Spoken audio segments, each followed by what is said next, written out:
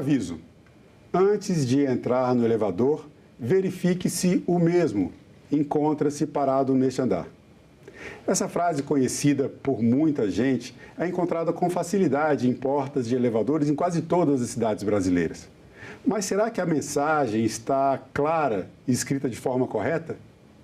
Nessa entrevista você vai saber o que é a linguagem simples, um movimento para tornar a comunicação mais acessível a todas as pessoas. Direito à informação é assunto de cidadania e é sobre isso que eu converso agora com a professora, educadora e comunicadora Heloísa Fischer, precursora da linguagem simples no Brasil. Heloísa, muito bem-vinda ao programa Cidadania, uma grande satisfação recebê-la em nosso estúdio.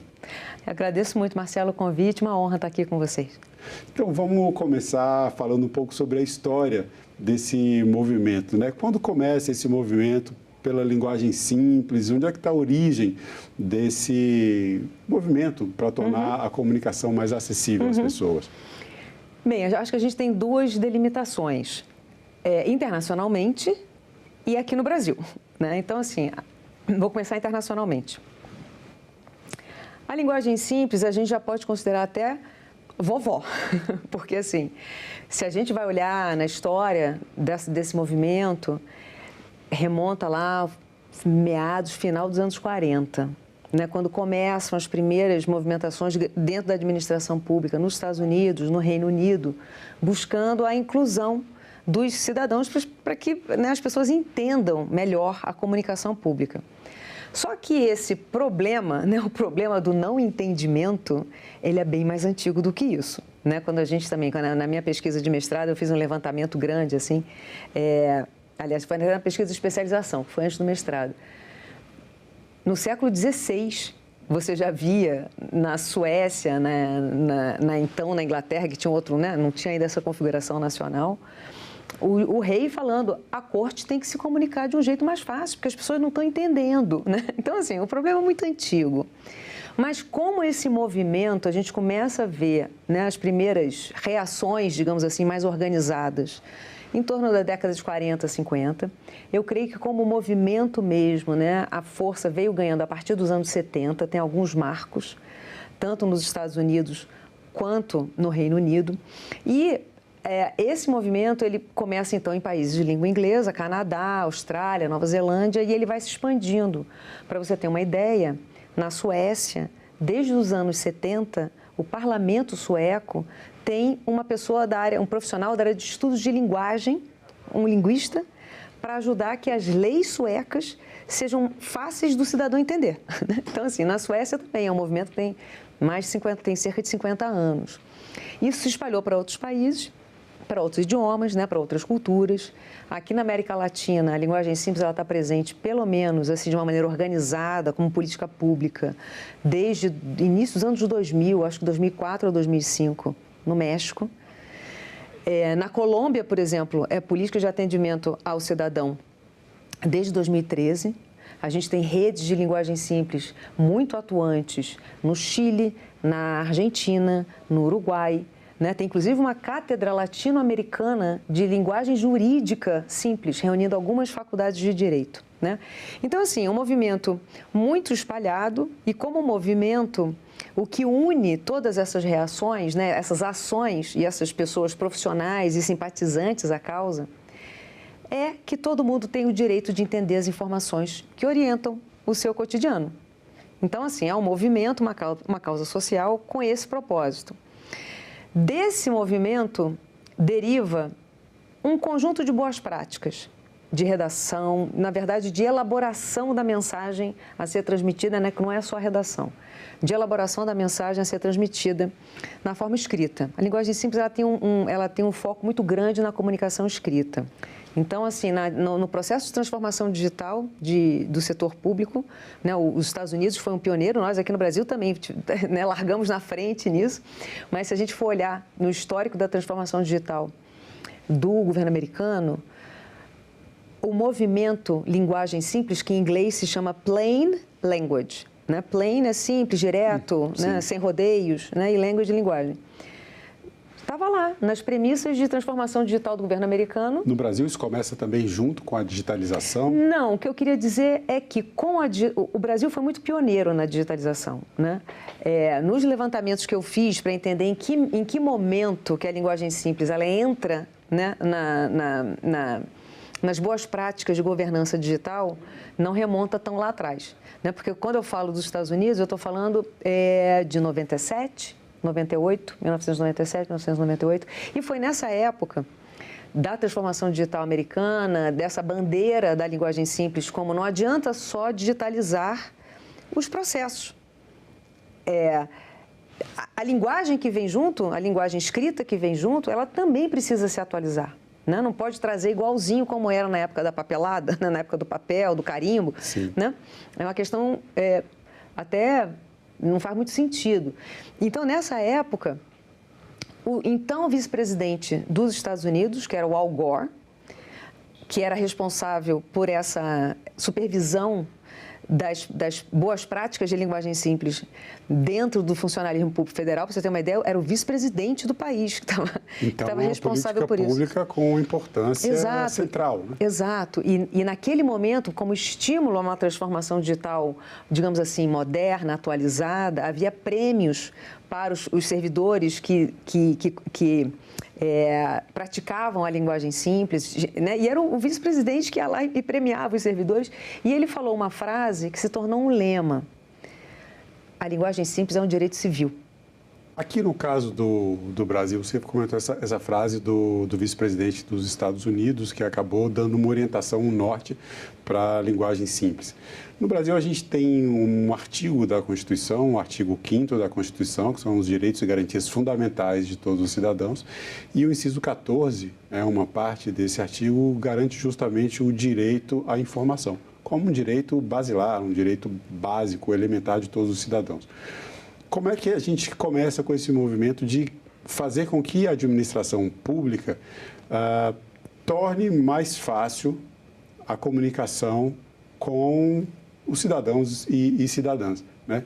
E completando a pergunta, esse movimento pela linguagem simples, ele fica mais circunscrito à questão do direito, ele está mais voltado para a questão da forma como são escritas as leis, decisões judiciais, ou é no sentido mais amplo, no caso, por exemplo, incluindo os 3 poderes, né? O poder executivo, que é o que mais se comunica com a população. A gente tem placas de obras, publicidade em TV, campanhas, enfim, a execução propriamente dita, né, de todas as políticas públicas. Mas a gente tem aqui o Poder Legislativo, onde as leis são escritas, e daí vem essa questão, onde está sendo aplicada a linguagem simples hoje no país? Como é que está o estado da arte? Uhum. Naquele caminho que eu estava fazendo internacional, assim, eu acho que eu só queria completar que aqui no Brasil a gente vê a linguagem simples como esse movimento que ocorre em outros países e que aqui no Brasil também passa a ter uma atenção, vem de meados da década de 2010, não é?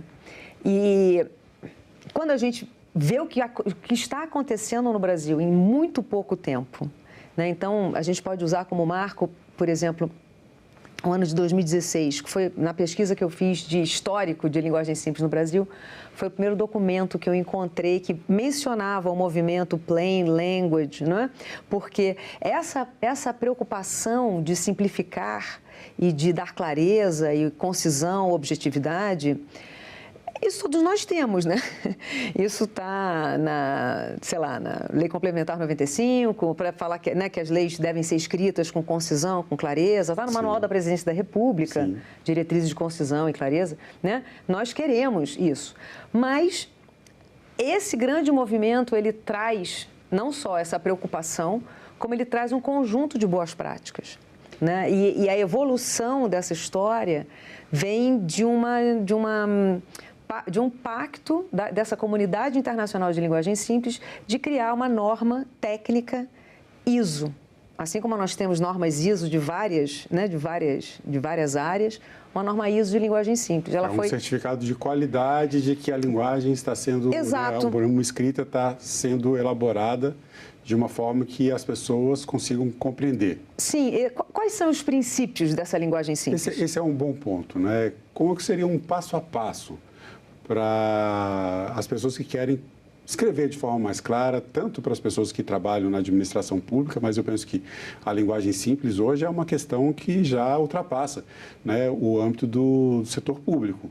As empresas privadas também precisam se comunicar e quanto mais clareza, principalmente no mundo de redes sociais, como um dos grandes veículos de comunicação, a linguagem simples é essencial. Qual seria esse passo a passo? A norma ISO nos diz que a linguagem simples ela tem 4 princípios. A informação ela precisa ser relevante. Um parênteses, todos os princípios parecem óbvios, mas quando a gente analisa a comunicação pública ou a comunicação de interesse coletivo de uma maneira geral, a gente vê que não é assim. Na né? comunicação científica, o desafio é grande, hein? Então, assim, são 4 princípios. O princípio da relevância. A informação a ser apresentada tem que ser relevante para aquele público a qual ela se destina. A informação tem que ser fácil de encontrar. Quando eu digo fácil de encontrar, pelas pessoas que leem e estão vendo telas, uma varredura visual. Para quem usa leitor de tela, a informação tem que vir em primeiro lugar, né? A informação tem que ser fácil de encontrar. Aí a informação tem que ser fácil de ler. Ela tem que ser compreensível, né? Então, é o princípio da relevância, da encontrabilidade, digamos assim, que tem que ser fácil de encontrar, de localizar, ela tem que ser localizável, ela tem que ser compreensível, e aí a gente entra na redação. Aí a gente entra na questão da construção das frases, da escolha das palavras, né? Numa certa... A norma ISO também cobre uma certa a hierarquia das informações, porque quantas vezes a gente não recebe um comunicado, seja online ou às vezes até um comunicado em papel, que você está procurando a informação e a informação importante ela está lá no final, né? Você precisa fazer aquela caça ao tesouro ali para encontrar a informação que você precisa. E a norma ISO fala para a gente, olha, a informação tem que ser fácil de encontrar. Uma vez que você encontra a informação, ela tem que ser fácil de ler. E ela tem que ser fácil para o seu público. Né? Porque ela se destina a um determinado público. Agora, na comunicação pública, nós estamos falando da população inteira. Esse é um ponto interessante. Da heterogeneidade. Sim. E, por fim, o 4º princípio é o princípio da usabilidade. A informação tem que ser útil. Essa informação que você passou é aquela informação relevante que o cidadão ou a cidadã precisava. E ela vai saber o que fazer com ela? Ela vai saber como usar essa informação? Então, esse, mais ou menos, é o escopo principal. Existem vários tribunais com iniciativas... Inúmeros. Linguagem simples, Rio Grande do Sul. Inúmeros.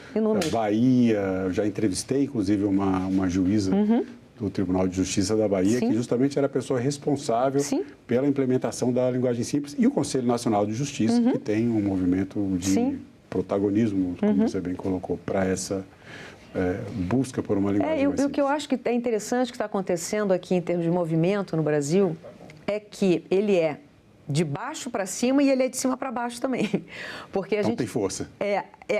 E são essas, eu acho que é essa conjugação de forças que garante a longevidade de uma proposta, de um programa, de uma cultura, que é quando a base não espera o normativo, né? E a base começa a se movimentar, mas existe também uma portaria, uma lei, uma diretriz, né, um conjunto de recomendações, né? A gente vê, eu falei, projeto de lei tramitando no Congresso, né? Eu falei do Executivo, do Legislativo, a gente está falando do Judiciário, a gente está falando do Legislativo. E se a gente for pensar também os tribunais de conta, né, o controle externo, também tem recomendação para uso de linguagem simples no controle externo. Heloísa, vamos fazer aqui uma brincadeira. Eu falei aqui da famosa frase de elevador. É uma frase que você já comentou também no seu perfil do Instagram. E daí, eu escolhi essa frase para a gente trazer aqui como modelo, para levar as pessoas a pensarem um pouco também sobre a linguagem simples. A gente vai colocar aqui um certo desafio para quem assiste a nossa entrevista. Eu vou chamar o gráfico com a nossa arte, trazendo aqui a famosa frase de elevador.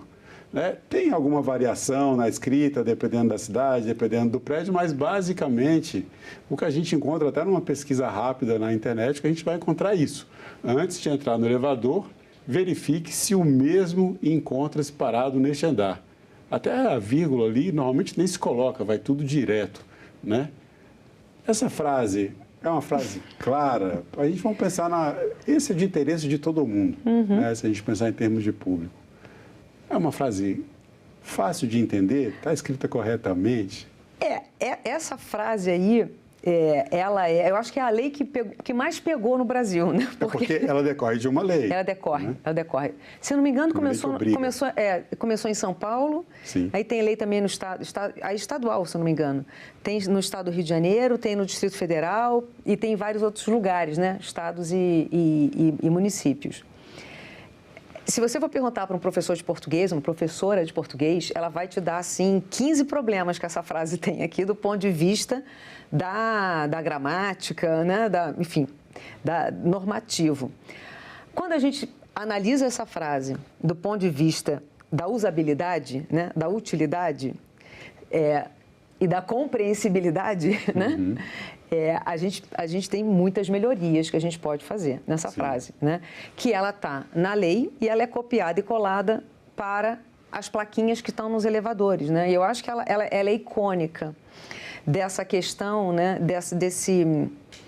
Dessa cultura que a gente tem aqui no Brasil, né? Que, enfim, é até uma segurança jurídica que a gente vê muitos servidores e servidoras públicas se comunicando com o cidadão na ponta final do processo, fazendo um copia e cola da lei, fazendo um copia e cola da instrução normativa, que foi escrita de um jeito que não é o jeito que a pessoa no celular dela vai conseguir ler o SMS, não é? Mas eu acho que essa frase ela é muito exemplar de muitas coisas, né? Entre elas, essa questão de você falar assim, mas isso aí é o texto que está na lei, que a lei manda que tem que ter essa frase afixada. Aí, ela tem muitos problemas de português. Eu vou me atentar aqui à questão da usabilidade, né? Porque você imagina, essa placa é uma placa de segurança. Sim, é um alerta para evitar que as pessoas caiam no fosso do elevador. Porque, de fato, isso ocorre. E isso ocorreu a partir de um fato concreto, né? De uma pessoa que morreu porque caiu no poço. Abriu, o elevador não estava lá. Exatamente, né? E você imagina que, hoje em dia, a quantidade de pessoas que está esperando elevador de olho no celular. Não está nem prestando atenção se o elevador, né? Essa frase, essa lei, acho que ela é de 97, se não me engano, 95, 97. Os celulares não eram tão onipresentes quanto atualmente. Então, você imagina, essa frase, ela poderia ser mais curta, ela poderia usar palavras do dia a dia, né? Esse recurso do o mesmo, né? Que quando você abriu aqui o programa hoje, você até colocou numas aspas, né? Porque sim, necessário. Necessário, super necessário colocar, né?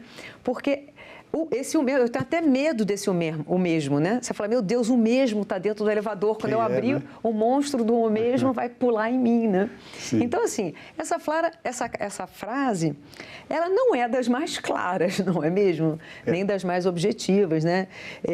Não sei se o pessoal que está assistindo aqui já parou para pensar como que poderia ser reescrita essa frase. Eu lanço esse desafio para as pessoas que assistem a entrevista. Como é que você reescreveria essa frase de maneira clara, de maneira simples, que todo mundo possa entender que o recado ali é um recado de segurança para que a pessoa não entre no elevador sem verificar se ele já parou ou não dá, por uma questão de segurança, para evitar cair, né, dentro do fosso, que é o grande perigo, né, e baseado em acidentes que já aconteceram e que podem, infelizmente, acontecer.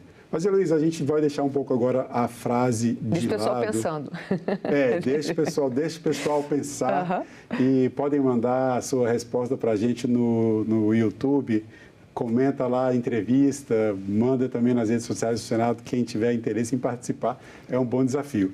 Mas a gente tem uma questão que é crucial. Quando a gente fala em comunicação para todas as pessoas. A gente vive num país em que, infelizmente, a gente tem taxas de analfabetismo ainda elevadas, a gente tem taxas de escolaridades baixas, né? A gente tem um percentual elevado da nossa população que não completa, às vezes, nem sequer o ensino médio. Como estabelecer uma comunicação pela linguagem simples, diferenciando do que seria uma linguagem simplória, uma linguagem empobrecida. Né?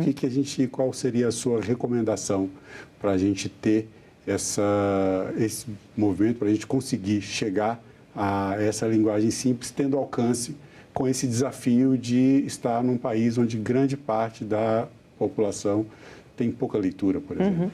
A gente tem 88% da população brasileira com algum grau de dificuldade de compreensão leitora. Isso é número do indicador de alfabetismo funcional do Brasil. E a gente tem 12% da população com uma habilidade que eles chamam de proficiente. Consegue ler texto longo, complexo, consegue pegar várias informações e conectá-las, consegue distinguir fatos de opinião, consegue entender consegue gerar inferência. Então a gente não pode jamais esquecer disso, especialmente quando a gente está falando de setor público brasileiro, né? Mas, além disso, há ainda uma outra camada, né, que eu acho importante a gente falar, porque senão as pessoas tendem a pensar assim, a linguagem simples ela é só para quem tem baixa escolaridade. Mas a gente sabe que no Brasil, não é a escolaridade, eu estou falando de alfabetismo. A maioria da população tem alguma questão de compreensão leitora. Mas a gente tem que considerar também que as pessoas atualmente, todas as pessoas, todos nós, sabe-se quem não estiver, atire a primeira pedra. Está todo mundo sobrecarregado, apressado e disperso. Uma das frases que eu mais ouço no meu dia a dia, né, é as pessoas reclamando, falando assim, ninguém lê nada.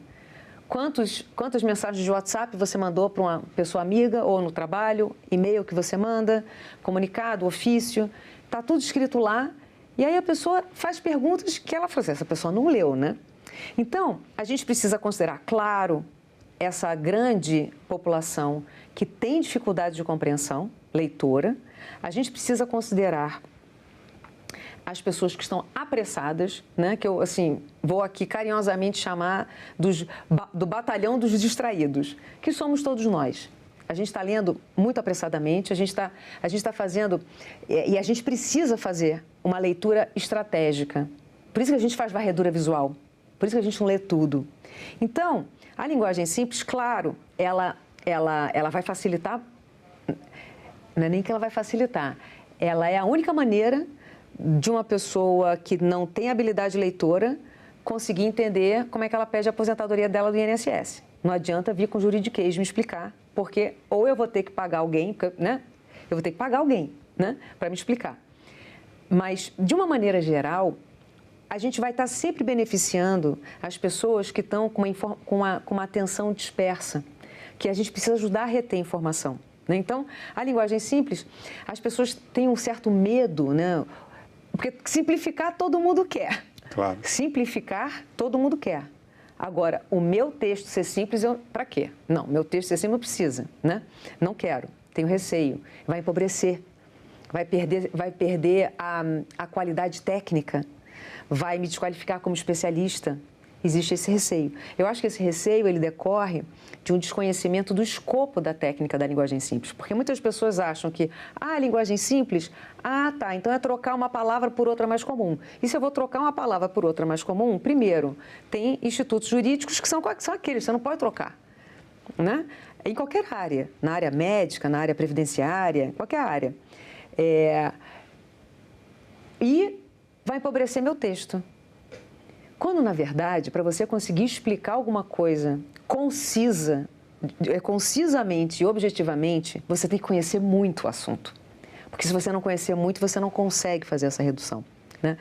Então, assim, a linguagem simples, eu acho que o principal é muito mais do que o vocabulário, e muitas pessoas se prendem no vocabulário, vai ficar simplista, vai ficar coloquial, e muito mais assim, primeiro, na estrutura da frase. Se eu tivesse que falar assim, olha, presta atenção em 3 coisas quando você for escrever. Presta atenção no tamanho das suas frases, presta atenção em que medida você está interrompendo o pensamento principal da sua frase e presta atenção no vocabulário que você está usando. Esse vocabulário que você está usando, ele é, em grande parte, ele pode ser substituído por termos mais frequentes. Se ele pode, em maior ou menor parte, você substituiu ou você está preferindo, né, umas palavras assim, né, a erudição? Eu acho que é esse conceito da erudição. Falar bonito é falar difícil, né? Então, assim, essas 3, tamanho de frase, estrutura da sua frase se você está interrompendo o pensamento principal. Sabe, você começa a falar você começa a desenvolver uma ideia, aí você coloca uma vírgula. Aí você, sei lá, coloca Traz outra ideia. Traz outra ideia. Fecha. Aí traz uma terceira que vai complementar essa daqui, fecha, e aí que você vai retomar o assunto. Você imagina as pessoas que estão lendo no celular, rápido, dentro do ônibus. Você vai ter que ficar dando scroll no seu celular para conseguir ler uma frase. Né? Complica a vida das pessoas. E vai facilitar. Eu acho que a linguagem simples, ela facilita principalmente a vida de quem tem grande habilidade leitora e quem tem precisa se expor a muitos textos densos, complexos, diariamente. Porque esses textos densos, complexos, se a gente for pensar no legislativo, no judiciário, no executivo, eles têm, em grande parte, eles têm, muito possivelmente, a maioria deles é mais prolixo do que precisaria. Entendi. Isso é o que as pessoas precisam entender para comunicar-se, né, para se comunicarem de uma forma mais objetiva. Heloísa Fischer, eu quero agradecer mais uma vez a sua participação no nosso programa. Infelizmente, o nosso tempo está terminando. Muito obrigado pela sua presença. Muito obrigada. E eu agradeço também a você que acompanha a programação da TV Senado. Assine o canal da TV Senado no YouTube, ative as notificações e acompanhe toda a produção do Poder Legislativo diretamente da fonte. Na TV Senado, democracia todo dia.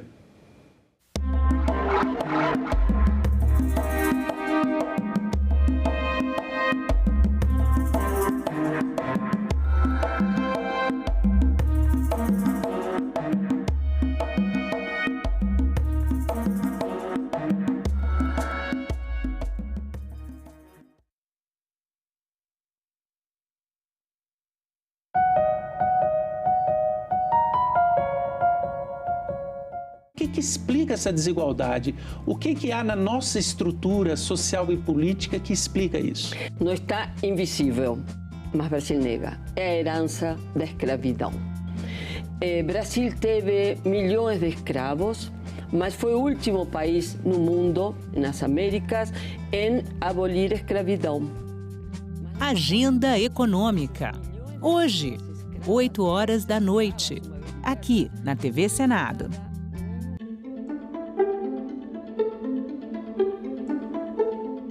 A violência contra a mulher no Brasil segue, infelizmente, números alarmantes, com recordes. Em 2023, o número de casos disparou para quase 260 mil, exatamente 258.941. Aumento de 9,8% em comparação a 2022, 258 mil, viu? A mobilização é fazer com que nós possamos chegar efetivamente no que foi o que o Betinho fez na década de 80 e 90 com Fome Zero. Nós precisamos chegar em todas as pessoas, nós precisamos chegar na casa das pessoas. Quando o time adere, ele assina uma carta, compromisso, mas é muito mais do que isso. É a gente trabalhar com a base do time, para que nós não tenhamos novos Daniel Alves, novos Brunos, novos jogadores, e que o time possa pensar ações de intervenção na questão da violência contra as mulheres. Nós tivemos ações em 10 jogos que nós entramos com a faixa. Os jogadores é que seguram que a mensagem a ser dada aqui é que efetivamente eles são rivais dentro do jogo, mas fora do jogo o time, os jogadores, eles estão contra o feminicídio. A forma como vocês formataram o programa, a campanha, chegando a todos os segmentos, é uma forma extraordinária e interessante, falando em linguagens bem específicas, falando com a mulher quilombola, falando com a mulher da área da cultura, falando com a mulher intelectual, falando com a trabalhadora. Então, assim, parabéns.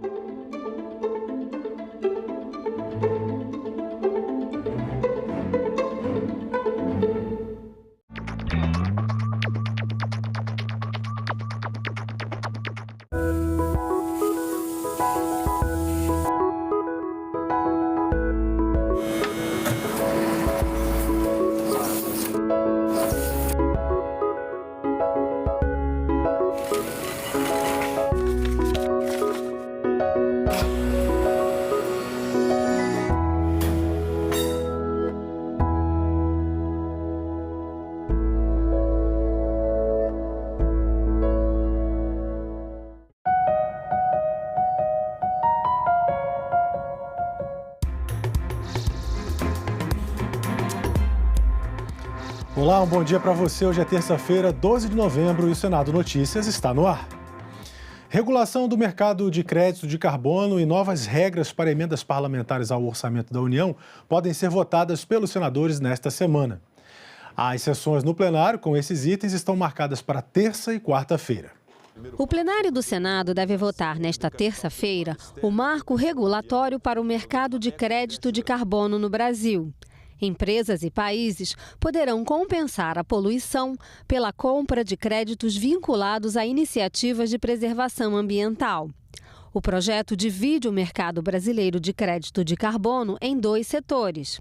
O regulado envolve iniciativas do poder público e o voluntário trata da iniciativa privada. A proposta cria um órgão gestor responsável pela negociação dos créditos de carbono nos casos vinculados ao poder público. As empresas poluidoras terão cotas de emissão, além de normas e sanções, e devem apresentar um plano de monitoramento e relatórios de atividades. O agronegócio não será atingido pelo projeto. Na quarta-feira, os senadores devem votar o projeto de lei complementar que regulamenta o pagamento de emendas parlamentares. A proposta tenta resolver o impasse sobre as emendas impositivas, que estão suspensas por determinação do Supremo Tribunal Federal. O ministro Flávio Dino cobrou regras de transparência e rastreabilidade no uso dos recursos. O texto veio da Câmara e já foi aprovado pelos deputados. Determina que o autor da emenda deve informar o objeto e o valor da transferência ao beneficiado, seja Estado ou município. A destinação preferencial será para obras inacabadas propostas pelo mesmo parlamentar. Os recursos ficam sujeitos à apreciação do Tribunal de Contas da União. Terão prioridade de execução os destinados a situações de calamidade ou emergência reconhecida pelo governo federal. Outra proposta sobre o mesmo tema deve ser analisada em plenário, de autoria do senador Ângelo Coronel, relator do orçamento de 2025. Eu pontuei aqui 4 ideias do ministro Dino, que eu achei muito interessante, que é destinar recursos de emendas de bancada apenas para o próprio Estado. Também, na questão das emendas de bancada, evitar fragmentação, para que fique concentrado mais em obras estruturantes. A questão da fiscalização, a fiscalização das emendas e a prestação de contas via o Tribunal de Contas da União. E também outra coisa interessante, como tem algumas plataformas de transparência separadas, a ideia que ele deu era juntar essas plataformas para quando qualquer membro da sociedade brasileira, qualquer pessoa que deseje acessar para ver o que o seu município recebeu, quem colocou, tenha essa plataforma unificada.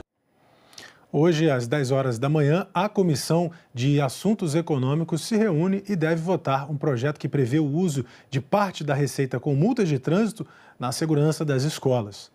Também na pauta política de prevenção aos desastres climáticos e incentivos aos jovens para que eles abram seus próprios negócios. O projeto acrescenta o direito ao empreendedorismo no Estatuto da Juventude e prevê um conjunto de medidas para permitir um ambiente que fomente o empreendedorismo e conhecimentos de inovação, que são fatores importantes para a emancipação do jovem. Entre as iniciativas previstas no projeto estão oferta de instrumentos de capacitação e de alargamento de competências na área do empreendedorismo e assistência técnica no desenvolvimento do modelo de negócio, além da oferta de consultoria jurídica, econômica e contábil de forma gratuita. Os senadores podem votar ainda um projeto de lei que autoriza os estados a destinarem 25% do valor arrecadado com multas de trânsito para a contratação de policiais militares da reserva e policiais civis aposentados para reforçar a segurança nas escolas.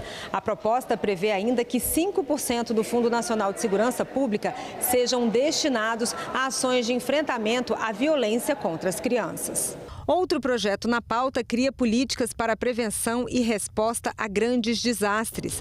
De autoria do senador Paulo Paim, o projeto determina que o poder público mantenha de forma permanente equipes de monitoramento de riscos e de avaliação de danos e medidas necessárias de recuperação nos casos de desastres naturais como tempestades, inundações, ciclones, deslizamentos de terra, secas e incêndios. E nesta terça-feira também estão programadas outras atividades aqui no Senado. Vamos conferir então a nossa agenda. Às 9 horas, na Comissão de Infraestrutura, pode ser votado um projeto com normas para aperfeiçoar mecanismos de gestão da empresa pública Pré-Sal Petróleo S.A. Às 9h30, na Comissão de Desenvolvimento Regional, um dos itens na pauta é o projeto de lei que altera o Estatuto da Cidade para garantir o acesso e o uso público das praias e do mar. Às 10 horas, na Comissão de Constituição e Justiça, vai ser realizada audiência pública sobre a regulamentação da reforma tributária e os impactos dela no setor da saúde. No mesmo horário, a Comissão de Assuntos Econômicos pode votar, entre outros, projeto de lei para incentivar a pesquisa sobre mobilidade elétrica no Brasil. E a Comissão de Educação analisa, entre outros itens, o projeto de lei que permite que os estabelecimentos de educação básica recebam doações de pessoas físicas e jurídicas. Às 11 horas, na Comissão de Defesa da Democracia, pode ser votado o projeto que pune a invasão e apropriação de conta em rede social, bem como a extorsão que ocorrer em virtude dessa invasão. Nesse caso, pelo projeto, a pena pode chegar a 8 anos de reclusão. Também, às 11 horas, pode ocorrer a instalação da CPI das bets, como ficaram conhecidas as apostas esportivas digitais. Na Comissão de Segurança Pública, o destaque é o projeto de lei que altera a redação da definição de feminicídio e o considera como crime autônomo no Código Penal. Às 14h, audiência pública na Comissão de Educação. O debate vai ser sobre o uso de aparelhos celulares dentro das escolas. Na Subcomissão Permanente de Direitos das Pessoas com Doenças Raras, vai ser realizada audiência pública sobre a normatização do acesso das pessoas com doenças raras aos medicamentos, dispositivos médicos e tecnologias no âmbito do SUS. Às 14h30, na Comissão de Constituição e Justiça, outra audiência pública sobre a regulamentação da reforma tributária. Dessa vez, o enfoque são os serviços financeiros, em especial o split payment, que é o mecanismo para garantir que os impostos sejam destinados ao governo no momento dos pagamentos. O objetivo é combater a sonegação fiscal. E às 14h30, na CPI da manipulação de jogos e apostas esportivas, haverá o depoimento do presidente do Instituto Brasileiro de Jogo Responsável, André Gelfi, e do secretário nacional de Apostas Esportivas e de Desenvolvimento Econômico do Esporte, Giovanni Rocco Neto. A CPI também pode analisar requerimentos de convocação, convite e informações. A CPI das apostas esportivas debateu, nesta segunda-feira, em audiência pública, o vício em jogos de azar. De acordo com os participantes, a doença, conhecida como ludopatia, é um transtorno mental e deve ser tratada como um problema de saúde coletiva. E eu jogava deitado, com o celular na mão e botando minha filha para dormir. Eu jogava tomando banho, né? Abria a porta e fazia as apostas, eu jogava a roleta e fechava. Depois de ter perdido casa, perdido carro, perdido terreno, perdido o emprego dentro da empresa familiar, ter sido internado, e aí só assim eu consegui entender o tamanho do estrago que eu estava fazendo com a minha vida. Histórias cada vez mais frequentes, como a do empresário cearense André Rolim, motivaram a realização de audiência pública na CPI de jogos e apostas esportivas. No centro do debate, os impactos na saúde mental dos viciados em apostas. Saúde mental é o protagonista dessa questão. O transtorno do jogo já apontávamos em 2011, é a terceira dependência mais frequente no Brasil. Bateu crack, bateu cocaína, bateu maconha, bateu qualquer outra forma de dependência que as pessoas andam preocupadas. Perde apenas para tabaco e álcool, com quem, aliás, são comportamentos com o qual está intimamente relacionado. De 50% a 80% dos jogadores compulsivos já pensaram em suicídios. Sabe quanto é a média da população? 5%. Desses mesmos ludopatas, ou seja, dos jogadores compulsivos, 13% a 20% já tentaram ou conseguiram se suicidar. O vício em jogos de azar tem nome: ludopatia. A doença é reconhecida pela Organização Mundial da Saúde e atinge diretamente cerca de 2 milhões de brasileiros. Um problema que só cresce com as apostas online e que afeta um público cada vez mais jovem. A mistura de mecanismos adictivos que antes eram restritos a jogos de azar apenas, como a roleta, caça-níquel, são inclusos em mecanismos de jogos digitais.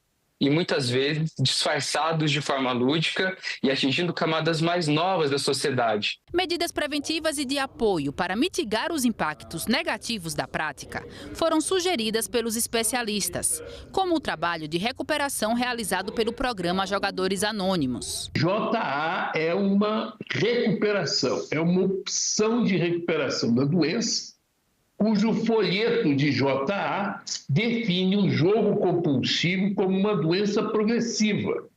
Existe muito mais a perder do que o dinheiro. Se você tem problemas com o jogo, nos procure. A Agência Nacional para o Jogo de Azar, a gente precisa de algo assim, uma comissão, uma instância reguladora que possa debater isso de maneira recorrente e que possa fazer uma atualização. Essas e outras soluções foram apontadas para que mais Andrés possam superar um momento sombrio da vida. Eu vivenciei na pele, tive que aprender na dor mesmo, que isso não existe, que isso é uma ilusão. Hoje eu posso trazer esse testemunho de esperança, de força e dizer que a situação atual é de saúde pública.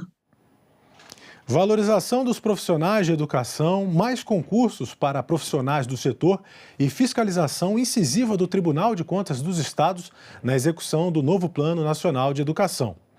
Esses foram os temas, os destaques na reunião da Comissão de Educação e Cultura que debateu o novo PNE nesta segunda-feira. Essa é a 10ª audiência pública realizada pela Comissão de Educação e Cultura para debater o novo Plano Nacional de Educação. Os debatedores pediram mais valorização dos profissionais da área e fiscalização incisiva para o novo PNE.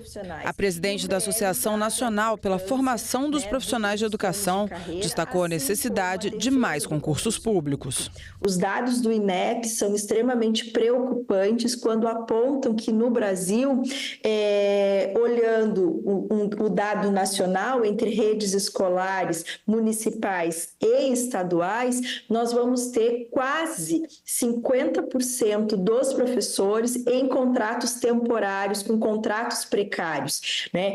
Isso reflete num ensino que não é de qualidade. Por quê? Porque são professores, muitas vezes, que estão atuando como um bico, porque não podem se dedicar integralmente à docência, porque os seus contratos são de fevereiro a dezembro, a formação continuada que as redes e que o próprio governo federal muitas vezes disponibiliza para os professores, ela acaba não impactando na qualidade da oferta, porque esses professores estão nesse ano, o ano que vem eles não são mais professores. A lei é muito interessante, a lei para ingresso na carreira, que haja lei local também para ingresso definitivo, precário, temporário, é importante porque há situações emergenciais, mas o emergencial não pode ficar definitivo, não é verdade? O representante do Tribunal de Contas da União ressaltou que é fundamental a participação dos órgãos na discussão e avaliou que esse quesito precisa estar previsto no novo PNE. Pois bem, está previsto na Constituição Federal, nos artigos 70 a 74, essa competência institucional do monitoramento e da avaliação de políticas públicas. Então, a participação dos tribunais de contas é muito importante, principalmente quando nós olhamos para o cascateamento do plano nacional nos planos estaduais e nos planos municipais de educação. Então, essa capilaridade dos tribunais de contas contribui muito para que nós possamos ter mais gente qualificada, compreendendo da causa, mas também fazendo esse papel de monitoramento. Letícia Jacinto, presidente da Associação de Olho no Material Escolar, frisou que para o país ter um crescimento econômico sustentável é necessário o aumento da produtividade da força de trabalho. Ela destacou que o objetivo só pode ser atingido com investimentos em educação. A prioridade agora deve estar voltada para uma oferta de educação de qualidade, principalmente na educação básica, porque é onde as crianças e os jovens serão impactados, né, pelo próximo PNE e formarão a força de trabalho das décadas seguintes. Uma sessão especial no plenário do Senado homenageou nesta segunda-feira os 48 anos de criação da Associação Nacional de Magistrados da Justiça do Trabalho.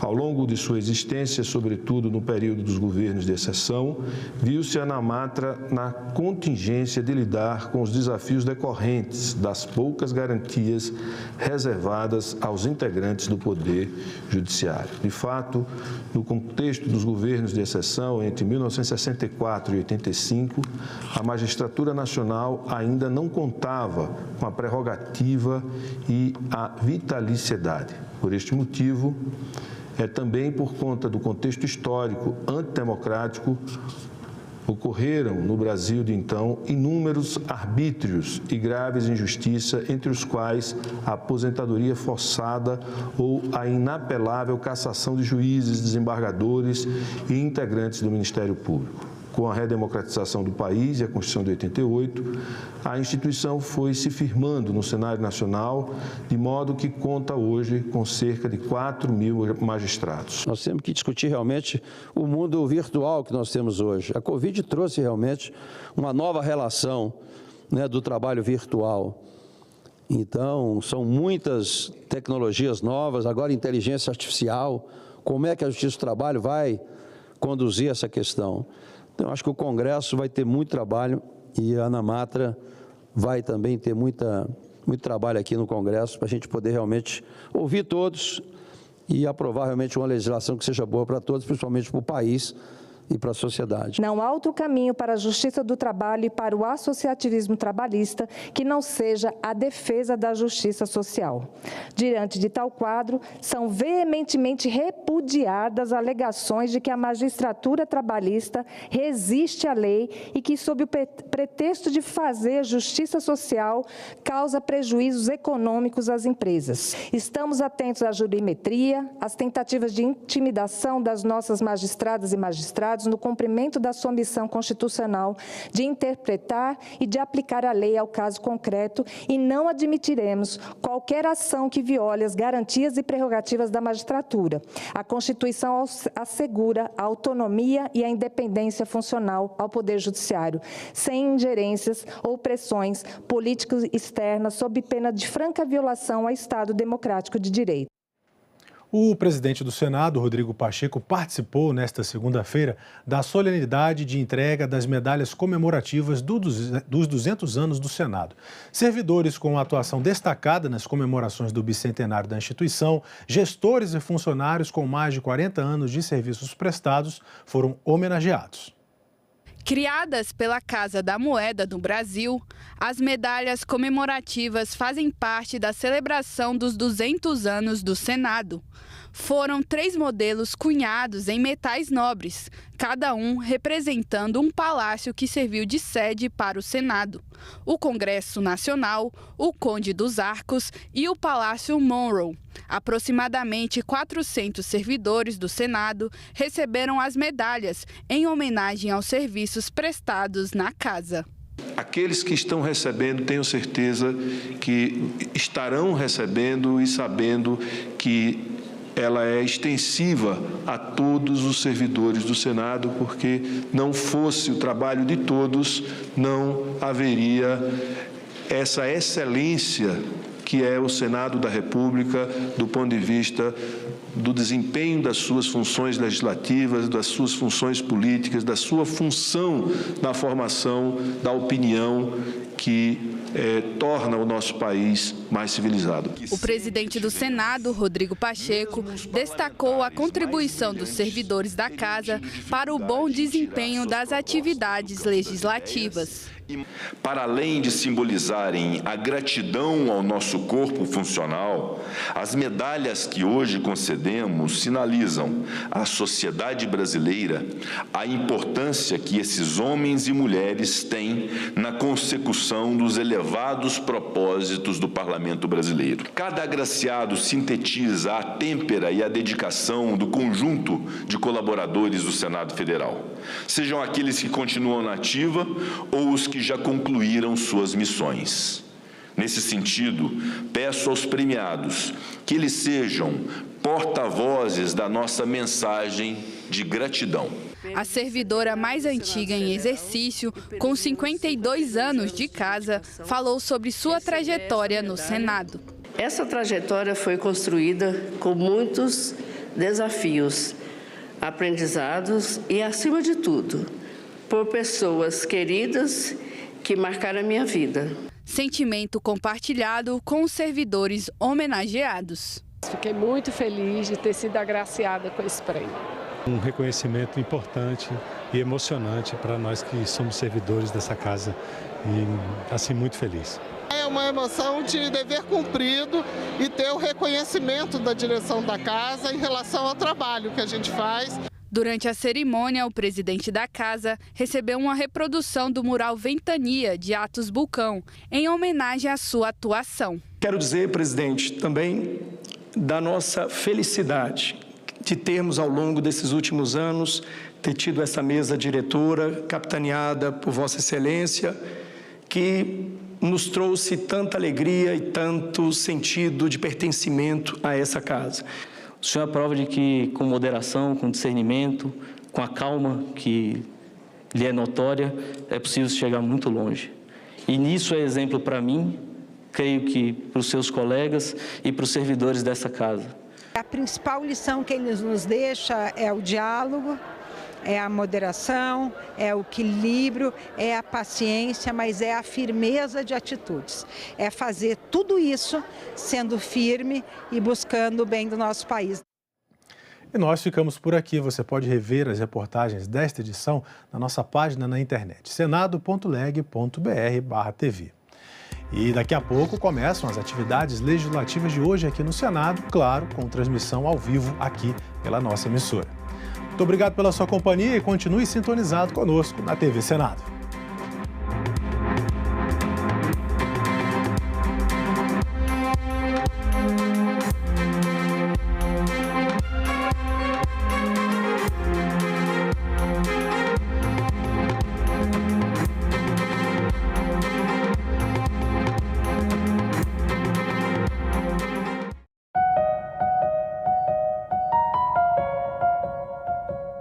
O que explica essa desigualdade?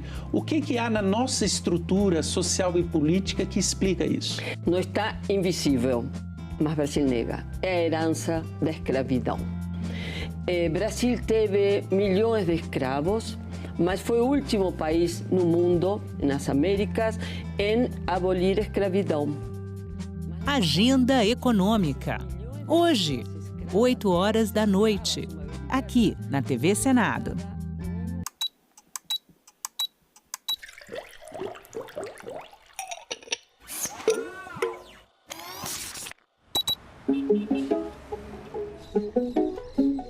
É o que eu sempre falo para os meus alunos, assim, que a ciência a gente faz por etapas, né? Na verdade, hoje em dia, eu não tenho essa preocupação de fazer a descoberta que vai revolucionar, porque a gente pavimenta o futuro. Eu não uso o DNA e as informações genéticas, porque lá atrás, né, começaram lá atrás a descobrir a estrutura do DNA, o RNA, etc. Então, eu estou usando o que fomentaram lá atrás. Então, eu espero que as minhas descobertas e o que eu for descobrindo agora pavimente o futuro de quem vem depois.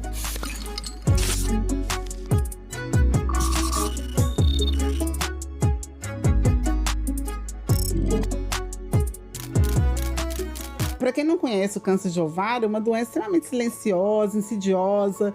A maioria das mulheres vão a óbito, assim, muito rápido, porque elas respondem mal à tratamento. Como ele é muito silencioso, a mulher só descobre em estado muito avançado, é quando já não tem jeito mesmo, porque é uma doença que ela vai crescendo e a mulher não vai percebendo, porque vai se confundindo com outros sintomas, sabe? Então, quando descobre, tem uma massa gigantesca, metastática, e que as possibilidades terapêuticas são ruins. Para você ter ideia da gravidade da doença, a nossa casuística começar a coletar em 2008, infelizmente, todas as mulheres já vieram a óbito. Então, a gente precisava realmente trabalhar com isso. Por a gente entender que era muito necessário dar a essas mulheres mais tempo, né? Elas são mães, elas têm filhos, elas precisam viver, elas querem se formar, querem viver outras coisas. Aí, quando você pensa em mulheres, né? Você tem uma empatia pelo seu gênero, né? Para você pensar que a gente tem que ajudar um tumor que está com poucas possibilidades terapêuticas, né? Posso começar, assim, da Luciana criança? Porque eu sei que eu sou cientista desde que eu era pequena. Eu queria microscópio, eu queria kit de química, e meus pais ficavam doidos, assim, por que essa menina quer coisas tão diversas, né? Então eu fui gostando desse universo, lendo muito. E quando eu estava na escola, eu tive um professor que ele começou a estudar a célula e contar pra gente, ele chegou com tanto apetite matemático, e cada aula ele fazia membranoplasmático, citoplasma, organelos, núcleo. Eu fui ficando tomada por aquela unidade, eu falei, gente, é tudo que eu quero. Eu quero entender o que é isso. E eu, a partir desse momento, eu quis perseguir o estudo das células. Então, quando eu cheguei na faculdade, né, por exemplo, como minha família me achava muito inteligente, porque eu era muito estudiosa e tal, eles falavam, vai ser a primeira menina negra que vai ser médica. Eu falei, mas eu não quero medicina, porque eu não queria ser assistencial. Eu queria desvendar o que estava no meu entorno, na célula. Aí, quando eu resolvi fazer biologia, foi que eu me encontrei. Eu sou bióloga por vocação, não foi por falta de opção. Eu sou bióloga mesmo, na acepção da palavra. O câncer entrou no radar porque, assim, para quem gosta muito da célula, você entender que uma unidade tão perfeita, como é que ela se torna imperfeita? Por que ela começa a desorganizar e causar um dano às pessoas e morte, né? O tumor é uma célula que está situado, imagina um ambiente tecidual, né, no corpo da pessoa, uma célula ela começa a sofrer danos. E esses danos acabam se acumulando e ela consegue dividir uma célula com dano também. Esse dano não é reparado. E dessa segunda célula vira a terceira célula, que vira outra célula, que atrai as células do entorno para se sustentar, porque o tumor é um grande parasita, na verdade, né?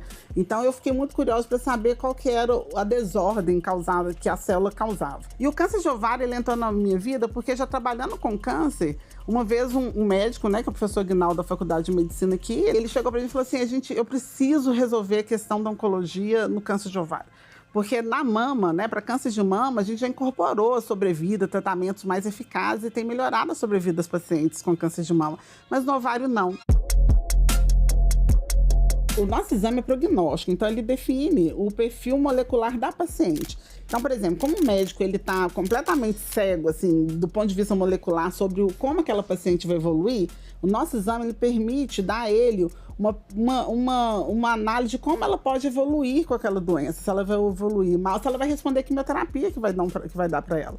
Entende? Ou se ela tem uma tendência a metastasizar mais rápido. Por exemplo, se você pensar que se a gente está contando que a paciente ela tende a não responder a platina, né? Por que eu vou dar tratamento para ela base de platina? Eu tenho que buscar outros tipos de tratamento para permitir que ela tenha uma chance melhor de sobrevida, né? Porque senão ela vai a óbito em 6 meses. Eu sempre falo que a gente tem que pensar no câncer igual trato hipertensão. Eu sou hipertensa. Eu não tomo remédio todo dia para controlar minha pressão. Se eu não parar de tomar meu remédio de pressão, eu vou morrer. Eu posso ter um AVC, se eu comer uma coisa mais salgada. Então, o câncer, a gente não tem que falar muito em cura, sabe? Porque assim, muito tempo a gente fica nessa coisa de cura. Nós temos que falar em tratamento, em controle dele. A pessoa não necessariamente ela precisa morrer do tumor, ela pode morrer com ele, mas não dele. A gente recrutou mulheres, né, que estavam com câncer de ovário, e a gente coleta o tecido, né, do paciente. Quando ela vai para a cirurgia, retira um fragmento do tecido do tumor deles, da mesma que vai para a anatomia patológica, a gente extrai o RNA. Então, a gente extrai esse tipo de molécula, porque esse RNA é uma molécula mensageira, é ela que manda informações para formar proteínas, né? Então, esse RNA, quando ele está alterado, ele está sinalizando errado dentro da célula. Então, a gente pegou esse RNA e mediu o nível de expressão gênica. E a partir desses níveis de expressão desse gene, né, a gente correlacionou com os dados de sobrevida da paciente, epidemiológicos, e a gente submeteu isso à análise de inteligência artificial. E a gente fez um nível de expressão relativa. Então, significa que a gente comparou um alvo no ovário normal, né, de mulheres que tiraram o ovário por outras condições, com o ovário cancerígeno, com o tumor. Então a gente viu que tinha alguns genes da via que a gente trabalhou que estavam alterados 1000 vezes. Então assim, o nível de expressão de tanto a tanto está relacionado à resistência à platina. São as mulheres que mais resistiram ao tratamento quimioterápico. De tanto a tanto são aquelas que tiveram melhor sobrevida. De tanto a tanto foram as que tiveram origem do tumor, etc. Entendeu? Então ele vai me contar. A gente chama de aprendizado de máquina, né? A gente treina o algoritmo para falar, olha, esse nível de expressão é importante. Aí ele vai tentando, ele pega a amostra, o seu dado, e vai tentando acertar. Então ele vê quantas vezes ele acertou. E é um método estatístico poderoso, uma ferramenta super poderosa, e ele te dá o valor. Então, por exemplo, esses dados do Ovarian Tag, que é nosso exame, ele acertou muito, é um valor tipo de 96%. Nossa, eu acho isso que é extremamente importante, porque trabalhando com oncologia é muito difícil, assim, porque assim, eu ainda trabalho na bancada, mas a gente sabe da dor dos pacientes, porque o tratamento quimioterápico é puxado, né? Ele é doloroso, ele afeta não só o paciente, como no seu entorno, né? Eu trabalhei durante muito tempo aqui com o Hospital Alberto Cavalcante. Então, a gente lá dentro, eu levei meus alunos na época para fazer trabalho lá dentro, porque a gente tem que sensibilizar também. Porque, assim, como eu trabalho na bancada, eu trabalho com a parte de alguém, né? A gente tem que olhar para o humano, né? Eu tenho que saber que a parte de alguém tem alguém por trás daquilo. Então, as pessoas ficaram muito sensibilizadas, porque você vê gente sem cabelo, debilitada, etc. Mas a gente tem que pensar que o tratamento para o câncer, ele existe em alguns casos, assim. E a gente tem que melhorar, inclusive, essa questão desse tratamento, que ele tem que ser mais personalizado hoje em dia, né? Que é o que a gente faz. Porque a quimioterapia, ela é dada de maneira geral, né? Então, não importa que tipo de perfil molecular que a paciente tem, que é o que a gente está querendo trazer. Nós temos que trabalhar com a lógica de medicina personalizada. Então, é para aquele tipo de tumor que o paciente tem, né? Então, assim, a gente começa a melhorar o tratamento e diminuir a dor, né? Diminuir os eventos adversos, né? As intercorrências, que é isso que a gente tem que buscar. Os desafios são vários, né? Assim, desafio de investimento na ciência, né? O Brasil é um país que investe pouco. Porque, assim, enquanto a gente trabalha a conta-gotas, né, a gente demora um tempo para descobrir alguma questão. Quem tem dinheiro, né, investimento em curto tempo, né? Agora, a questão de ser mulher e negra, né, a questão da questão da negritude, ela é constante, assim. Fui alvo de várias questões por causa da minha cor. Assim. Então, assim, em lugares que você vai, que você chega, e as pessoas não te reconhecem como pesquisadora, sabe? Assim, eu já fui tudo, assim. Eu já me rotularam de todas as profissões, que é uma questão que a gente sempre fala. Não é questão de me falar que eu não posso ser uma babá. Não é isso. A questão é a pressa de me rotular. Entende? As pessoas não têm curiosidade de saber que uma pessoa negra é, né? Assim, a pergunta, olha, o que você faz? Por que não pergunta para a pessoa? Se você quer saber o que a pessoa faz, pergunte a ela, né? Por que você tem que já colocar ela num nicho que você acha que ela deve estar, porque você acha que não merece credibilidade, entendeu? Então essas coisas incomodam e a gente passa por isso o tempo inteiro. Mas eu sou muito teimosa, né? Assim, essas coisas não me intimidam, não. Mas você vê claramente, causa um desconforto, mas não me intimidaram.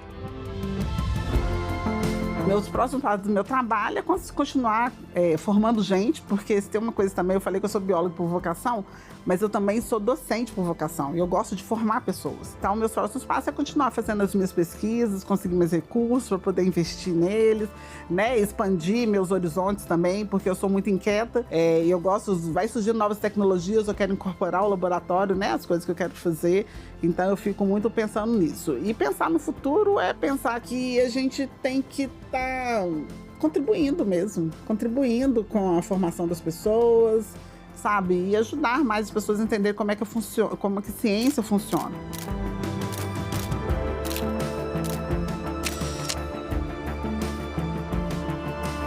Assim, eu sempre me pergunto, o que é o tempo para mim? O tempo é aquilo que te permite estar no mundo. Comecei a entender que o tempo era a minha jornada aqui, o que eu quero fazer com essa jornada. Esse é meu tempo. Então, quando eu falei do tempo das mulheres, é para dar a ela chance de ter a jornada delas, seja no que for. Né, no desenvolvimento do que ela quiser, nas ações que as pessoas querem fazer. Então, o tempo ela funciona assim.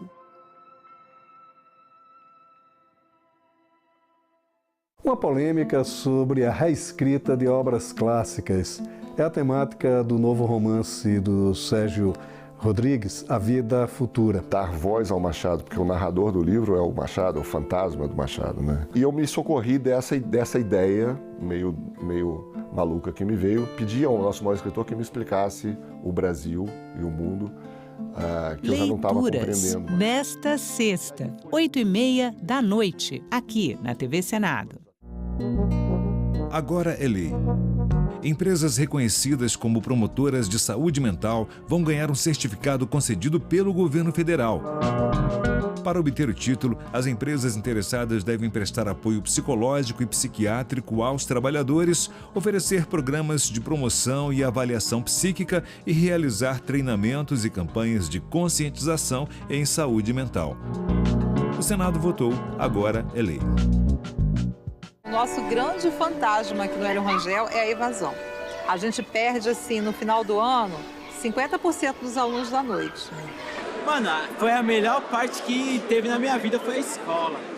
Estudar, e fora estudar, tem aquela parte que você conhece pessoas novas, amigo, aí vem aquele jet, aqueles cabulos, e aí vai, mano. Eu acho que nós abandonamos o jovem, né? Achando que só oferecendo escola tá bom. O jovem pede escola que tenha aula. O jovem pede escola que tenha aula boa. O jovem pede escola que tenha aula boa e que ele participe. E que, ao final das contas, ele saia melhor do que ele entrou. Se existe uma luta ampla pela democratização do país, pela redução das desigualdades, isso também passa por uma transformação da escola por dentro. A cada momento que a escola abre mão de se dedicar à aprendizagem dos estudantes, ela está aumentando o custo da sociedade. Cria-se um cadastro nacional de pedófilos e predadores sexuais, baseado nos dados do Cadastro Nacional de Pessoas Condenadas por Crime de Estupro, para permitir a consulta pública do nome completo e cadastro de pessoa física das pessoas condenadas por esse crime. Trata-se de medida que representa uma importante ferramenta para aumentar a segurança da sociedade, especialmente para as mulheres, crianças e adolescentes. Hoje, se você entrar no site dos tribunais de justiça do seu estado, é possível saber se uma pessoa foi condenada por homicídio, por latrocínio, por tráfico de drogas, mas por estupro ou pedofilia, não. Eu chamo a atenção para o seguinte: quem são as vítimas de estupro? Quem são as vítimas de pedofilia? Mulheres e crianças. Então é o seguinte, onde tem uma escola, um pai de família vai lá, acessa e veja se alguém está cumprindo pena por pedofilia, se já cumpriu, está na rua, se mora perto da escola, do lado da escola. Tudo isso hoje é feito nos Estados Unidos e em outros países e que nós demoramos tanto, mas antes tarde do que nunca. Veio em boa hora. Que esse projeto possa realmente servir de lição e que, na sua prática, ele possa funcionar para que a gente tente colocar à disposição da sociedade uma ferramenta da busca de justiça.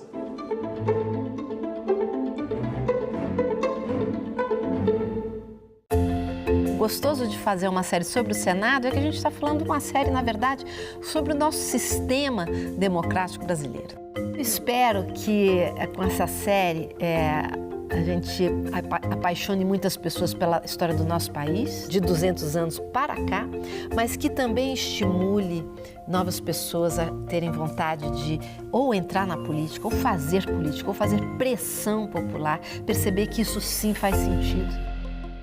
Saindo de Rio Branco, indo até Buenos Aires, eu pagaria em torno de R$36 mil.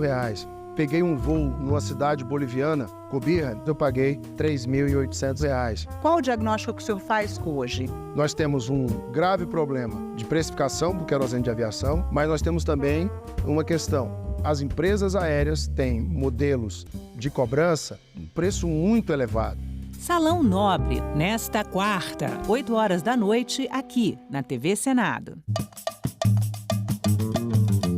Meu nome é Felipe Figueiredo, sou professor de História, podcaster e youtuber e estou aqui para falar um pouco com vocês sobre a participação brasileira nas 2 guerras mundiais. A participação brasileira nesses conflitos, é claro que envolveu muitas decisões políticas e diplomáticas, mas também teve a participação de um importante senador da República, senador Rui Barbosa. Impressionante ele, né? É interessante como ele tem acesso ao presidente da época. Ele era um dos principais conselheiros do presidente. Isso, ele era um homem muito próximo ao Venceslau Braz, né, que foi era presidente brasileiro no período que o Brasil entra na Primeira Guerra Mundial, e ele vai ser o proponente da entrada do Brasil na guerra do lado da Entente, né, França, Reino Unido, Estados Unidos, pensando na futura ordem internacional que viria a ser construída depois do conflito. Aí, muito tempo depois, vem a Segunda Guerra, mas continua a Alemanha como protagonista. Ela, de novo, afunda navios brasileiros e aí fica difícil a neutralidade. A Alemanha comprava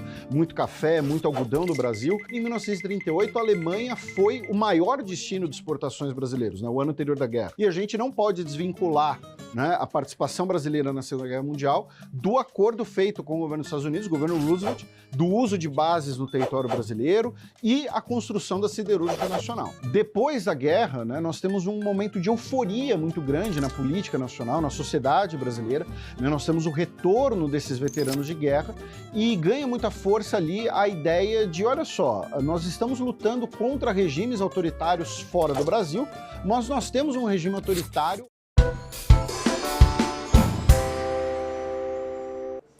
Que se realiza nessa data, 12 de novembro de 2024.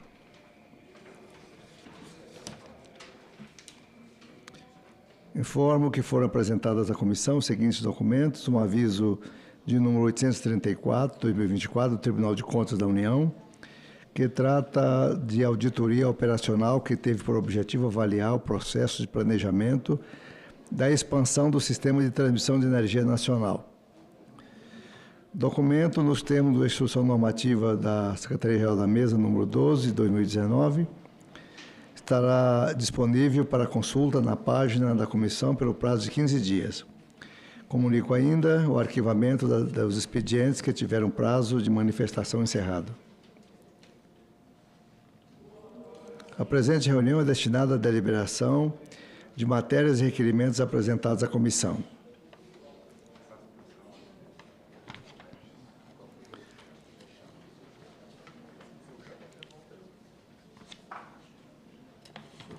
Podemos passar para os requerimentos? Exatamente. Deixa eu fazer a leitura. Perfeito. E tem coisa. Vou passar para os requerimentos, que não temos nenhum senador presente para fazer as leituras. Vamos então aos requerimentos, que eu vou fazer a leitura, ao final a gente vota.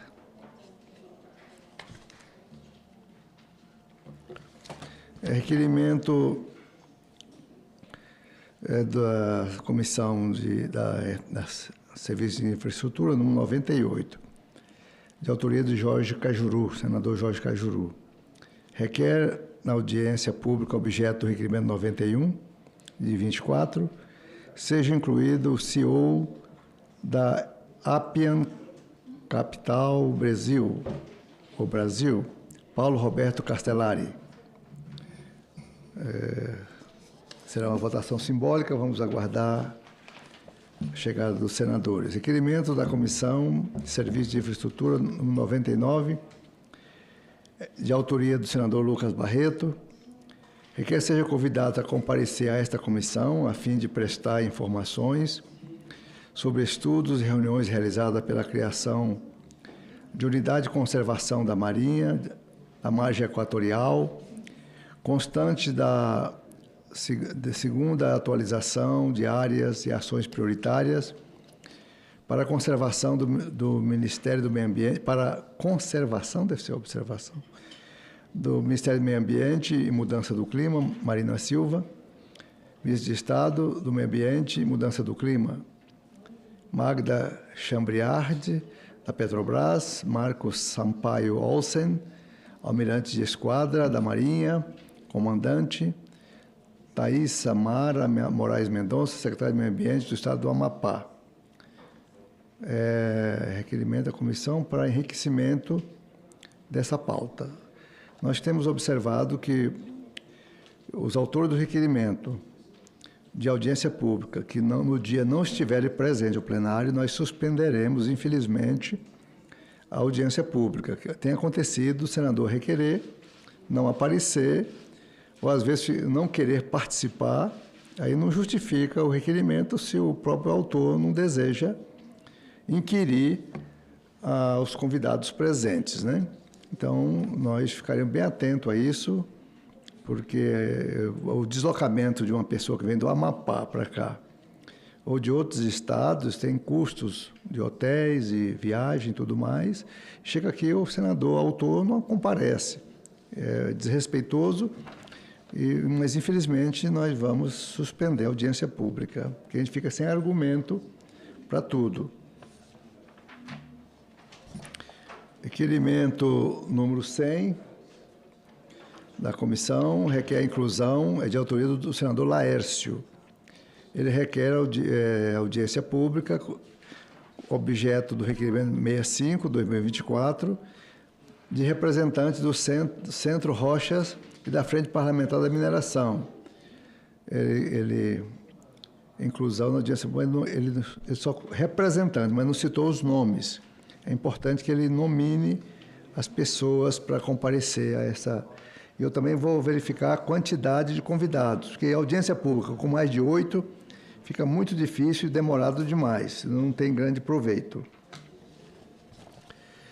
Requerimento número 14, número 101, de autoria do senador Laércio, ele requer também, na audiência pública de requerimento 65, seja retirado da lista de participantes o seguinte convidado, Sim Rocha. Ele requereu do Sim Rocha aqui e agora, então já retira.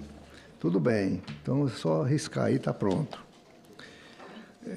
Item 15, 15º, requerimento número 102, de autoria do senador Jaime Bagatoli, requer que sejam prestados pelo ministro do Transporte, Renan Filho, informações sobre a suspensão do processo licitatório para a construção da ponte internacional que ligaria Guajará-Mirim à cidade boliviana de Guaiará.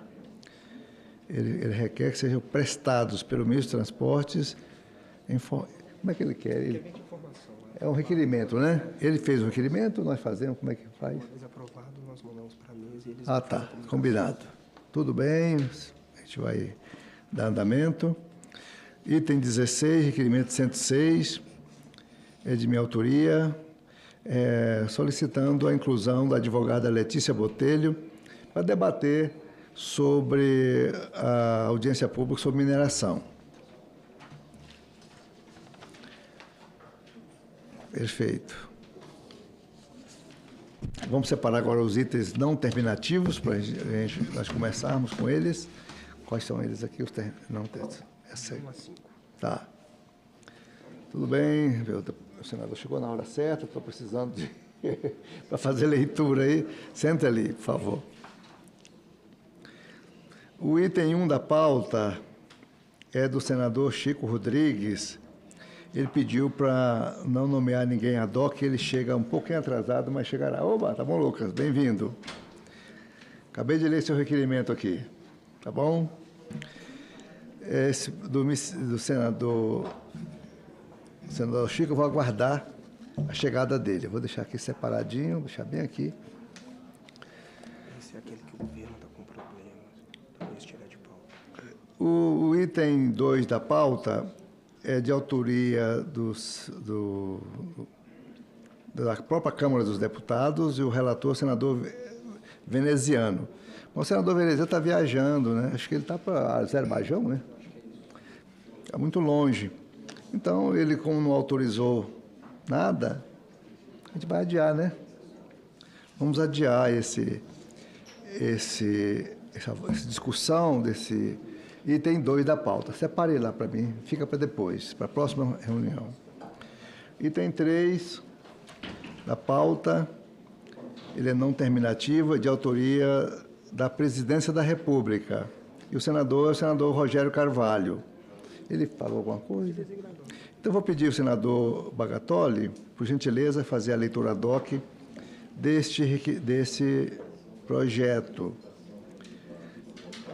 O governo encaminha, nos termos do artigo 57 da Lei 12.815, relatório anual da Agência Nacional de Transportes Aquaviários, ANTAC, e pede providências. Então, eu peço ao senador Jaime para fazer a leitura desse item, que seria o relator Rogério Carvalho.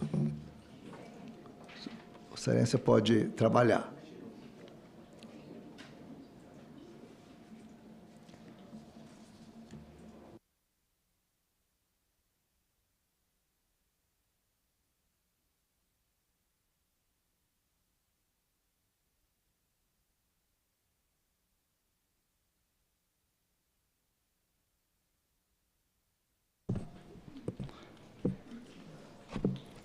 Nos termos do artigo 104 do Regimento Interno, compete a esta comissão a análise da presente matéria.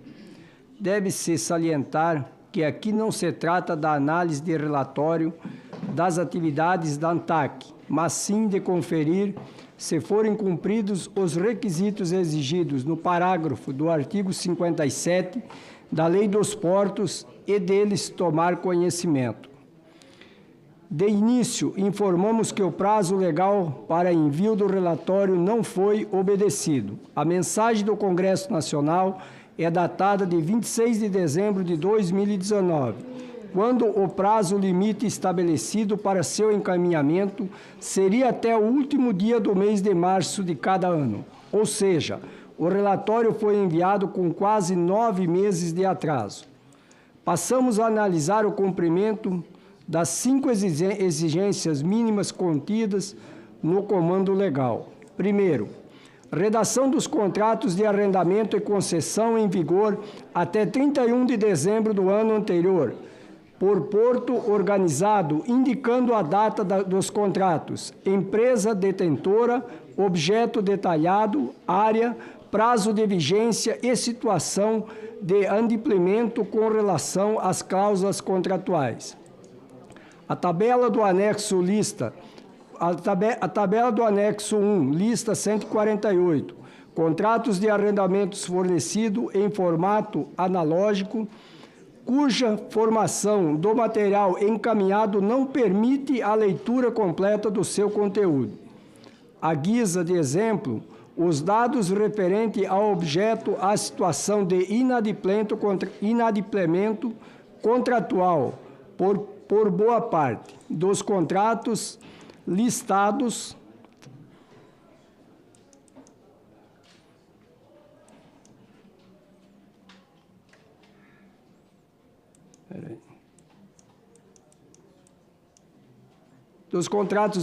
são apresentados em cédulas de forma truncada, não sendo, portanto, possível interpretá-lo na integralidade. Segundo, relação das instalações portuárias exploradas mediante autorização em vigor até 31 de dezembro do ano anterior, segundo a localização, se dentro ou fora do porto organizado, indicando data da autorização, empresa detentora, objeto detalhado, área, prazo de vigência e situação de adimplemento com relação às cláusulas dos termos de adesão à autorização. No anexo 2º são listados os terminais de uso privado, estações de transbordo de carga e instalações portuárias de turismo. O despeito das informações terem sido apresentados de maneira clara, não explicaram a área do arrendamento para 18 dos 216 terminais listados. Quanto à situação de inadimplência, 12 entre contratos listados são considerados inadimplentes e cerca de 5,5% dos contratos. Terceiro, relação dos contratos licitados no ano anterior, com base no disposto do artigo 56 desta lei, por porto organizado, indicando data do contrato, modalidade da licitação, empresa detentora, objeto, área, prazo de vigência e valor dos investimentos.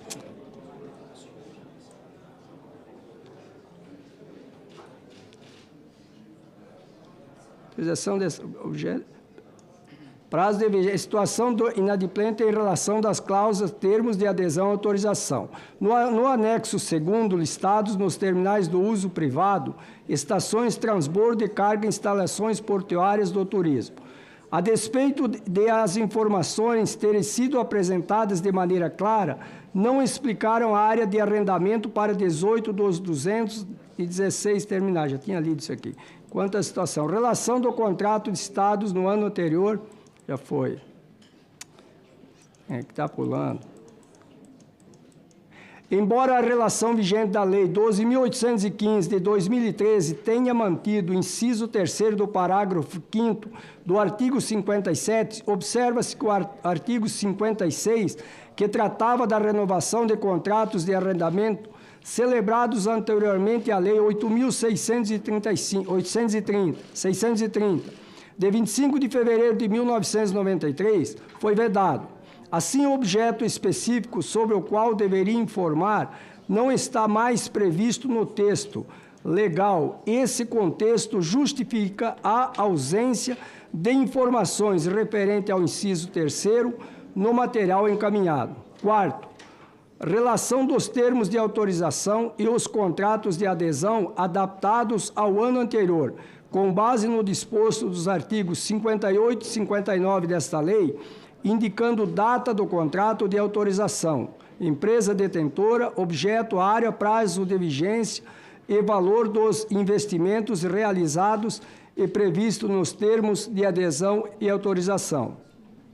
Embora sem título indicativo, a terceira tabela concluída na mensagem apresenta parcialmente os dados solicitados pelo inciso 4º, referente à adaptação dos contratos em vigor celebrados antes da vigência da Lei dos Portos.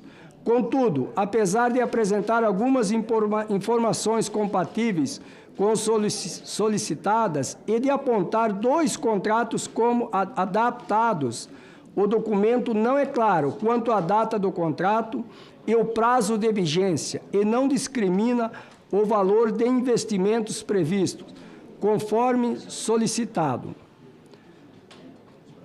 Relação das instalações, quarto, relações das instalações portuárias operadas no ano anterior em base do previsto do artigo 7º desta lei, indicando empresa concessionária, empresa que utiliza efetivamente a instalação portuária por motivos justificados da utilização por interessado não detentor do arrendamento ou concessão, prazo de utilização.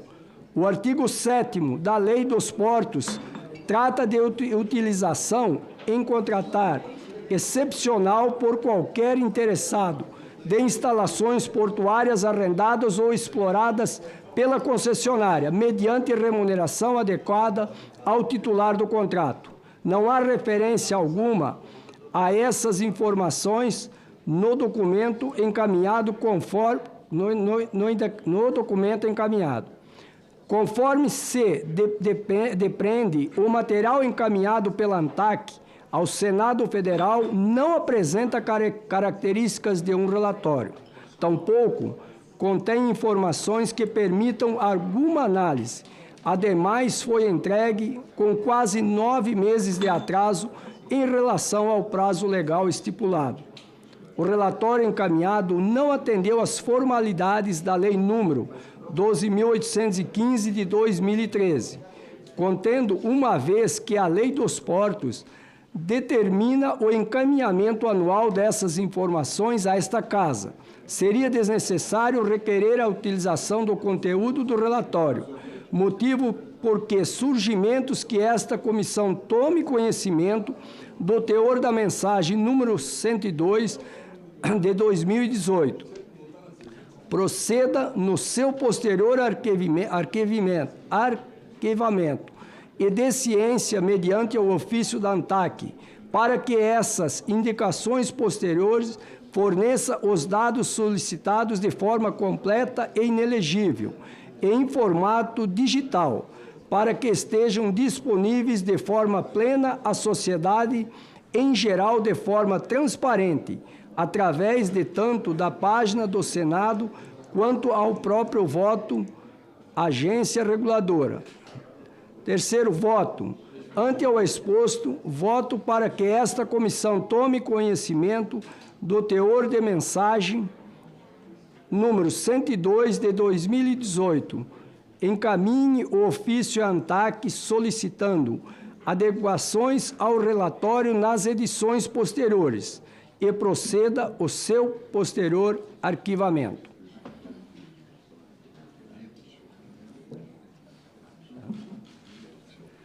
Lido, senhor presidente.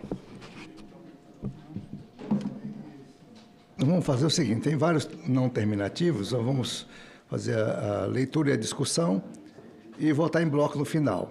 Então está em discussão o relatório, o projeto de lei de autoria do governo, apresentado e relatado aqui ad hoc pelo ilustre senador Jaime Bagatoli. Está em discussão. O senador Lucas Barreto com a palavra. Não? Senhor presidente, depois da discussão, tá bom. Só uma questão Perfeito, de ordem. Perfeito. Mas não havendo quem queira discutir, então já vamos deixar esse projeto para final, esse aqui. A gente volta em bloco. O item 4 da pauta, esse é também relatado pelo senador veneziano. Ele não comunicou conosco que permitiria substituição ad hoc, e ele está viajando. Então, eu vou, junto com aquele outro, vou deixar para a próxima reunião. O item 5 da pauta. É só fazer a leitura e votar junto ao final. Esse também vamos fazer a leitura. Esse projeto de lei, esse já é terminativo? É porque já foi votado terminativamente, o substitutivo agora está em turno suplementar. Como não houve emenda, é só aprovar. Esse aqui é um projeto terminativo, que já foi lido, ele já foi discutido também? Já foi aprovado, é só para fazer a leitura? É o turno suplementar. Né? Ele altera a Lei 12.304, ele é de autoria do nosso saudoso senador Haroldo de Oliveira. Né? Então, ele autoriza o Poder Executivo a criar uma empresa pública denominada Empresa Brasileira de Administração de Petróleo, Gás Natural, Pré-Sal Petróleo S.A., PPSA, e dá outras providências. É do Haroldo. A matéria já foi apreciada pela Comissão de Constituição e Justiça, com parecer favorável ao projeto, pela CAI, com parecer favorável ao projeto, com apenas um substitutivo, e está conosco agora nessa comissão. Em 8 de outubro passado, foi aprovado o substitutivo com a emenda número 2, oferecido ao PL 6211. Ora submetida a turno suplementar. Item 3, o substitutivo poderão ser oferecidos emendas até o encerramento da discussão, vetada a apresentação de novo substitutivo integral. Não sendo oferecidas emendas, o substitutivo será dado como definitivamente adotado sem votação, nos termos do artigo 284 do Regimento Interno do Senado. Até o momento, não foram apresentadas emendas em turno suplementar. A matéria está em discussão, senhores senadores e senadoras. É um projeto de autoria do senador Haroldo de Oliveira, sobre a criação de um fundo especial, conforme eu fiz a leitura. Não havendo quem queira discutir, a necessidade de votação? É só ela devidamente. Senhor presidente. Pois não. Foi lido o relatório e não foi discutido. Faltava só essa discussão. É só o turno, já foi votado, inclusive. Ele já foi votado aqui. É só um turno suplementar. A votação em segundo turno. Turno suplementar. Não é segundo turno, não é? Ele já foi votado. Aqui é somente para... Como foi votado e aprovado o substitutivo, uma emenda substitutiva, cabe... é feito turno suplementar. Não houve emenda até o momento, ele é definitivamente aprovado. Então, caberia emendas. Até o final aqui desse expediente, cabe emenda ainda. Tá bom. Primeiro, fora disso, ele é considerado aprovado. Primeiro, eu queria aproveitar e fazer uma referência à memória de um grande senador da República, que do meu partido, do PSD, o senador Haroldo de Oliveira, que lamentavelmente perdeu a sua vida na Covid, no período da Covid. Aliás, senhor presidente, o colegiado que nós tivemos a maior letalidade foi o Senado Federal. Letalidade é exatamente as pessoas que morrem por uma doença só. É diferente de mortalidade. O Senado Federal teve a maior letalidade, maior até do que a capital do estado do Amazonas, Manaus.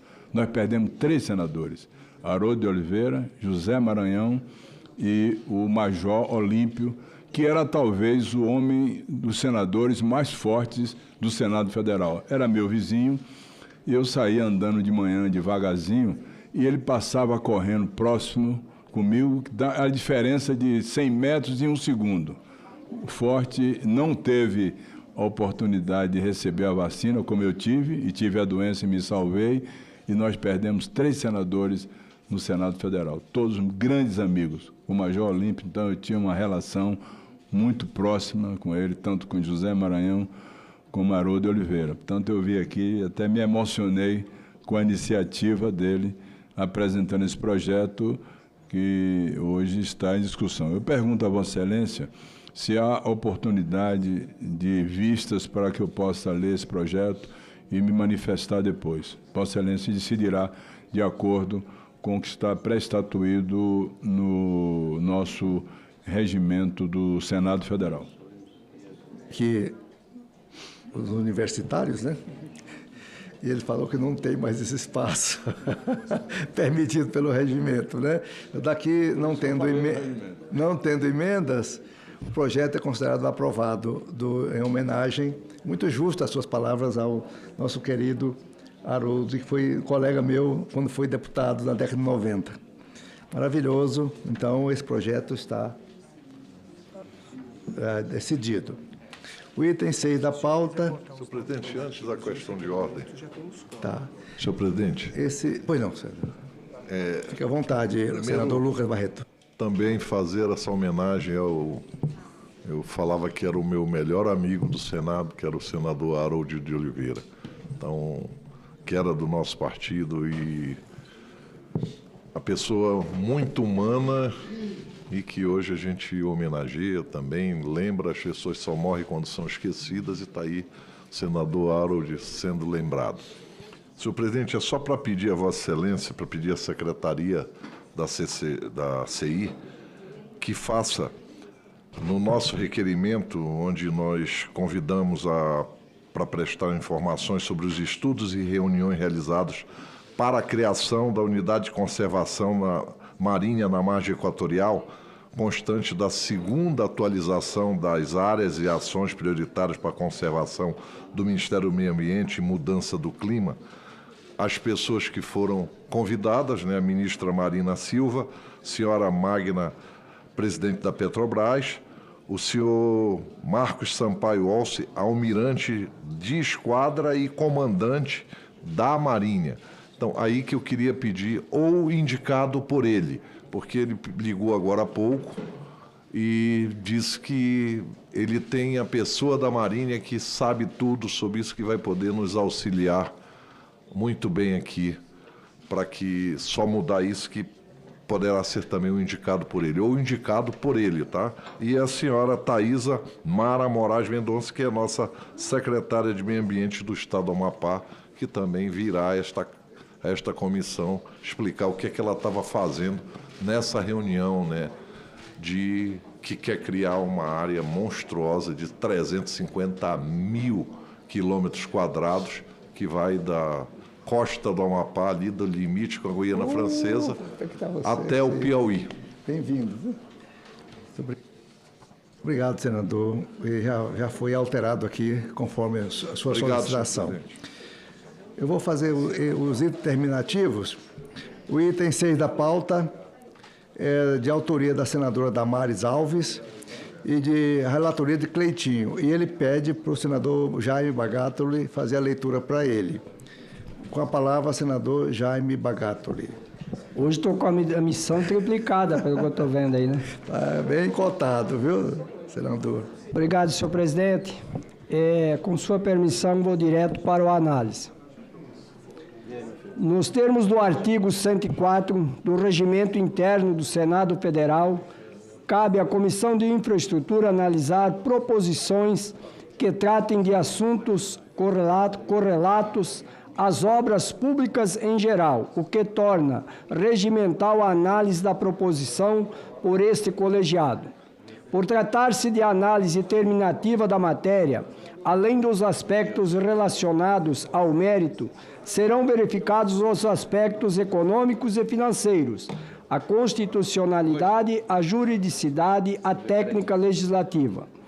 Em relação à constitucionalidade, a proposição está de acordo com os parâmetros constitucionais, materiais e formais exigidos. O PL não contraria cláusula pétrea e vai ao encontro do princípio da dignidade da pessoa humana, previsto no inciso 3º do artigo 1º, bem como dos direitos sociais à saúde, ao lazer, à segurança e à infância, previsto no caput do artigo 6º da Constituição Federal de 1988. Também não incorre em vício de iniciativa, uma vez que o artigo 182 da Constituição determina à União a fixação em lei de diretrizes gerais para a política urbana. A proposição possui boa técnica legislativa, está em conformidade com as disposições da Lei Complementar número 95, de 26 de fevereiro de 1998. Também não apresenta vício de juridicidade ou regimentalidade. Em relação aos aspectos econômicos e financeiros, o PL não traz impactos para a União, pois não somente estabelece diretrizes para a política urbana, cuja implementação cabe ao poder público local. Também não há impactos diretos nas contas públicas municipais, visto que, na prática, a disposição apenas orienta que a legislação urbana local incorpore regras relativas à manutenção de equipamentos de uso público ou privado. Finalmente, em relação ao mérito, considera-se que o projeto vai ao encontro dos objetivos estabelecidos pela Constituição e pelo Estatuto da Cidade para a política urbana, a saber, ordenar as funções sociais da cidade e da propriedade em prol ao bem coletivo, da segurança e do bem-estar dos cidadãos. Também está de acordo com o estabelecido nos Objetivos de Desenvolvimento Sustentável, em especial com o objetivo 11, que trata de tornar as cidades e os assentamentos humanos inclusíveis, seguros, resilientes e sustentáveis, e tem suas metas proporcionar até 2030 o acesso universal a espaços públicos seguros, inclusíveis, acessíveis e verdes, particularmente para as mulheres e crianças, pessoas idosas e pessoas com deficiências. Os equipamentos urbanos de uso coletivo e comunitário são, de fato, fundamentais para promover o bem-estar social e o desenvolvimento econômico de bairro ou regiões das cidades, pois são locais de socialização onde a comunidade se reúne, celebra e se conecta. É necessário, portanto, não apenas implantá-los, mas também conservá-los de forma correta e constante, garantindo que permaneçam relevantes, atendam às necessidades da comunidade e, sobretudo, não se tornem fatores de risco à segurança ou à saúde. Esse é um ponto especialmente importante quando se trata de espaços usados por crianças, que, como destacados pela autora da proposição, estão mais suscetíveis a acidentes decorrentes de equipamentos mal conservados. Os dados apresentados na justificação do projeto sobre a quantidade de acidentes em parquinhos infantis são preocupantes e mostram o quão urgente é criar ambientes seguros, uma vez que muitos desses acidentes poderiam ser evitados se houvesse uma manutenção adequada e preventiva dos espaços de recreação infantil. Cidades boas para as crianças são cidades boas para todos, pois são mais humanas e auxiliam no estabelecimento de comunidades mais sustentáveis e fortes. A aprovação da matéria é, portanto, um grande passo para diminuir os riscos de acidentes e de contaminação em locais de uso coletivo, garantindo a segurança das crianças e o bem-estar da população. Voto.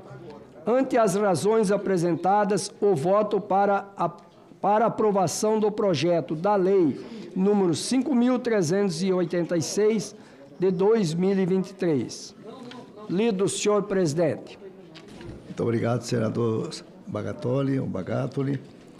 Está em discussão o projeto de autoria da senadora Damares e lido de relatoria de Cleitinho e feita a leitura ad hoc pelo senador Bagatoli. Senadores que queiram discutir, ou senadoras, a palavra está franqueada. Sobre a segurança dos parquinhos de diversão, pelo altíssimo número de acidentes que ocorrem neles.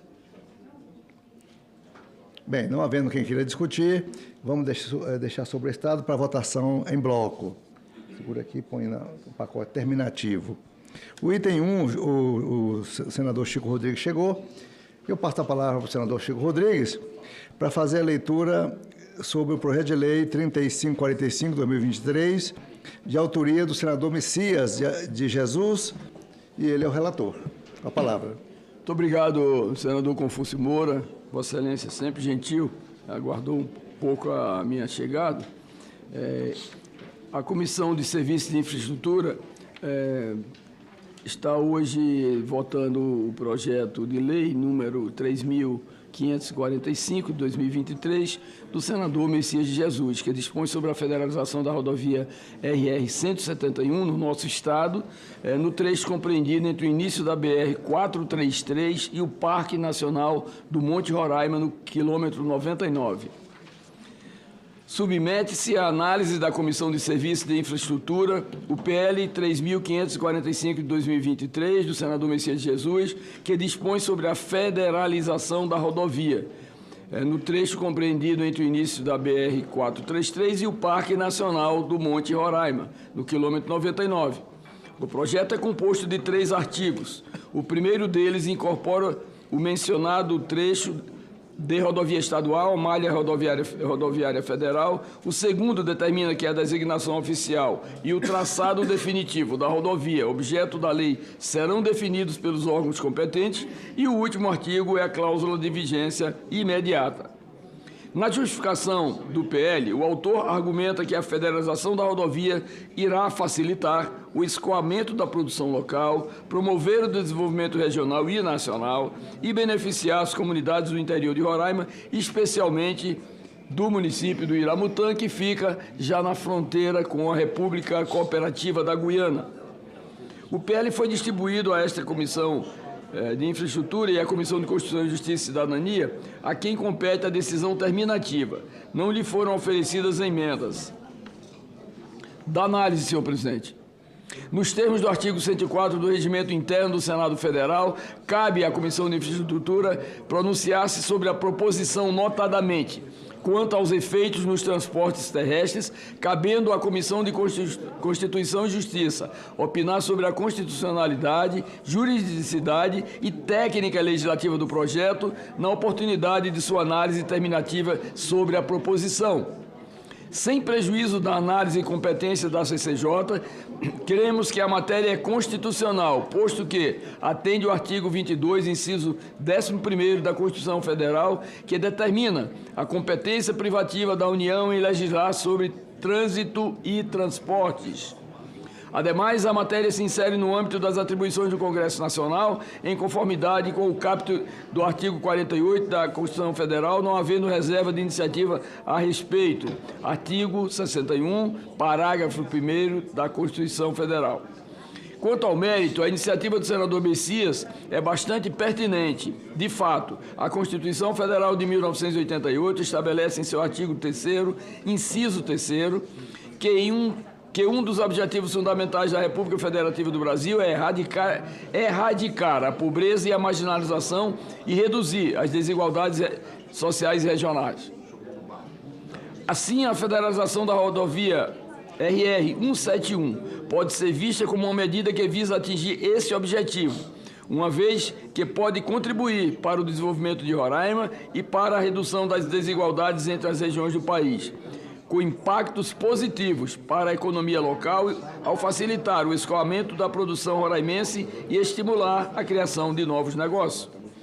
Ainda deve-se destacar a capacidade limitada do Estado de Roraima em fazer investimentos em infraestrutura, devido à carência de recursos próprios em razão das peculiaridades do seu território, cuja maior parte está protegida, ou seja, 46% são terras indígenas, 14% são unidades de conservação e 1,22% são áreas militares, totalizando 61,7% de áreas preservadas. Essas restrições limitam a capacidade de aumento da arrecadação própria do Estado, que possui participação de 0,2% no PIB nacional, segundo o IBGE. Dessa forma, faz-se necessário a solidariedade do restante do país, com recursos federais, para que Roraima seja dotada de uma infraestrutura mínima de transportes que promova sua economia. Em vista do exposto, opinamos pela aprovação do projeto de lei número 3.545 do senador Messias Jesus, projeto de 2023. Senhor presidente, esse projeto é meritório.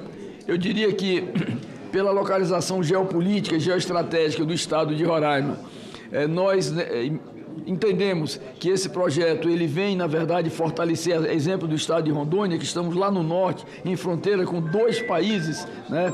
A República Bolivariana da Venezuela e a República Cooperativista da Guiana.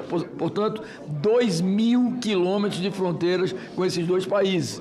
Portanto, federalizando essa rodovia, né, 171, nós entendemos que o governo federal tem a obrigação de fazer investimentos no sentido de instalar, manter, suprir, inclusive com o asfaltamento dessa importante rodovia que vem agregar valor à economia do nosso estado, porque você vai facilitar o trânsito, o escoamento da produção, a ocupação espacial desse território imenso no norte do Brasil e, logicamente, fortalecer o estado de Roraima como uma das unidades da federação. Era esse o relatório, senhor presidente.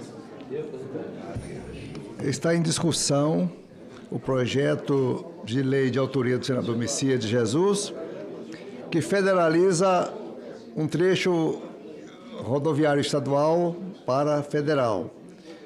A palavra está liberada para quaisquer dos senadores presentes.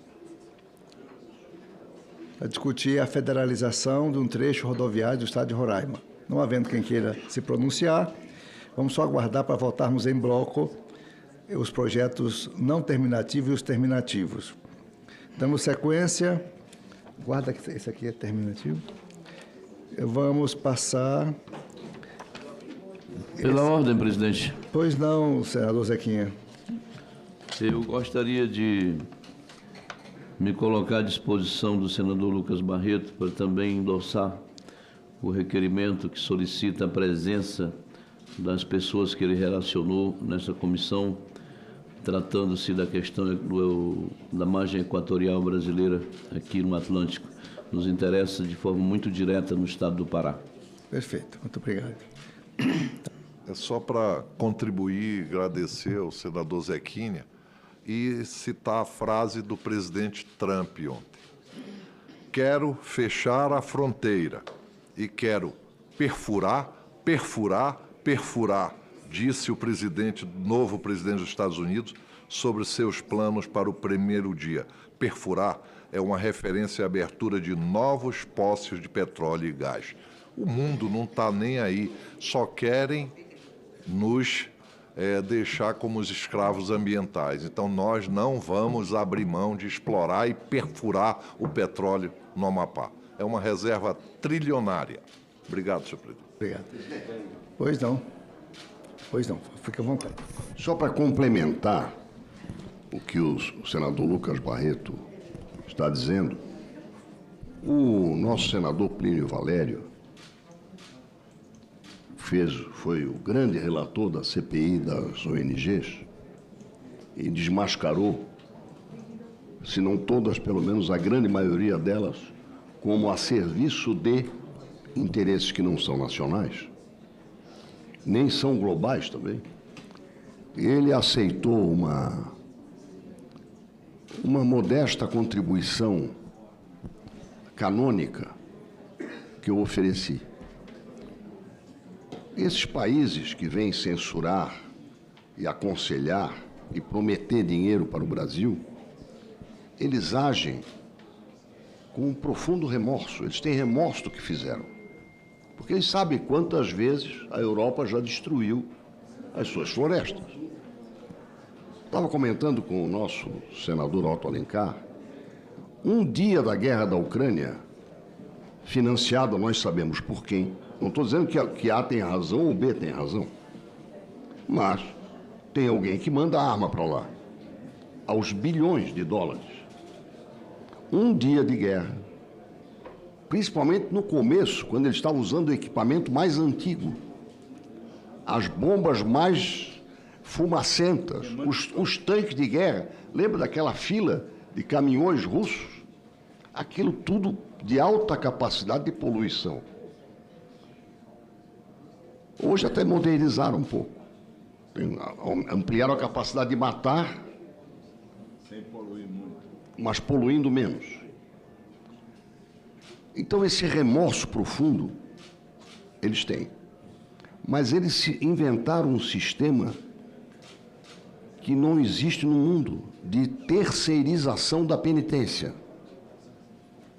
Ou seja, nós é que temos que praticar a penitência que lhes deveria ser imposta. E esse é o diálogo que existe desde Mitterrand, desde as ideias de internacionalização da Amazônia. Isso é de 1980. Só mudaram os personagens. A narrativa é a mesma. E a mesma França, cujo chefe de Estado, Macron, chegou a dizer que nós estamos sofrendo de ecopandemia com os incêndios da Amazônia no governo do presidente Bolsonaro, ele se omitiu completamente com os incêndios últimos, com a estiagem. Por quê? Porque tanto a Guiana francesa quanto a inglesa, que é a Guiana, né, vizinha muito cobiçada, por sinal, pelo presidente Maduro, né, estão prosperando. O PIB da Guiana cresceu 15 vezes. Não, mas no ano passado, 15 agora vai repicar. Na Guiana francesa, vizinha do nosso querido Amapá, e, portanto, estão furando petróleo, estão enriquecendo com aquilo que nos proíbem. Eu não estou dizendo para não haver regra. Agora, nós não podemos aceitá-los como nossos juízes. Né? Só isso. Acho que nós temos que cuidar, temos que proteger o meio ambiente, temos uma grande responsabilidade, mas aceitar a tutela, seja de ONG, seja de imprensa teleguiada, para fazer censura e nos impor a penitência que eles não cumpriram e nos prometem dinheiro. Aquele fundo Noruega, o fundo amazônico, isso aí eles não pagaram nenhuma prestação. Prometeram na última reunião 100 bilhões. Nem o sinal dessas luvas nos chegaram. Então, é só conselho e dedo na nossa muleira. Ou seja, censura, condenação, criação de novas leis para criar problemas. E concluo dizendo, nessa esteira, eles vão impor, em março que vem, e nesta comissão, com a sua autorização, eu presidi aqui uma sessão, vão criar um combustível marítimo de acordo com a feição deles. O nosso etanol de cana ou de milho não vale, tem que ser hidrogênio. Ou seja, para criar ao Brasil o seguinte ônus: as maiores rotas marítimas, seja de importação, seja de exportação, são as do Brasil. Mesmo que seja da Bahia, seja do Ceará ou de Santa Catarina, pior ainda. As nossas rotas são as maiores, mais longas. Porque nós vendemos para quem? A Ásia, Estados Unidos e Europa. Se impuserem uma multa, como querem fazer a partir de 2027, nesse combustível marítimo, eles estarão fazendo um belo gesto para nós, dificultando a nossa competitividade. Sempre tem como se dizia, né? O diabo mora nos detalhes, sempre tem um detalhe que conspira contra nós. Então, quero fazer minhas as palavras que aqui já foram enunciadas, pedir desculpa por me alongar, mas é essa rotina de censura e nos medir com um método que eles não usam para si próprios, não pode passar despercebido de nenhum de nós. Perfeito. Obrigado. Senhor presidente, o senhor me permite a palavra? Perfeitamente, senador. Senhor presidente, eu estou convencido definitivamente. O Brasil não precisa de inimigos. Nós, brasileiros, somos os maiores sabotadores do Brasil. E me explico ao senhor. O senhor sabe qual é a justificativa da atual ministra do Meio Ambiente em sabotar a prospecção de petróleo no Amapá, dizendo que os prováveis campos de petróleo são muito próximos da costa, da foz do Amazonas, e que isso poderia trazer problemas gravíssimos.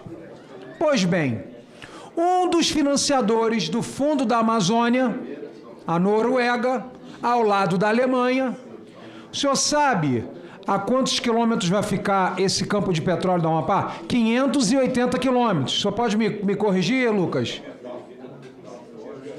Da foz do Amazonas, a 50 quilômetros de onde estão produzindo 22 poços perfurados, produzindo 70% do petróleo que o Brasil produz, e a 15 quilômetros do limite do nosso mar territorial. Tá, aí olha aqui.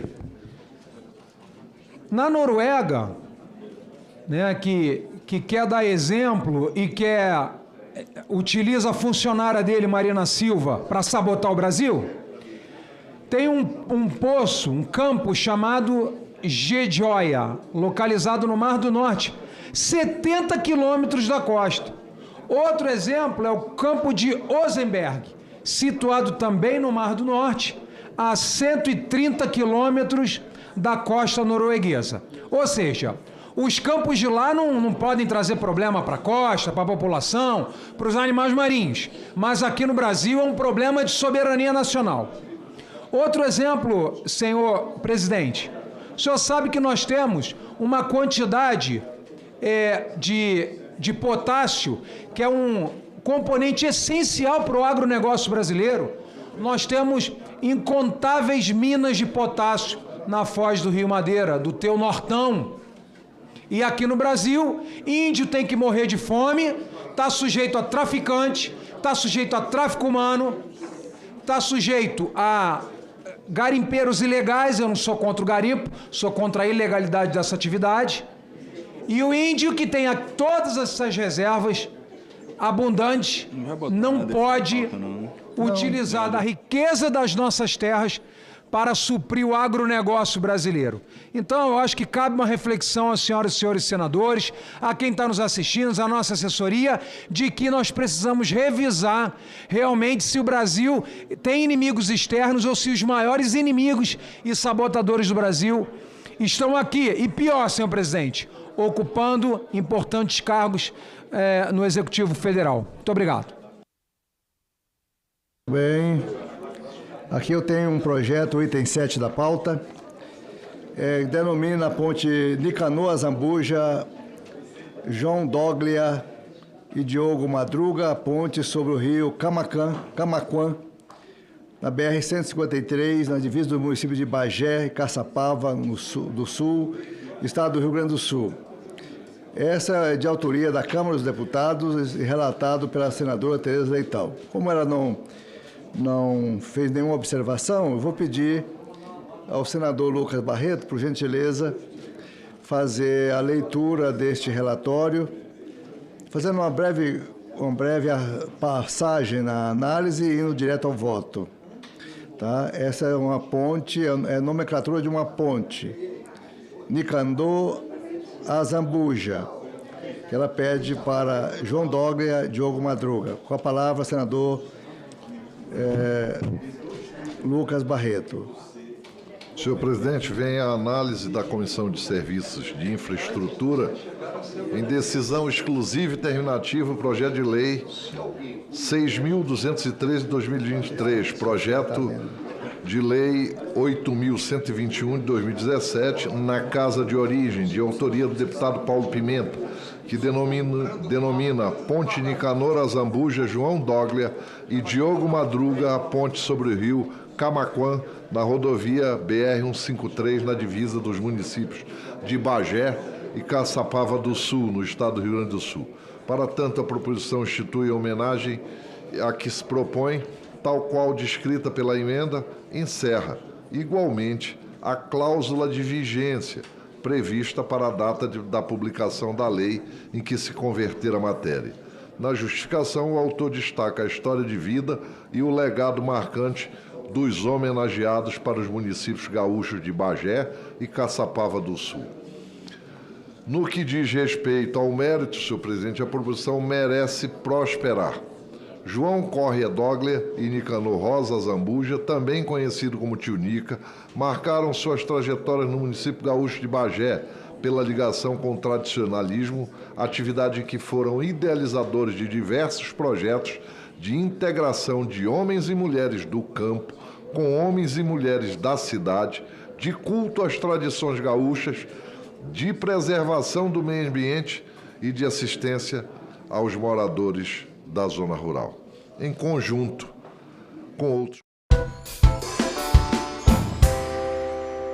Agosto e outubro de 2024.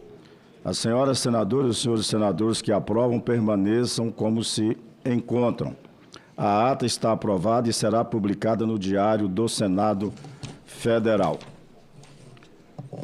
Informo que esta comissão recebeu do Ministério do Desenvolvimento, Indústria, Comércio e Serviços,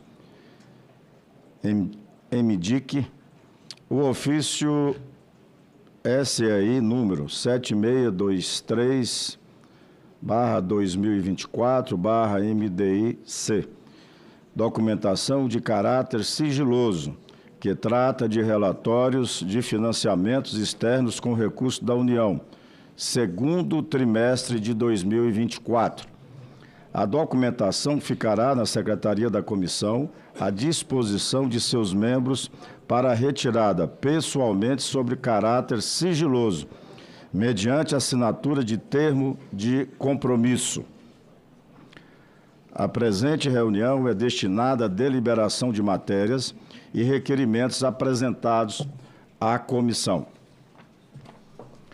Prezadas senadoras e prezados senadores, gostaria de iniciar nossa reunião lembrando que, esta semana, estão sendo realizadas as audiências públicas sobre a regulamentação da reforma tributária na Comissão de Constituição e Justiça, a CCJ. Lembro ainda que 2 semanas atrás, o senador Isalci Lucas, coordenador do grupo de trabalho desta Comissão de Assuntos Econômicos, entregou ao relator, senador Eduardo Braga, as suas contribuições ao texto que será deliberado por aquela comissão e pelo plenário do Senado. Certamente, os membros desta comissão já estão com muitas informações sobre o texto e sobre suas possíveis melhorias em razão das audiências realizadas aqui na CAI. Sugerimos, então, a maior participação possível nas discussões que irão ocorrer para a deliberação final, pois o texto tem relevância na vida dos cidadãos, das empresas e, portanto, em toda atividade econômica do nosso país. Vamos, assim, efetivamente contribuir com o conhecimento que adquirimos aqui na comissão desde agosto, quando começamos nossos trabalhos sobre essa importante regulamentação. Gostaria agora de falar sobre 2 projetos em nossa pauta da reunião de hoje, que entendo de especial relevância para nossa deliberação. Primeiro, o projeto de lei 5148 de 2019, de autoria da deputada federal Paula Belmonte e relatoria da senadora professora Dorinha Seabra. A proposta tem como objetivo destinar pelo menos 25% dos recursos do Fundo Nacional para a Criança e o Adolescente, FNCA, às políticas públicas, aos projetos e aos programas direcionados à primeira infância. Sendo a primeira infância o período que vai do nascimento aos 6 anos de idade. Sabemos que é o momento que as experiências, os aprendizados, as descobertas e os afetos são levados para o resto da vida. As razões para olharmos arduamente para a primeira infância estão fortemente embasadas em pesquisas científicas. Assim, é certo concluir que um país que investe na primeira infância aplica em seu próprio futuro no seu desenvolvimento. Temos no Brasil cerca de 20 milhões de crianças com até 6 anos de idade, e 1/3 dessas crianças são beneficiadas com o programa Bolsa Família, ou seja, são crianças carentes. Assim, o projeto merece a atenção dos membros desta comissão que, certamente, irão melhor deliberar sobre o assunto. A segunda proposta que eu gostaria de destacar é o projeto de lei número 5703 de 2023, de autoria da senadora Ana Paula Lobato e relatoria da senadora Tereza Leitão, que pretende garantir a cobertura de saúde aos recém-nascidos, quando acometidos de doenças e lesões pré-existentes.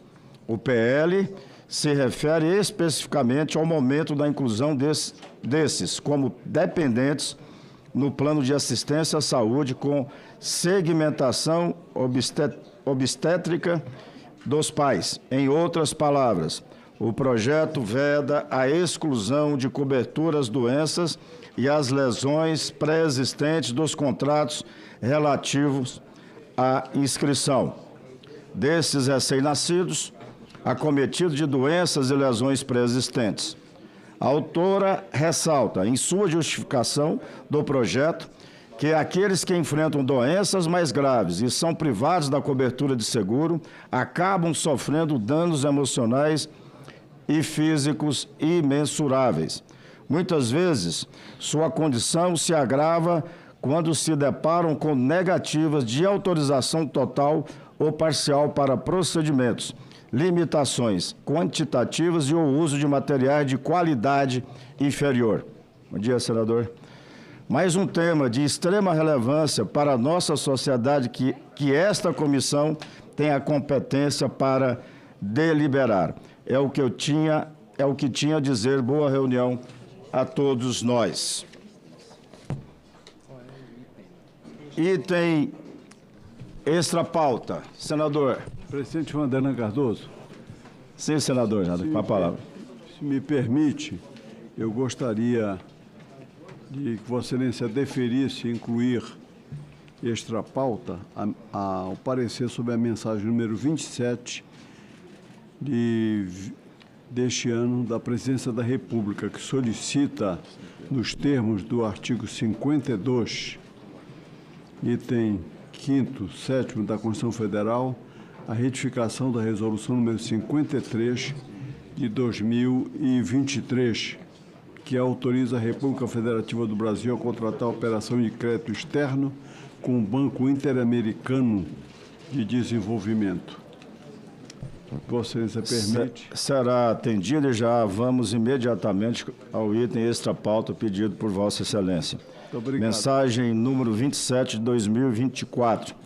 Não terminativo. Solicita, nos termos do artigo 52, 5 e 7 da Constituição Federal, a retificação da Resolução número 53 de 2023, que autoriza a República Federativa do Brasil a contratar a operação de crédito externo com o Banco Interamericano de Desenvolvimento, o BID, no valor de até 54.055.925 dólares dos Estados Unidos da América, de conformidade com a inclusa exposição de motivos do senhor ministro do Estado da Fazenda.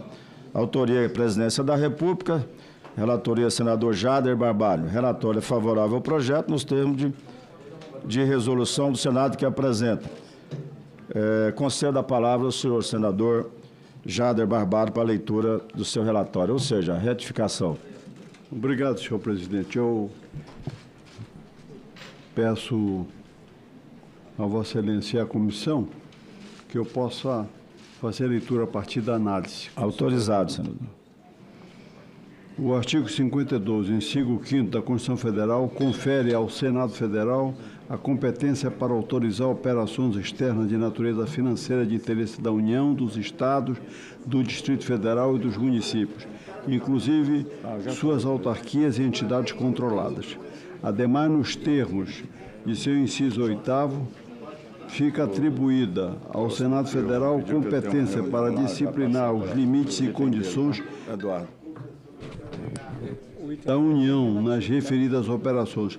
A matéria sob análise encontra-se normatizada pela Resolução número 48 de 2007 do Senado Federal, além de sujeitar-se à Lei de Responsabilidade Fiscal. Neste sentido, a Secretaria do Tesouro Nacional do Ministério da Fazenda, por intermédio do parecer número 7524, de 23 de fevereiro de 2024, presta as devidas informações, concluindo não tem nada a opor à retificação das condições da operação de crédito externo.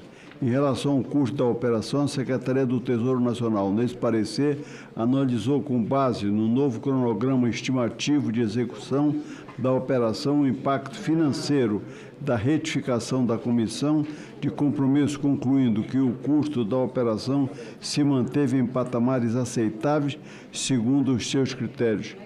Considerando as informações constantes do parecer da Secretaria do Tesouro Nacional, a alteração pretendida não trará implicação sobre a observância e o cumprimento dos limites e demais exigências e condições estipuladas na Resolução número 48 de 2007 do Senado Federal.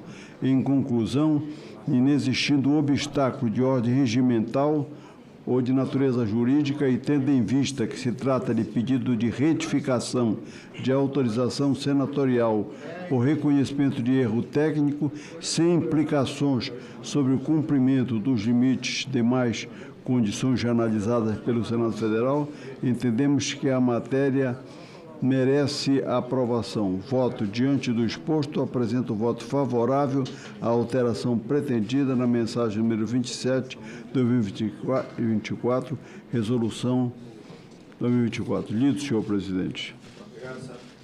Senador, e parabéns pelo seu relatório. A matéria está em discussão.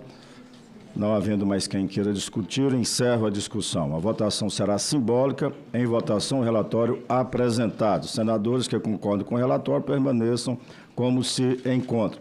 Aprovado o relatório, que passa a constituir o parecer da comissão favorável ao projeto nos termos do projeto de resolução do Senado apresentado. A matéria vai ao plenário. Muito obrigado. O senhor fez o pedido de urgência, já foi feito anteriormente. Quer ratificar também o pedido de urgência?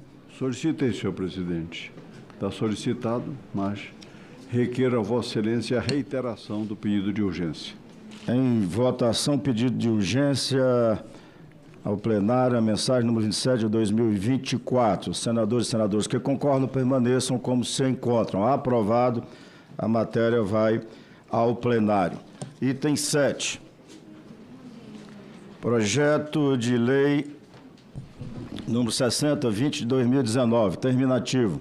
Altera a lei número 9.478, de 6 de agosto de 97, lei número 9.991, de 24 de julho de 2000, e lei número 13.755, de 10 de dezembro de 2018, para incentivar a pesquisa sobre mobilidade elétrica no Brasil.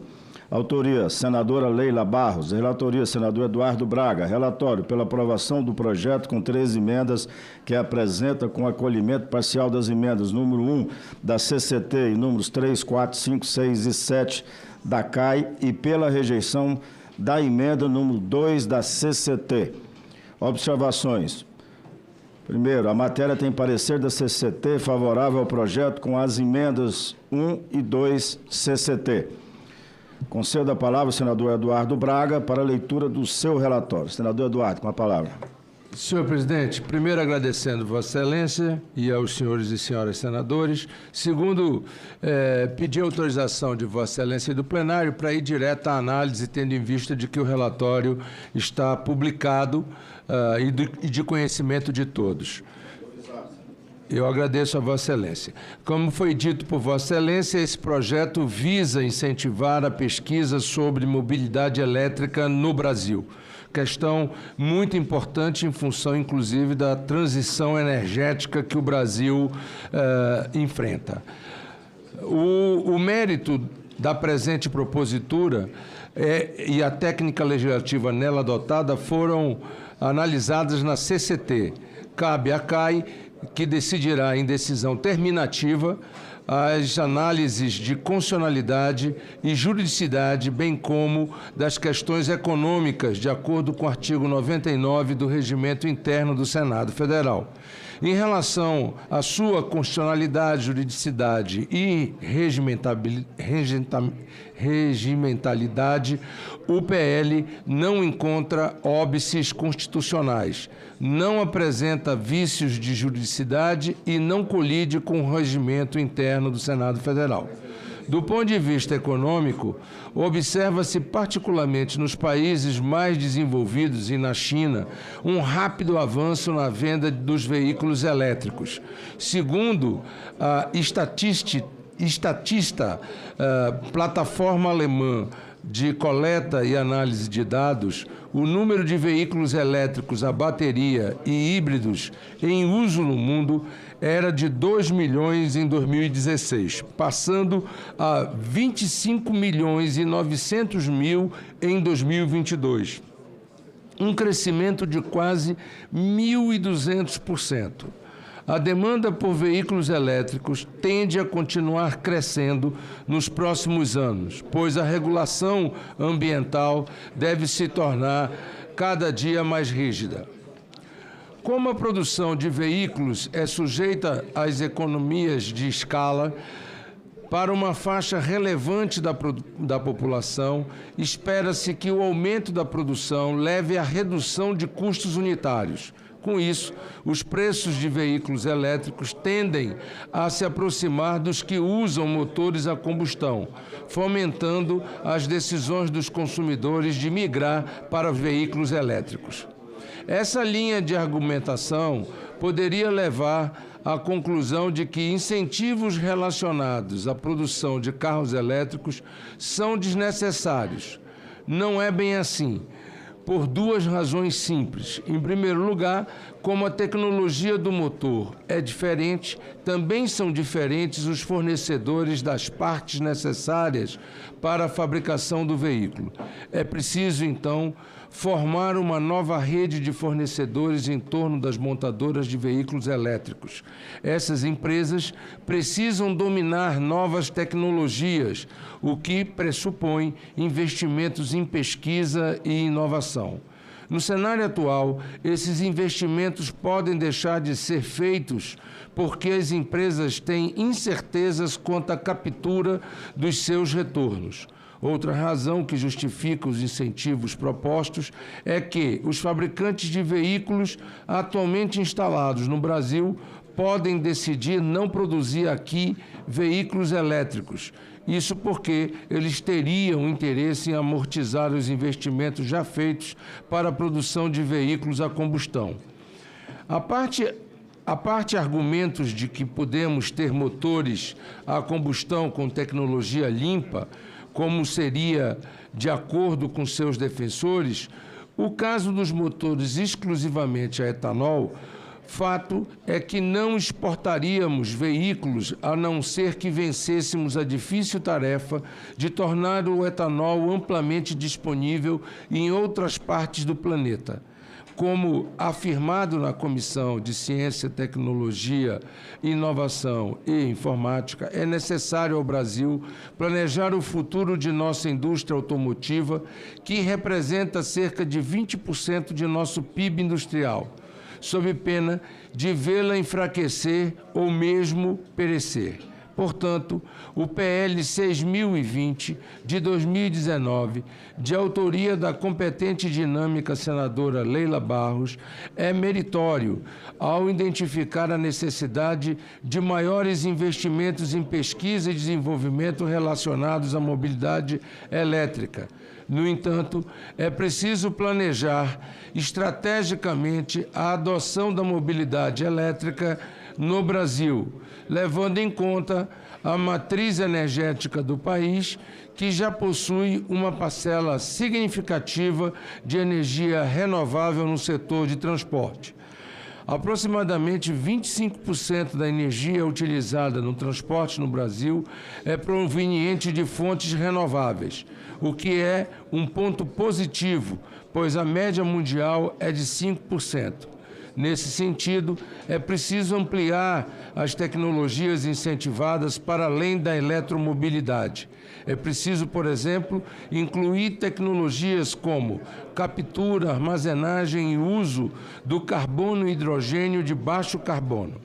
Para endereçar esses pontos, apresento uma emenda. Sobre o Rota 2030, a maior parte da lei institui o programa encontra-se revogada pela medida provisória 1205 de 2023, que substituiu pelo programa Mover.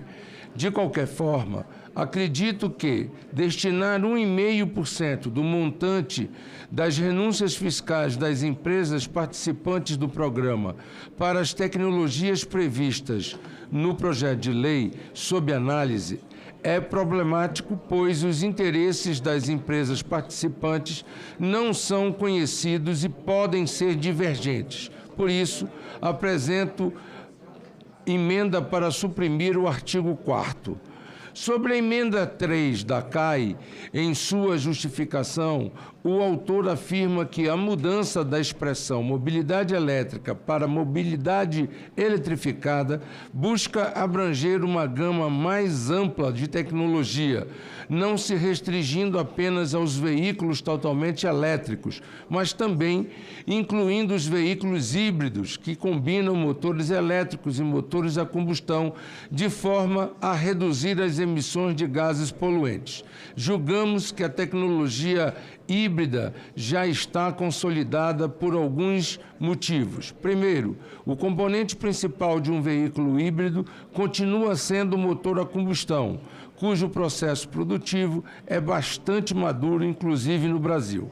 Segundo, as vantagens ambientais desses veículos, especialmente quanto a poluentes locais, são bastante menores do que os veículos totalmente elétricos. Terceiro, a infraestrutura de abastecimento desses veículos é a mesma dos veículos a combustão, o que faz com que seja bem menos importante a obtenção de economia de escala. Por essas razões, acreditamos que essa categoria não necessita de tantos incentivos. Entretanto, a sugestão da emenda 3 de incentivar o desenvolvimento de novas aplicações para o biocombustível produzido no país, em especial no transporte aéreo e naval, é bastante meritório. Por isso, esta sugestão será incorporada. Em relação aos ajustes de técnica legislativa, propostos pela emenda número 2 da CCT, para aperfeiçoar a redação do artigo 4º, não acato, pois estas, pelas mesmas razões expostas acima, sugiro a supressão do referido artigo.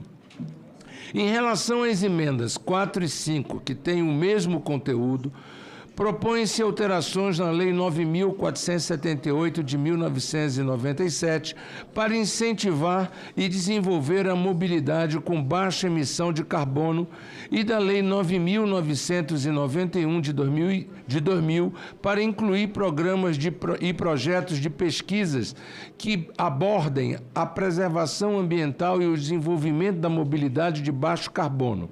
Acato-as, pois esses objetivos já estão sendo contemplados. Finalmente, em relação às emendas 6 e 7, as quais têm o mesmo conteúdo, propõem-se as alterações na Lei número 9.991 de 2000 para incluir os combustíveis marítimos de baixo carbono dentre os programas e projetos a serem estimulados. Acato-as, pois entendemos que esses objetivos também se encontram contemplados nas redações.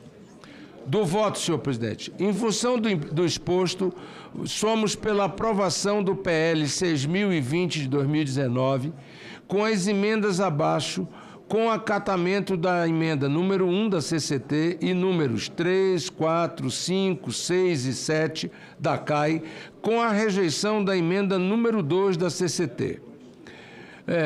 Emenda da CAI. Dá-se ao parágrafo 2º do projeto de lei número 6.020 de 2019 a seguinte redação.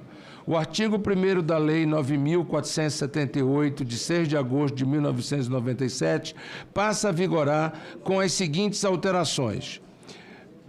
17º, inciso 17º, fomentar a pesquisa e o desenvolvimento com vista à geração de energia a partir de fontes renováveis. Inciso 19º, incentivar e desenvolver a mobilidade elétrica. Inciso 21, incentivar o desenvolvimento de novas aplicações para os biocombustíveis produzidos no país, em especial no transporte aéreo e naval. Desse ao artigo 3º do projeto de lei 6.020 de 2019, a seguinte redação. Artigo 3º, o parágrafo 2º do artigo 4º da Lei 9.991, de 24 de julho de 2000, passa a vigorar com a seguinte redação. Parágrafo 2º.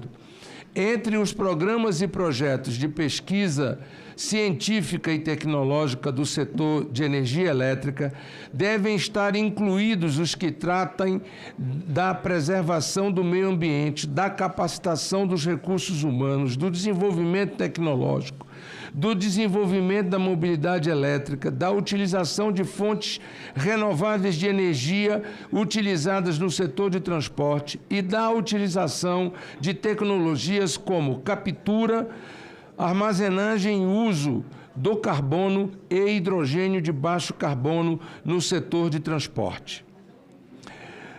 Emenda da CAI. Suprime-se o artigo 4º do projeto de lei 6.020 de 2019. Senhor presidente, este é o voto, este é o parecer favorável, cumprimentando mais uma vez a senadora Leila, autora do presente projeto, que está absolutamente em dia com o tema da transição energética, senhor presidente. Parabéns, senador Eduardo, pelo seu relatório. A matéria está em discussão. Senador Sérgio Moro, com a palavra. Rapidamente aqui, só para elogiar o trabalho do senador Eduardo Braga nesse assunto e igualmente a autoria da senadora Leila Barros. Esse é um tema que é essencial e nós precisamos ter uma indústria automobilística moderna. Esses incentivos são essenciais para que as empresas tenham a liberdade, acho que a iniciativa até do relator de ampliar o leque das possibilidades de investimento foi muito feliz, porque nós não sabemos qual que vai ser a tecnologia vencedora dessa disputa e muitas vezes nós temos que considerar as peculiaridades aqui brasileiras. Nem sempre é possível aí seguir totalmente um padrão que está vindo internacionalmente, mas com razão o senador também ao colocar da importância de ter também investimento na mobilidade elétrica, já que é a tecnologia que aparentemente está prevalecendo e nós não vamos conseguir fazer com que o mundo inteiro consuma, infelizmente, etanol e adote a nossa tecnologia. Então é bom deixar o mercado privado encontrar o seu caminho, abrindo o leque das possibilidades dos incentivos. Apenas a esse registro do elogio do trabalho desse projeto e do relator.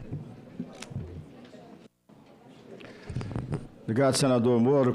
Senador Rodrigo, com a palavra, senador Rodrigo Cunha. Presidente, da mesma maneira, eu quero aqui parabenizar a autora senadora Leila e também ao nosso relator Eduardo Braga, que conseguiu implementar ainda outros elementos que busca o objetivo final, que é encontrar uma contribuição para uma matriz energética cada vez mais limpa. Então, nós tivemos recentemente a aprovação do programa Mover, Mobilidade Verde, um programa feito pelo governo federal com esse objetivo, que mudou o patamar para a indústria automobilística desse país. Nós já temos hoje uma outra visão. A princípio, quando se imaginou os automóveis elétricos, já se imaginava em perda de empregos, porque a nossa indústria não estava adaptada, mas hoje nós temos indústrias sendo instaladas aqui para fabricar exclusivamente carros híbridos e elétricos. É a tendência, o caminho é esse, e quando a gente encontra mais um projeto que vem para incentivar a inovação, que vem para contribuir para que a nossa matriz energética seja limpa, tem que ser aqui por todos nós acompanhado e estimulado.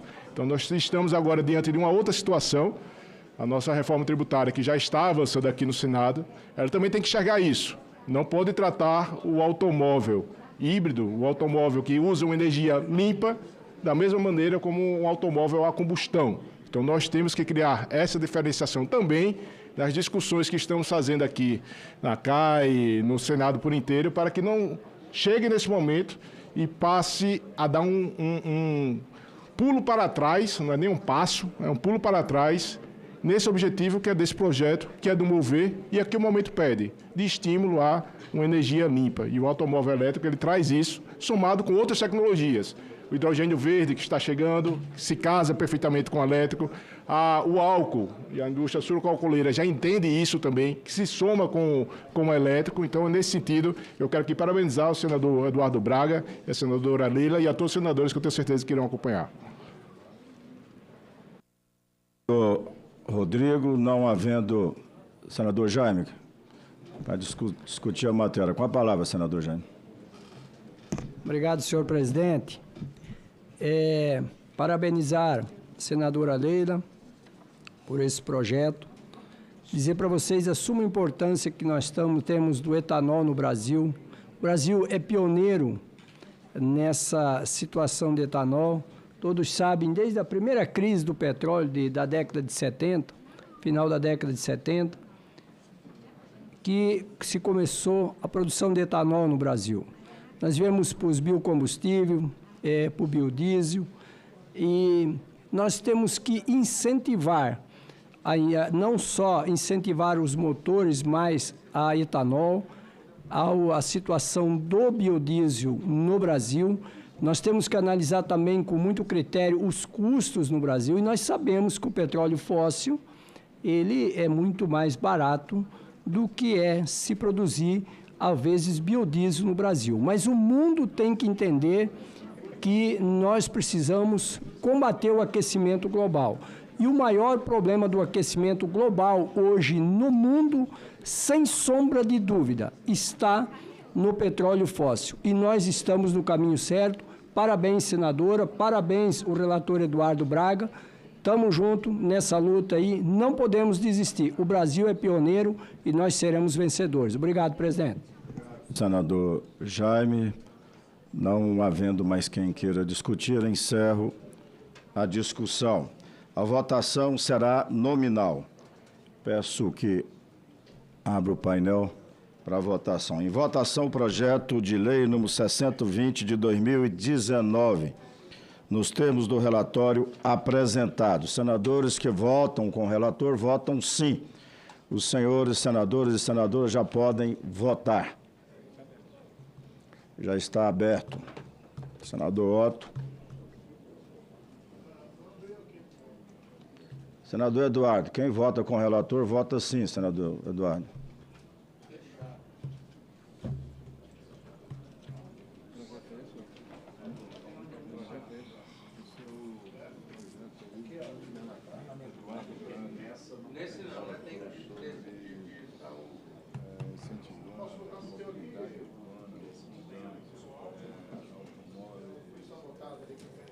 Presidente, na sequência a gente passa para o item do senador Jaime. Sim. Aí não. Conversou com você? A senadora Dorinha pediu para mim que ela está Relatando meu projeto. É o meu projeto lá que ela pediu para relatar. É o meu projeto? Não, eu sou o relator e pedi para ela relatar.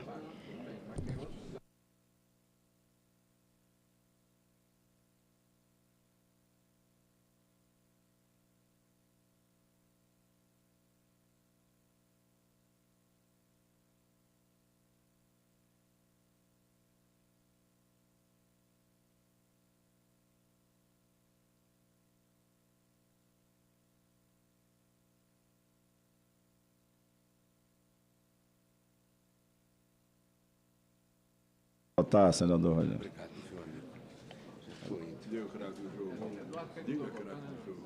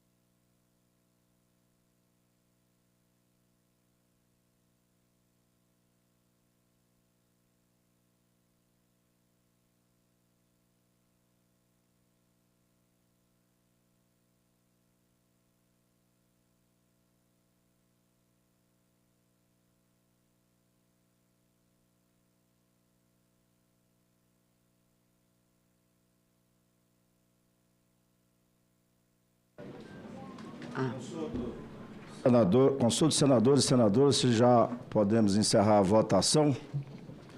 Podemos, senador Jader? Então, senadora Margarete, podemos encerrar? Com a palavra final da senadora Margarete, encerramos a votação. Peço que abra, são 17, o resultado, 17 sim, nenhum não. Está aprovado o projeto e as emendas número 8 a 10 da CAI. A matéria será encaminhada à Secretaria-Geral da Mesa para as providências cabíveis. Item 4 da pauta, senador Jaime.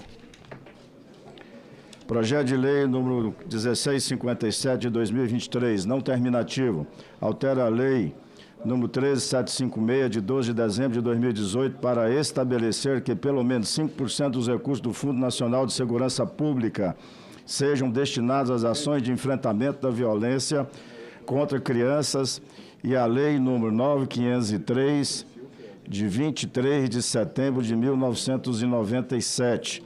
Código de Trânsito Brasileiro, para autorizar que recursos de multa sejam utilizados para contratar policiais civis, aposentados e policiais militares da reserva, realizar ações de segurança pública no ambiente escolar. Autoria, senador Jorge Seife. Relatoria, senador Jaime Bagatoli. Relatório, favorável ao projeto com 2 emendas de sua autoria. Observações. Primeiro, a matéria vai à CCJ em decisão terminativa CSP. Concedo a palavra ao senador Jaime Bagatoli para a leitura do seu relatório. Senador Jaime, com a palavra. Obrigado, senhor presidente. Com sua permissão, vou direto à análise. Nos termos do artigo 99 do Regimento Interno do Senado Federal, compete à CAI analisar os aspectos econômicos, financeiros da matéria que lhes são enviadas para deliberação. Sendo assim, os aspectos relativos à constitucionalidade, à juridicidade e à técnica legislativa serão objeto de avaliação pela CCJ e pela comissão, pela CSP. É essa última responsável por decidir de forma terminativa sobre a proposição. Atos de violência contra crianças em escolas, infelizmente, têm se tornado mais comum no cotidiano brasileiro. Segundo o levantamento de pesquisadores da Unicamp e da Unesp, entre 2001 e 2023, houve 36 episódios de ataque no Brasil, sendo 21 deles no período após pandemia. Atentados desse tipo podem trazer prejuízos psicológicos às crianças diretas ou indiretamente afetadas, comprometendo o aprendizado escolar e a capacidade de socialização. Caso tratadas adequadamente, as sequelas podem se refletir na vida adulta, gerando perdas de capital humano e empregabilidade. Dado esse preocupante quadro ao PL número 1657 de 2023, se propõe a destacar fontes de recursos já existentes no orçamento público para financiar ações de combate à violência contra crianças. Em relação à adequação orçamentária financeira, o PL não propõe aumento de despesas ou redução de receitas, mas tão somente redistribuição de recursos já existentes. Atualmente, de acordo com o artigo 5º da Lei número 13.756 de 2018, os recursos do Finesp devem ser aplicados em vários tipos de ações de segurança, como, por exemplo, atividades preventivas destinadas à redução dos indícios de criminalidade. Nesse sentido, a citada lei já prevê duas vinculações dos recursos do fundo, entre 10% e 15%, para programas habitacionais e de melhoria da qualidade de vida dos profissionais da segurança pública, e no mínimo 5% para ações de enfrentamento da violência contra a mulher. Sendo assim, não há óbice, de ponto de vista econômico e orçamentário, a aprovação da nova destinação específica dos recursos do Finesp.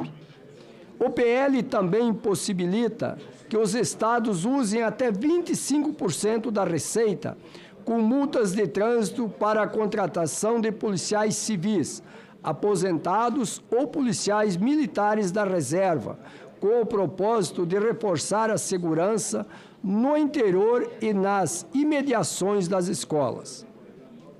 Também não há obstáculo a esse dispositivo, sob a óptica econômica, financeira e orçamentária. Há, no entanto, dois erros de redação.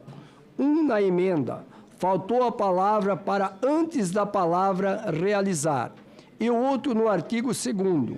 O certo é arrecadada, em vez de arrecada. Samamos por meios de emendas. Voto. Em fase do exposto, o voto é pela aprovação do PL número 1657 de 2023, com as seguintes emendas de redação.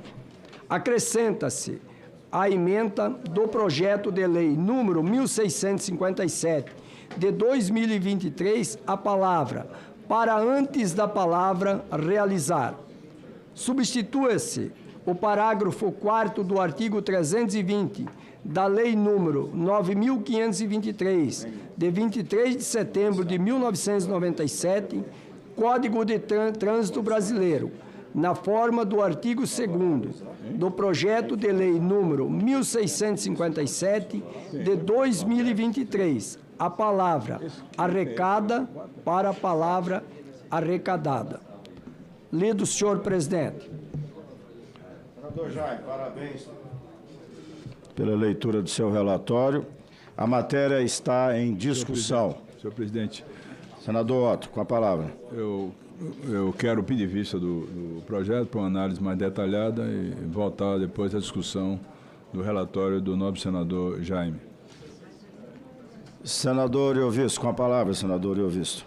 Senhor presidente, eu sei que o senador Otto já pediu vistas, mas eu queria sugerir ao senador Otto que olhasse também por um enfoque, Otto, que é essa mania que nós temos de carimbar verbas, 5% para isso, 5% para aquilo, e são leis gerais que se aplicam ao país inteiro, e diz que o estatístico é um sujeito que morre afogado num rio que, na média, tem meio metro de profundidade. Então, isso pode ser muito bom em determinado local e pode não ser adequado em outras regiões. Então, é preciso olhar com muito cuidado esse carimbo, porque toda vez que nós carimbamos uso de verbas públicas, seja elas quais forem, nós estamos tirando do administrador, de quem está na ponta, a possibilidade de decidir o que é melhor. Nós estamos engessando a nossa administração pública. Então, eu tenho alguns receios e acho que o seu pedido de vista é bastante oportuno. Senador Jorge Seif, com a palavra. Senhor presidente, apesar do senador Otto já ter pedido vista e as observações do senador Iovisto, eu queria chamar a atenção dos senhores para a crescente violência contra crianças nas escolas do Brasil, incluindo 36 ataques entre 2001 e 2023. E como os senhores sabem, senhoras e senhores senadores, hoje, com o número de servidores e com os tetos de gastos e limites fiscais que cada governo de estado tem, é impossível aumentar o contingente de homens para cuidar das nossas crianças. Senador Vanderlan, por sorte, meus filhos sempre estudaram em escolas particulares que conseguem contratar segurança privada para estarem na frente das escolas que eles estudam. No entanto, olha, veja, algumas estatísticas aqui. Escola Municipal Tássio de Silveira, Realengo 2011, 12 mortos. Escola Estadual Raul Brasil, 10 mortos, 11 feridos. Creche Aquarela, Blumenau, 4 mortos, 5 feridos. E assim vai. E por último, eu quero dizer que eu fui no município de Saudades, em Santa Catarina, onde uma professora, uma assistente e 3 crianças foram brutalmente assassinadas. Então, infelizmente, essa pandemia de violência contra as crianças, o marginal criminoso ou doente mental, sei lá como queiram chamar, o maníaco, ele tem a certeza que ele vai nas nossas escolas e não vai ter ninguém para fazer resistência. Então, se os governos que não podem aumentar o contingente de policiais puder, através desse até 25% das multas de trânsito, contratar policiais aposentados, nós sabemos que a carreira do policial é curta devido à periculosidade da atividade, mas que eles depois fazem segurança privada para bancos e outras empresas. Então, por que não colocar esses homens que são preparados, experimentados, têm experiência na vida na segurança pública e são os heróis dos brasileiros, policiais civis e militares que guardam nossas vidas nas ruas? Por que não trazê-los de volta ativa para cuidar das nossas crianças? Então, essa reflexão que eu trago para os colegas, para que esse projeto, que eu considero, dos mais de 60 projetos que eu já escrevi, um dos principais da minha carreira até o momento, em face a proteger o futuro do Brasil, que são as nossas crianças que estão expostas e sendo brutalmente, covardemente assassinadas sem a proteção devida do Estado, que é um dos deveres do Estado, a segurança pública para toda a população, especialmente as crianças. Obrigado, senhor presidente. Obrigado, senador. Senador Sérgio Moro, com a palavra. Só um comentário aqui, elogiar tanto o senador Bagatoli e também o senador Seife desse projeto. E o Brasil viu essas tragédias aí dos ataques nas escolas, mas como passou um tempinho, a gente vai se esquecendo. Eu gostei em particular aqui, viu, senadores, do artigo 2º, dessa questão da cobrança das multas. Porque hoje a gente vê, inclusive, em alguns estados, em alguns municípios, até a utilização dessas multas de trânsito com propósito arrecadatório, e fica muito a previsão de que vai ser utilizado em educação de trânsito, mas a gente não consegue ver muito isso com clareza, a destinação desse dinheiro. Então, essa previsão da possibilidade de contratação de policiais da reserva, aposentados, com parte desses valores, me parece bastante positivo. Eu tenho um pouquinho de ressalva aqui em relação à previsão do artigo 1º, da destinação de um percentual do fundo, porque isso vai... E aqui eu lembro um pouquinho as lições lá do guru, lá, que era o ministro da Economia, o Paulo Guedes, né? Porque a gente começa a engessar muito a aplicação do dinheiro público e às vezes tem uma prioridade momentânea e acaba atrapalhando. Não que não seja meritório destinar dinheiro do fundo para ações dessa espécie, mas a gente acaba limitando um pouco as opções disponíveis do administrador. E tem que fazer uma observação aqui, que esse Fundo Nacional de Segurança Pública precisa ter uma reforma abrangente, porque ele está esvaziado. O dinheiro é pouco, é muito pouco. Já era pouco lá atrás, já é menor ainda hoje. Então, não é uma grande quantia de dinheiro que a gente está falando aqui. E quando a gente começa a fixar percentuais legislativos obrigatórios para isso ou para aquilo, a gente vai limitando ainda mais as escolhas do administrador.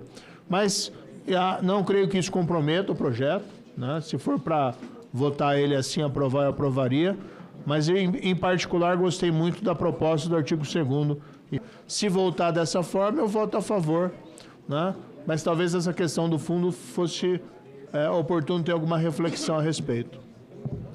Senador Seife, o senhor pediu aqui. Senhor presidente, senador Sérgio Moro, eu queria lembrar a todos que estão nos assistindo, as senhoras e senhores senadores, que a maior preocupação do brasileiro era sobre a segurança de trabalhar, de ter emprego, seguido de saúde e educação. Hoje, a principal preocupação dos brasileiros de norte a sul do Brasil se chama segurança pública. Então, esse projeto contempla, inclusive, a maior preocupação, recentes pesquisas, está na internet aí, em diversos veículos de comunicação, a maior preocupação do brasileiro do Pará, de Santa Catarina, do Rio de Janeiro, é segurança pública. Lembrando, senhor presidente, que a proposta não aumenta despesa nem reduz receitas, simplesmente flexibiliza o uso de multas de trânsito para os governadores de estado terem a possibilidade de contratar pessoas fora do seu teto de gastos, fora dos seus compromissos fiscais, fora de suas amarras legislativas, para fortalecer a segurança, senador Vanderlan, do seu filho, do seu neto, do seu bisneto, do seu sobrinho, que está hoje provavelmente numa escola, pública ou privada, e que pode entrar um louco com uma machadinha, como nós vimos lá em Blumenau, ou com uma espada samurai, como foi lá no município de Saudades, e cortar uma criança no meio. E o parlamento, a lei é viva. Se no momento a prioridade é segurança pública para nossas escolas, ou segurança pública de forma mais ampla, nós precisamos estar atentos à realidade e necessidade da sociedade. Amanhã a prioridade é outra, é trânsito, é alguma outra coisa, viemos aqui, discutimos e mudamos de novo. Mas a política e a lei precisa ser viva e está consoante, está coligada com a necessidade da população brasileira. Obrigado, senhor presidente. Senador Jaime, com a palavra, senador Jaime. Obrigado, senhor presidente. Eu quero aqui enfatizar que eu concordo em parte com o senador Orovisto, parte com o senador Mourão. Realmente, a questão... Mouro. Realmente, a questão de segurança tem que ser de responsabilidade realmente para quem está no executivo. Mas eu quero que vocês entendam, olha só ontem o que aconteceu também no aeroporto aí de Guarulhos. Então, eu vou dizer para vocês, ninguém queria estar aqui fazendo lei para tirar 10% de uma situação, 5% de outra, 8% de outra situação. Nós teríamos que ter mais responsabilidade no Brasil. E a questão da segurança, ela está perdendo... Nós estamos perdendo o controle total da segurança nesse país. Nós estamos perdendo a questão da segurança. Já vinha caótica, está ficando cada vez pior no nosso país. O narcotráfico está aumentando. A gente está vendo o que está acontecendo, não só em São Paulo, mas pelo Brasil afora. Ontem, lá no estado de Rondônia, apreensão de drogas, policiais envolvidos, até policiais envolvidos, ontem eu vi pela matéria, lá no estado de Rondônia. Então, quer dizer, está um absurdo o que está acontecendo no nosso país. E nós sabemos que nós não queríamos fazer nada para tirar recurso nenhum. Outra coisa, 25% você tirar sobre as multas de trânsito. Presidente, nós não queríamos que tivesse nenhuma multa de trânsito. Esse era o ideal. Nós temos educação no trânsito, não tivesse nenhuma multa. Aí pode ter certeza que se nós tivermos mais educação em tudo e nós tivermos mais segurança no Brasil, nós não precisaríamos nem contratar mais gente para a nossa segurança. Obrigado, presidente. Senador Jaime Magatol, relator desse importante projeto. Senadora Margarete Busetti. Em seguida, senador Rogério Carvalho, a discutir a matéria. Obrigado, presidente. O senador Jaime estava falando de um assunto que aconteceu comigo chegando no aeroporto de Guarulhos, no Terminal 2. Quando estou chegando, os carros de polícia começam a passar, quer dizer, tinham acabado de executar o delator, o possível delator do PCC, e onde já vitimou uma pessoa que não tinha nada a ver com isso, um pai de família que deixou 3 filhos, e lá nós temos o maior aeroporto do país, com um trânsito de gente enorme, quer dizer, as pessoas estavam perdidas, pessoas chorando, pessoas gritando. Então, a gente não tem mais segurança em lugar nenhum. Esse modelo de segurança que aí está não está servindo mais.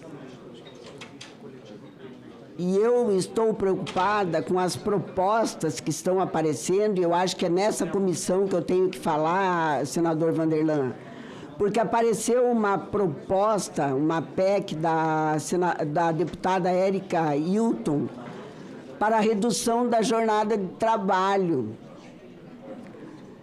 Os empresários que ainda estão assimilando a bordoada que vem da reforma tributária, e eu falo do meu setor, que tem mais de 1.600 indústrias, que vai subir absurdamente, não é ficção, é realidade, a carga vai subir estrondosamente, e agora estão falando em mudança da jornada de trabalho. Mais uma vez, o que era para ser uma discussão legislativa, vira uma polarização na internet. Temos que pensar no custo disso. Será que o Estado já fez a conta quanto que vai custar a segurança? Que já não temos. A saúde, que é precária. Os hospitais filantrópicos vão fazer como com o seu quadro de funcionários? Eu fico realmente assustada. A educação, eu fico assustada com esse tipo de proposta. Reduz a carga, reduz o salário, reduz a carga e o horário e mantém o salário? Como é que é isso? Se for assim, quem paga? Eu vi o Márcio França falando ontem que o governo paga isso, paga parte disso. Aonde? Ele paga, sim, do funcionalismo público, mas quem paga somos nós. Quem paga somos nós. E quem garante a produtividade com a redução do horário de trabalho? Olha, a gente precisa ter muito estudo técnico para aprovar e para propor uma proposta dessa. É isso que eu penso. Então, é essa comissão que devia discutir a reforma tributária. Mas não, ela não discutiu, ela só fez relatório. Vai ser discutido na CCJ, que só vê constitucionalidade. Mas, ok, eu realmente estou preocupada com os rumos do país. Muito obrigado, presidente. Senadora Margarete, a sua preocupação é de todos os membros dessa comissão. Tanto é que, nesse grupo de trabalho muito bem conduzido pelo senador Exalci, foram apresentadas aí diversas medidas, né? Ouvindo os setores, sugestões ao relator Eduardo Braga.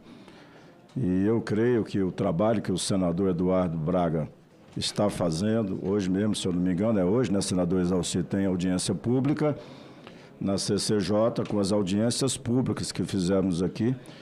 Tenho certeza que grande parte dessas distorções que houve, né, na aprovação ali na Câmara dos Deputados será corrigida aqui por essa casa, como foi, assim, na primeira etapa da reforma tributária. Tá?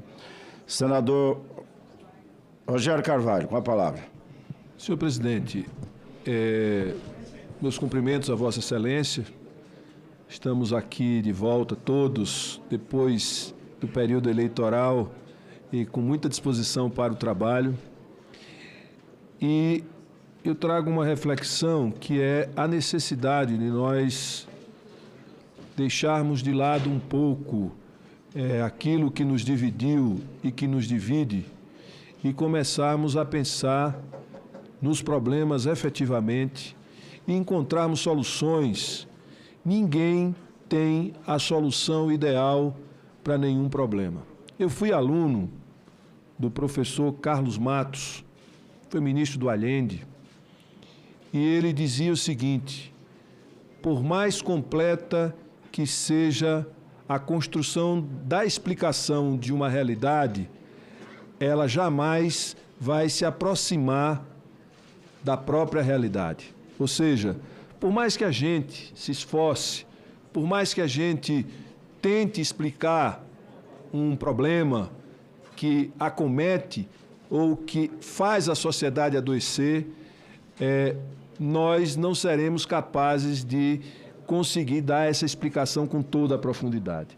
Então, quanto mais a gente se desarmar, quanto mais a gente se debruçar sobre o objeto, sobre os temas, incluindo as visões mais distintas sobre aquele problema, melhor vai ser a solução que nós vamos encontrar para resolver este problema. Então, depois dessa eleição, eu fico pensando que está na hora da gente fazer, sim, uma discussão mais profunda sobre segurança pública, mais profunda sobre a presença do crime organizado na política, mais profunda sobre o abuso do poder econômico, administrativo e financeiro nas eleições, mais profunda sobre a questão da inteligência artificial, o mundo do trabalho, a robotização e o mundo do trabalho e como a população vai sobreviver diante dessas novas tecnologias. Não são desafios simples que vão ter respostas simples. Nós precisamos, como uma casa alta do parlamento brasileiro e como curador dos 200 anos do Senado, uma casa de muita importância e relevância para a história do Brasil. A gente tem que nos debruçar, nós temos que nos debruçar sobre determinados objetos, temas, desprovido desse ideologismo que acaba nos imbecilizando e empobrecendo o debate. Eu quero sentar ao lado do meu amigo Jorge Seife, que é meu amigo. Ele é meu amigo, eu não tenho nenhum problema com ele, e discutir com profundidade as teses que ele traz e que ele ouça as teses que eu trago e que a gente tente explicar a realidade. E aquela que prevalecer e que for mais eficiente para dar conta da realidade, que a gente possa transformar em instrumento de Estado para produzir uma sociedade mais saudável, mais harmônica, para que a gente tenha uma vida melhor. Então, eu acho que está na hora da gente fazer esse exercício e cuidar do povo brasileiro sem essas separações que acabaram nos afastando. Chega, está na hora da gente trazer o debate para o centro. Chega de ser seguidor. A internet tem produzido seguidores. As pessoas não têm mais uma causa, Jaime. As pessoas seguem alguém cegamente. Vamos deixar de ser seguidores cegos deste ou daquele artista ou palhaço ou seja lá o que for, e vamos nos alinharmos em torno do debate de causas.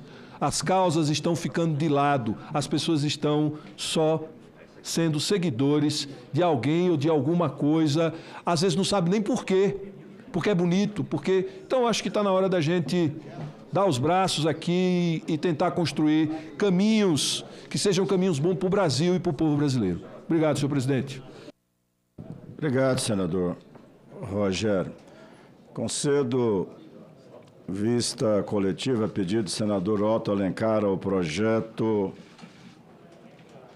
de lei número 1657/2023, que é o item 4 da pauta.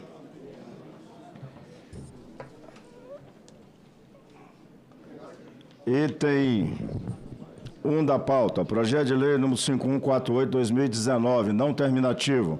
Altera a lei número 8.242, de 12 de outubro de 1991, para destinar recursos do Fundo Nacional para a Criança e o Adolescente às políticas públicas, aos projetos e aos programas direcionados à primeira infância. Relatoria, senadora professora Dorinha Seabra. Relatório, favorável ao projeto. Observações. A matéria vai à CDH. Concedo a palavra à senadora Dorinha Seabra para a leitura do seu relatório. Bom dia a todos. Obrigada, senhor presidente. Vou direto à análise. Ao tratar da alocação de recursos do FNCA, o PL 5.148 de 2019 pertence ao rol das atribuições legislativas do Congresso Nacional. Ademais, como assinalado no informativo de adequação financeira e orçamentária número 29, de 1º de setembro de 2023, elaborado pela Consultoria de Orçamento e Fiscalização Financeira, CONOF, da Câmara dos Deputados, contempla matéria de caráter essencialmente normativo, não acarretando repercussão direta ou indireta na receita ou despesa da União. Coerentemente, o parecer da Comissão de Fiscalização e Tributação, CFT, daquela Casa, concluiu pela não implicação da matéria em aumento ou diminuição de receita ou da despesa pública, não cabendo pronunciamento quanto à adequação financeira e orçamentária. O FNCA, instituído pelo artigo 6º da Lei 8.242, de 91, entre as suas receitas, destacam as doações de contribuintes do Imposto sobre Renda. A Lei 8.069, de 1990, dispõe sobre o Estatuto da Criança e do Adolescente e dá outras providências. Estabelece no artigo 260 que essas doações poderão ser deduzidas dos montantes devidos até os seguintes limites: 1% do imposto apurado pelas pessoas jurídicas tributadas com base no lucro real e 6% do imposto apurado pelas pessoas físicas combinadas com contribuições para projetos culturais e investimentos em atividades audiovisuais na forma da lei. Considerando que é dever do Estado, na forma do artigo 227, parágrafo 1º da Constituição Federal, estabelecer políticas que garantam o desenvolvimento integral das nossas crianças, é plenamente cabível vincular um percentual mínimo de recursos do FNCA a essa destinação específica, em linha com o proposto na presente proposição. Em face ao exposto, votamos pela aprovação do projeto de lei 5.148 de 2019. É este o nosso voto, senhor presidente. Senadora Dorinha, parabéns pela leitura do seu relatório. A matéria está em discussão. Não havendo mais quem queira discutir, encerro a discussão.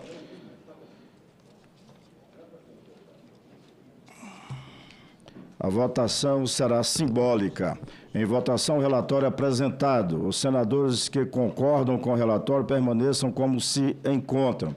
Aprovado o relatório, que passa a constituir o parecer da comissão favorável ao projeto. A matéria vai à Comissão de Direitos Humanos e Legislação Participativa. Pediu. Item 8, senador Rodrigo Cunha. Projeto de lei número 2440 de 2023, terminativo.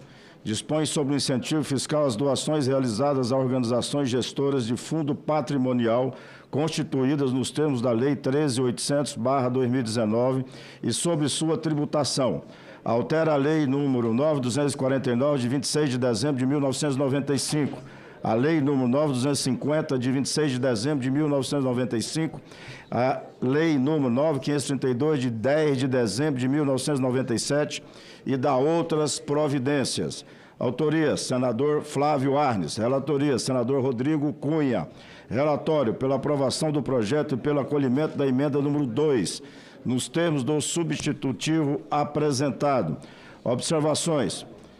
Primeiro, a matéria foi apreciada pela CE, com parecer favorável ao projeto nos termos da emenda substitutiva número 1 da CE. 2. Em 16 de 11 de 2023, foi apresentada a emenda número 2, de autoria da senadora Daniela Ribeiro. Concedo a palavra ao senador Rodrigo Cunha para a leitura do seu relatório. Senador Rodrigo, com a palavra. Senhor presidente, senador Vanderlan, vamos falar aqui de um projeto de extrema importância apresentado pelo nosso colega, senador Flávio Arnes. Projeto esse que foi bem trabalhado dentro dessa casa, já passou por outras comissões, dentre elas a Comissão de Educação. Aqui, em outros momentos, já tivemos discussões sobre esse tema, foi pedido vistas, houve diálogo com o Ministério da Fazenda, com a Receita Federal, com todos os envolvidos, com a liderança do governo, e agora chegamos, acredito eu, a um melhor texto possível. E dessa maneira, senhor presidente, eu peço licença para ir diretamente à leitura da análise do projeto. Compete à CAE opinar em decisão terminativa sobre os aspectos econômicos e financeiros do projeto de lei de autoria do senador Flávio Arnes sobre as proposições que versam sobre tributos a teor dos artigos 91, inciso 1 e 99, inciso 1 e 4 do Regimento Interno do Senado Federal. No aspecto constitucional, é de se destacar que a competência do Congresso Nacional para legislar sobre o sistema tributário, nos termos do artigo 48 da Carta Magna. Além disso, a iniciativa parlamentar da matéria em análise é legítima, nos termos do artigo 48 da Constituição Federal. Cita-se também a competência da União para legislar sobre os tributos federais. Com relação às normas interpretativas, entendemos que devem ser evitadas no âmbito legislativo, cabendo ao Poder Executivo exercer esse papel normativo infralegal e ao Judiciário a interpretação à luz de todo o ordenamento jurídico, por provocação das partes interessadas. Diante disso, suprimimos os artigos 6º e 7º do texto original do PL 2440/2023. No que tange à técnica legislativa, a proposição original apresenta diversos pontos de descumprimento da Lei Complementar número 95 de 1998, muitos dos quais foram sanados pela emenda substitutiva número 1 da Comissão da Educação.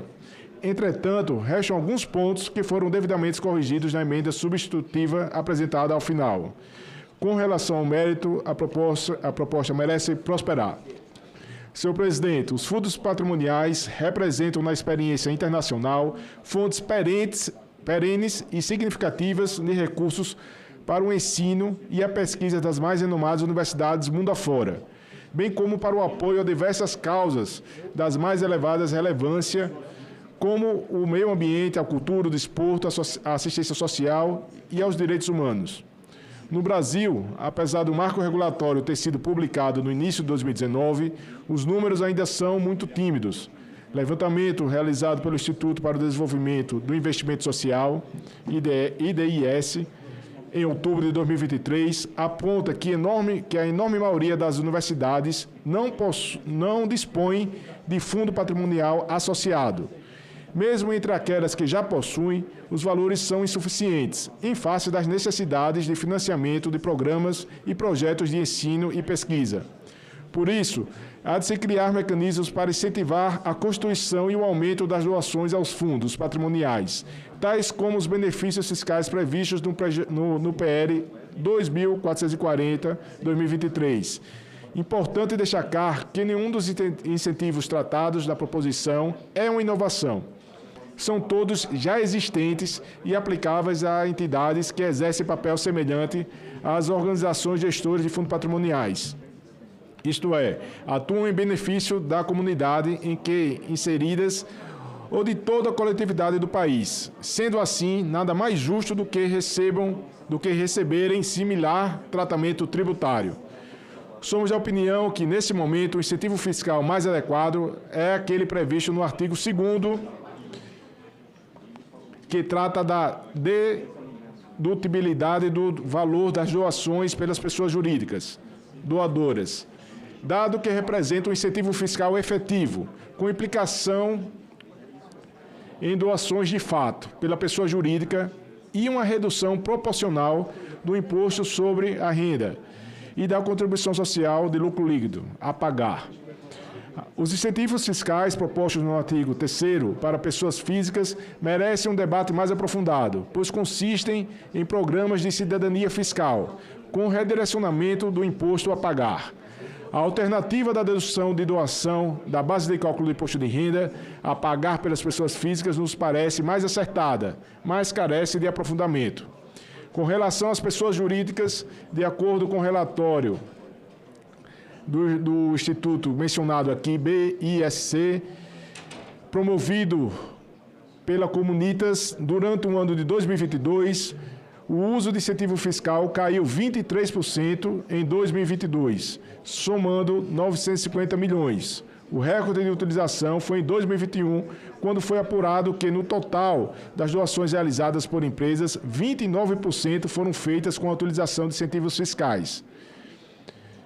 No contexto das organizações da sociedade civil, de acordo com o censo promovido pelo Grupo de Institutos, Fundações e Empresas, em 2020, dos 5,3 bilhões investidos no referido ano, apenas 9% são oriundos de incentivos fiscais. Desse modo, verifica-se como acertada e meritória a proposta prevista nesse projeto, que busca ampliação do uso de renúncia fiscal já prevista no orçamento por meio de aplicação dos incentivos fiscais existentes às pessoas jurídicas que façam doações aos fundos patrimoniais. Com relação à tributação dos fundos patrimoniais, como se vê no artigo 13 da Lei 13.800/2019, as receitas financeiras no Brasil ou no exterior, assim como as oriundas de participações societárias, são típicas de fundos patrimoniais, que têm a obrigação de investir seus ativos em investimentos de longo prazo e de destinar os rendimentos para causas de interesses públicos, executadas por instituições públicas ou privadas sem fins lucrativos. Nesse ponto, propomos alterar o citado artigo 13 para expressamente facultar as organizações gestoras de fundos patrimoniais o investimento em cotas ou ações de emissões de pessoas jurídicas domiciliadas no Brasil. No entanto, a legislação atual do imposto sobre a renda das pessoas jurídicas, especialmente na Lei 9.532 de 97, no artigo 15, prevê o seguinte: não estão abrangidos pela isenção do imposto de renda os rendimentos e ganhos de capital auferidos em aplicações financeiras de renda fixa ou de renda variável. E ainda, de acordo com os entendimentos da Secretaria Especial da Receita Federal do Brasil, expressados na solução de consulta número 178, de setembro de 2021, a participação da entidade em sociedade de natureza empresária desnatura a sua finalidade não econômica e impede a fruição da isenção. E as receitas oriundas da aplicação financeira deverá ser tributada a alíquota de 4% pela contribuição para o financiamento da Seguridade Social, COFINS, relacionado no artigo 1º do Decreto 8.426 de 2015. A par de qualquer discussão, essa tributação desincentiva doadores a realizarem doações a fundos patrimoniais, e aqui é o cerne de todo o projeto, cujos rendimentos financeiros são altamente tributados. Se as pessoas físicas mantiverem a propriedade de seus ativos financeiros, seus rendimentos serão menos taxados do que se doarem para os fundos patrimoniais filantrópicos, o que significa que eles terão maior capacidade financeira de doar se fizerem doações anuais menores, ao invés de grandes doações aos fundos patrimoniais. A partir de 2024, essa tributação ficou ainda mais agravada com a publicação da Lei 14.754 de 2023, a qual, pelo artigo 27, passou a tributar anualmente os fundos de investimentos fechados. Antes da referida lei, os fundos patrimoniais com alto volume de patrimônio financeiro poderiam manter seus ativos em fundos de investimentos exclusivos, cuja tributação pelo imposto de renda era diferida, o que possibilitava a tributação dos lucros efetivamente percebidos ao longo de vários anos, e não dos rendimentos anuais, que não levam em consideração as naturais oscilações de um patrimônio que fica investido no longuíssimo prazo, como os fundos patrimoniais. De acordo com a nota técnica apresentada pelo IDIS, os patrimônios dos fundos que estão sujeitos ao imposto de renda e ao COFINS sobre rendimentos financeiros e que não acessam incentivos fiscais somam R$ 2 bilhões, considerando um rendimento, já finalizando, senhor presidente, um rendimento de 10% ao ano, com imposto de renda de 15% e COFINS de 4% sobre os rendimentos. Seria de 40 milhões o potencial de renúncia, se esses fundos aderissem à Lei 13.800 de 2019, dada a aprovação deste PL, na forma da emenda substitutiva ora proposta. Caso mais fundos fossem criados essa modalidade, estimamos que o valor não excederia o dobro desse montante, tendo em vista que os fundos patrimoniais são mecanismos ainda pouco conhecidos e adotados no Brasil, pois exigem uma estruturação complexa e uma captação de recursos robusta, em especial ao se adaptar à Lei 13.800 de 2019. Nesse cenário hipotético, para fins ilustrativos, a renúncia aumentaria para 80 milhões, advinda do uso de isenção de imposto de renda, COFINS, pelos fundos patrimoniais, e estaria limitada a 5 anos, em cumprimento ao artigo 142 da Lei 14.791 de 2023. Com relação à emenda número 2 apresentada na CAI pela senadora Daniela Ribeiro, entendemos que a proposta é meritória pelas razões lançadas em sua justificação e será acolhida na emenda substitutiva. Ante o exposto, senhor presidente, o voto é pela constitucionalidade, juridicidade e boa técnica legislativa do projeto de lei 2440/2023 e, no mérito, pela sua aprovação na forma do substitutivo apresentado, que acolhe a emenda número 2, restando prejudicado a emenda substitutiva número 1 da CE. Então, senhor presidente, é este o relatório. Longo relatório. Rodrigo Cunha, presidente. Relator. Senador Amigo, com a palavra. Presidente. Só para aproveitar a oportunidade em que eu cumprimento o nosso senador, prefeito e outras coisas no seu longo futuro, largo futuro, eu queria só pedir permissão para registrar a presença entre nós do presidente da Federação das Associações Comerciais e Industriais de Santa Catarina, FACISC, Elson Otto, acompanhado da sua colaboradora, Poliana Oliveira, filha do meu grande amigo Oliveira, da cidade de Maravilha, ela e ele da cidade de Palmitos. Muito obrigado.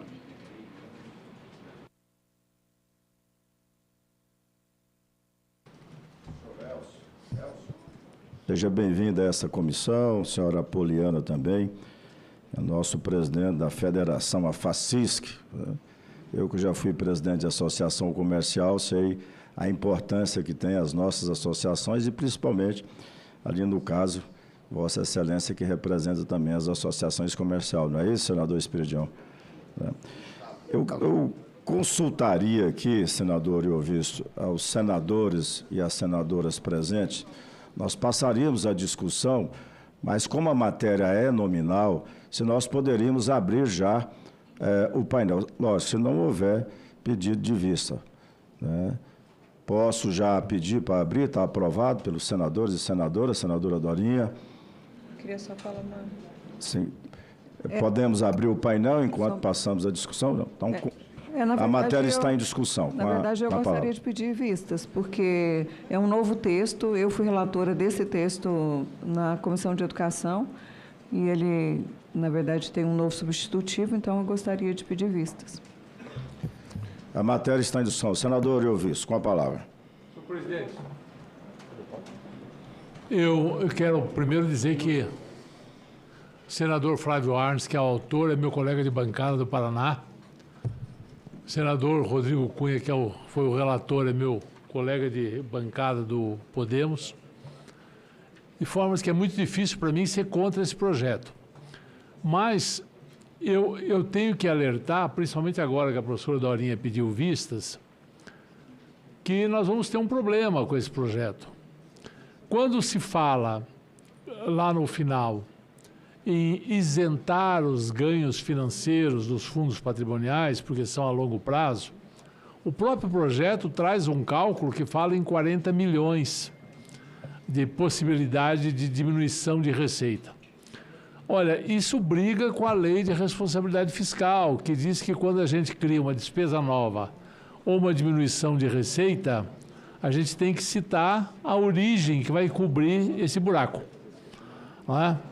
Tem um outro artigo que diz que quando foi irrelevante, mas irrelevante é 100 mil reais, 200 mil reais, irrelevante não são 40 milhões, podendo chegar até 80, como o próprio relator salientou aqui.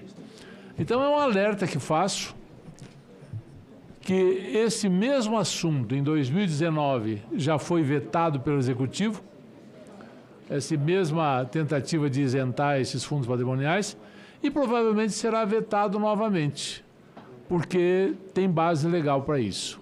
Mas eu votarei a favor, não posso votar contra o Flávio Arnes, nem muito menos contra o Rodrigo Cunha. Senhor presidente, me permite. A informação que essa presidência tem é que esses 40 milhões ou 80 milhões, que eu fiquei em dúvida agora, já existe já no orçamento da União. Isso procede, senador? Senhor presidente, primeiro aqui esclarecer um ponto. O que nós estamos falando aqui não é nenhuma inovação, né? Em 2019 foi criado todas as regras para que acontecesse essas doações aos fundos patrimoniais. O que impediu também com que ela decolasse é justamente o fato de ter uma tributação nos rendimentos, que somente os rendimentos é o que se destina para os investimentos.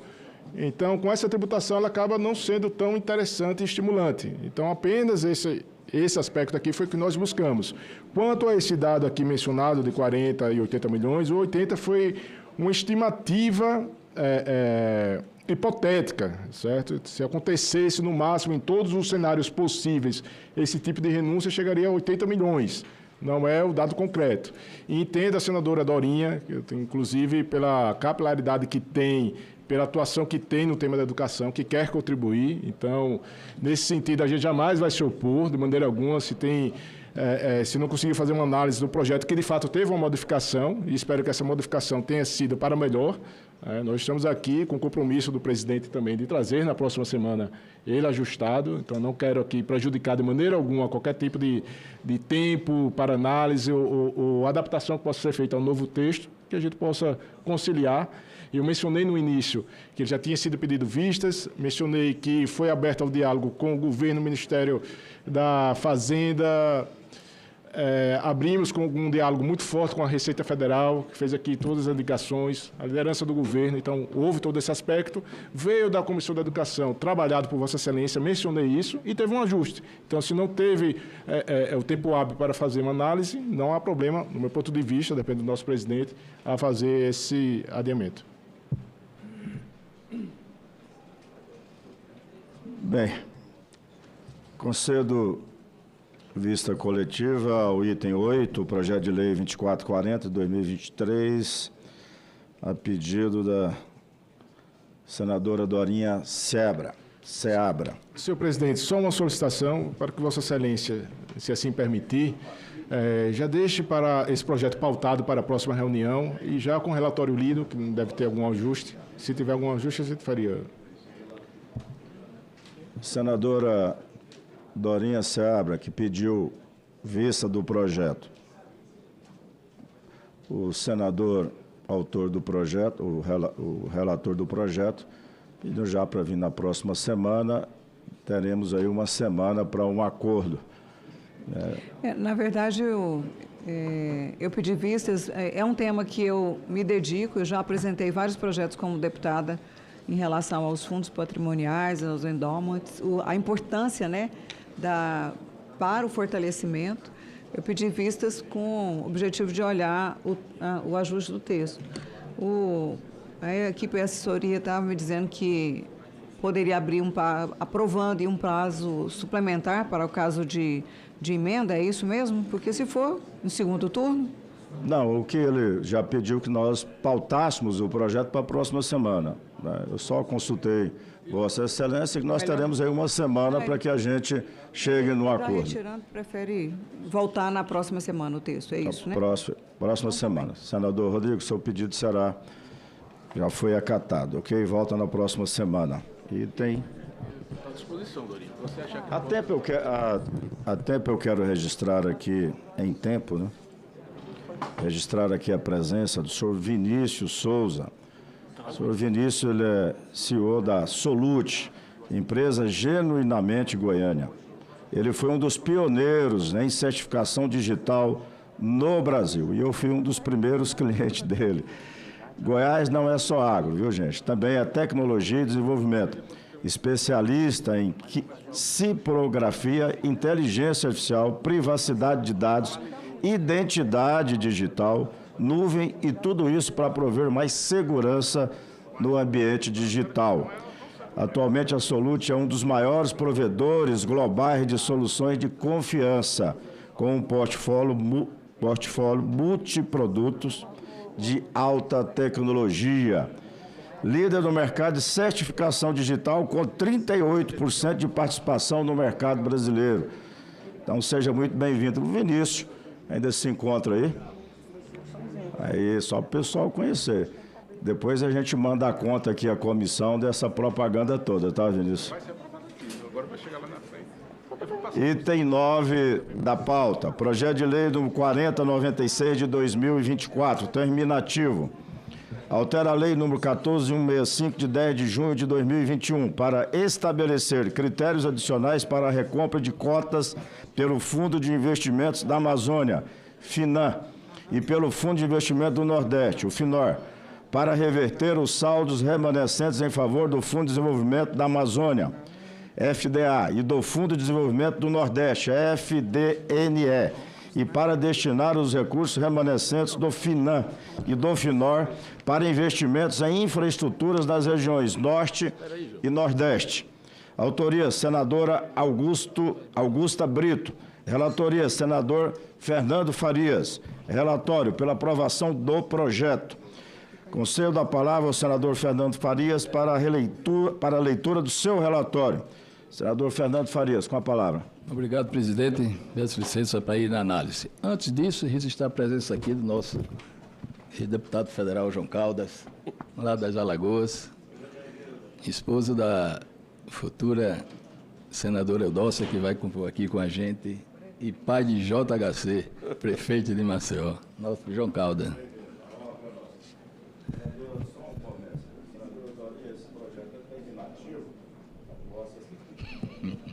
Vossa Excelência puder ficar atenta para votar esse projeto, que nós precisamos aí e nos ajudar com outros votos, né? Que é o último projeto e é terminativo. Obrigado. Senador Fernando Faria, com a palavra. Direto da análise aqui, presidente. Compete a esta CAI, nos termos do artigo 99, inciso 1º e 3º do Regimento Interno do Senado Federal, opinar sobre aspectos econômicos e financeiros de qualquer matéria que lhe seja submetida. Assim como sobre problemas econômicos do país e políticas de crédito, sendo esta última temática a função precípua dos fundos e recursos tratada na proposição em análise.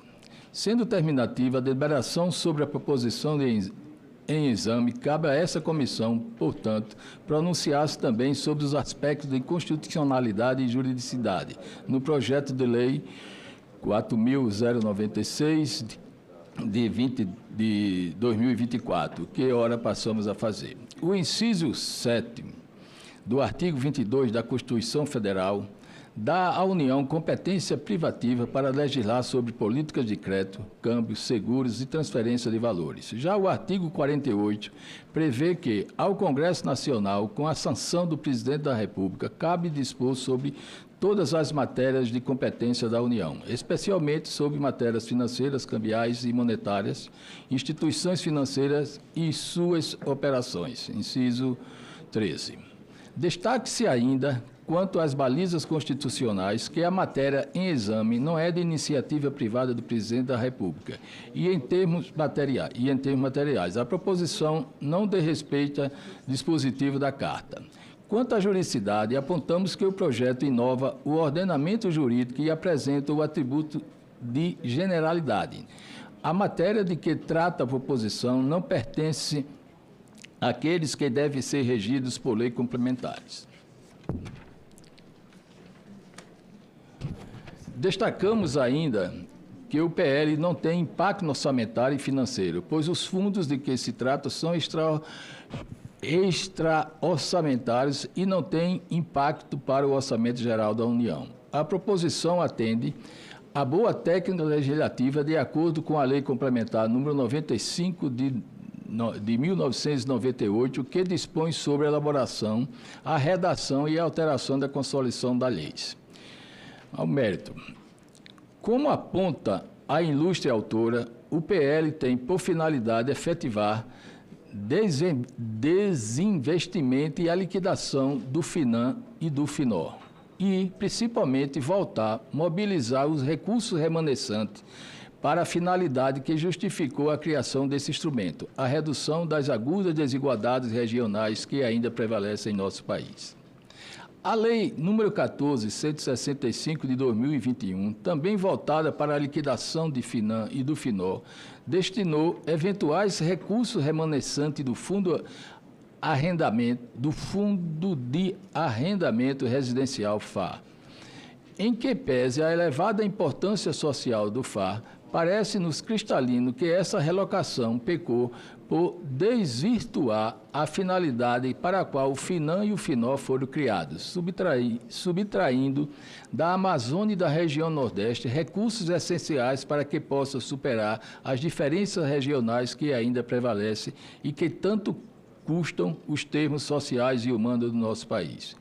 Considerando a previsão de outros recursos para a política de habitação, a exemplo de recentes aprovação pelo Conselho do FGTS e de um orçamento de 142,3 bilhões para 25, pertinente à identificação de recursos que possam fortalecer as políticas específicas relacionadas ao desenvolvimento regional, finalidade dos fundos em questão.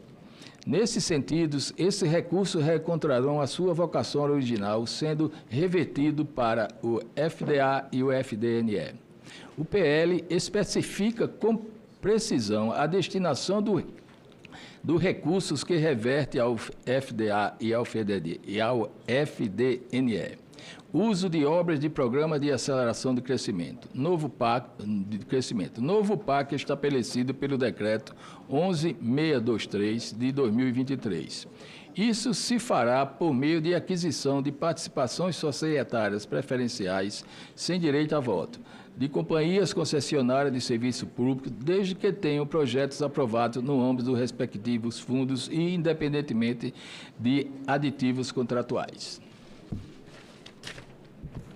Os valores a serem destinados ao FDA e o FDNE resultarão de diferenças positivas entre o valor patrimonial das cotas, respectivamente do FINAM e do FINO, e seu valor de mercado verificado nas negociações na B3, Bolsa Balcão Brasil, o principal ambiente de negociação de mobiliário do país. Em 28 de julho de 24, como já apontado nesse relatório, tais valores correspondem, naquela data, a 0,45 de reais para o FINAM e 1,02 para o FINO, para grupos de 1.000 cotas em ambos os casos. Tomando-se os valores patrimoniais do milhar de cotas de circulação do FINAM e do FINO, verificados em 29 de outubro de 24, 0,93 e 2,23, estima-se que as arrecadações potenciais dos leilões a serem realizadas pode variar a depender da adesão dos cotistas entre 237 milhões a 303 milhões para o FINAM e 688 milhões a 1,06 bilhão para o FINO.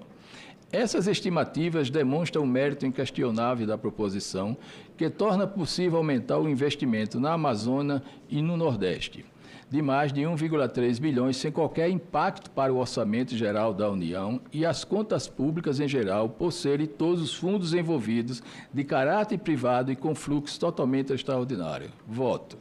Diante do exposto, nosso voto é pela aprovação do projeto de lei número 4.096 de 2024. Eis o voto, presidente. Parabéns, senador Fernando Farias. A matéria está em discussão. Não havendo mais quem queira discutir, encerro a discussão. A votação será nominal. Em votação, o projeto de lei número 4096 de 2024, nos termos do relatório apresentado. Pedir que abra. Os senadores que votam com o relator votam sim. Os senhores...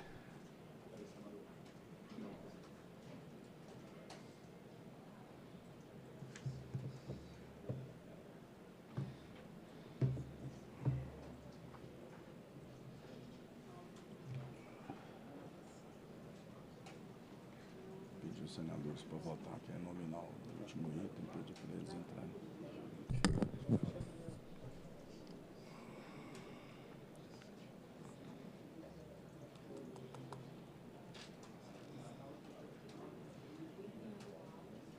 João.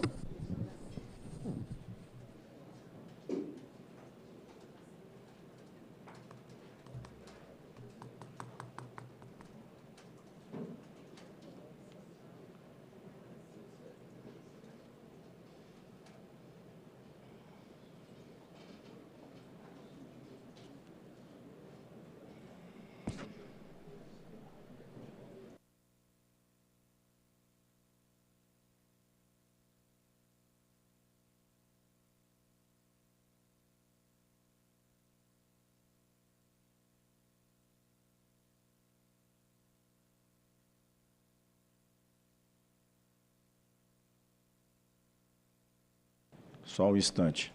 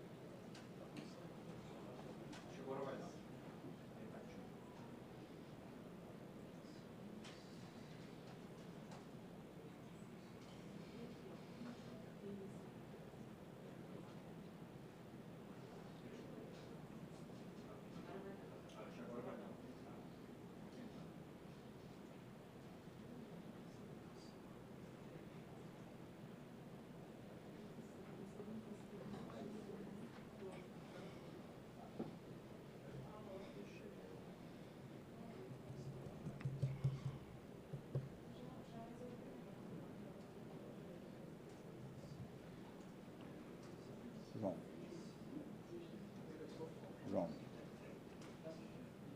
Aí é do Esperidião ali, né? Como é que é o nome dela? Leiridiane.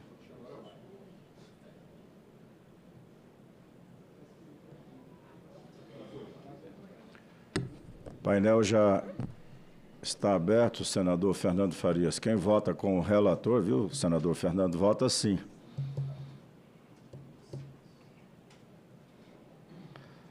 Senador Esperidião Amin.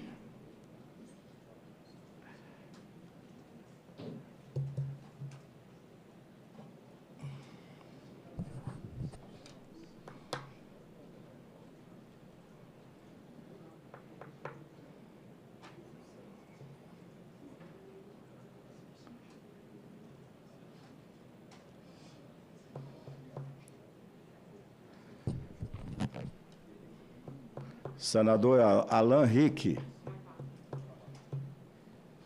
Senadora professora Doninha. Senador Rodrigo Cunha. Senador Eduardo Braga. Estamos em processo de votação. Vossas Excelências puderem votar. Chegou na hora, senadora.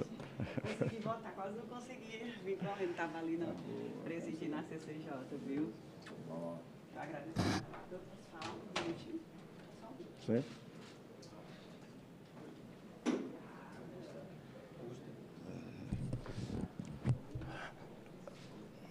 Senadora Augusta Brito, com a palavra. Obrigado, senhor presidente. Obrigada aí pela compreensão. Estava presidindo ali. Pois é, obrigado pela aprovação de todos, senadores e senadoras. Obrigada aqui ao nosso relator, o senador Fernando, que tão bem apresentou aqui o relatório. E eu queria aqui falar bem rapidamente sobre a importância realmente desse PL, de nossa autoria, que foi construído com apoio também do Ministério da Integração e Desenvolvimento Regional e do Banco Nacional de Desenvolvimento Social, o BNDES.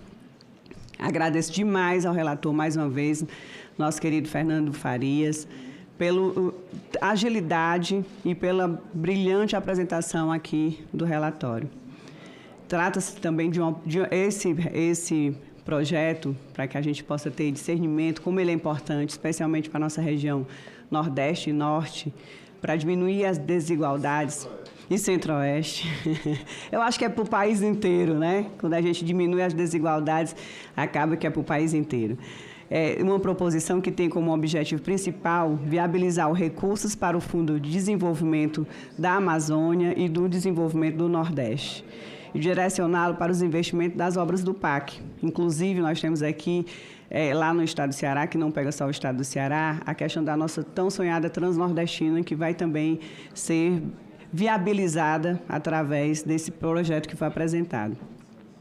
Os leilões que vão ser feitos têm o potencial de arrecadar em torno de 1,3 bilhão e destaquei essa importância desse recurso exatamente para essas obras que assim eu citei aqui anteriormente, Transnordestina todos os projetos ferroviários do nosso país. O projeto completo da ferrovia Transnordestina, ele possui 1,7 quilômetros de extensão, desde 1,2 quilômetros correspondente à linha férrea entre o Piauí e o Ceará, que liga o município de Piauí de Eliseu Martins ao complexo industrial e portuário do Pecém, lá em Fortaleza, em território cearense, cujas essas obras já estão bem avançadas. Recuperam mais de 7,1 bilhões de investimentos e estão em 62% concluídas. Os outros 548 quilômetros integram o ramal de Pernambuco, que sai do Salgado em direção ao Porto do Suape. Portanto, eu já quero aqui agradecer o apoio de todos os senadores e senadoras pela aprovação deste importante projeto, que será de fundamental importância para a redução das desigualdades regionais e para a integração e desenvolvimento do nosso país, sobretudo das nossas regiões, que assim aqui eu citei, região Norte, Nordeste e Centro-Oeste. Então, agradeço imensamente ao trabalho do nosso presidente, que sempre brilhante, comandando aqui essa comissão. Me senti muito bem representado em participar dela com a presidência do nosso senador e também do nosso relator desse projeto, pela agilidade, volto a dizer, e pela brilhante apresentação do relatório. Obrigada a todos e todas. Parabéns pelo projeto de Vossa Excelência. Presidente, só... Sim, o nosso relator, com a palavra. Pelo projeto, e você viu aí que explicação dela ela fez aí com relação a essa transnordestina, né? Quer dizer, que vai de Suape, cortando o Nordeste todo. E lembrar que Suape fica na divisa de Alagoas e Pernambuco, né? Quer dizer, assim, abrange Alagoas também esse projeto, pegando Suape. Parabéns, senadora. Ou seja, o pessoal do Nordeste está mandando mesmo, né, senador? Não, mas é a carência. Né? Senador Euvisto Guimarães, assessoria do senador Euvisto, se estiver nos assistindo aí, pedimos aí que o senador vote. Está faltando, para o número mínimo, falta um voto, mas nós não gostamos de votar projetos aqui com número mínimo. Então, o senador Euvisto, senadora Soraya Tronic, senador Exalci, esteve presente até pouco tempo, está em outras agendas. Pedimos que vote. Senador Wellington Fagundes, senador Rogério Marinho, senador Wilder Moraes, senador Eduardo Gomes, senador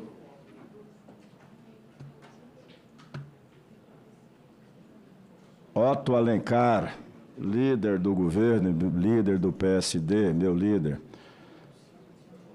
Assessoria do senador Otto Alencar. Senador Omar Aziz.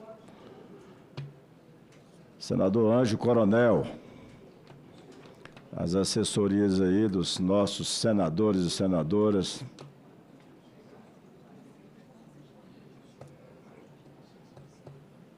Senadora Damares e senador Jaime falando que vão votar agora. Senadora Damares, que já vai votar. Já votou.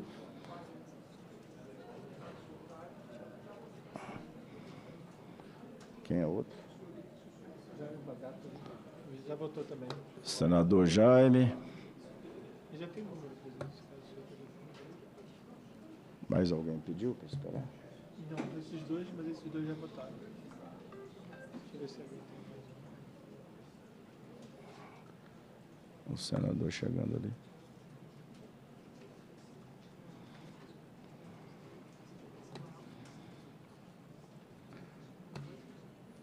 Senador Exalci.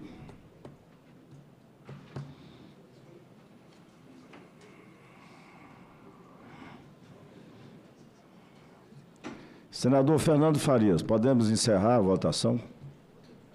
Já tem um número já suficiente. Peço que encerre já a votação.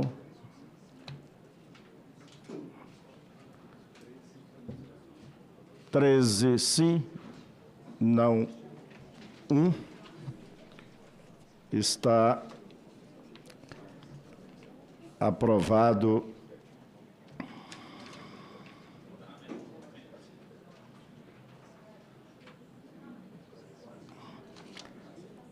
Está aprovado o projeto de lei número 4096 de 2024, item 9 da pauta. A matéria será encaminhada à Secretaria-Geral da Mesa para as providências cabíveis. Senador... Não, ele é terminativo? Terminativo. Ah, então não precisa votar. Ok. Nada mais havendo a tratar, agradeço a presença de todos e declaro encerrada a presente reunião. Obrigado, gente.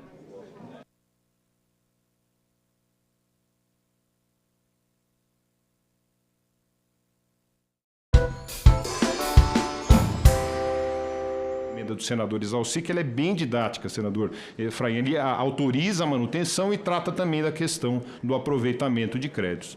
E, além dessa emenda, nós temos outras que estão adiante relacionadas, né? Se puder ir passando o material.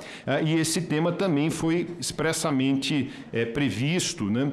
No relatório da Comissão de Assuntos Econômicos deste Senado Federal. Então, encerrando já aqui a minha fala, senador, então é exatamente nesse sentido, né? A gente continuar reconhecendo a importância das entidades filantrópicas e na prática, né? Na prática, a gente impedindo esse resíduo tributário maléfico, indevido, e que no final do dia, em larga medida, vai acabar impactando os cofres públicos. Nós tínhamos aqui numa audiência pública da CAI um representante do Ministério da Saúde que falou justamente nesse sentido, senador. Poxa, o que vocês puderem fazer para isso não onerar ainda mais o orçamento do Ministério da Saúde vai ser muito bem-vindo. Então, agradeço novamente aqui pela oportunidade de apresentação e devolvo aqui a palavra agora ao senador Efraim. Perfeito, Renato. Agradeço pela explanação, pela exposição, né, dos argumentos. Ao tempo em que convido a minha colega e amiga senadora Augusta a retomar a presença dos trabalhos, registro aqui a presença de 2 colegas com os quais tive a oportunidade de exercer o mandato de deputado federal, né, e têm sido vozes, né, que acompanham esse tema tributário de forma muito convicta, contundente, têm participado. Então, ao deputado Raul e ao deputado Vitor Lippe, né, a minha sempre alegria de poder vê-los aqui presente, participando das audiências da CCJ do Senado. Senadora Augusta reassume a presidência. Obrigada, viu? Obrigada, mais uma vez, parabéns. Agradecer aqui novamente o senador Efraim por ter ficado aqui nesse curto período, enquanto eu tive que ir ali, que estava sendo aprovado um projeto de nossa autoria lá na CAI, e eu tive que votar. Mas eu queria aqui, dando continuidade, chamar agora para fazer também a sua explanação o senhor Augusto Silveira de Carvalho, que também poderá fazer aqui sua apresentação com muito prazer e iremos ouvi-lo.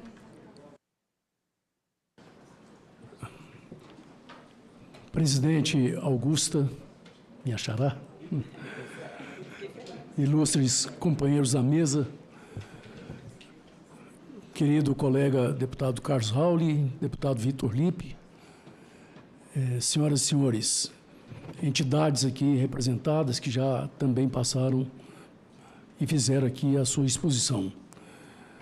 Senadora, em primeiro lugar, eu queria fazer uma proclamação de fé, uma profissão de fé na reforma tributária, que é uma exigência da nação brasileira. Como cidadão brasileiro, eu preciso dizer que essa é uma expectativa que ultrapassa divergências partidárias, governos, até porque esse debate vem sendo travado nas casas legislativas desde o nosso tempo da Constituinte, né, deputado Raul?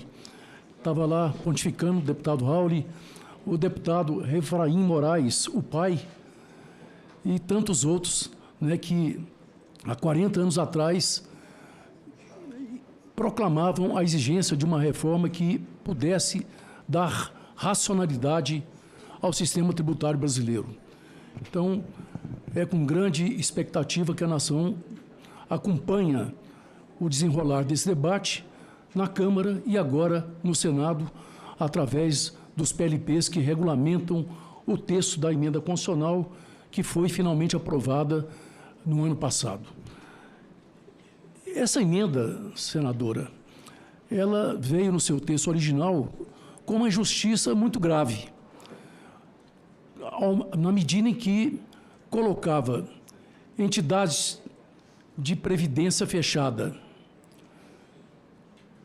e as entidades de autogestão em saúde como entidades que exercessem atividade lucrativa. Os debates foram intensos desde quando veio o texto, até que, chegado o PLP 68,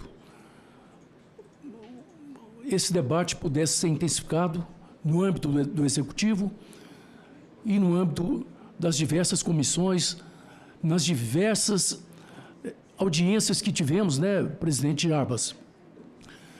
E aí quero dizer para a senadora a responsabilidade que eu tenho aqui nesse momento de falar em nome da Associação Nacional dos Funcionários do Banco Brasil. Eu não falo apenas em nome dos meus colegas do Banco Brasil, uma família de 200 mil pessoas, se contados os funcionários da ativa, aposentados, pensionistas, forma um universo de 200 mil pessoas nesse país.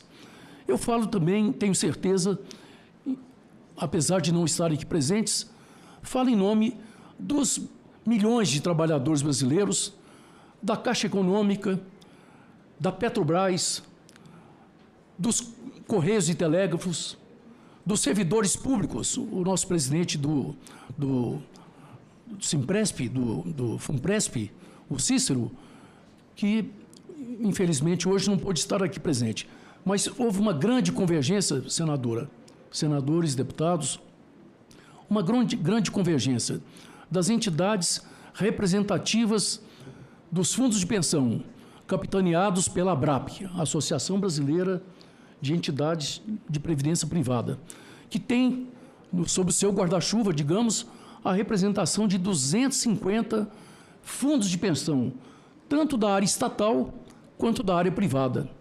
E por isso que, quando o querido amigo o presidente Jarbas falou de um universo de 9 milhões de pessoas, 10 milhões de pessoas, é o que representa mesmo esse segmento das entidades fechadas de previdência privada. Senadora, esses 22 anos que passei na casa, na Câmara dos Deputados, me deu um aprendizado. Nós sabemos muito bem como é difícil a elaboração de um texto, especialmente de uma reforma tributária e a sua regulamentação. Quantas audiências foram realizadas, quantos debates intermináveis foram feitos no sentido de convencer suas excelências, os líderes de partidos da Câmara dos Deputados, a respeito da injustiça que estava esculpida no texto do PLP 68. O senador Efraim Moraes já pôde dizer da boa decisão que foi tomada na Câmara quando escoimou do texto do PLP 68 aquela maldade que tributava planos de saúde e de autogestão sem fins lucrativos que estavam sendo considerados como entidades pertencentes ao sistema financeiro, que tem na sua prateleira de produtos apresentados à sua clientela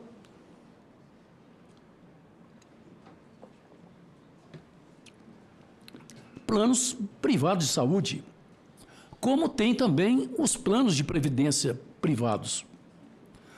Portanto, senadora,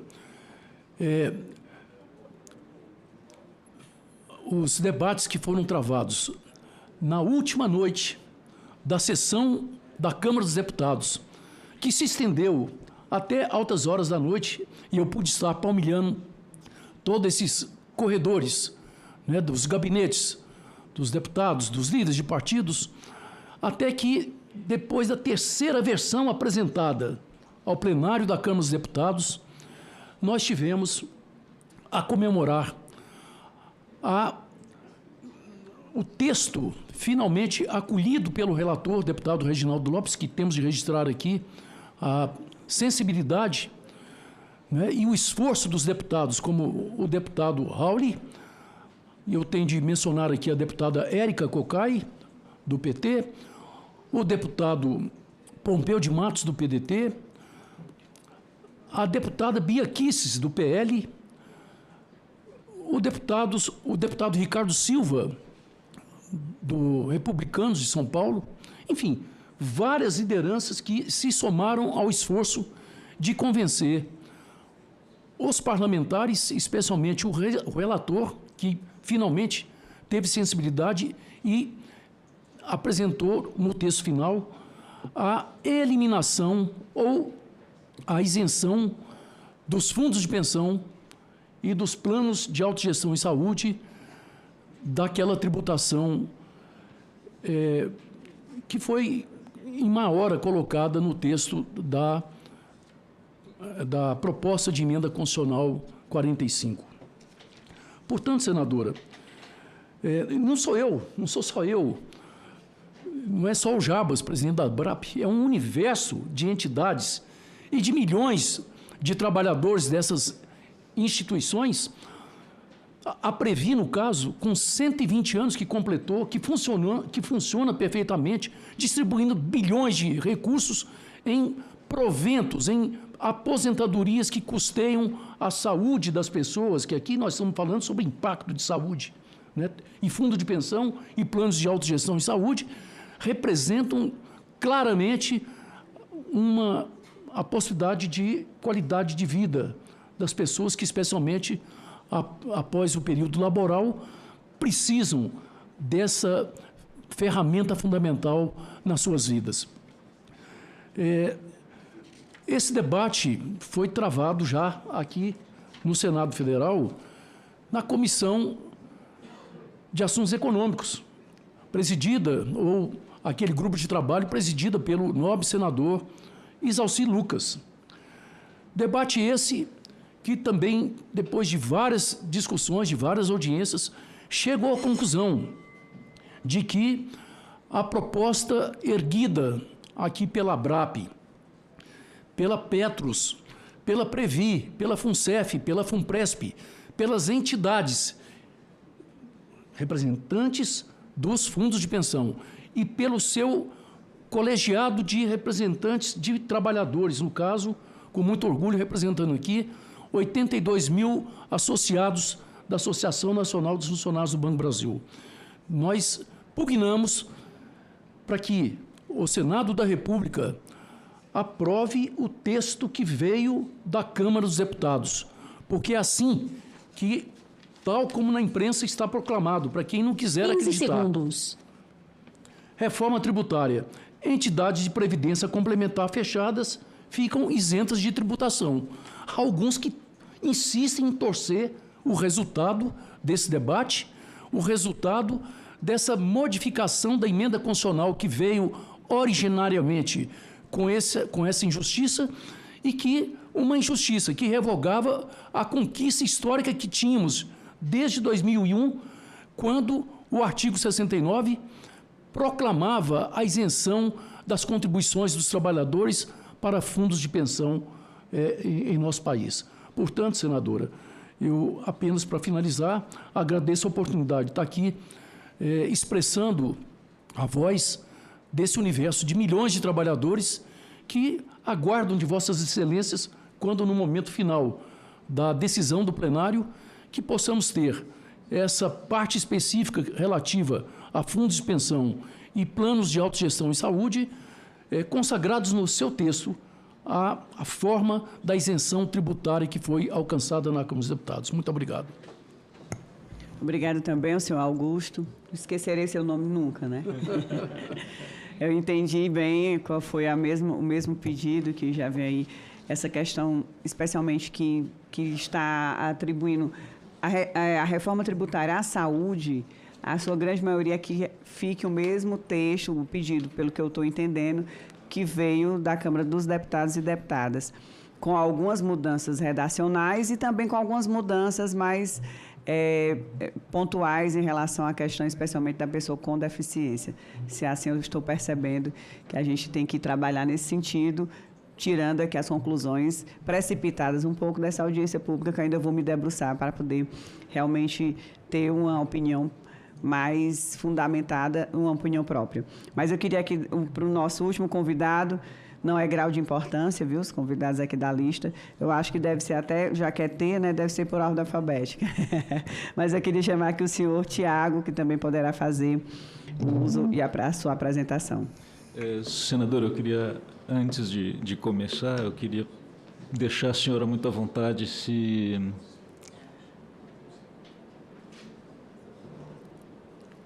Senadora, eu queria deixar a senhora muito à vontade em, se quiser, contemplar a fala da sua convidada de última hora no meu lugar. Não? Então... Tudo bem. Senadora, mais uma vez agradeço aqui a deferência de poder estar aqui sentada nessa mesa, com a senhora, com os demais colegas. Faço coro também ao que muitos disseram, a presença muito auspiciosa aqui do nosso considerado um dos pais da reforma tributária, que é o deputado Luiz Carlos Rauli, que vem de um estado onde também está um dos nossos associados importantes. E eu vou falar um pouco deles, mas sem citar nomes e marcas, etc., porque aqui não é o caso, né? Eu queria primeiro, se puder passar para o próximo slide, falar um pouco do que já está consolidado no PLP 68, e que a gente, como setor farmacêutico, de representante de indústrias que estão instaladas aqui no país, a gente teve muito nas conversas que tivemos, tanto na Câmara, algumas aqui no Senado também, o cuidado de ser sensível também às questões orçamentárias pelas quais o governo busca também ser cada vez mais saudável. Eu vejo também que é muito bem-vindo também o fato de não só a senhora ser uma enfermeira próxima da área de saúde, mas também ter uma graduação em Direito. Isso também facilita um pouco, isso vai facilitar bastante aqui também a nossa discussão, uma vez que nós estamos falando também dessa redução, não apenas como uma mera redução tributária, mas também falando de uma taxação que ela se enquadra também naquelas características de uma tributação extrafiscal. Ela não apenas serve para a arrecadação, pura e simplesmente, mas também para evitar alguns comportamentos indesejáveis para o mercado brasileiro, para a saúde do mercado brasileiro. E quando eu digo isso, eu reforço que os 60% que está colocado, ele nos atende de uma forma muito, mas muito equilibrada para todo o ecossistema de saúde que está colocado dentro do nosso país. Pediria, se possível, passar para o próximo slide. Para dar um pouco para ilustrar um pouco do que é a indústria brasileira no setor farmacêutico. São mais de 400 empresas, a geração de receita é muito grande, o número de pesquisas clínicas vem aumentando. Nós temos um número que é muito importante ser destacado, e é isso aqui que eu venho defender, é o número de empregos que é gerado por essa indústria. A gente está falando de 80 mil empregos diretos, de mais de 800 mil empregos indiretos, e se a gente colocar isso, se a gente extrapolar isso para cada pessoa tendo atrás de si mais 3 pessoas que dependem desse emprego, então a gente está falando de um número que pode ser extrapolado em 4 vezes mais, ambos os números. Se possível, se puder passar para o próximo, a gente queria também ilustrar o que é a nossa indústria, e eu estou não só falando pela...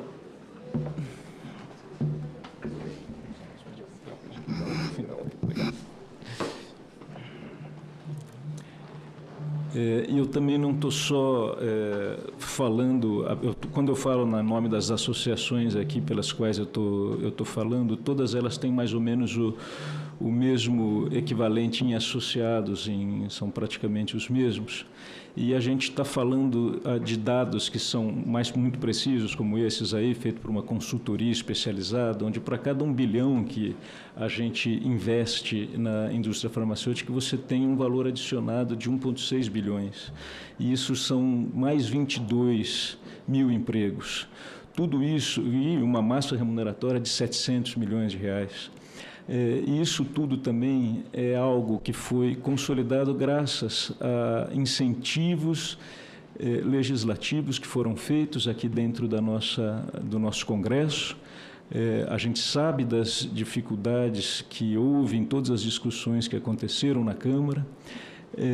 A gente acredita que houve muita sensibilidade dos parlamentares, da outra casa, e dessa também tenho certeza, em garantir que haja um equilíbrio entre o que o governo necessita, que é uma saúde fiscal, entre o que nós precisamos, que é a manutenção dos empregos, e, mais do que isso, e em especial, impedir que uma total redução das alíquotas possa causar uma disrupção imensa entre os que produzem aqui e aqueles que apenas trazem de fora os medicamentos. para serem vendidos aqui no Brasil. Há uma infinidade de situações deletérias que a gente enxerga nessa prática.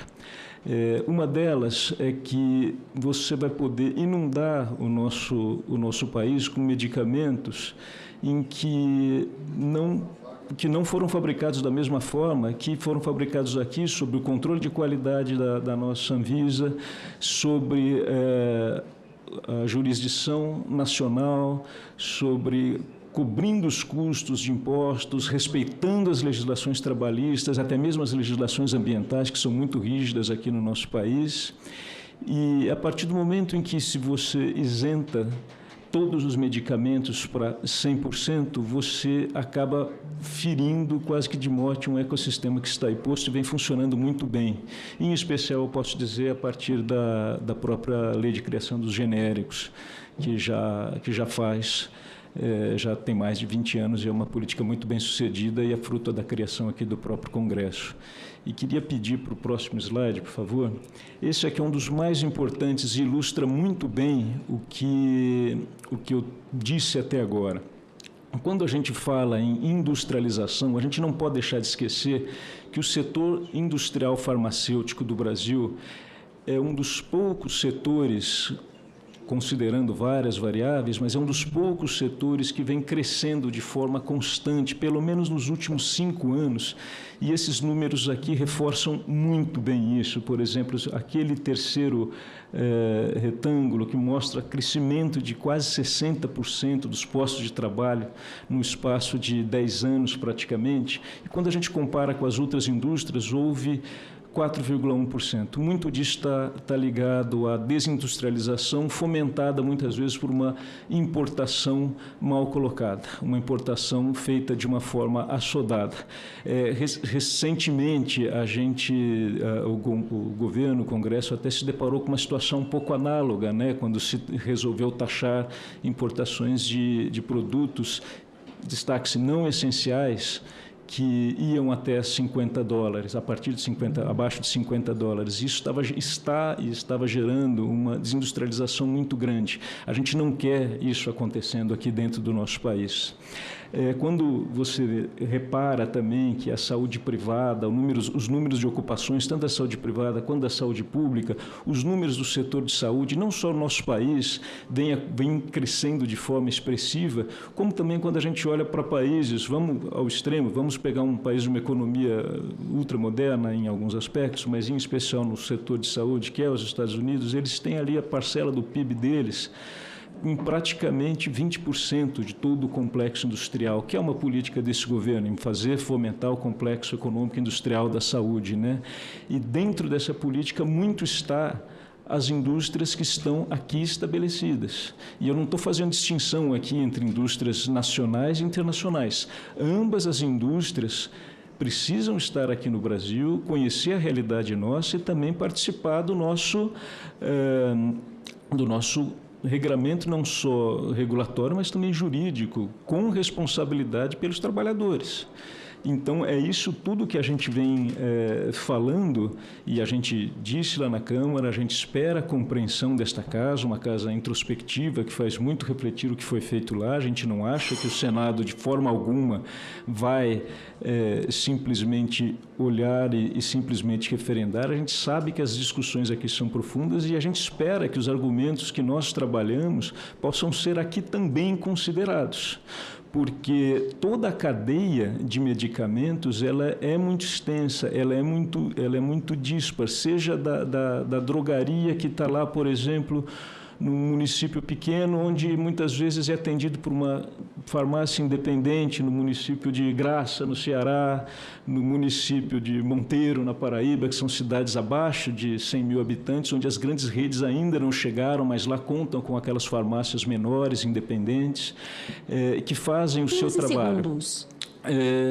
E diante de tudo isso que eu quis apresentar aqui para Vossas Excelências, é deixar muito claro que a nossa proposta é uma manutenção parcial, mas que não esquece em momento algum a capacidade que gera hoje de acesso a capacidade que gera hoje de empregos, a capacidade que as empresas brasileiras hoje conseguem fazer em inovação, o número de pesquisadores que existem dentro de cada laboratório brasileiro é muito grande, a responsabilidade social de cada uma dos nossos associados é muito grande. Eu olho aqui para o deputado Raul, eu lembro, um dos nossos associados praticamente doou um campus para a Universidade Federal do Paraná. Um dos nossos associados, inclusive, está fazendo uma doação global para combater uma doença chamada buba, que vai ser a primeira doença mundialmente erradicada por uma empresa brasileira. Isso são empresas brasileiras, são brasileiros trabalhando nisso. Você tem também todo um complexo indústria farmacêutico no interior de São Paulo que gera uma arrecadação imensa para o Estado. Você tem isso espalhado no Brasil inteiro. No município de Alquiraz, lá no Ceará, você tem uma fábrica de mais de 30 anos responsável por quase 40% do soro brasileiro. Isso tudo sendo muito bem fiscalizado, não só pelas próprias empresas que zelam por um controle de qualidade altíssimo, mas também pela própria Anvisa. A gente não pode esquecer em momento algum que o que é produzido aqui muitas vezes também é exportado. E a qualidade dos medicamentos produzidos aqui no Brasil, eles são de uma qualidade que é reconhecida muito afora. Entendeu? Existem medicamentos aqui no Brasil que muitas vezes eles conseguem uma aprovação primeiro no FDA do que antes e depois aqui na Anvisa. Entendeu? Essas são questões que a indústria brasileira está muito bem preparada. Hoje, as grandes indústrias internacionais que atuam globalmente, um dia elas tiveram o mesmo tamanho que os nossos associados. E a gente espera que os nossos associados possam seguir o mesmo trajeto, a mesma linha de crescimento que as grandes multinacionais hoje têm. E tenho certeza que lá chegarão. Era basicamente esse o recado que eu queria deixar. A gente acredita que a forma como foi tratado pela Câmara dos Deputados, o texto que está posto, atende não só à indústria nacional, mas todos os requisitos que o Estado brasileiro depende, que a população necessita e, em especial, tem aderência com a responsabilidade fiscal. Bem, eu agradeço o senhor Tiago e já quero passar aqui para o nosso senador, que tão bem acompanha também, com certeza. Primeiro, para deixar registrado o meu agradecimento, porque tempestivamente eu conversei com o senador Eduardo Braga e disse a ele da importância da participação da entidade representada aqui pelo senhor Tiago de Moraes Vicente. E gostaria de me dirigir a todos. Hoje é um dia de muitas comissões e nós temos que nos multiplicar. E aqui somos todos representados por Vossa Excelência, senadora Augusta Brito. Eu quero dizer o seguinte, eu queria reforçar o que disse aqui o senhor Tiago, quanto à coexistência de empresas nacionais e internacionais, estrangeiras. Acho que todas elas compõem o nosso mosaico absolutamente necessário. Mas não posso deixar de registrar que, durante a pandemia, uma das nossas maiores aflições era que o Brasil é praticamente autossuficiente em matéria, vou falar de vacina, de vacinas veterinárias. Certo? Somos campeões. E, infelizmente, temos sofrido uma redução de indústria nacional em matéria de vacina humana. Não obstante, tenhamos, tanto de parte da Fiocruz, um desenvolvimento extraordinário. Eu, quando deputado, participei da votação que favoreceu a exportação de produtos, não apenas de vacinas, da Fiocruz. E o grande parque do Butantã e o novo parque da Fiocruz fazem parte do, digamos, do nosso aprendizado estatal em questões estratégicas para o país. Então, acho que é muito importante a sua participação aqui.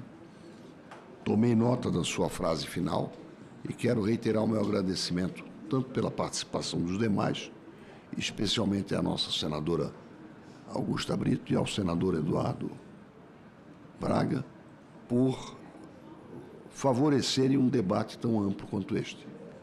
E a menção ao Raul, que não tem direito de resposta aqui. Eu faço também. Obrigado, senador. Obrigada, senador. Com certeza eu vou abrir também aqui para o nosso deputado, que atentamente acompanha aqui, o deputado Raul, que também vai poder fazer sua contribuição. É uma pena. Pode falar, deputado. A contribuição. Obrigado, senadora Augusta Brito. Parabenizo a todos os expositores e senadora Min e Eduardo Braga e o Efraim, que passou por aqui também hoje, e a outra mesa que estivemos aqui. Não podemos perder o conjunto, né? Esse é o IVA é uma reforma da base do consumo. O IVA já é adotado em 175 países do mundo e chega a 50 anos atrasado no Brasil. Nós insistimos em manter o ISS, ICMS, IPI e PIS/COFINS. São os piores tributos de consumo do mundo, tem altíssima acumulatividade, tem guerra fiscal, renúncia fiscal, inadimplência, elevadíssima sonegação desses impostos, burocracia, né, sem precedente no mundo e um contencioso tributário que não existe em nenhuma parte do mundo e das galáxias. O Brasil tem 90% do contencioso tributário do mundo. E o que eu posso dizer é que o IVA, além de ser um imposto menos nocivo, porque todos os impostos são imposição, ninguém gosta de pagar. Ele é uma regra de negócios, onde o objetivo é a neutralidade nas cadeias produtivas intermediárias, da produção primária, secundária, terciária ao consumidor. É o imposto que quem paga é o consumidor final. E hoje esse consumidor está pagando o arrecadado, esses 5 impostos, na média, tem dado 13% do PIB, talvez hoje R$1,5 trilhão de reais, de uma arrecadação de 3.700 que deve dar esse ano, e 40% da arrecadação nacional. Só que ele custa para o consumidor final, ele está custando 19% do PIB, 6 pontos a mais. Por quê? Os incentivos fiscais, quem paga é o consumidor. A inadimplência, quem paga é o consumidor. Custo burocrático, quem paga é o consumidor. Então, sistemicamente, o IVA vem para destravar a economia e os negócios, criar um regime de isonomia, um novo mercado livre, né, independente e transparente. Se houver, está havendo algum prejuízo negocial, há que ser corrigido pelo relator. Então, isso tem que fazer a verificação na ponta do lápis. Eu, como estou com mais tempo, né, nessa discussão, estou com mais de 30 anos, falo de conhecimento de que, de uma forma geral, todos os bens e serviços oferecidos à população vai ser reduzida a carga tributária, de uma forma global. Esses 6% vão desaparecer dos preços. E dentro do que remanesce, digamos, se nós tivermos 1 milhão de produtos e bens e serviços consumidos pela população, quem vai pagar a alíquota cheia, quem vai pagar a alíquota zero ou intermediária? É isso que está sendo decidido aqui. Nós queremos que medicamentos tenham uma alíquota reduzida, que é uma prática internacional. Alimentos, né? Na prática internacional, ativo fixo, exportação é zero também. Isso já é da praxe, não se tributa ativo fixo, né? E não se tributa exportações, porque o imposto, nenhum país exporta nem importa imposto. O imposto é pago pelo cidadão. Então, esse conjunto que é o relator olha, não só quem está trabalhando nisso, a consultoria, o que cada peça que mexe na redução da alíquota, o que significa na alíquota superior. A alíquota média vai ser sempre 25%, que é 13% de 65% do consumo médio das famílias brasileiras. Então, se tira 13,65, aplica, vai dar alíquota de 25%. Se eu reduzir muitos itens, essa alíquota média vai ter uma alíquota superior de 26, de 27, para garantir a alíquota 0, a alíquota 11, a alíquota 14. Entendeu? Mas eu tenho uma convicção. Acaba com as benesses, aumenta a competitividade, aumenta a produtividade, aumenta o consumo das famílias, cria um círculo positivo econômico de renda-consumo, favorece o Brasil internacionalmente, atrai capitais, aumenta o investimento e todos vão ganhar. E aí sim o Brasil vai ter um crescimento sustentado, não como o voo de galinha que é hoje. Cresce um pouquinho, cai um pouquinho, cai. Então, obrigado pela abertura, senadora. Parabenizo o Ceará, né, essa fortaleza, né, belíssimo Estado, e uma senadora tão atuante, em dizer, o IVA é bom, é o melhor que tem no mundo. Então, a relatoria, a consultoria do Senado, que é de primeira qualidade, vai se debruçar junto com o relator, que é excelente, ele já fez um grande trabalho, para sair o melhor resultado possível.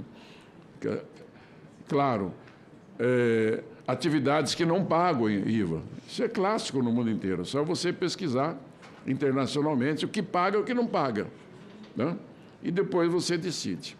Obrigado, parabéns. Eu que agradeço, nós que agradecemos aqui, já acompanho o trabalho do deputado, sobretudo na reforma tributária, e ele aqui também vem já de uma forma simples, sucinta, fazer um resumo do que um resumo assim, né? Bem, um resumo do que realmente é a intenção dessa reforma tributária e o que vem acontecendo. Então, parabenizo também o deputado pelo belíssimo trabalho e o acompanhamento que vem fazendo. Eu queria só pedir mais um pouquinho de paciência, porque eu queria abrir aqui só para 3 pessoas e cada um eu dar aqui 2 minutos, pode ficar a mesa aqui, eles podem falar daqui, não tem problema nenhum. Já começando aqui, eu vou passar para o senhor Felipe Carvalho, que é diretor da ABIMED, que pediu também, pode fazer uso por 2 minutos, tá bom? Muito obrigado, senador Augusto. Agradecer também, senador Braga, cumprimentar o deputado Rauli por esse espaço ao segmento de dispositivos médicos, equipamentos e dispositivos médicos. Falo aqui em nome da ABIMED, Associação Brasileira da Indústria e Tecnologia para a Saúde, mas num posicionamento conjunto com as demais entidades do setor. O nosso segmento, ele gera cerca de 150 mil empregos qualificados, são quase 100 mil empresas que trabalham nesse segmento no país. Hoje, na Anvisa, nós temos 100 mil itens registrados e nós costumamos exemplificar o nosso setor da seguinte forma. Vai desde o abaixador de língua, que o pediatra usa no consultório, até o robô mais sofisticado dentro do centro cirúrgico dos maiores centros de saúde do nosso país. Se pensar no hospital, retirar lá de dentro medicamento, pessoal, a infraestrutura, o que sobra é dispositivo médico. Somos transversais em todo o setor da saúde, vai desde antes do nascimento, no ultrassom, até o último momento de suporte à vida do cidadão. A senadora, como enfermeira, conhece bem, né, esse segmento. E nós temos uma importância sociosanitária muito grande, como dito aqui. Contudo, temos uma importância no cenário econômico não tão relevante assim. Representamos 0,6% do PIB. A partir disso, entro aqui no nosso pleito, né, a emenda constitucional 132, que tinha o mesmo comando para medicamentos e para dispositivos médicos, previa isenções de 60% ou 100%. Isso foi dado na Câmara dos Deputados para medicamentos, contudo, para dispositivos médicos, uma parcela significativa dos produtos ficaram com a alíquota cheia. Temos uma lista a 60%, uma lista a 100% de desconto e uma lista com a alíquota cheia. E aí, nessa lista com a alíquota cheia, temos equipamentos para oncologia, cardiologia, e esses produtos com alíquota cheia, inclusive as compras públicas serão oneradas, né? A compra pública ela só é desonerada daquilo que estiver em uma das 2 listas. Então, o nosso pleito aqui é para que todos os dispositivos médicos sejam colocados na alíquota mínima de 60%, aí sim uma lista a 100% daqueles itens que o próprio Ministério da Saúde apontou que devam ser contemplados 100%. Eu destaco algumas emendas colocadas pelo senador Contarato, senador Dr. Herans, Alci, Mara Gabrilli, Messias de Jesus, e principalmente a emenda 1214 da CAI, que consolida essas emendas e corrobora aqui com o pleito do nosso setor. Afinal de contas, né, Prover saúde, prover acesso, como o Mussolini colocou na fala dele, é investir no Brasil e fazer com que a nossa sociedade possa gerar mais riqueza e, logicamente, recolher mais impostos em setores que não são essenciais. Ninguém acorda numa bela manhã querendo colocar uma prótese de quadril, um stent coronário. São situações que a vida nos impõe esse consumo. A gente fala aqui na reforma tributária do consumo, mas não é o consumo que a gente pode, muitas vezes, escolher. Muito obrigado mais uma vez pelo espaço, senadora, e cumprimentar a todos aqui. Obrigada, seu Felipe. Com certeza a gente também vai olhar essas emendas 12 e 14 que foram apresentadas com o maior carinho e com muita dedicação e muita determinação em fazer realmente o que seja mais justo. Eu queria aqui já passar também para... Eu quero aqui só fazer um parêntese, que o seu Tiago, né, ele falou na minha cidade, para vocês terem ideia, né, Graça é a minha cidade, uma cidade de 15 mil habitantes, onde eu fui prefeita. Ele falou que eu fui formada em Direito também, eu digo, ele estudou bem, né? Aí, muito bem. Agora, não é minha convidada, né? Nenhum deles foram meus convidados, infelizmente. Queria muito ter tido o prazer de convidá-los também, mas eu estava de licença e voltei agora. Mas eu quero dizer que não foi minha convidada especialmente, mas está sendo agora, né? Todos que estão aqui, eu estou tendo a oportunidade de presidir e quero convidar agora a presidente da Associação Brasileira de Indústria Óptica, que é a Ambra Nobre. Assim, também poderá usar os 2 minutos. Obrigada, senadora. Meu nome é Ambra Nobre Sincoque, sou diretora-presidente da Biótica, Associação Brasileira da Indústria Óptica. E agradecer a fala, né, também o senador Eduardo, e dizer que acho que eu trago hoje, para ter aqui logo no final, né, uma reflexão. Desafio a todos que estão aqui, usam óculos, fazer uma leitura atenta sem os seus óculos. Olhar e tentar enxergar através de uma janela embaçada. Então, a visão é um dos principais sentidos. E trabalhamos todos os dias com saúde visual, que é uma demanda justa. E o que nós vamos buscar é apenas isonomia, né? Que é a promessa da nossa reforma tributária. Esperamos 30 anos para mantermos neutralidade e isonomia e um sistema mais simplificado. Hoje, as lentes de contato, as lentes intraoculares para cirurgia e as lentes para óculos de correção já possuem uma isenção tributária, parcialmente nos impostos estaduais e integralmente nos impostos federais. Então, a gente busca, através das nossas emendas, a 39 e a 1544, do senador Irã e do senador Messias, que mantenhamos a isonomia tributária com a redução de alíquota a 60% para as lentes e que possamos, então, cuidar da saúde visual da população. É um principal sentido. Estudos demonstram que temos 5 sentidos, mas se usarmos apenas a visão aliada a um segundo sentido, já temos 80% de interação com o meio. 15 segundos. Então, visão, sem dúvida nenhuma, é o principal sentido e precisamos cuidar bem da saúde visual da população. A população cresce, está envelhecendo, usaremos óculos e lentes por mais tempo. O advento das telas, hoje estamos todos conectados, teremos um crescimento enorme da miopia infantil. Então, precisamos cuidar da visão das nossas crianças e da nossa população. Senadora Augusta, muito obrigado pelo espaço e obrigado a todos presentes. Obrigada. Que bom que também teve a oportunidade de poder falar. E agora nós temos a nossa última inscrita, né, vou assim dizer, que é a senhora Carmen Silvia, que também pediu para poder fazer uma pergunta, um questionamento. Pode falar. Obrigada, senadora. Obrigada, senadora Augusta. Parabenizo a mesa e todos os presentes. Vamos lá. Nós estamos aqui em nome de associados. Nós não estamos aqui em nome de CPF ou CNPJ do Banco do Brasil ou CNPJ da Previ. Estamos aqui falando de CPF de associados. Congregamos diversas associações e grupos, a PAPREVI, embaixadores, defensores, grupos Somos Cassi, Somos Previ, Semente da União. Tá? O que nós queremos E, senadora, a senhora foi muito feliz logo após a fala do presidente da ABRAP, que está aqui, onde ele diz o seguinte: o texto, do jeito que está, nos atende. Eu vou falar do texto tal qual ele está, tá? Para que todo mundo procure ter o mesmo entendimento nosso. E a senhora falou assim, não que não mereça pequenos ajustes. Eu diria o seguinte, foi um trabalho realmente de várias entidades, o senhor Augusto Carvalho citou, a gente vem acompanhando desde a tramitação desse texto na Câmara dos Deputados. Tá? Eu diria que lá ele estava quadrado, e agora ele está elíptico. Vamos lá. O artigo 26, senadora e demais presentes, diz o seguinte: não são contribuintes do IBS e CBS as seguintes pessoas jurídicas, sem fins lucrativos. Legal. Quem? Plano de saúde sob a modalidade de autogestão. Ora, nós estamos aqui, nós somos representantes da CACI. E entidade de previdência complementar fechada. 15 segundos. Somos da Previ.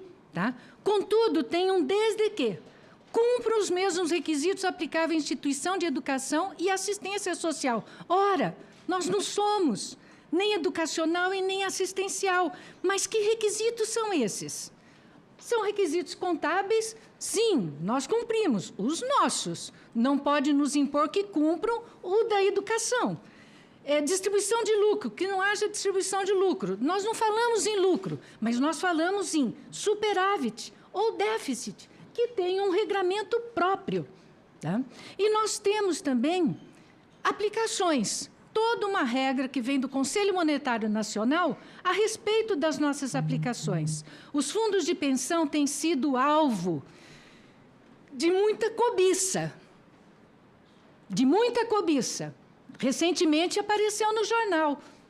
Governo fazendo reunião com as entidades, tá?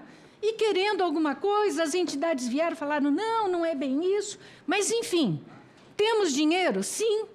Temos ativos, cerca de 220, pensando no na Previ. Mas nós temos compromissos até 2100 para pagar, que são as aposentadorias e quem vem, os assistidos, os pensionistas. Então, eu tenho de um lado um ativo, mas eu tenho um passivo de tamanho valor, de igual valor. Vamos lá, então o artigo 26 fala isso e a gente questiona. Outros artigos, o 177, 178, 217 e 221, senadoras e demais presentes, nos equipara à instituição financeira. Fala lá que os planos de saúde de empresa fechada e aberta, que são comercializados por instituição financeira. Ora, se você for no Banco do Brasil, você pode comprar um Brasilprev, mas você não pode ser associado da Previ indo ao Banco do Brasil. Então, o que a gente pede em relação a esses artigos? Um ajustamento redacional para as empresas abertas, sim, ok, mas para as fechadas, não. Então, nós que efetivamente representamos os associados e que tememos, tá? Tememos o quê? Judicialização. Questionamento no futuro, e é tão complexo a norma tributária, todo mundo aqui sabe, uma vírgula errada pode falar, opa, mas espera aí, o legislador confundiu vocês com entidade educacional, vocês não são. E nós sermos, olha, mas está aqui, vocês estão sendo equiparados à instituição financeira. Não somos instituição financeira. O que nós buscamos, e está em algumas emendas, quais? A 61, a 745, a 1053 e a 1054, e recentemente, mais recente, a 1280, que também foi nos apresentado. Foi apresentado pelos senadores, e que, de uma forma ou de outra, uma mais completa, uma menos completa, traria ao texto a simplificação e a objetividade que um texto de tributação merece. Senadora, obrigado pela sua sensibilidade em estar nos ouvindo, tá? E que a senhora tenha aí sucesso na sua vida parlamentar. Muito obrigada. Obrigada, eu que agradeço também, já contribuiu muito, já anotei também aqui os artigos, e não só os artigos, como as emendas que foram apresentadas, para que a gente também possa acompanhá-las, ver como é que estão sendo feitas pelo relator, como é que estão sendo analisadas. Eu quero aqui, primeiro, antes de concluir essa audiência pública, agradecer imensamente a todos os convidados que aqui vieram, de uma forma muito especial aos que antecederam essa mesa, aos que ficaram assistindo até agora, aos senadores que passaram aqui, aos deputados que passaram aqui por esta audiência pública. Para mim, ela está sendo de fundamental importância para que eu aprofunde ainda mais nessa questão da saúde, sobretudo da saúde e a reforma tributária.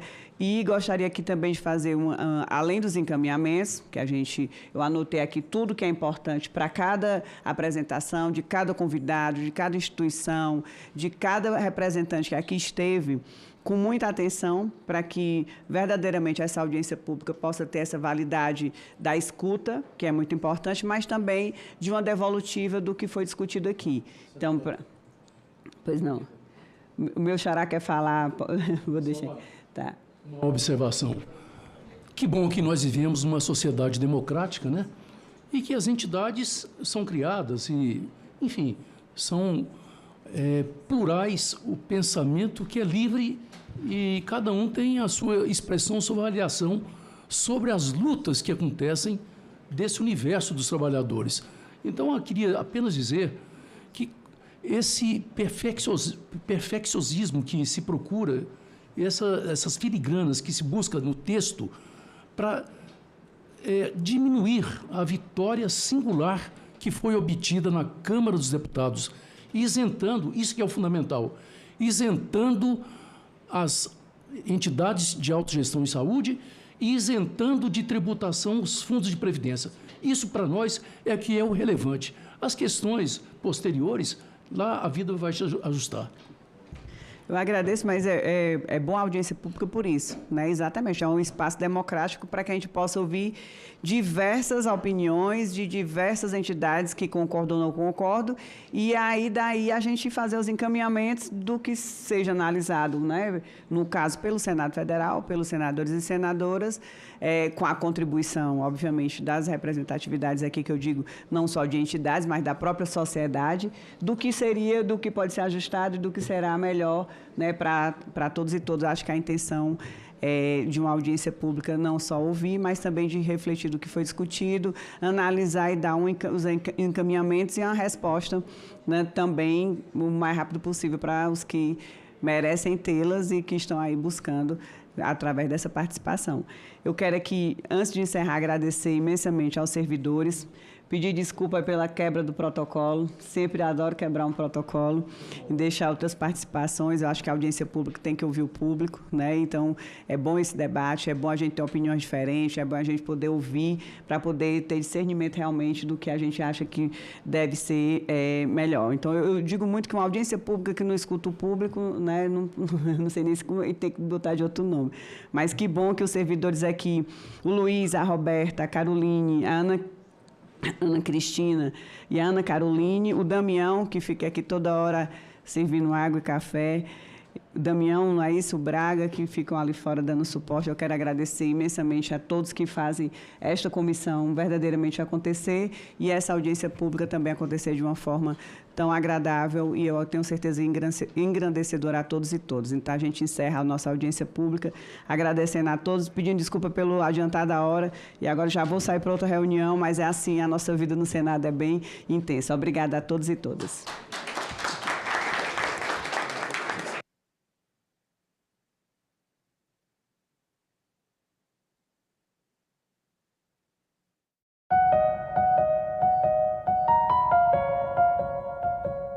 O que explica essa desigualdade? O que há na nossa estrutura social e política que explica isso? Não está invisível, mas Brasil nega. É a herança da escravidão. Brasil teve milhões de escravos, mas foi o último país no mundo, nas Américas, em abolir a escravidão. Agenda Econômica. Hoje, 20h, aqui na TV Senado. Agora é lei. Os medicamentos que contenham substâncias proibidas pelo Código Mundial Antidopagem deverão trazer obrigatoriamente um alerta com essa informação nos rótulos, nas bulas e nos materiais de propaganda e publicidade. O objetivo da lei é preservar os atletas brasileiros de casos não intencionais de doping. O Senado votou, agora é lei. Meu nome é Felipe Figueiredo, sou professor de História, podcaster e youtuber e estou aqui para falar um pouco com vocês sobre a participação brasileira nas duas guerras mundiais. A participação brasileira nesses conflitos, é claro que envolveu muitas decisões políticas e diplomáticas, mas também teve a participação de um importante senador da República, senador Rui Barbosa. Impressionante ele, né? É interessante como ele tem acesso ao presidente da época, ele era um dos principais conselheiros do presidente. Isso, ele era um homem muito próximo ao Venceslau Braz, né, que foi presidente, era presidente brasileiro no período que o Brasil entra na Primeira Guerra Mundial, e ele vai ser o proponente da entrada do Brasil na guerra do lado da Entente, né, França, Reino Unido, Estados Unidos, pensando na futura ordem internacional que viria a ser construída depois do conflito. Aí, muito tempo depois, vem a Segunda Guerra, mas continua a Alemanha como protagonista. Ela, de novo, afunda navios brasileiros e aí fica difícil a neutralidade. A Alemanha comprava muito café, muito algodão do Brasil. Em 1938, a Alemanha foi o maior destino de exportações brasileiros, né, o ano anterior da guerra. E a gente não pode desvincular, né, a participação brasileira na Segunda Guerra Mundial do acordo feito com o governo dos Estados Unidos, o governo Roosevelt, do uso de bases no território brasileiro e a construção da siderúrgica nacional. Depois da guerra, né, nós temos um momento de euforia muito grande na política nacional, na sociedade brasileira, né, nós temos o retorno desses veteranos de guerra e ganha muita força ali a ideia de, olha só, nós estamos lutando contra regimes autoritários fora do Brasil, mas nós temos um regime autoritário aqui dentro. Decisões políticas e diplomáticas marcaram as participações brasileiras antes, durante e depois das duas grandes guerras. Senado, 200 anos.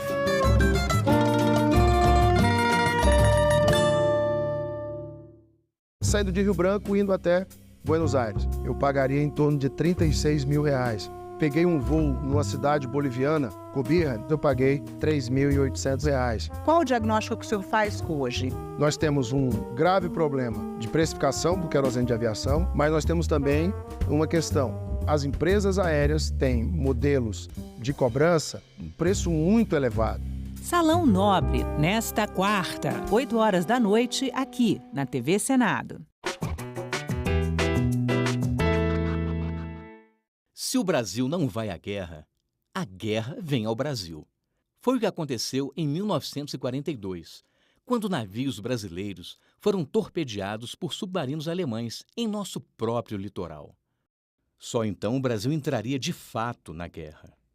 Mas essa história começa bem antes.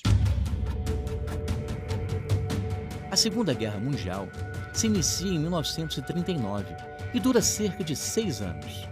De um lado, os países do eixo, Alemanha, Itália e Japão. Do outro, os aliados, Inglaterra, França, União Soviética e os Estados Unidos, que entram no conflito depois dos japoneses bombardearem a base militar de Pearl Harbor.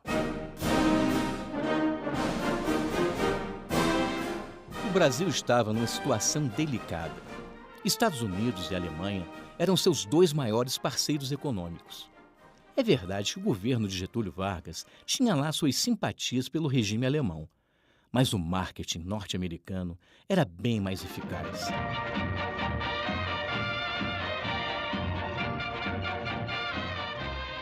A política de boa vizinhança exaltava a cultura brasileira e incentivava as celebridades do cinema a visitar e trabalhar no Brasil, o que gerava uma forte empatia popular.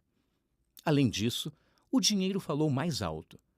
Os norte-americanos financiaram a construção da Companhia Siderúrgica Nacional e o Brasil, em troca, permitiu a instalação de uma base militar no Rio Grande do Norte.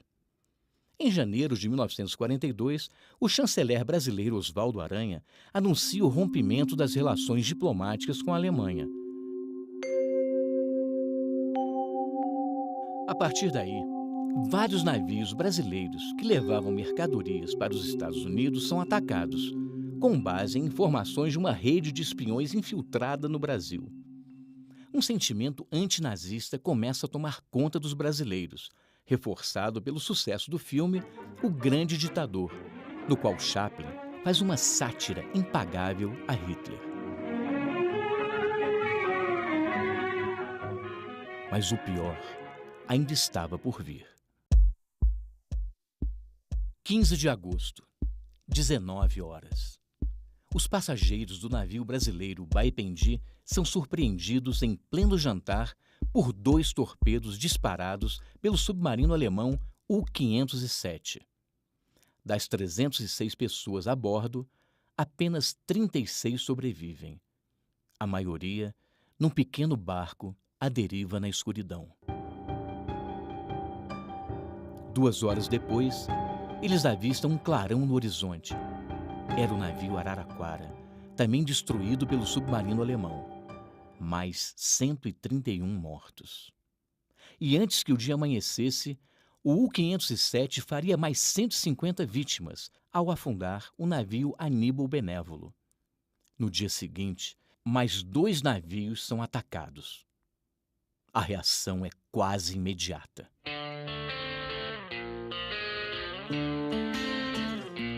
Estudantes organizam passeatas, a população sai às ruas e o Brasil declara guerra aos países do eixo.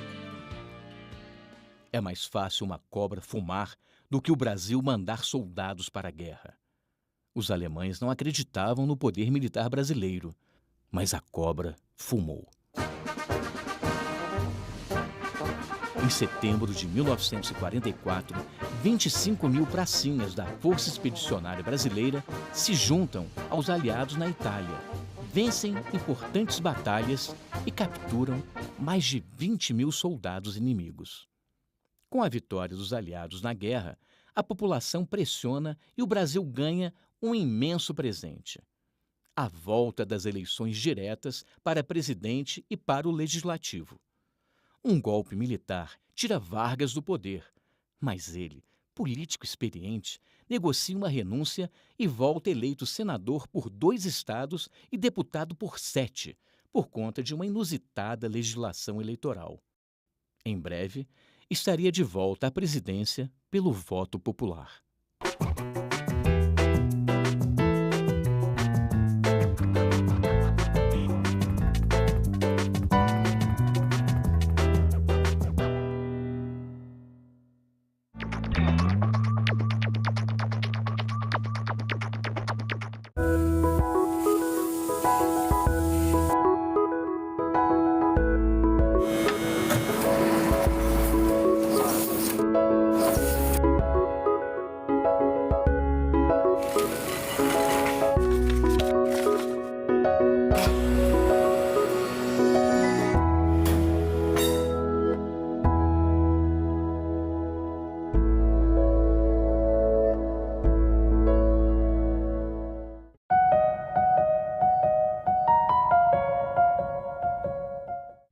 O programa a seguir é livre para todos os públicos.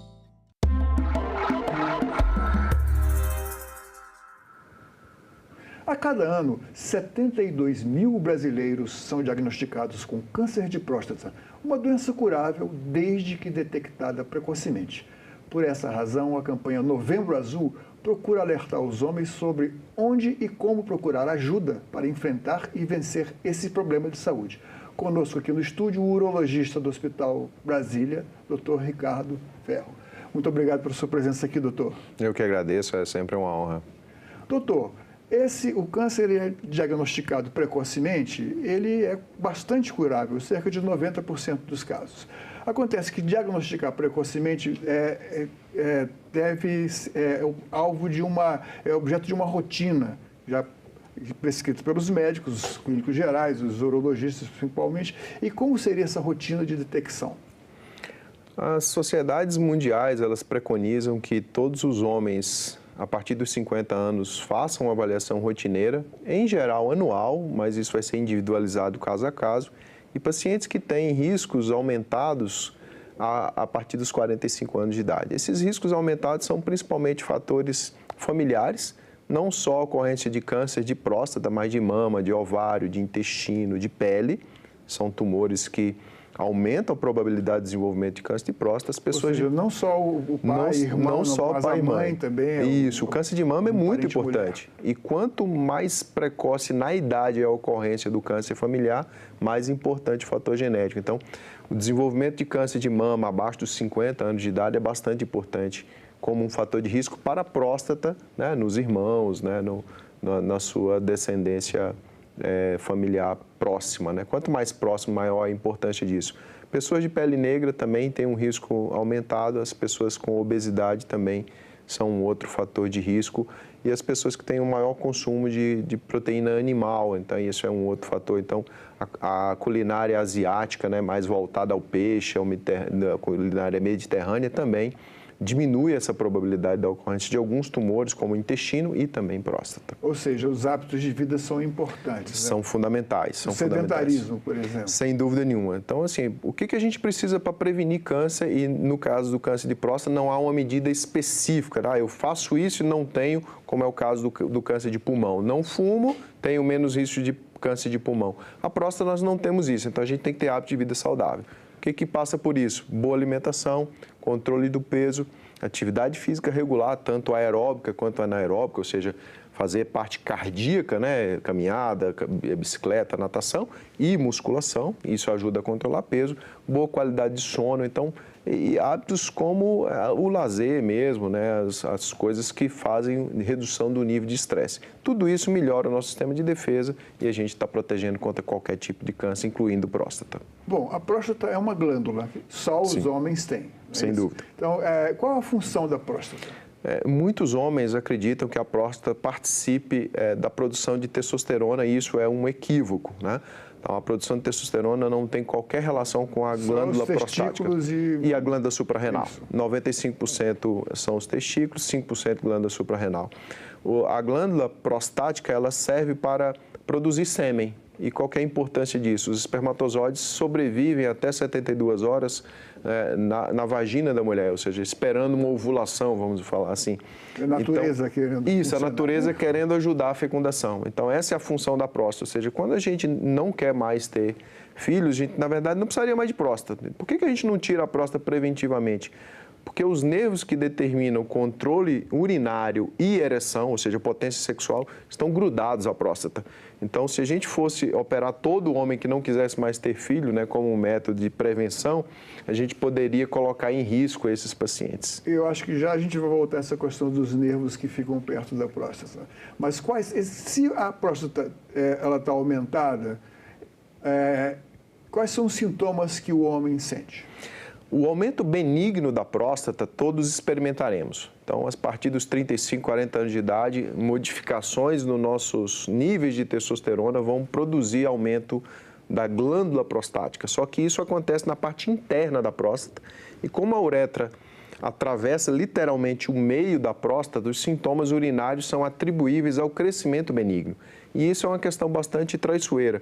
Os homens acabam se referindo a não ter problema de próstata por não ter sintomas urinários. Acordar à noite para urinar, jato fraco, urinar em 2 tempos. Esses são sintomas. Esses são sintomas. Mas a pessoa, o homem, quando envelhece, ele pode acontecer isso como a próstata pode estar aumentada sem que seja um câncer. A questão toda é que o crescimento benigno causa sintomas. O câncer de próstata, por acontecer na periferia, na parte externa da próstata, se a gente esperar ter sintomas que o tumor saia da periferia e vá para a parte central, esses pacientes não curarão em 95% dos casos. Então, câncer de próstata na sua fase curável, na sua fase inicial, ele não tem qualquer sintoma. E os sintomas são, sim, atribuíveis na quase totalidade dos homens ao crescimento benigno, que é natural. Bom, desde que o homem não sinta qualquer sintoma, então a gente já deduz que a partir de uma determinada idade seria necessário que que o homem se submetesse a um exame para que, mesmo ele não sentindo nada, ele pode ter um câncer em evolução, né? Exatamente, porque se a gente quer fazer diagnóstico precoce para poder permitir tratamentos menos agressivos, isso precisa ser feito sem sintomas e a gente precisa diferenciar sintomas do crescimento benigno e da ausência de sintomas do câncer de próstata em sua fase inicial. A partir de que idade o homem deve procurar o médico, o urologista, para fazer o exame de rotina? Na população em geral, a partir dos 50 anos de idade, e nas pessoas que têm os fatores de risco que a gente mencionou agora há pouco, a partir dos 45 anos. Aí, com que frequência deve ser feito esse Em geral, exame? isso é feito anualmente, mas muitos pacientes que a gente percebe que têm uma situação de risco aumentado, a gente pode fazer isso de forma mais precoce, a cada 3, 6 meses, ou às vezes até de forma mais retardada, a cada 2 anos. Então, caso a caso, a gente vai individualizando. Bom, que exames são esses? A gente sabe que o exame o mais popular e o mais temido também é aquele toque retal. Mas esse é o exame que é bastante recomendável, quer dizer, talvez o mais recomendável de todos. Por quê? Como funciona isso? Assim, em câncer de próstata, a gente ainda não tem um exame mágico, né? Assim, aquele exame que a gente faça e se ele der positivo, a gente tem a doença, se ele der negativo, a gente não tem a doença. Então, a gente tem que contar com a contribuição de cada um desses atores. Esses atores são o exame de sangue, que é o antígeno prostático específico, que as pessoas chamam de PSA. É uma proteína exclusiva de produção prostática e, quando aumentada, pode indicar câncer de próstata, mas ele aumenta também no próprio crescimento benigno, em infecções urinárias, na prostatite, que é uma infecção prostática. O toque retal, ele faz parte do exame físico e ele também é bastante útil, porque a maioria dos tumores de próstata eles estão na parte em contato com o reto. Daí a necessidade, a importância de se realizar o exame de próstata, que é um exame muito rápido, a gente leva 2, 3 segundos para executar um exame, né? É o toque retal.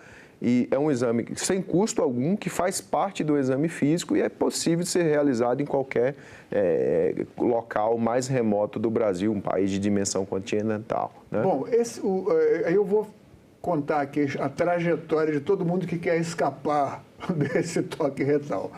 O PSA a gente sabe que é uma das referências. Bom, mas por que os exames mais refinados, mais modernos de imagem, o ultrassom, a ressonância, o mesmo um raio-x, não eliminam? Por que não detectam no diagnóstico de imagem o câncer de próstata? A ecografia, a ultrassonografia, ela tem baixíssima importância nesse cenário. Ela basicamente serve para dimensionar o tamanho da próstata, estimativa, né, de peso, exatamente. E essa estimativa de peso se correlaciona com o PSA. Então, quanto mais próstata, mais PSA eu vou ter. Então, ressonância é um exame, pode ser útil em casos que você levanta alguma suspeita pelo toque ou pelo PSA, uma ressonância multiparamétrica da próstata que foi evidenciada a sua importância em estudos em 2017, 2018, mostraram essa situação. Só que esse é um exame de alto custo, é um exame demorado, é um exame de difícil acesso. Então, ele não pode ser adotado como um exame de triagem, ele tem que ser um exame complementar a uma situação inicial de suspeita pelo PSA ou pelo toque retal, isso levando em conta os fatores de risco maiores de cada paciente. E qual é o caminho do diagnóstico? Vamos pedir. Bom, o PSA é o exame que ele também, com a idade da pessoa, ou a idade do homem, ele vai sofrendo alterações também, né? Sem dúvida. Por exemplo, uma pessoa de 70 anos, um homem de 70 anos, qual seria o normal? A forma mais simples de você considerar o PSA não seria pela idade, sim pelo peso estimado da próstata. Então, o PSA é mais ou menos 10% do tamanho da próstata. A próstata normal tem mais ou menos 25, 30 gramas, esse é o tamanho normal, mas ela vai aumentar. Então, o nosso PSA tem que aumentar. O problema é que o PSA falha muito. Então, a gente tem muito problema de análise do exame, então é um exame que você não pode depositar toda a confiança. Além disso, alguns tumores mais agressivos, inclusive, eles não sabem produzir PSA. Então, eu já tive a oportunidade de operar pacientes com câncer de próstata com PSA menor que 1, né, que seria um PSA bastante baixo, né?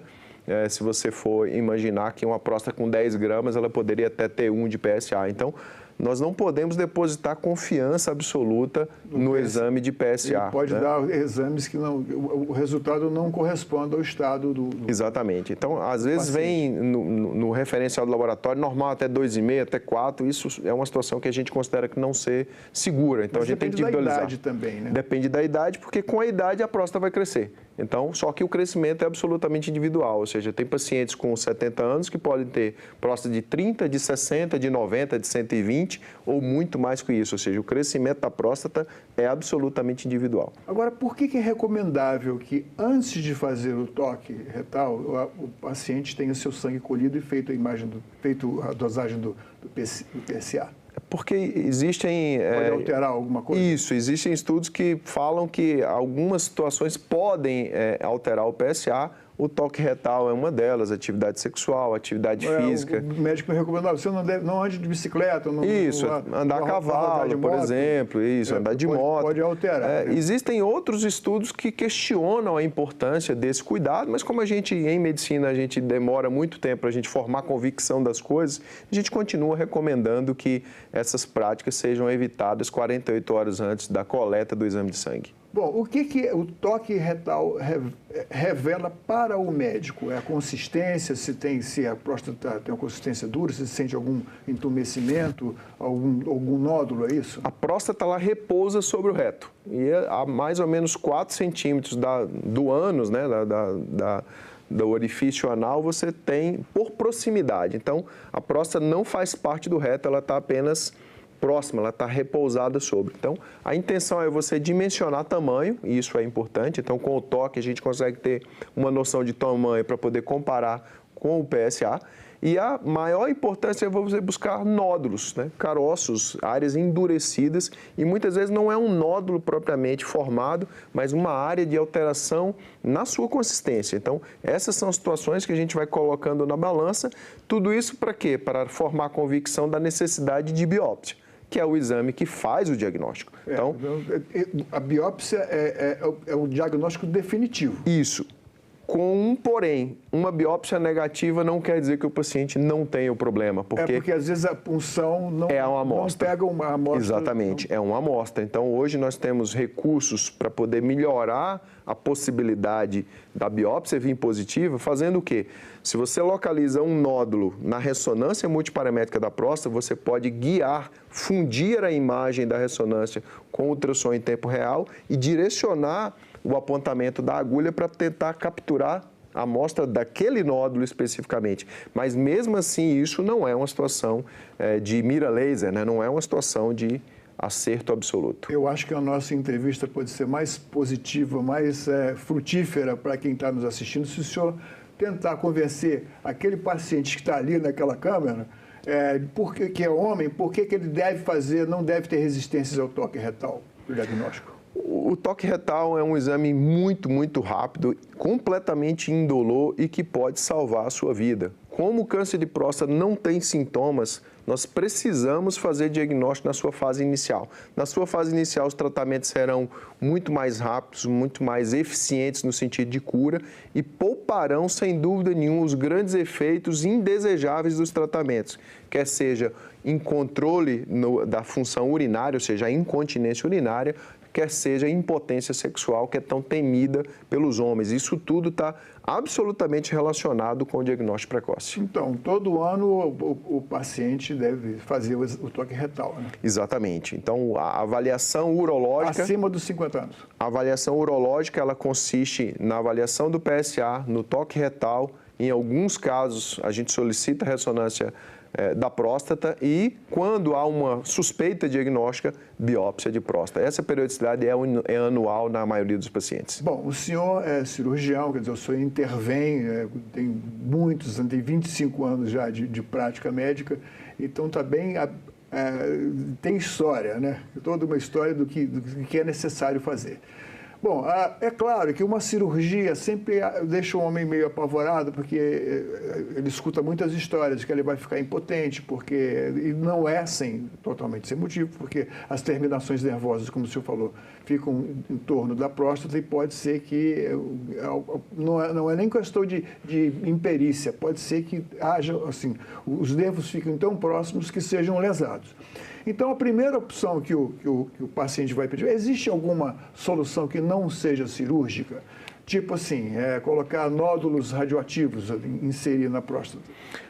O diagnóstico precoce e campanhas como o Novembro Azul fazem esse alerta para o homem justamente para a gente individualizar o tratamento e fazer o tratamento menos agressivo possível. Com finalidade curativa, são os tratamentos. Radioterapia, que a gente pode ser com bracterapia, que é essa modalidade que você implanta sementes radioativas na próstata, pelo períneo, que é aquela pele próximo ali à bolsa testicular, ou você fazer radioterapia externa, né? Alternativamente, a cirurgia... Existe essa possibilidade, mas depende também do tamanho do tipo de tumor, né? Isso. E o próprio tamanho de próstata. Então, as próstatas muito grandes, elas têm uma dificuldade maior em relação à radioterapia e a própria idade do paciente. Então, os pacientes jovens, com grande expectativa de vida, com problemas de saúde mínimos, esses pacientes têm uma tendência a gente fazer procedimento cirúrgico, porque em uma situação de não cura com a cirurgia, isso sempre pode acontecer, operar depois de uma radioterapia sempre é mais complexo, enquanto a radioterapia pode complementar a cirurgia ao longo da vida do acompanhamento em relação ao câncer de próstata. Bom, que tipo de cirurgia é indicado Existem 3 modalidades de realização de uma prostatectomia, que é a remoção completa da próstata, que essa é uma dúvida que as pessoas têm. Não é possível tirar o nódulo apenas, tanto não é exequível, como você manteria aquele tecido prostático que tem tendência a desenvolvimento do câncer. Então, não tem sentido você tratar apenas o nódulo, como que às vezes você faz na mama, né, fazendo um paralelo. Eu preciso saber se não está irradiado, se o câncer já não entre aspas, se espalhou por outros. Exato. E as modalidades de cirurgia, então, são a técnica aberta, que é a técnica tradicional, a técnica inicial. Isso uma incisão no abdômen. No abdômen, que pode ser no sentido de uma cesárea ou para baixo do umbigo. Isso é preferência das escolas. Depois a gente tem a evolução para a cirurgia minimamente invasiva por laparoscopia, ou seja, pequenos furos, e o próprio médico controla as pinças. Monitora através e opera por uma televisão, né? Você insere uma câmera que grava em tempo real a imagem e você faz executando esses procedimentos. E o mais moderno, que é a cirurgia robótica. Então, embora a palavra robótica ela seja um pouco traiçoeira, né?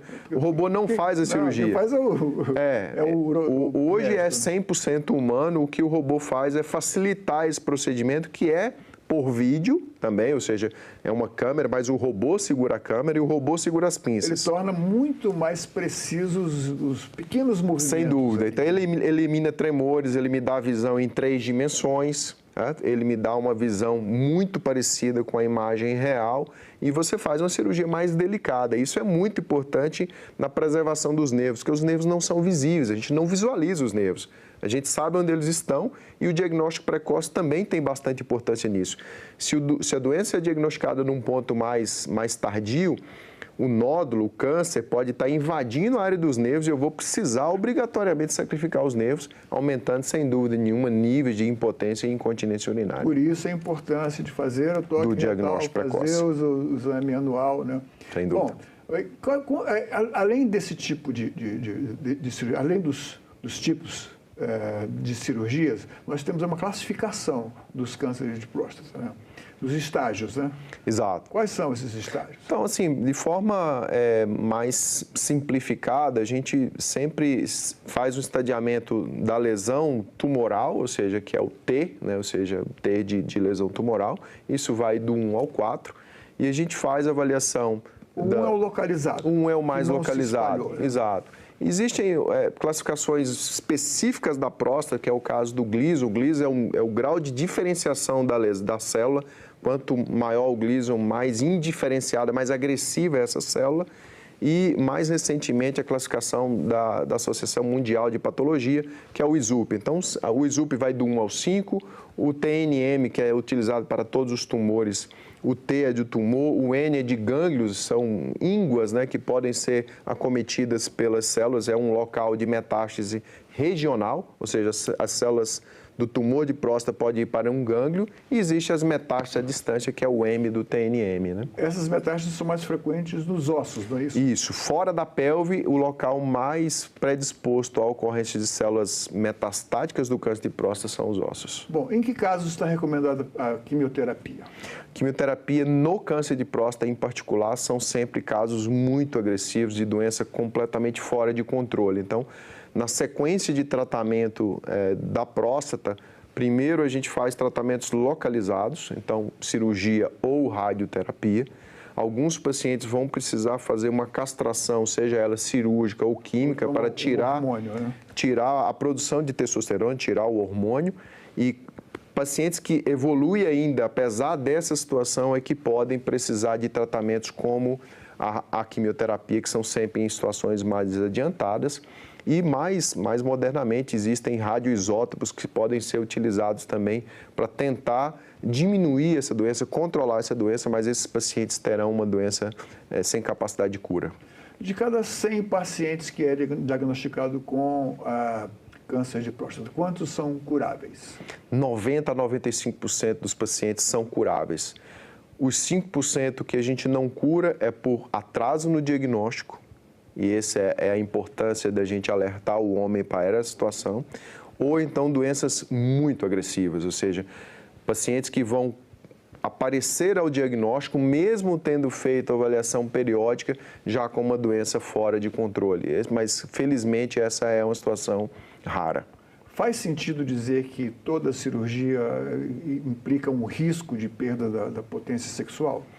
Sem dúvida há. Então, quando as pessoas associaram a perda da próstata à impotência e achar que ela produzia testosterona, é porque realmente sempre há a possibilidade. Daí a importância da experiência do cirurgião, o recurso tecnológico, no caso da cirurgia robótica, realmente facilita muito a vida da gente, aumenta em 15 vezes, por exemplo, a imagem e o diagnóstico precoce. Então, quando você junta recurso tecnológico, diagnóstico precoce, capacitação do cirurgião executor da cirurgia, você mitiga muito isso. Isso a gente vê isso na vida real. Então, eu por ter 25 anos de formado, completei esse ano, eu passei pelas 3 situações. Então, fiz só cirurgia aberta no começo da carreira, no meio da carreira a gente fazia cirurgia laparoscópica e hoje a gente se dedica à cirurgia robótica com mais de 600 casos realizados e a gente vê muita diferença na resolução do problema, que é a questão mais importante. Mais importante é curar,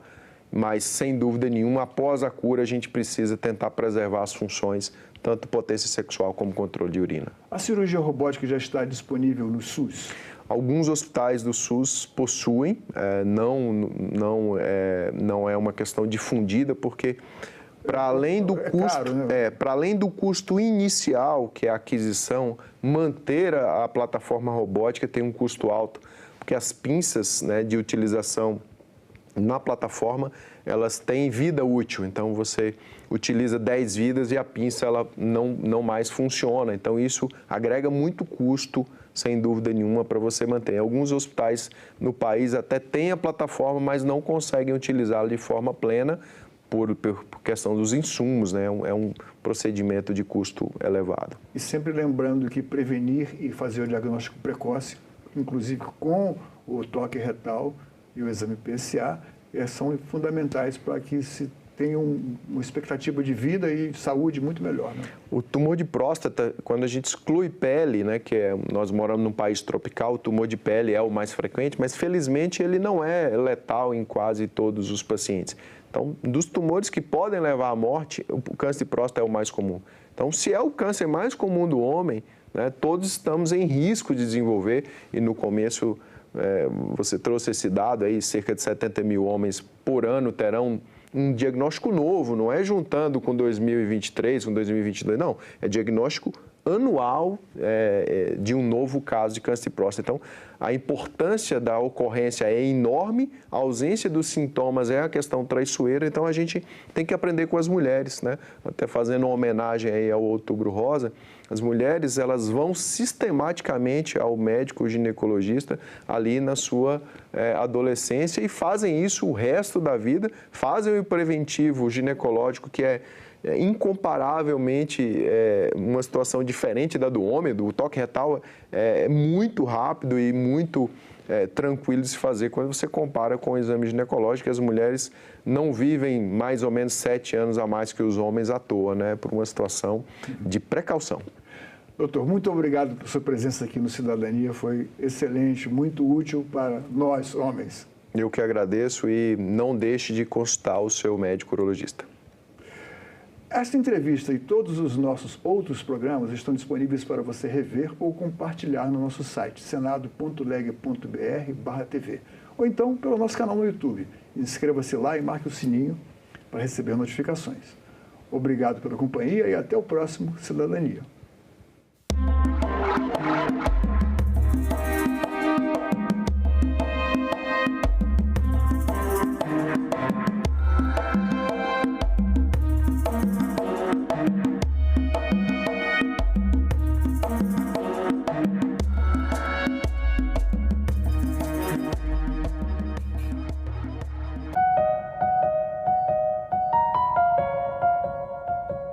O que explica essa desigualdade? O que há na nossa estrutura social e política que explica isso? Não está invisível, mas Brasil nega. É a herança da escravidão. Brasil teve milhões de escravos, mas foi o último país no mundo, nas Américas, em abolir a escravidão. Agenda Econômica. Hoje, 20h, aqui na TV Senado. No dia da Proclamação da República, a TV Senado traz uma programação especial a partir das 21h. Estreia da série documental Senado, a história que transformou o Brasil. Uma parceria com a TV Cultura. Documentários. E o Concerto da Amizade. Sexta, a partir das 21h, na TV Senado. Nosso grande fantasma aqui no Hélio Rangel é a evasão. A gente perde, assim, no final do ano, 50% dos alunos da noite. Mano, foi a melhor parte que teve na minha vida, foi a escola. Estudar, e fora estudar, tem aquela parte que você conhece pessoas novas, amigo, aí vem aquele jet, aqueles cabulos, e aí vai, mano. Eu acho que nós abandonamos o jovem, né? Achando que só oferecendo escola tá bom. O jovem pede escola que tenha aula. O jovem pede escola que tenha aula boa. O jovem pede escola que tenha aula boa e que ele participe. E que, ao final das contas, ele saia melhor do que ele entrou. Se existe uma luta ampla pela democratização do país, pela redução das desigualdades, isso também passa por uma transformação da escola por dentro. A cada momento que a escola abre mão de se dedicar à aprendizagem dos estudantes, ela está aumentando o custo da sociedade.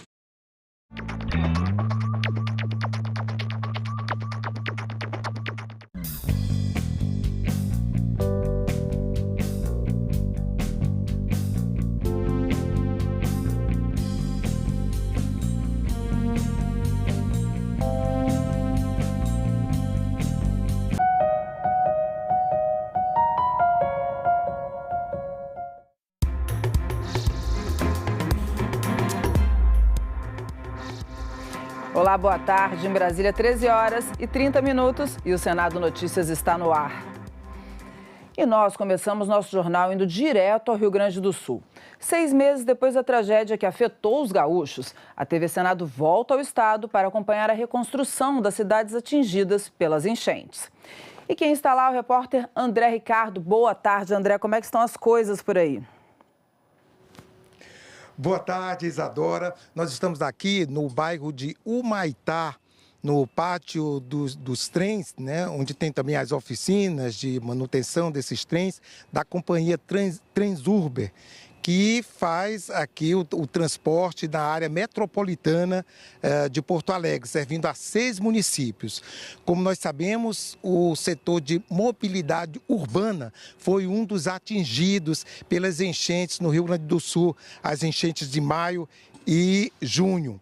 E nós estamos aqui com o Nazur Garcia, que é o diretor-presidente da Transurb, que vai conversar com a gente.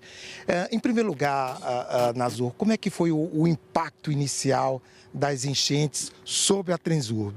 Boa tarde, André. Boa tarde aos telespectadores da TV Senado. Bom, André, a Transurb foi duramente atingida pelas enchentes de maio deste ano. A Universidade Federal, quando iniciou as chuvas, apontou que essa região aqui seria duramente atingida, né? Então, a primeira coisa que nós fizemos quando houve a confirmação da enchente foi recolher os nossos trens, né? Todos os trens que estão aqui no pátio são trens elétricos, com motores elétricos, né? E essa região onde nós estamos aqui, a água atingiu 1,5 metro de altura. Então, antes que a água chegasse aqui, nós recolhemos todos os trens ao trecho mais elevado da nossa via, que é uma via elevada na região entre São Leopoldo e Novo Hamburgo. Depois que a água atingiu o pátio aqui, nós tivemos também, além do pátio, várias estações também das nossas 22, cerca da metade das estações também ficaram dentro da água. Em especial as estações da cidade de Porto Alegre, que, digamos assim, o sistema de comportas de proteção da cidade não conseguiu segurar as águas. Todas as nossas estações, inclusive a nossa principal estação, que é a Estação Mercado, no centro da cidade, essa estação ficou submersa. Ela ficou totalmente perdida. Além da perda das estações, nós também perdemos 2 subestações elétricas, que é digamos assim, o que fornece o combustível dos nossos trens. Então, isso nos impossibilitou, né, de quando retornássemos à operação, quando as águas baixaram, não nos permitiu retomar toda a circulação. Então, nós no dia 30 de maio, 27 dias após o término das enchentes, que as águas baixaram, nós conseguimos retomar o trecho entre Canoas e Novo Hamburgo. Num segundo momento, né, a turma começou, nossos técnicos começaram a recuperar, né, digamos assim, parte das nossas subestações. Conseguimos chegar em Porto Alegre no dia 20 de setembro, na estação Farrapos. E agora estamos trabalhando duramente aqui, praticamente dia e noite, para entregarmos à população as últimas 3 estações que ainda estão fora de operação, que é a estação São Pedro, a estação rodoviária e a estação Mercado, as 3 em Porto Alegre. A nossa previsão é de retomar a operação completa ao normal no dia 24 de dezembro, um presente de aniversário para a nossa população. Pois é. Agora, Nazur, como é que foi esse processo de recuperação, né? Havia recursos públicos para isso? O que vocês tiveram que fazer? É importante, André, explicar isso. Quando a Transurb ainda estava dentro d'água, foi 10 dias depois da enchente tomar conta aqui de toda a região metropolitana de Porto Alegre, o governo do presidente Lula já liberou a medida provisória 1218/2024, liberando 164 milhões de reais para nós iniciarmos o processo de recuperação mais imediato, o que nos permitiu, como eu disse, né, primeiro chegar de Novo Hamburgo a Canoas, num segundo momento chegar até a estação Farrapos em Porto Alegre, e estamos agora prestes a chegar à estação Mercado em Porto Alegre, mas aí já estamos aguardando agora uma nova liberação de recursos. Os nossos técnicos aqui avaliaram que a recuperação total da empresa está na casa dos 400 milhões para nós devolvermos à população a empresa nas mesmas condições pré-enchente. Então nós já temos 154 milhões, estamos aguardando a liberação de outros 160 milhões até o final do ano para fazer essa conclusão dessas obras de recuperação. Muito bem. Nazur, muito obrigado pela entrevista. Lembrando que a Transurb, quando em tempos normais, chega a transportar 110 mil passageiros por dia. E é isso que se espera. Nós voltamos ao estúdio. Isadora? Obrigada, André. Muito bom ver a situação voltando ao normal no estado, né? Todo mundo sofreu junto. E olha só, a CPI das bets começou a funcionar hoje. O plano de trabalho foi aprovado, incluindo a investigação do impacto na saúde mental dos apostadores. Para evitar reações, a relatora Soraya Tronic preferiu não divulgar os nomes dos primeiros depoentes. O senador Dr. Irã foi eleito presidente do colegiado. O vice-presidente é o senador Alessandro Vieira e a senadora Soraya Tronic, relatora. Foi dela o requerimento de pedido de abertura da CPI. Nós nos arrependemos hoje, muito claramente, não temos compromisso com o erro, mas entendemos que nós precisamos ajudar a reparar aquilo que não foi bem regulamentado. A CPI das bets vai investigar a crescente influência dos jogos virtuais de apostas online no orçamento das famílias brasileiras. O Brasil virou um cassino, né? E a gente precisa regulamentar isso. A regulamentação lá atrás acabou endossando um cenário que nós estamos vivenciando hoje. Por exemplo, a Confederação Nacional do Comércio e Turismo aponta 117 bilhões de reais de prejuízo por ano no comércio brasileiro. É um orçamento bilionário que ultrapassa o orçamento de dezenas de municípios do Brasil. São 20 milhões de brasileiros hoje que, infelizmente, apostam. Nós temos um outro prejuízo bilionário, inclusive de pessoas com Bolsa Família. Senadores aprovaram um plano de trabalho apresentado pela relatora, mas o senador Alessandro Vieira sugeriu que a CPI também aborde a questão da saúde mental dos apostadores nos trabalhos do colegiado. Os impactos das bets na saúde são muito consistentes e isso tem que ser mensurado do ponto de vista de direcionamento para atendimento e custeio do nosso sistema, que já é naturalmente sobrecarregado. A saúde é a principal questão para nós, lógico, evasão de divisas, lavagem de dinheiro, mas isso nos importa sobremaneira e será acrescentado, Alessandro, sem dúvida nenhuma, de forma mais clara e expressa. Essa é a segunda CPI instalada no Senado com o objetivo de investigar o ramo das apostas esportivas no Brasil. Atualmente, já há CPI que investiga denúncias de manipulação de resultados de jogos com o objetivo de beneficiar apostas esportivas. A CPI das bets terá o foco na evasão de divisa, na lavagem de dinheiro, além de investigar a influência de personalidades no programa de apostas esportivas. Nós sabemos que quando as pessoas imaginam que serão chamadas, já começam a se mexer. Então, nós não vamos dar tempo suficiente para subterfúgios, para que ninguém suma do país. Então, nós vamos trabalhar, lógico, dentro da legalidade, da publicidade, do tempo que nós temos para dispor a pauta, porém, nós vamos guardar isso por enquanto. Peço perdão. E a próxima reunião da CPI está marcada para terça-feira da semana que vem. A Comissão de Assuntos Econômicos aprovou de forma terminativa o projeto que destina recursos remanescentes e antigos fundos de investimentos regionais para o novo PAC na Amazônia e no Nordeste, e também o incentivo a pesquisas para desenvolvimento da mobilidade elétrica. O texto aprovado inclui na política energética do Brasil o incentivo à mobilidade elétrica e também o fomento à pesquisa para a geração de energias renováveis e o desenvolvimento de novas aplicações para os biocombustíveis, especialmente no transporte aéreo e naval. É preciso planejar estrategicamente a adoção da mobilidade elétrica no Brasil, levando em conta a matriz energética do país, que já possui uma parcela significativa de energia renovável no setor de transporte. Aproximadamente 25% da energia utilizada no transporte no Brasil é proveniente de fontes renováveis, o que é um ponto positivo, pois a média mundial é de 5%. Nesse sentido, é preciso ampliar as tecnologias incentivadas para além da eletromobilidade. É preciso, por exemplo, incluir tecnologias como captura, armazenagem e uso do carbono e hidrogênio de baixo carbono. Se não houver recurso para votação em plenário, o texto vai para a Câmara dos Deputados. Os senadores da Comissão de Assuntos Econômicos acreditam que o projeto contribui para uma indústria moderna e limpa. Nós precisamos ter uma indústria automobilística moderna.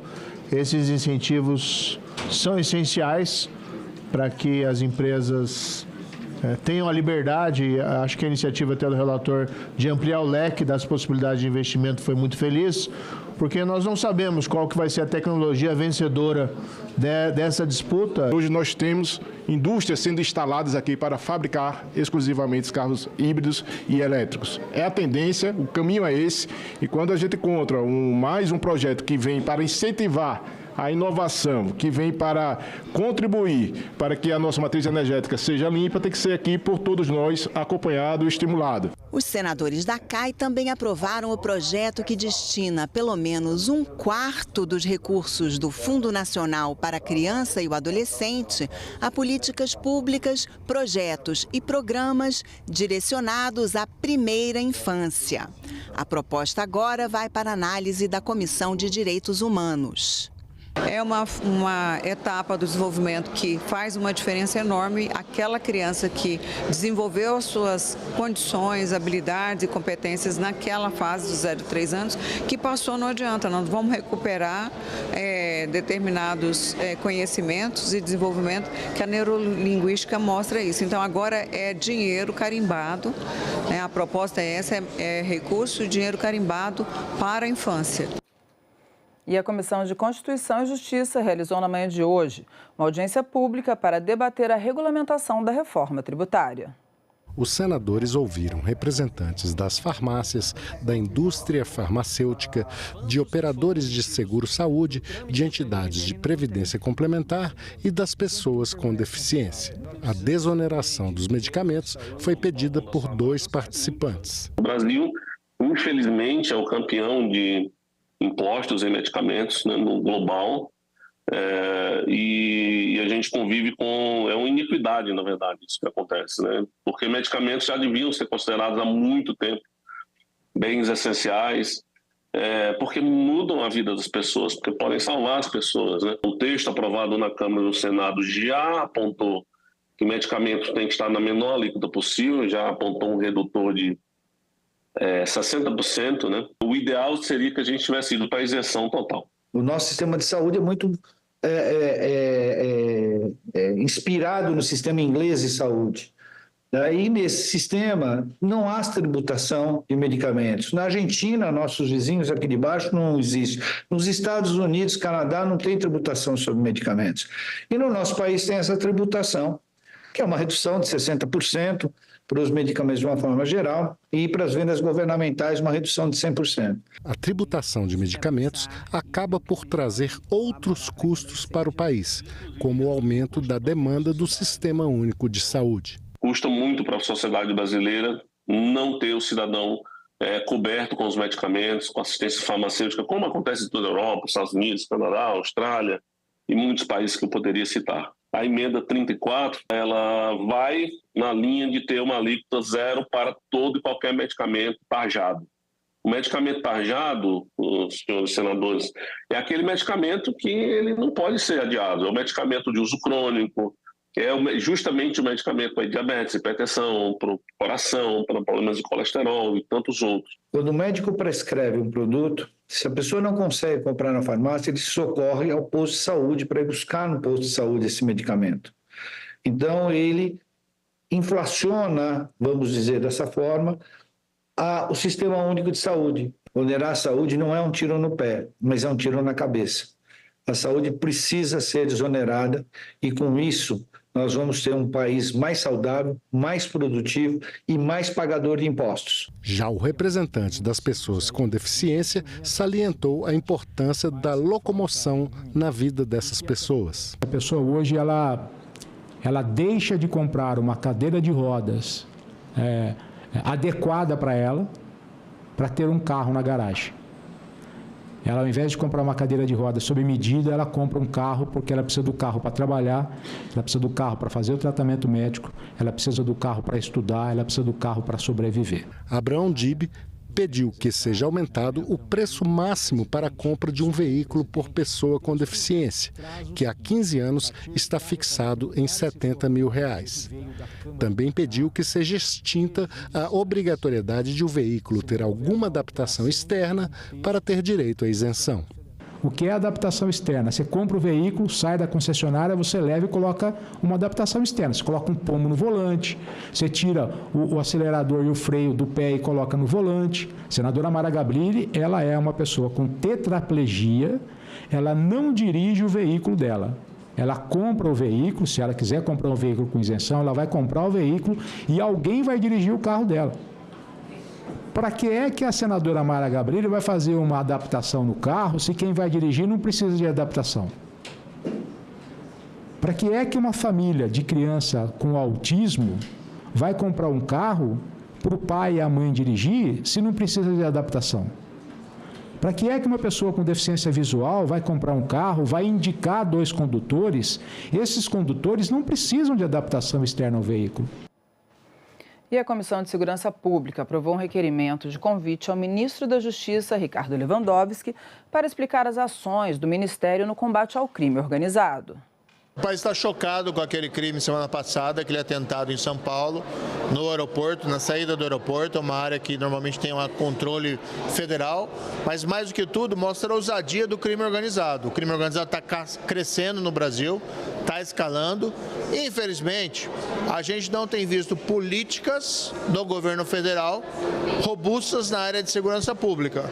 Normalmente, por exemplo, a base do governo aqui no Congresso é normalmente qualquer medida mais de endurecimento da lei penal e da legislação processual penal.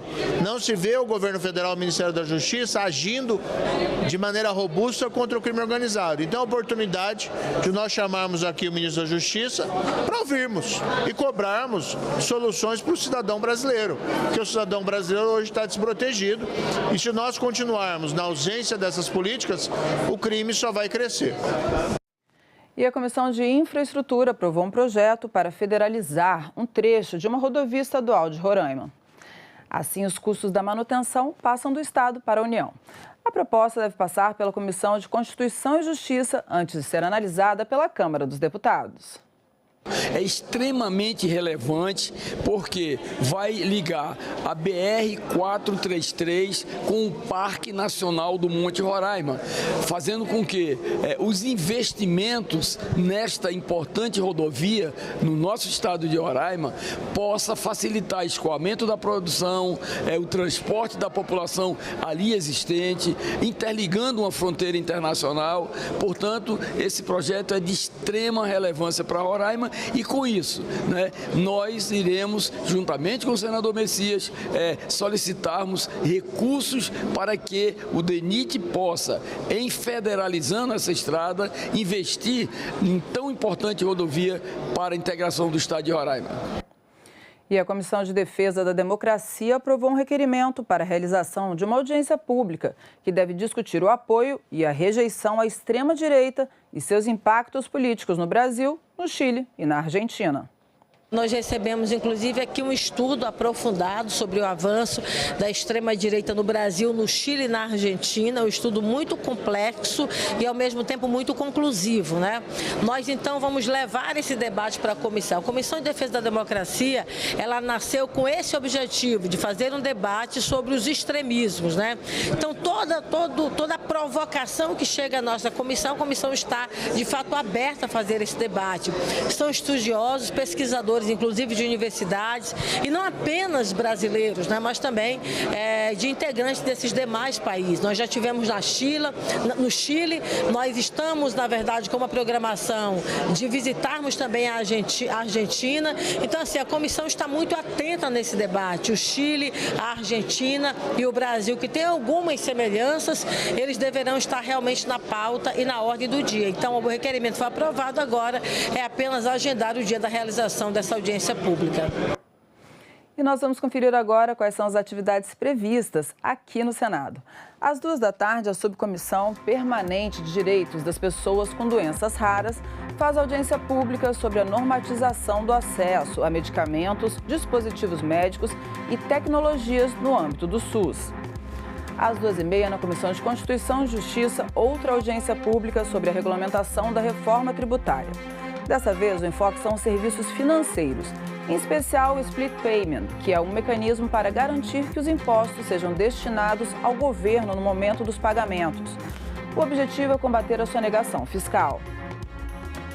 E às 14h30, na CPI da manipulação de jogos e apostas esportivas, haverá o depoimento do presidente do Instituto Brasileiro de Jogo Responsável, André Gelfi, e do secretário nacional de Apostas Esportivas e de Desenvolvimento Econômico do Esporte, Giovanni Rocco Neto.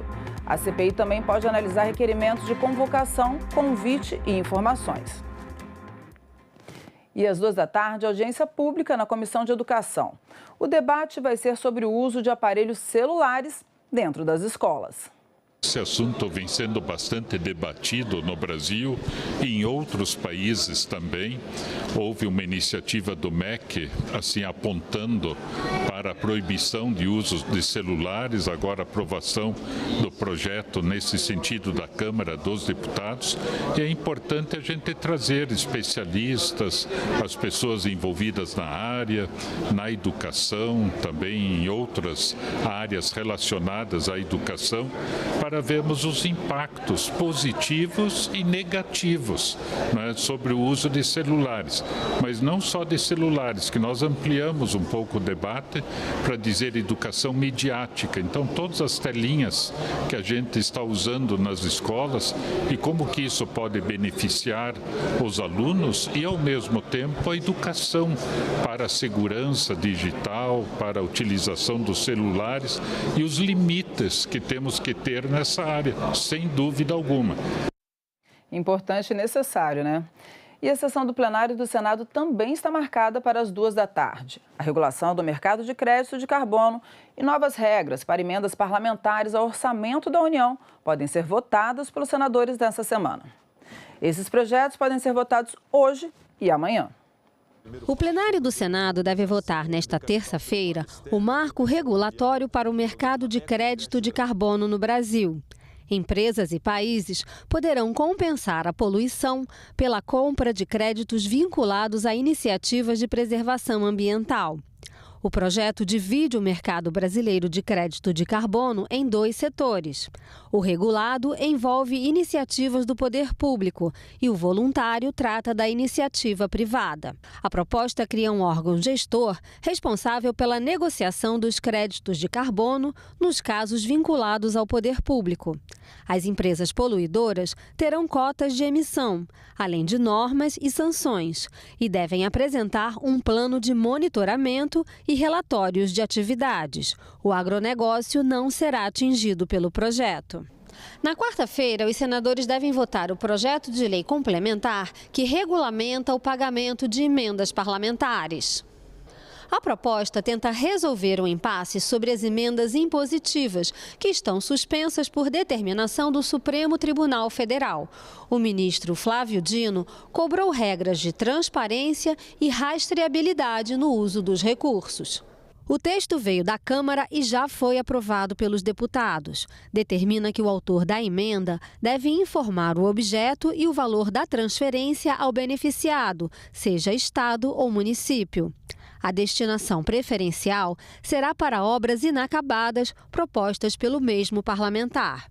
Os recursos ficam sujeitos à apreciação do Tribunal de Contas da União. Terão prioridade de execução os destinados a situações de calamidade ou emergência reconhecida pelo governo federal. Outra proposta sobre o mesmo tema deve ser analisada em plenário, de autoria do senador Ângelo Coronel, relator do orçamento de 2025. Eu pontuei aqui 4 ideias do ministro Dino, que eu achei muito interessante, que é destinar recursos de emendas de bancada apenas para o próprio Estado. Também, na questão das emendas de bancada, evitar fragmentação, para que fique concentrado mais em obras estruturantes. A questão da fiscalização, a fiscalização das emendas e a prestação de contas via o Tribunal de Contas da União. E também outra coisa interessante, como tem algumas plataformas de transparência separadas, a ideia que ele deu era juntar essas plataformas para quando qualquer membro da sociedade brasileira, qualquer pessoa que deseje acessar para ver o que o seu município recebeu, quem colocou, tenha essa plataforma unificada. E você sabe o que é ludopatia? A CPI das apostas esportivas debateu na segunda-feira em audiência pública o vício em jogos de azar. De acordo com os participantes, a doença conhecida como ludopatia é um transtorno mental e deve ser tratada como um problema de saúde coletiva.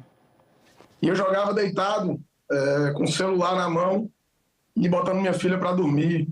Eu jogava tomando banho, né? Abria a porta e fazia as apostas, eu jogava roleta e fechava. Depois de ter perdido casa, perdido carro, perdido terreno, perdido o emprego dentro da empresa familiar, ter sido internado, E aí só assim eu consegui entender o tamanho do estrago que eu estava fazendo com minha vida. Histórias cada vez mais frequentes, como a do empresário cearense André Rolim, motivaram a realização de audiência pública na CPI de jogos e apostas esportivas. No centro do debate, os impactos na saúde mental dos viciados em apostas. Saúde mental é o protagonista dessa questão. O transtorno do jogo já apontávamos em 2011, é a terceira dependência mais frequente no Brasil. Bateu crack, bateu cocaína, bateu maconha, bateu qualquer outra forma de dependência que as pessoas andam preocupadas. Perde apenas para tabaco e álcool, com quem, aliás, são comportamentos com o qual está intimamente relacionado. De 50% a 80% dos jogadores compulsivos já pensaram em suicídios. Sabe quanto é a média da população? 5%. Desses mesmos ludopatas, ou seja, dos jogadores compulsivos, 13% a 20% já tentaram ou conseguiram se suicidar.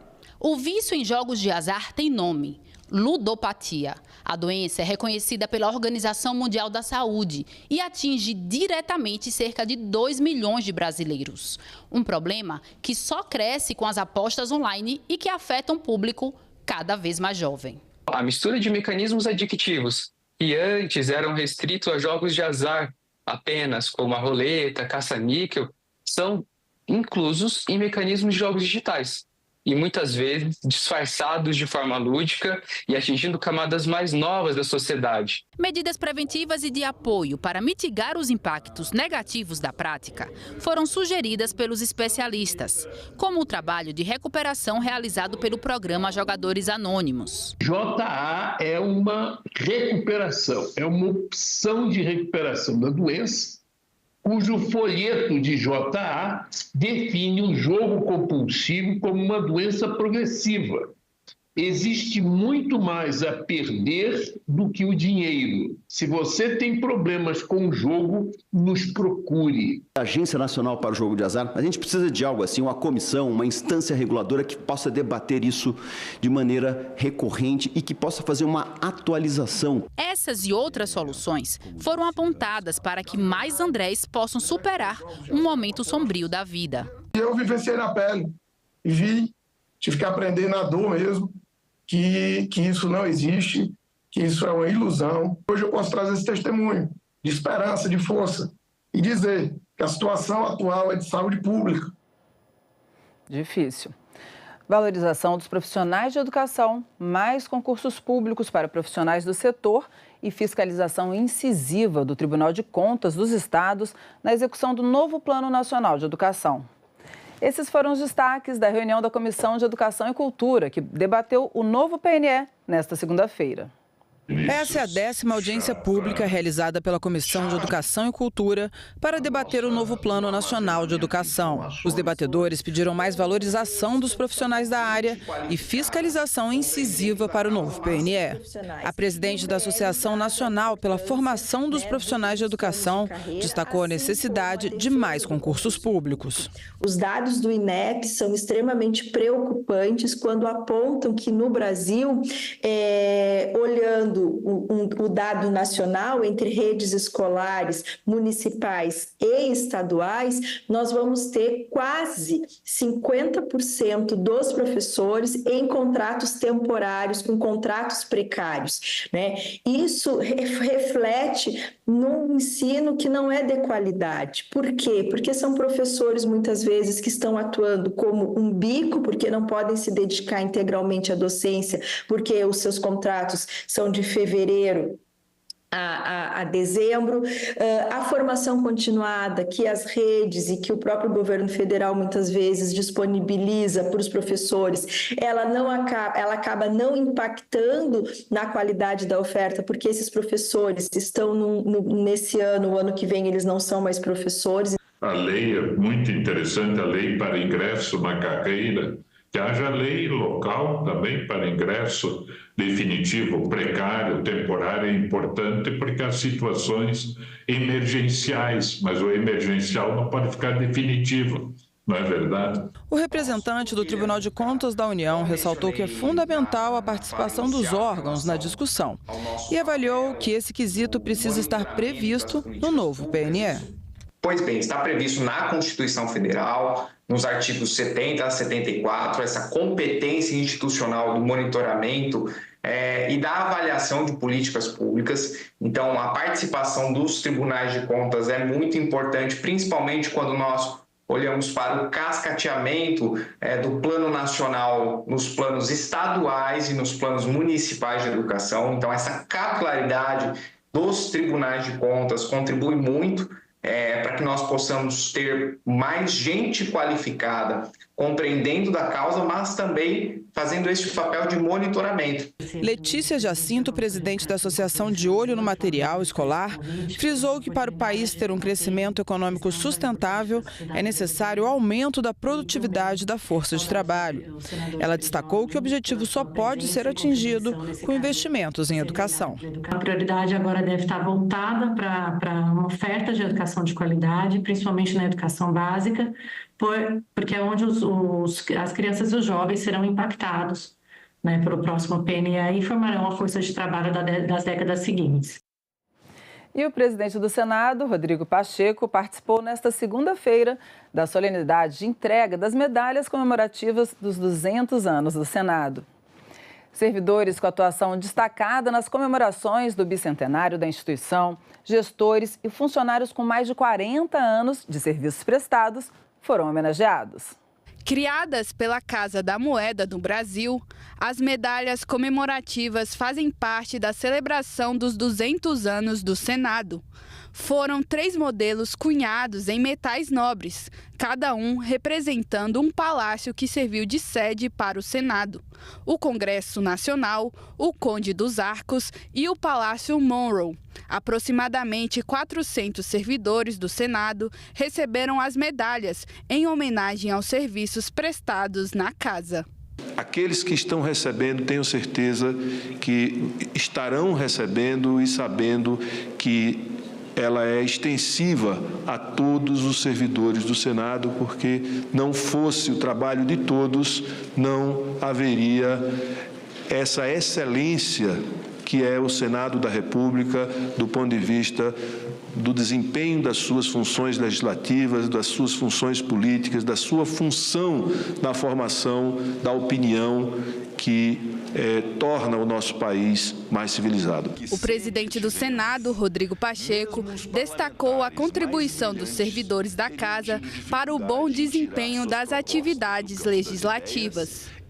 Para além de simbolizarem a gratidão ao nosso corpo funcional, as medalhas que hoje concedemos sinalizam à sociedade brasileira a importância que esses homens e mulheres têm na consecução dos elevados propósitos do Parlamento brasileiro. Cada agraciado sintetiza a têmpera e a dedicação do conjunto de colaboradores do Senado Federal, sejam aqueles que continuam na ativa ou os que já concluíram suas missões.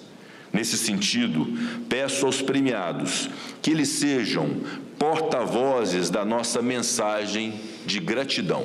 A servidora mais antiga em exercício, com 52 anos de casa, falou sobre sua trajetória no Senado. Essa trajetória foi construída com muitos desafios, aprendizados e, acima de tudo, por pessoas queridas que marcaram a minha vida. Sentimento compartilhado com os servidores homenageados. Fiquei muito feliz de ter sido agraciada com esse prêmio. Um reconhecimento importante e emocionante para nós que somos servidores dessa casa e, assim, muito feliz. É uma emoção de dever cumprido e ter o reconhecimento da direção da casa em relação ao trabalho que a gente faz. Durante a cerimônia, o presidente da casa recebeu uma reprodução do mural Ventania, de Atos Bulcão, em homenagem à sua atuação. Quero dizer, presidente, também da nossa felicidade de termos, ao longo desses últimos anos, ter tido essa mesa diretora, capitaneada por Vossa Excelência, que nos trouxe... Nós interrompemos a matéria porque vamos transmitir agora a Comissão de Educação. Acompanhe, o debate vai ser sobre o uso de aparelhos celulares dentro das escolas. em atenção ao requerimento de número 88/2024 desta Comissão de Educação e Cultura. Vão fazer parte desta audiência pública os seguintes convidados e convidadas. Aqui à minha esquerda, a senhora Ana Ungari Dalfabro, que é coordenadora geral de Tecnologia e Inovação da Educação Básica do Ministério da Educação, MEC. A senhora Fabiane Bitello Pedro, que está também a caminho desta comissão, que é vice-presidente da região sul da União dos Conselhos Municipais de Educação, UNCME. A senhora Patrícia Blanco, aqui à minha direita, presidente do Instituto Palavra Aberta. E participará de forma remota o senhor Ricardo Tonassi Souto, que é presidente do Fórum Nacional de Conselhos Estaduais de Educação, FONSED. Eu quero, de imediato, dar as boas-vindas, agradecer a presença dos convidados e das convidadas para debatermos um assunto que está na pauta do Brasil nesses últimos tempos, não só do Brasil, mas do mundo também, sobre a utilização dos aparelhos celulares dentro das escolas. Porém, a Comissão de Educação e Cultura aqui do Senado ampliou esse tema para educação midiática, porque, na verdade, temos que discutir todo o processo de educação para as mídias, para a tecnologia, para tudo aquilo que for importante, para a segurança das pessoas, para o desenvolvimento das pessoas, sua educação, mas também limites, Tudo na vida tem que ter os seus limites e orientações, para que esses limites possam, principalmente, famílias, alunos e profissionais saberem o que fazer, como fazer, o que é importante, o que é necessário. Então, esse debate vai acontecer, essa apresentação, essa reflexão vai acontecer na tarde de hoje nesta comissão. Já conheço os participantes, os convidados e convidadas, os conselhos municipais de educação, os conselhos estaduais de educação, Ministério da Educação, e a Patrícia Blanco, o Instituto Palavra Aberta, já esteve por inúmeras vezes aqui no Senado Federal. Informo também que foi convidado o Conselho Nacional de Educação, que não indicou representante. Antes de passar a palavra aos nossos convidados e convidadas, comunico que esta reunião será interativa, transmitida ao vivo e aberta à participação dos interessados por meio do portal E-Cidadania na internet, no endereço senado.leg.br/e-cidadania ou pelo telefone 0800 061 2211. O relatório completo com todas as manifestações estará disponível no portal, assim como as apresentações que forem utilizadas pelos expositores e expositoras. Na exposição inicial, cada convidado poderá fazer uso da palavra por até 15 minutos. Ao fim das exposições, a palavra será concedida novamente aos expositores, eventualmente a parlamentares, se assim o desejarem, para fazerem suas perguntas ou comentários. Incentivamos, quero enfatizar, a participação das pessoas pelo Brasil, assistindo, refletindo, pensando sobre a temática e, se desejarem, fazerem comentários ou perguntas também, que é um assunto que vai ficar em pauta durante algum tempo. Muito bom. Eu penso que... Podemos começar com você? Ou não? Pode ser? Tá bom.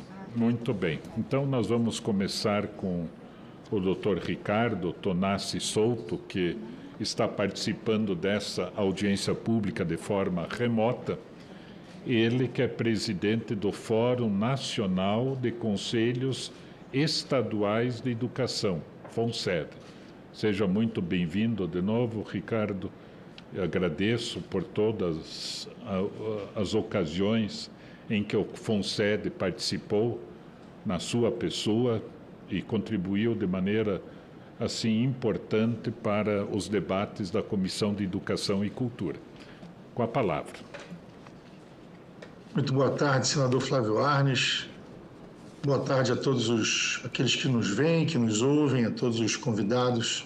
É sempre uma honra me dirigir ao Senado da República, me dirigir à Comissão de Educação do Senado, e especialmente ao senador Flávio Arnes, a quem eu faço questão de saudar pessoalmente pela forma sempre gentil, pela forma sempre carinhosa como tratou todas as vezes em que estive aqui para contribuir de alguma forma com a educação brasileira.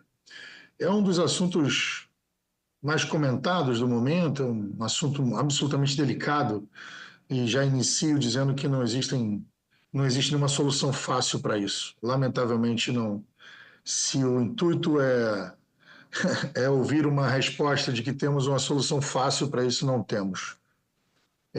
Boa parte das informações que eu menciono aqui, elas fizeram parte de um artigo da professora Ana Karina Brenner e do professor Paulo Carrano, artigo intitulado Os Desafios da Escola Frente às Tecnologias Digitais. E todos os dois professores de universidades públicas fizeram um trabalho brilhante. E um documento é fundamental ser trazido à tona para trazer luz ao debate, que é o relatório de monitoramento global da Unesco de 2023, intitulado Tecnologia na Educação, uma ferramenta a serviço de quem? Que ele traz apontamentos muito interessantes para se pensar a relação de crianças e adolescentes e as tecnologias digitais na escola. Ele foi realizado sob os efeitos da pandemia, sobre os processos globais de escolarização e acaba reportando as consequências da educação online nesse período específico. Tem um complexo de fatores que torna muito problemática a implementação de novas tecnologias digitais na escola.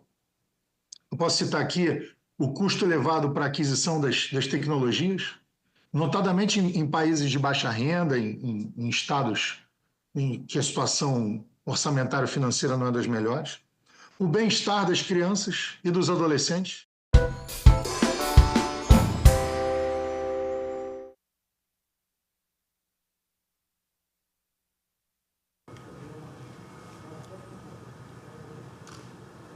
Sessão deliberativa ordinária, dia 12/11 de 2024. A número regimental, declaro aberta a sessão. Sob a proteção de Deus, iniciamos os nossos trabalhos. As senadoras e os senadores poderão se inscrever para o uso da palavra por meio do aplicativo Senado Digital, por lista de inscrição que se encontra sobre a mesa, ou por intermédio dos totens disponibilizados na casa. A presente sessão deliberativa ordinária é destinada à apreciação do projeto de lei número 182 de 2024, do deputado Jaime Martins, já disponibilizado em avulso eletrônico e na ordem do dia eletrônica de hoje. Passamos aos oradores inscritos, que terão prazo de 10 minutos para o uso da palavra.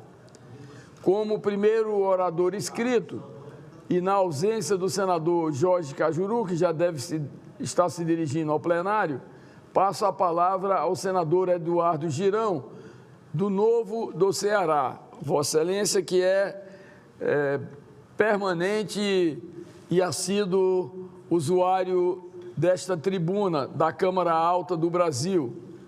Senador Eduardo Girão, Vossa Excelência está com a palavra. Muitíssimo obrigado, senhor presidente, senador Chico Rodrigues, senhoras senadoras, senhores senadores, funcionários dessa casa, assessores e brasileiras e brasileiros que nos acompanham aí pelo trabalho da equipe da TV Senado, Rádio Senado e Agência Senado. Senhor presidente, durante o ano passado e esse ano, um grupo de parlamentares brasileiros, eu incluído, fomos algumas vezes a OEA e a Comissão Interamericana de Direitos Humanos para denunciar o que está acontecendo no Brasil. Abusos, perseguições, intimidações, presos políticos, censura, caçada aos conservadores. Não foi uma nem duas vezes, foram várias vezes. Mas coisas estranhas estão acontecendo e eu quero aqui participar, às minhas colegas, aos meus colegas e a quem a gente principalmente deve satisfação, que é a brasileira e o brasileiro. Eles desmarcaram uma sessão, e eu vou relatar aqui, ao que tudo indica, com a interferência do governo brasileiro, lá em Washington. E isso foi revelado através de uma matéria que acaba de sair aqui da Bela Megali, e eu vou ler trechos que escancaram algo grave, gravíssimo, que coloca em suspeição a imparcialidade de um órgão internacional como a Comissão Interamericana de Direitos Humanos, uma instituição, como se ela tivesse lado, porque atende a um governo que quer esconder o que está acontecendo dentro do Brasil de violações aos direitos humanos, às liberdades individuais, ao que está preconizado na nossa Constituição.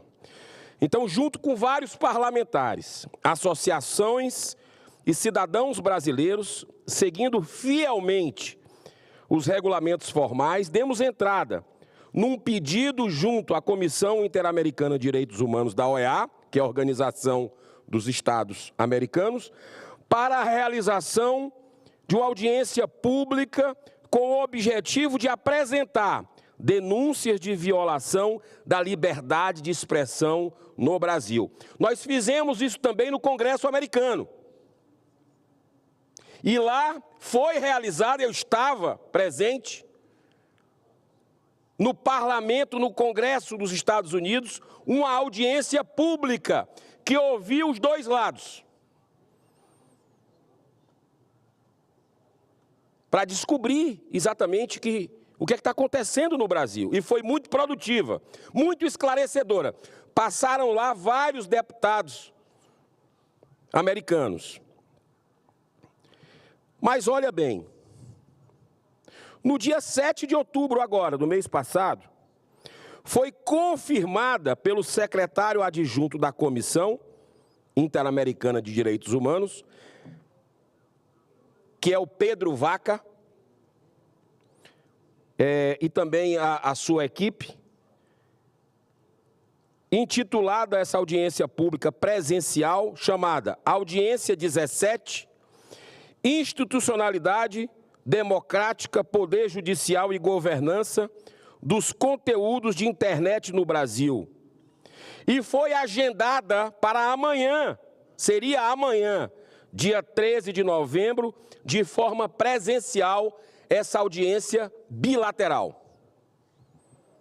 Mas a partir daí, começaram a ocorrer esses fatos para lá de estranhos. Já no dia 28/10, ou seja, 21 dias depois da confirmação que haveria audiência pública, chegou a informação de que a audiência pública estava sendo adiada, mas sem definição de uma nova data. E qual foi a justificativa? A visita ao Brasil do relator especial para a liberdade de expressão, prevista para ocorrer no primeiro trimestre do ano que vem, em 2025. A gente já começou a achar estranho. Pô, está desmarcando uma audiência agora, porque vai ter uma visita que o governo do Brasil está convidando, muita coincidência, convidar durante esse período, para vir o relator aqui. E ninguém sabe que agenda é essa do ano que vem. Quem é que vai participar? se os parlamentares brasileiros e associações que estão sendo perseguidos vão poder participar, está tudo muito obscuro. É extremamente óbvio que tal agenda não impediria em nada a realização da audiência pública. Muito pelo contrário, poderia até ser um elemento muito consistente a ser levado em conta nessa visita do relator ao Brasil. Ele ouve a audiência pública lá e vem ao Brasil já com dados, de um lado e do outro, porque estão sendo convidados ONGs também que acredita que no Brasil está tudo bem, não tem ditadura da toga, não tem perseguição a ninguém, não tem preso político, todo mundo tem seus direitos respeitados. Agora, veja bem, depois dessa ponderação, presidente, muito natural, a Comissão Interamericana informa que não seria mais realizada nenhuma audiência sobre esse tema importante e apenas o que eles chamam de um espaço de escuta bilateral, que então foi marcado para o próximo dia 15 de novembro, sexta-feira, e eu estarei lá nos Estados Unidos. Porque eu vou, inclusive, tomar satisfação do cancelamento de uma audiência ampla para ouvir os dois lados, ninguém tem medo de esconder a verdade, que chame todo mundo, mas eles vão fazer agora uma audiência restrita, uma audiência não, uma reunião restrita, na sexta-feira. E o pior, nesse espaço, todos os parlamentares brasileiros que subscreveram o pedido teriam apenas 15 minutos no total para apresentar todas as denúncias novamente, porque nós já fomos. É tudo muito estranho, pois tanto essa Comissão Interamericana como também a Corte Internacional de Direitos Humanos, ambas no âmbito da OEA, têm como princípio a transparência e a busca permanente pelo diálogo construtivo para a solução de conflitos, visando o fortalecimento da democracia. Há, portanto, indícios muito nítidos de possível interferência do governo federal brasileiro, do governo Lula. Apresentamos, através dessa casa, um requerimento formal de explicações ao ministro das Relações Exteriores, o embaixador Mauro Vieira, sobre o que está acontecendo. E devido à gravidade da questão, estamos também com requerimento pedindo a convocação do ministro para comparecer à Comissão de Direitos Humanos do Senado. Esse comparecimento será crucial, porque servirá também para explicar a posição pró-aborto adotada pelo Itamaraty ao propor inserir em resolução da ONU o termo saúde reprodutiva para todas.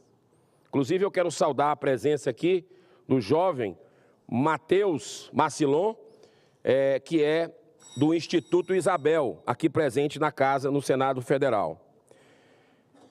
Tal posicionamento do governo brasileiro, senhor presidente, contraria frontalmente o que pensa cerca de 80% da população brasileira, que é a favor da vida, contra a legalização do aborto. Sem contar que o próprio Lula, na última campanha, publicou carta aberta aos cristãos dizendo ser contra o aborto. E, aliás, nós, que fazíamos campanha contrária ao Lula, não podíamos associar o Lula ao aborto. E é tudo que ele está fazendo, porque ele sempre defendeu o aborto, mas foi proibido, censurado pelo TSE, que funcionou mais como um partido político do que como qualquer coisa. Mas voltando à questão, senhor presidente, da liberdade de expressão, da violação que está acontecendo no Brasil, a implantação gradual da censura é muito séria e vem se agravando a cada dia no país em virtude de ações deliberadas do governo federal e principalmente por parte do nosso Supremo. E para piorar a situação, parte expressiva da grande mídia vem se mantendo silenciosa, de forma conivente, pois a censura em curso ataca diretamente as redes sociais. Está marcado lá no Supremo, dia 27. Atenção, Brasil! Está marcado no Supremo o julgamento para controlar as redes sociais dos brasileiros na próximo dia 27 de novembro. Por isso, vamos continuar, senhoras e senhores, apelando aos organismos internacionais, sim, como a OEA, com o intuito de restaurar o Estado democrático de direito, tão vilipendiados por aqueles que deveriam ser os primeiros defensores dos direitos humanos garantidos pela nossa Constituição. Enquanto buscarmos esse caminho, continuamos aqui clamando para que essa casa se levante, saia dessa posição inaceitável de subserviência, vença a omissão covarde diante de tantos abusos cometidos, principalmente por alguns ministros do STF. Dentre eles, Alexandre de Moraes, cujo último pedido de impeachment, composto por mais de 50 laudas, assinado por 157 parlamentares e apoiado por quase 2 milhões de brasileiros, ainda continua ignorado pela maioria dos que fazem o Senado Federal dessa legislatura.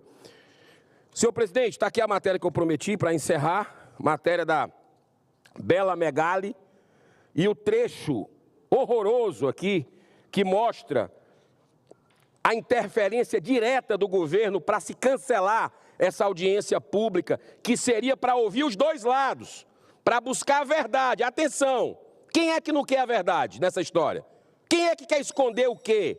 Esconder do povo brasileiro, esconder dos organismos internacionais a caçada implacável que está acontecendo aos conservadores, a quem é de direita. Olha o que é que diz o trecho.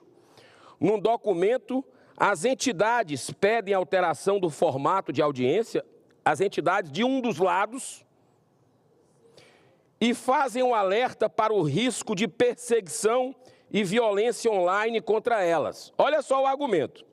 E olha a gravidade aqui, senhor presidente.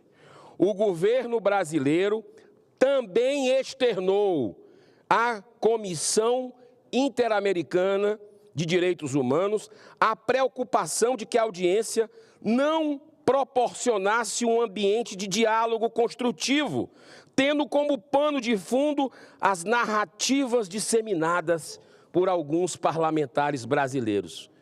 Ah, quer dizer que só ouviu um lado? A Comissão Interamericana de Direitos Humanos, e cancelou, chamou os dois lados e cancelou com um lado, senador Márcio Bittar, com o governo brasileiro interferindo para o cancelamento de uma audiência pública na OEA, para que a OEA não tome ciência das perseguições que nós estamos vendo aqui, há inclusive parlamentares, há cidadãos brasileiros, como os presos políticos. Que é isso? Que é isso? Isso é grave, senhor presidente. Parece um sistema, um mecanismo para esconder o sol. E querem tapar o sol, mas é uma peneira, porque a verdade vai triunfar. O mundo já está começando a saber o que é que está acontecendo no Brasil. Eu tenho certeza que água mole em pedra dura, tanto bate até que fura. Muito obrigado e desculpa ter ultrapassado o tempo, senhor presidente. Senhor presidente, pela ordem. Nobre senador Eduardo Girão, Vossa Excelência sempre traz temas polêmicos a esta casa, a este plenário, e obviamente que a sociedade brasileira atenta, acompanha cada pronunciamento, obviamente derivando sempre pelo viés que Vossa Excelência acredita. Portanto, a liberdade de expressão ela é própria dos parlamentares e Vossa Excelência o faz com essa total liberdade. Pela ordem, passo a palavra ao nobre senador Confúcio Moura. Vossa Excelência tem a palavra. Senhor presidente, senadores, senadoras, ouvintes, telespectadores, hoje, senhor presidente, eu venho aqui ao plenário desta casa para prestar uma homenagem a um grande homem, um verdadeiro defensor da democracia e das liberdades e do bem-estar da nossa população. Trata-se de José Viana dos Santos, carinhosamente conhecido no estado de Rondônia como Zé Viana. Nascido em Brotas de Macaúbas, no estado da Bahia, no dia 9 de junho de 1928, portanto, com 96 anos de idade. Chegou a Rondônia em 1972, onde se destacou pela militância política no Movimento Democrático Brasileiro, MDB. Em 1976, ele foi vereador em Porto Velho. Era um homem de fé, profundamente religioso e solidário.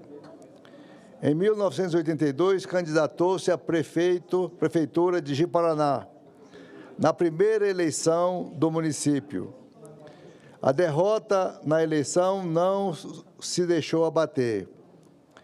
Em 86, ele foi eleito deputado federal por Rondônia, participando ativamente da Assembleia Nacional Constituinte, que resultou na nossa atual Constituição de 88. Sua paixão pela política e o seu compromisso inabalável com o bem-estar do nosso povo de Rondônia foram e continuam sendo uma fonte de inspiração para todos nós. Hoje eu quero expressar minhas sinceras condolências à sua família e a todos que tiveram o privilégio de conhecê-lo como eu conheci. E eu faço esse discurso como a mais pura expressão da verdade. Zé Viana foi um grande homem brasileiro. Muito obrigado, senhor presidente.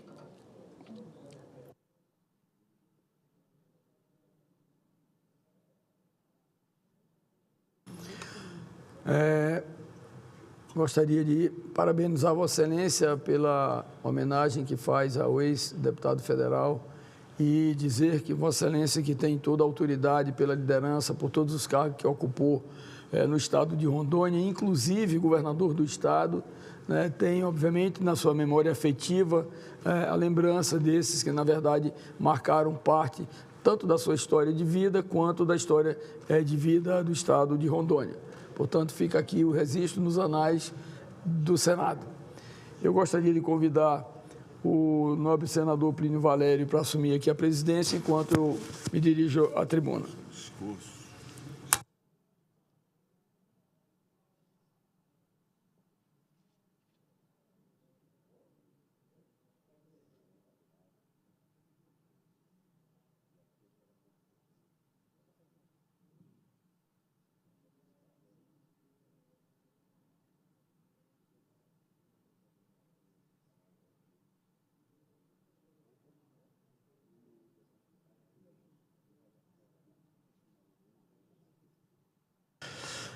Com a palavra, nobre representante de Roraima, Chico Rodrigues.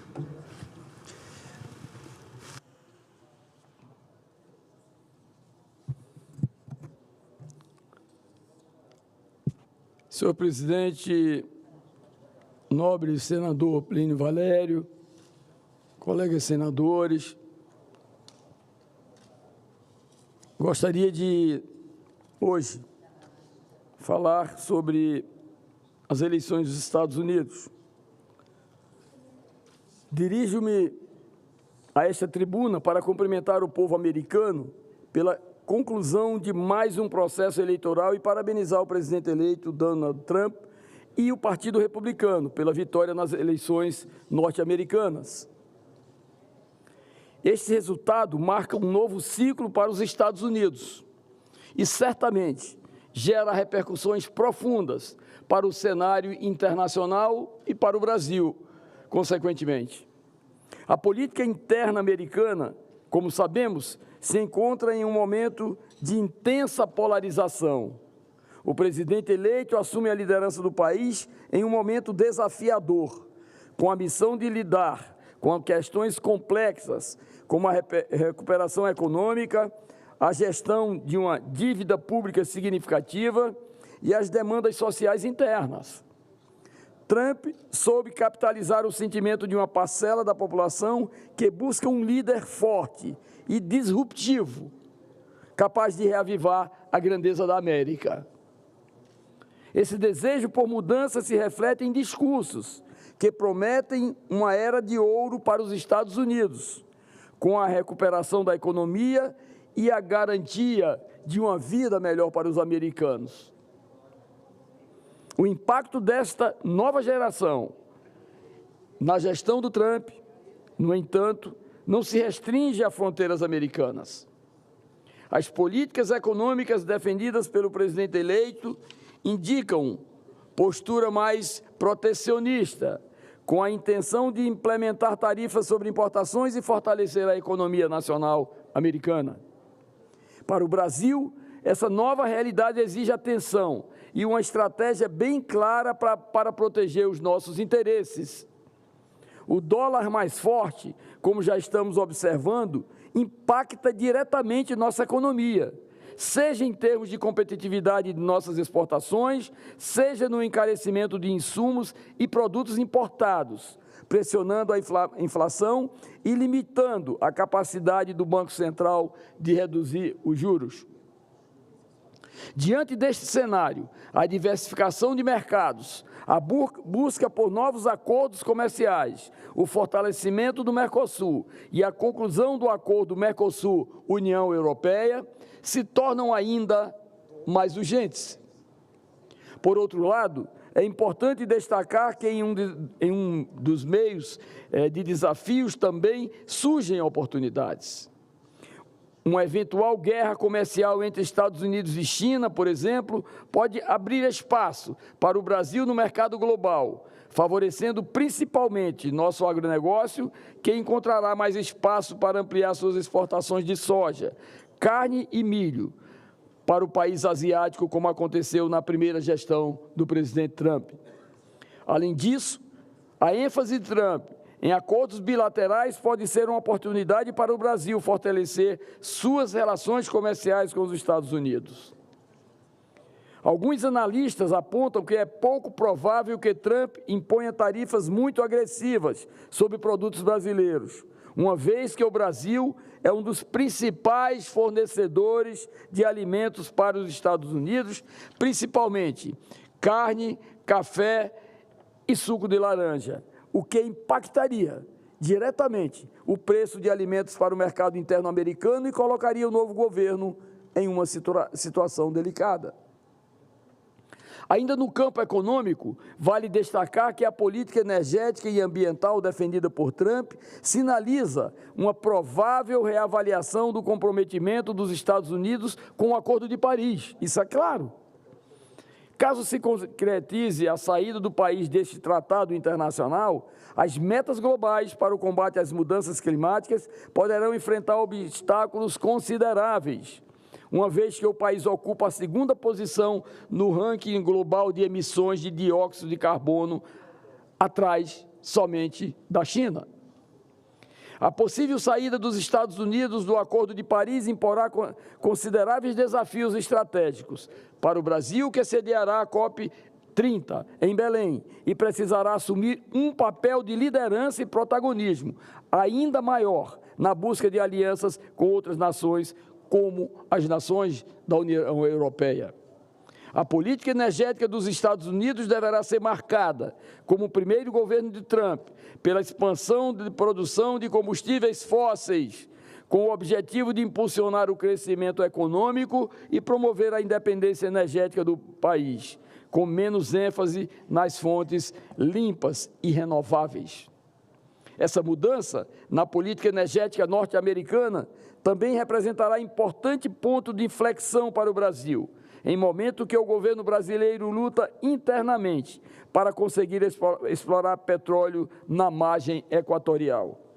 A expansão da produção norte-americana gerará mais oferta no mercado global e pressionará os preços internacionais do petróleo, desafiando países como o Brasil a manterem competitividade em suas operações e atraírem investimentos internacionais. O protagonismo dos Estados Unidos nas negociações da paz no Oriente Médio e no leste europeu também é um fator a ser considerado.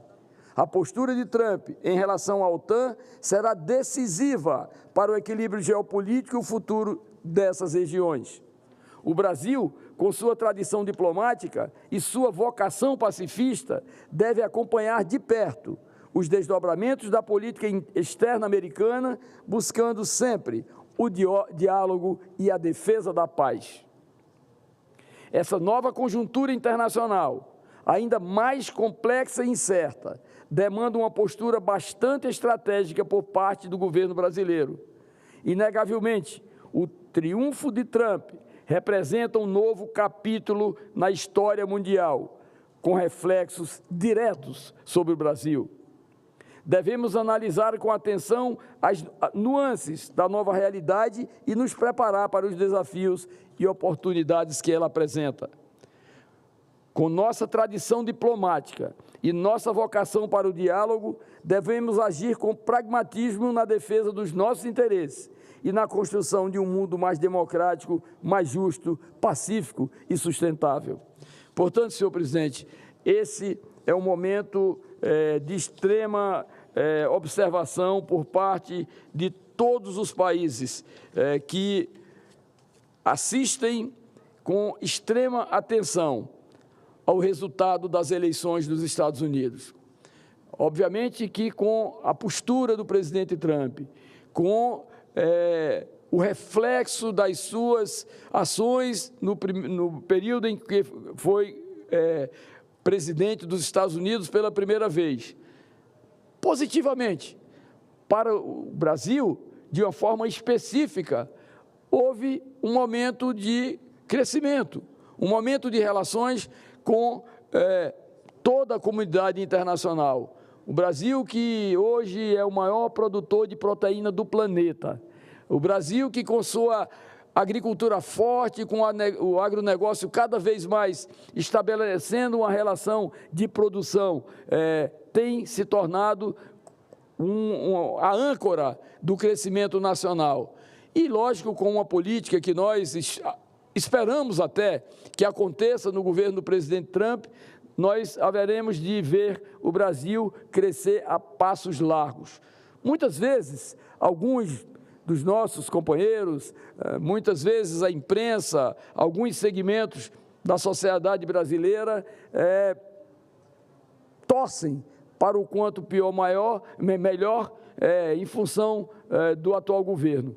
Pelo contrário, nós temos uma fé profunda, nós temos uma crença inesgotável de sentimento de que o Brasil, pela posição geopolítica que ocupa no cenário das grandes nações, como a 9ª economia do planeta, o Brasil tende naturalmente a se tornar um grande player internacional, porque, ora, somos o maior produtor de proteína do planeta. O Brasil alimenta diariamente quase 1 bilhão dos 8 bilhões de seres humanos do planeta Terra. Nós sabemos que pode existir tudo, menos a ausência de alimentos. E com essa força entre os quase 200 países que compõem a Organização das Nações Unidas, o Brasil continua forte, impávido, numa posição de destaque na comunidade internacional. Os grandes fóruns de discussões internacionais, lá está o Brasil. As grandes discussões de acordos na área econômica, lá está o Brasil. Na área da saúde, lá está o Brasil. Na área ambiental, aí é que está o Brasil. Portanto, nós temos que ter, na verdade, a compreensão e o real entendimento da grandeza que o Brasil tem no cenário das grandes nações. Portanto, esperamos que com a eleição do presidente Trump, independente de questões ideológicas, à esquerda, à extrema-esquerda, à direita, à extrema-direita, não venha interferir em absolutamente nada para os nossos mais de 215 milhões de habitantes brasileiros que precisam de governo forte, determinado e, acima de tudo, comprometido com os ideais de uma nação livre, democrática, soberana e que está no caminho certo. Assim passaram os governos anteriores, as dificuldades existiram nos governos anteriores e, na verdade, hoje nós temos também no atual governo uma nova leitura, uma nova roupagem, uma nova forma, na verdade, de governar e temos que conviver. Temos que aplaudir, apoiar, temos que entender que não é com politicagem que se faz uma grande nação como o Brasil. O Brasil é maior do que querelas políticas, que desejos, muitas vezes até que nós contestamos, de alguns segmentos que já estiveram no poder, poderão voltar ao poder, e é necessário que nós entendamos que os políticos passam, os governos passam, mas a sociedade brasileira está atenta a cada um de nós. É isso que nós queremos, pelo menos que haja unidade no essencial, ou seja, que nós todos tenhamos em uma verdadeira comunhão nacional o sentimento de desejar o melhor para o nosso país. Portanto, nós esperamos que a eleição do presidente Trump seja apenas mais um trampolim para que o Brasil possa se destacar no cenário das grandes nações, senhor presidente. Era esse registro que eu gostaria de fazer nesta tarde. E o fez muito bem, senador Chico Rodrigues, com a autoridade de quem foi governador e senador de Roraima, um dos estados mais injustiçados nessa questão ambiental.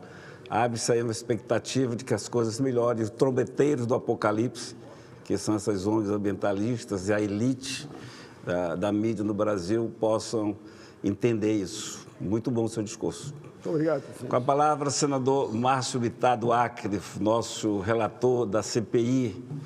O trabalho que a gente tem, que é um trabalho tão bem feito, viu, Márcio, que a gente está usando todos os dias o relatório nas universidades, no lugar onde a gente passa, ele vai mostrando aquele relatório. Com a palavra, meu amigo, senador Márcio Bittar. Meu querido amigo, eu, mais uma vez, quero ressaltar a honra que Vossa Excelência Plínio, senador do Estado do Amazonas, me patrocinou.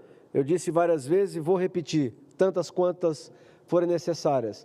Quem trabalhou 4 anos e meio para criar a CPI, para averiguar o papel das ONGs, foi Vossa Excelência, e depois que estava praticamente resolvido, me convidou para ser o seu relator. Mas, presidente, queridos colegas senadores da República, hoje estava pautado para votar aqui a proposta de regulamentação do mercado de carbono, o CO2. Mas o Brasil está na contramão do que está acontecendo no mundo. Primeiro, porque cientistas brasileiros e internacionais atestam e mostram com gráficos que não é o CO2 que aumenta ou diminui a temperatura do planeta. Os gráficos mostram que a temperatura do planeta aumenta ou diminui por outros fatores, e ao aumentar a temperatura é que esses fatores fazem com que o CO2 seja aumentado. Portanto, não há sequer um consenso que o CO2 provocaria o tal do aumento das temperaturas climáticas. Em primeiro lugar, quem faz aumentar ou diminuir a temperatura na Terra é o Sol. Pois bem, mas além disso, a proposta ao final e ao cabo significa dizer o seguinte: você abre mão da sua produção real, verdadeira, não plante soja, não crie gado, não plante frutas, abra mão disso e a tal da União Europeia vai lhe compensar. Isso não vai acontecer nunca. Eu tive a oportunidade de ir pelo Congresso Nacional em Nova York no ano passado, na Semana Internacional do Clima. O senador Plínio Valério disse a mim que seria um prazer irmos juntos. Não vou passar raiva, que eu já sei o que é aquilo lá. E foi o que eu passei. Mas eu constatei, mais uma vez, a hipocrisia dos países europeus que ditam as regras para o Brasil e particularmente da Amazônia e não fazem sequer aquilo que querem e obrigam o Brasil a se sujeitar. Os países do chamado primeiro mundo têm as suas demandas e a ideia sempre de que eles estão ricos e vão abrir mão de parte da sua herança, parte da sua fortuna para compensar aqueles que preservarem floresta, aqueles que ao invés de produzir, deixar a floresta em pé, é você abrir mão do que é seu, da sua autonomia e deixar na mão de outros, nas bolsas de valores do mundo afora, a sua sobrevivência e o seu futuro. E para agravar mais ainda, senhor presidente, os Estados Unidos aumentaram exponencialmente a produção de gás, de xisto. Que, aliás, algumas ONGs do planeta, quando no governo Barack Obama, aumentou essa produção de petróleo e gás de xisto, Greenpeace, essa turma aí, andaram falando que aquilo ia causar problema e tal, e o Obama não deu bola para aquela conversa, e hoje os Estados Unidos exportam, sabe o quê?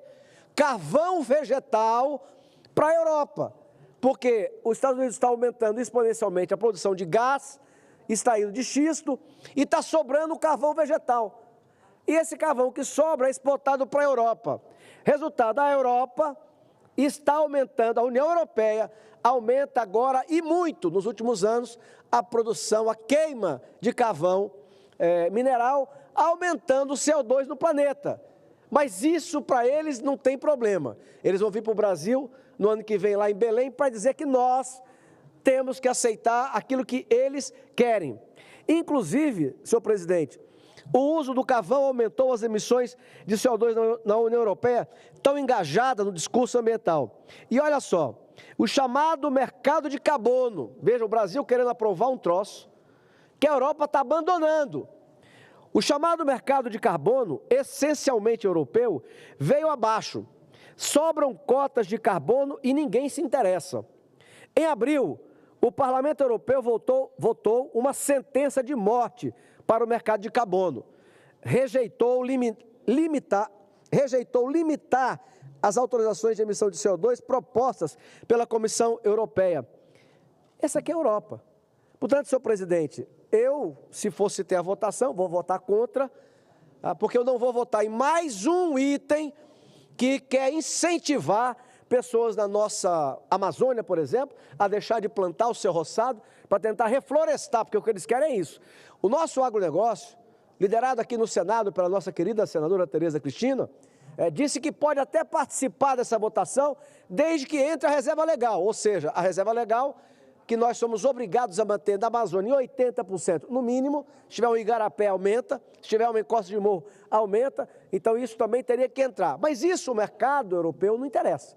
O que eles querem mesmo é que produtores deixem de produzir, reflorestem os seus 20% para receber uma migalha, que isso que acabou de acontecer, que eu narrei aqui agora, abaixou o preço do CO2, da tonelada, a níveis nunca existidos. Olha só, uma tonelada de CO2 valia 30 em 2008, caiu para 2,75, seu nível histórico mais baixo. Claro, estou falando aqui em dólar. De 30, a tonelada caiu para 2,75. Portanto, que bom que foi tirado de pauta, e eu espero, senhor presidente, que o Congresso brasileiro e o povo brasileiro dê a esse assunto a importância que a Europa Ocidental está dando. Segundo assunto, senhor presidente, essa vai na esteira daquele bando de cara de pau que nós vimos na CPI das ONGs, que receberam bilhões, e nenhuma delas se apresentou agora na queimada, né? Para ajudar, apagar fogo. Não, aí não tem, o assunto não é com eles. Olha só, o Brasil se presta a ser vassalo, pelo menos parte dos brasileiros. Ex-ministra Cristiane Taubira, da França, vai assumir cadeira na USP. Essa universidade já teve entre as 100 melhores, hoje não está nem entre as 300. E liderar pesquisa sobre as sociedades do bioma do norte do Brasil. Ela chega neste domingo, no Rio de Janeiro, para a festa literária das periferias. Olha a frase dela. A frase dela, abre aspas, o mundo inteiro pode decidir sobre o papel da Amazônia. Como é que uma universidade pública, bancada pelo contribuinte brasileiro, nesse caso especialmente o contribuinte do estado de São Paulo, que tem quase um quarto da população brasileira, se presta a entregar. E sabe qual é o nome da cátedra que ela vai assumir? Olha a ironia. Este mês, essa senhora assumirá a cátedra José Bonifácio, o patrono da independência do Brasil. Quer dizer, o Brasil e a USP dando um exemplo de vassalagem, aceitar uma mulher, uma francesa, ex-ministra da França, vir aqui assumir uma cátedra, José Bonifácio, nosso patrono da independência, e ela proferir esse tipo de frase, o mundo inteiro pode decidir sobre o papel da Amazônia. Quando eu vejo isso, senhor presidente, eu fico pensando o seguinte, então por que não nós, não podemos fazer uma campanha para mundializar Paris. Ora, patrimônio da humanidade. A igreja de Notre Dame, que aliás eles deixaram queimar na cara da cidade, no centro da cidade, mas não, para eles o patrimônio é deles, mas o que é nosso, aí é um patrimônio que eles querem mundializar. Veja, vamos só lembrar, quando ela diz aqui que o mundo pode decidir sobre o papel da Amazônia, ela está falando em 60% do território nacional. Isso aqui era para ser repudiado, e é o que hoje, humildemente, como brasileiro, como senador da República, eu faço. Eu estou aqui para repudiar essa senhora, Cristiane Taubira, e principalmente a atitude da USP de aceitar uma estrangeira assumir uma cátedra numa universidade pública, bancado com o suor do trabalhador brasileiro, particularmente do estado de São Paulo, e ela assumir com essa frase. Fica aqui o meu repúdio. Por final, senhor presidente, fica aqui a minha homenagem. Vossa Excelência já fez semana passada, eu estou fazendo agora. Eu estou aqui com essa gravata vermelha, mas não é porque eu mudei de ideologia não, viu? Eu não virei comunista de jeito nenhum. Isso aqui é uma homenagem, não apenas ao Donald Trump, mas principalmente ao povo norte-americano. O que aconteceu nos Estados Unidos é muito semelhante ao que aconteceu no Brasil. Denúncias infundadas, perseguições, cancelamentos de perfis, fizeram de tudo para tornar o Donald Trump um foragido da política eleitoral. Mas a Suprema Corte norte-americana, diferente do que nós assistimos no Brasil, foi chamada a se posicionar e prontamente se posicionou pela legalidade e pelo direito que ele deveria ter de concorrer à presidência dos Estados Unidos. E o povo deu a sua resposta. Ele ganhou no Colégio Eleitoral de Delegados, ganhou no voto popular, ganhou no Senado e ganhou na Câmara. Nós estamos fortes, viu, senhor presidente? Nós estamos arrumando uns aliados bacanas. Nós agora temos como aliado para lutar pela democracia, pela liberdade, pelo fim da censura, pela perseguição política que nós temos hoje no Brasil. Nós arrumamos aliados para lutar do nosso lado contra as perseguições. Nós temos hoje pessoas exiladas do Brasil, presos políticos, além dele, o Elon Musk. Portanto, nós conseguimos uma vitória muito importante. Em nome da democracia e da liberdade verdadeira, eu vim hoje com a gravata vermelha como uma homenagem. E, senhor presidente, está ficando famosa já aquela dancinha, né? Que não é a dancinha de ninguém, não. É do dono. Ele não tira nem o pé do chão. Como eu também sou pé duro, então está aqui a dancinha imitada pelo meu amigo Bolsonaro. Mas fica aqui a minha homenagem à eleição de Donald Trump e principalmente ao povo norte-americano que acordou para uma realidade. Muito obrigado, senhor presidente. Senador Márcio Bittar, quando o senhor ocupa toda a tribuna e fala de Amazônia, e eu já conheço de perto, sou até suspeito, eu vi elogiar esse discurso, porque realmente essa da ministra francesa, cara, eles não cuidaram da igreja de Notre Dame, deixaram pegar fogo. Deixaram pegar fogo no Notre Dame e querem evitar a queimada na Amazônia. E a USP aceita porque faz parte de um conluio, né? Nada é à toa. E eu vou pedir que o senhor venha aqui à mesa para eu poder falar, exatamente mostrar o que o Greenpeace, que o IBAMA está fazendo com o Greenpeace, né? Esperando que o Greenpeace analise, estude a possibilidade, viabilidade de explorar petróleo na Amapá. Imagina só, mandando macaco tomar conta de bananal, mandando mucura tomar conta de galinheiro. Então, eu peço a suma aqui para eu poder ocupar a tribuna. Obrigado.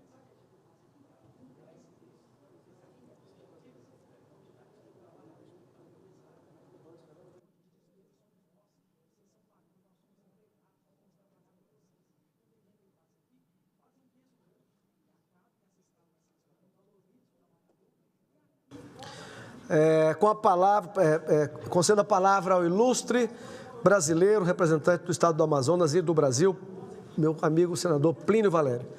Senador Márcio Bittar, o senhor até antecipou, e não é de estranhar, porque a gente, quando fala de Amazônia, pensa a mesma coisa.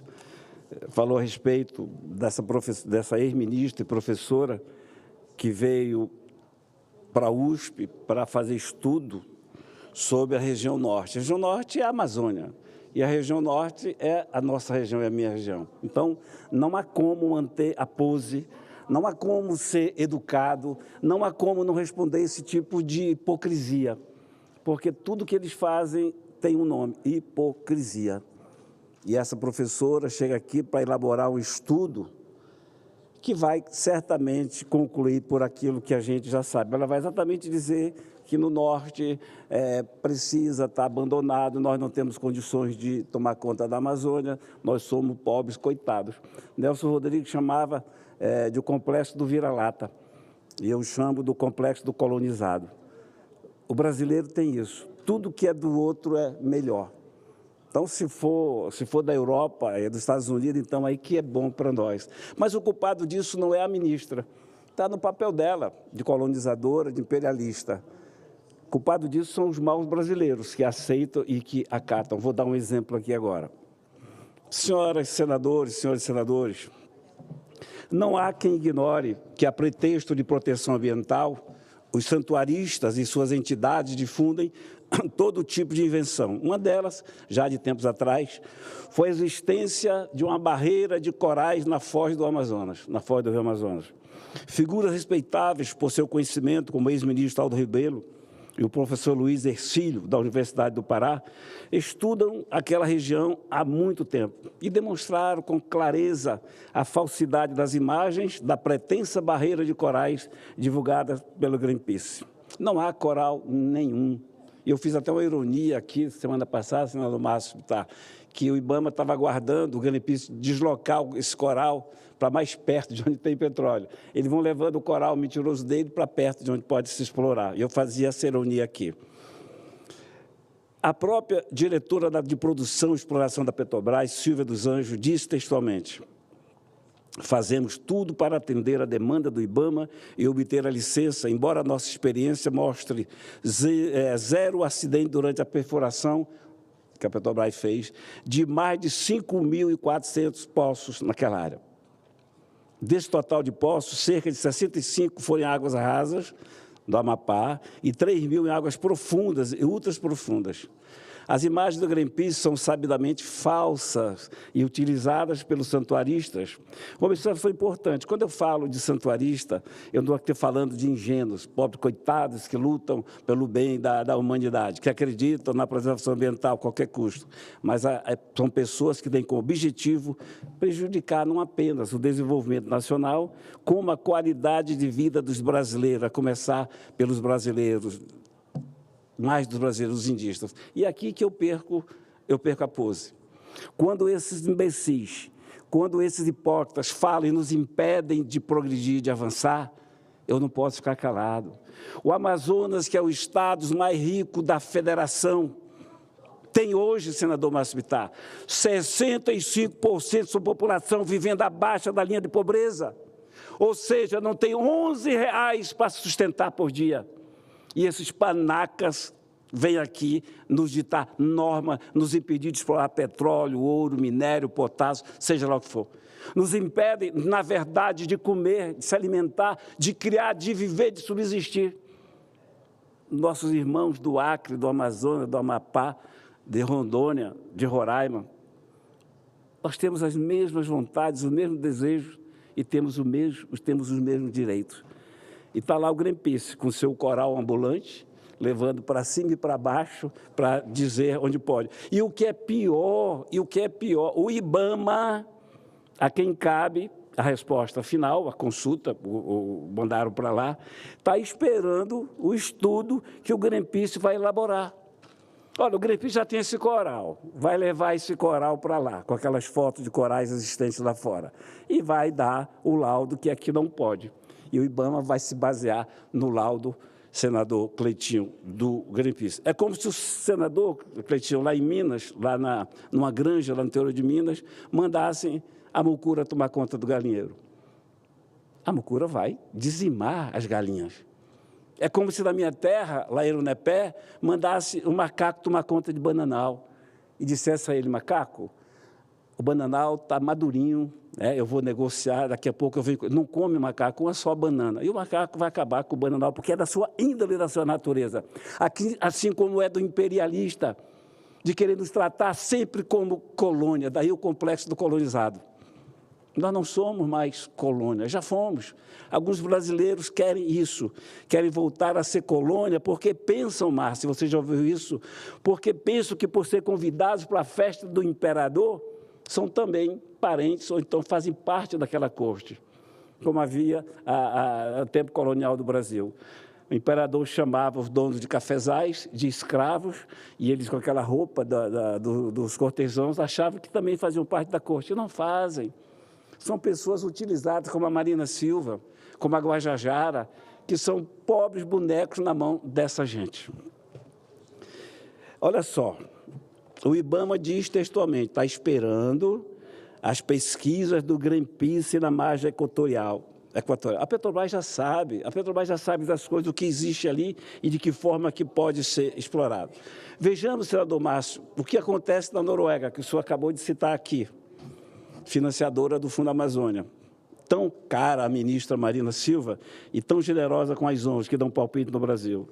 Lá no campo de Ormenlange, a apenas 140 quilômetros da costa norueguesa, os equipamentos instalados em lâmina d'água, que varia de 800 a 1.000 metros, levam gás e o petróleo. E nenhuma ONG protesta. A jazida da margem equatorial estão a mais de 500 quilômetros. Lá na Noruega é 140, pode. Aqui tem mais de 500, não pode. E os santuaristas fingem revolta e se movimentam para barrar qualquer iniciativa a respeito. Enquanto isso, essa força estranha que o Greenpeace exerce no Brasil, estranha mesmo porque faz parte de um conluio. É uma tolice monumental imaginar que a nossa Marinha não tem esse conhecimento. E tem esse conhecimento. É de estranhar só que ela não tenha voz nesse caso aqui agora. A estupidez, e aqui eu chamo a atenção para a alegação do IBAMA, que precisa aguardar a liberação do Greenpeace para saber se pode explorar a margem equatorial. É preciso ter muita cara de pau para esperar que a população brasileira acredite nisso. Só há uma explicação para empurrar esse conto da carrochinha nas mentes desse país. É o peso adquirido dentro do governo pela ministra Marina Silva. A mesma que barra estradas indispensáveis ao povo brasileiro, que finge aceitar a presença de indígenas isolados em áreas cultiváveis, que se associa a ONGs que impedem a melhora de vida dos indígenas e que, enfim, sabota as iniciativas brasileiras que os países ricos querem evitar. Portanto, senador Márcio, essa bênção que o senhor recebeu, a bênção que eu recebi, o senhor de representar o Acre, eu de representar o Amazonas, e nós dois representar a Amazônia. Tem que ser louvada aqui todas as vezes que possamos ocupar esta tribuna. Pelo menos em nome daqueles brasileiros que não se quedam, daqueles brasileiros que não cedem ao encanto da sereia, que não se deixam iludir pelas luzes, pelos acenos, pelos tapetes vermelhos. É preciso que nós, sempre aqui, com a ajuda do senador Espírito de Amin, de Santa Catarina, sulista, que é um dos mais amazônicos que eu conheço, porque está sempre do lado da justiça. Portanto, ele está sempre conosco no que diz respeito à Amazônia. E a Amazônia nos diz, e a Amazônia nos manda aqui, sempre a gritar, a protestar, a desmascarar. E, mais uma vez, eu encerro com muito prazer o que gosto de encerrar. Essas ONGs ambientalistas, esses falsos brasileiros que se vendem, não passam de hipócritas que merecem ser combatidos. Em nome sempre da Amazônia, da justiça, em nome sempre da verdade e do direito, nós temos que estar aqui a protestar. E eu chamo a atenção, nesses 30 segundos, nesse minuto que resta, senador Márcio, chamar a atenção para a nossa BR-319, sempre a gente tem que mostrar aqui, falando ao brasileiro, falando à brasileira, que entendam essa nossa luta, que possam perceber essa nossa luta, que possam perceber essa nossa ladainha, essa nossa tecla do piano que é a BR-319 é para nós, amazonenses, a nossa redenção. Não é tudo, é o começo de tudo. E não é favor, não é pedido, é um direito que nós temos, uma questão de justiça. Constituição o direito de ir e vir, que você tem brasileiro, que você tem brasileira que eu não tenho como amazonense, porque não há ligação terrestre com você. Portanto, mais uma vez aqui, fica registrada a nossa luta em prol da BR-319. Um dia ela sai. Para isso, a Marina Silva precisa sair primeiro. Obrigado, presidente. Senhor presidente, meu colega Plínio, eu quero registrar que é um privilégio ser senador da República e principalmente ser senador da República nas mesmas legislaturas com Vossa Excelência.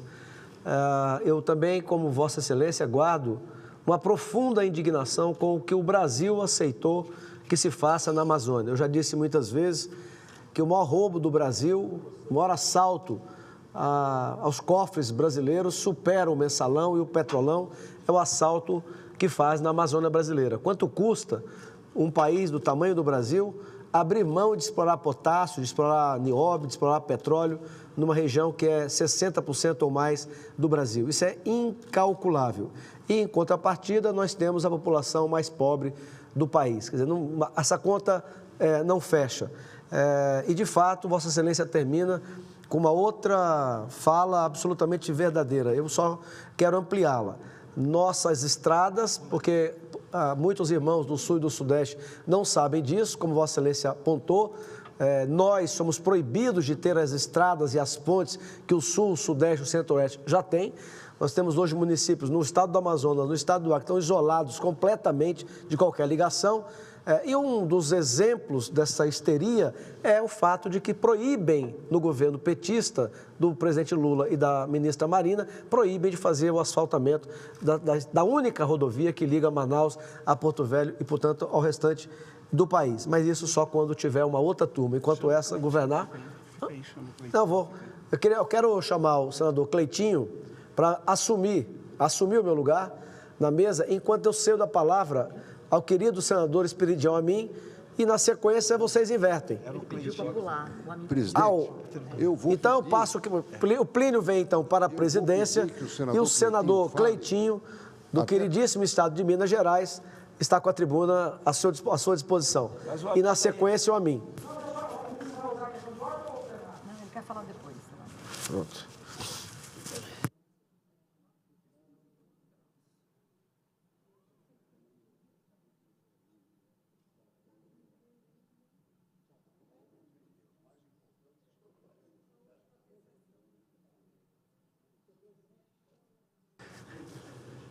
Com a palavra, o senador Cleitinho, em seguida, o senador Esperidião Amin. Senhor presidente, uma boa tarde aos senadores e senadoras, à população que acompanha a gente pela TV Senado e a todos os servidores dessa casa. Eu venho aqui hoje porque eu não vou deixar nunca de me posicionar sobre essa questão da escala de 6x1 para os trabalhadores. Eu sou trabalhador a vida inteira, sempre fiz essa escala. Eu vi meu pai, que morreu agora esse ano, com 70 anos de idade, fazendo essa escala 7x0, sempre trabalhou, até não foi 6x1, 7x0. E sabe o que aconteceu? O meu pai, sempre que chegava em casa, já deitava para dormir, para acordar no outro dia para trabalhar. O meu pai não ia nos jogos de futebol quando eu jogava bola. O meu pai não foi nas apresentações que eu fiz quando eu era cantor.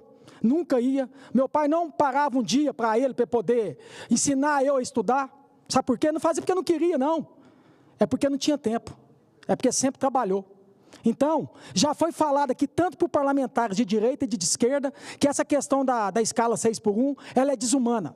Então, que a gente tire essa questão de ideologia, sabe, que a gente possa representar o povo brasileiro aqui e que possamos, sim, nesse momento agora, acabar com essa escala de 6x1. Porque não é questão de ideologia, não. Essa questão de escala de 6x1 é a questão de dignidade humana. Para quem vai criticar é porque não tem empatia pelo próximo. Para quem vai criticar é porque não faz essa escala de 6x1. Então eu sei muito bem, eu passei a minha vida inteira fazendo essa escala de 6x1. Eu amo o que eu faço, sempre amei trabalhar, sempre. Só que eu acho que a gente tem que fazer o seguinte, a gente tem que valorizar sim o trabalhador. Sabe por que eu estou falando que a gente tem que valorizar o trabalhador? Porque já teve aqui reforma da Previdência, já teve reforma trabalhista, já passou todas as reformas que precisava passar para ferrar com o povo, que o país ia melhorar. Por que não pode ter algo que beneficie o povo? Qual que é o problema de fazer isso? E que fique claro aqui, fonte de riqueza é o trabalhador, é o empreendedor, é o empresário. Fonte de despesa somos nós, a classe política. Então, se o texto lá está errado, se o texto não está legal, que nós possamos aqui fazer um texto melhor, que a gente possa fazer aqui uma maneira para que possa reduzir impostos para os empresários, que fique equilibrado, que a gente consiga valorizar o trabalhador, acabando com essa escala, mas que a gente consegue também não atrapalhar o empresário. Vamos estudar e vamos fazer isso. Se todo mundo está falando que é desumano a escala de 6:1, qual que é o problema da gente poder trabalhar em cima disso? A gente fica aqui, às vezes, aqui 1 mês, 2 meses, sem fazer nada. Vamos discutir o que realmente muda a vida das pessoas. A população brasileira precisa disso. A gente precisa tomar alguma atitude. Já passou tantas reformas aqui. Qual que é o problema agora de a gente poder ajudar o povo brasileiro? A gente precisa fazer isso. Você quer uma parte, Jorge? Fica à vontade, meu irmão. Cleitinho, você, como sempre, gentil, te agradeço. E nós, você, como eu, como o senador Plínio Valério, somos amantes da liberdade. A liberdade deve reger as leis de um país para que o Estado interfira cada vez menos. Rui Barbosa, né, o patrono dessa casa, costumava dizer: mudo de opinião porque sou capaz de raciocinar. Hoje, dentro da legislação, nada impede que o empregador e o empregado, o empresário, o funcionário, façam um acordo. Olha, patrão, eu preciso trabalhar só 4 dias, porque eu tenho isso, eu estudo, eu tenho filho. Nada impede na atual legislação que haja acordos. Aquele empresário que tiver condição de pagar a integralidade ou parcialidade para o funcionário trabalhar 2, 3, 4, 5, ou 6 ou 7 dias, que isso seja uma negociação baseada na liberdade do funcionário, do colaborador, do empregado, do empregador, do empresário, do comerciante. Por que eu digo isso?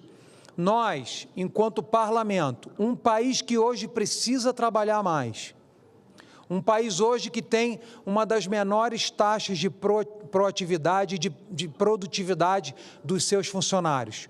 Obrigar, através de força de lei, de uma proposta de emenda constitucional, obrigar o funcionário a trabalhar, obrigar, que uma vez aprovado, o cara só vai poder trabalhar 4 dias. Eu sou a favor da liberdade e eu tenho certeza, Cleitinho, que você também. E aquele funcionário, aquele patrão que fala: olha, eu só posso trabalhar 4 dias, ou 3 dias, ou 2 dias, só vou trabalhar um dia, domingo para o senhor. Ele já tem essa liberdade e o parlamento tem tantas reformas que o Brasil precisa, Cleitinho, que eu acho que é muito mais importante nós estarmos discutindo privatizações, modernizações, desburocratizações, deixar o Estado brasileiro mais leve e não, mais uma vez, interferir na livre negociação de funcionários e empregadores. Então, uma vez eu perguntei para o presidente Bolsonaro assim: presidente, às vezes a matéria a gente não conhece, às vezes a gente chegou atrasado, às vezes o avião atrasou, chegamos dentro do plenário e não sabemos como votar sim ou não. Aí ele: eu vou te dar uma dica de ouro, Safe.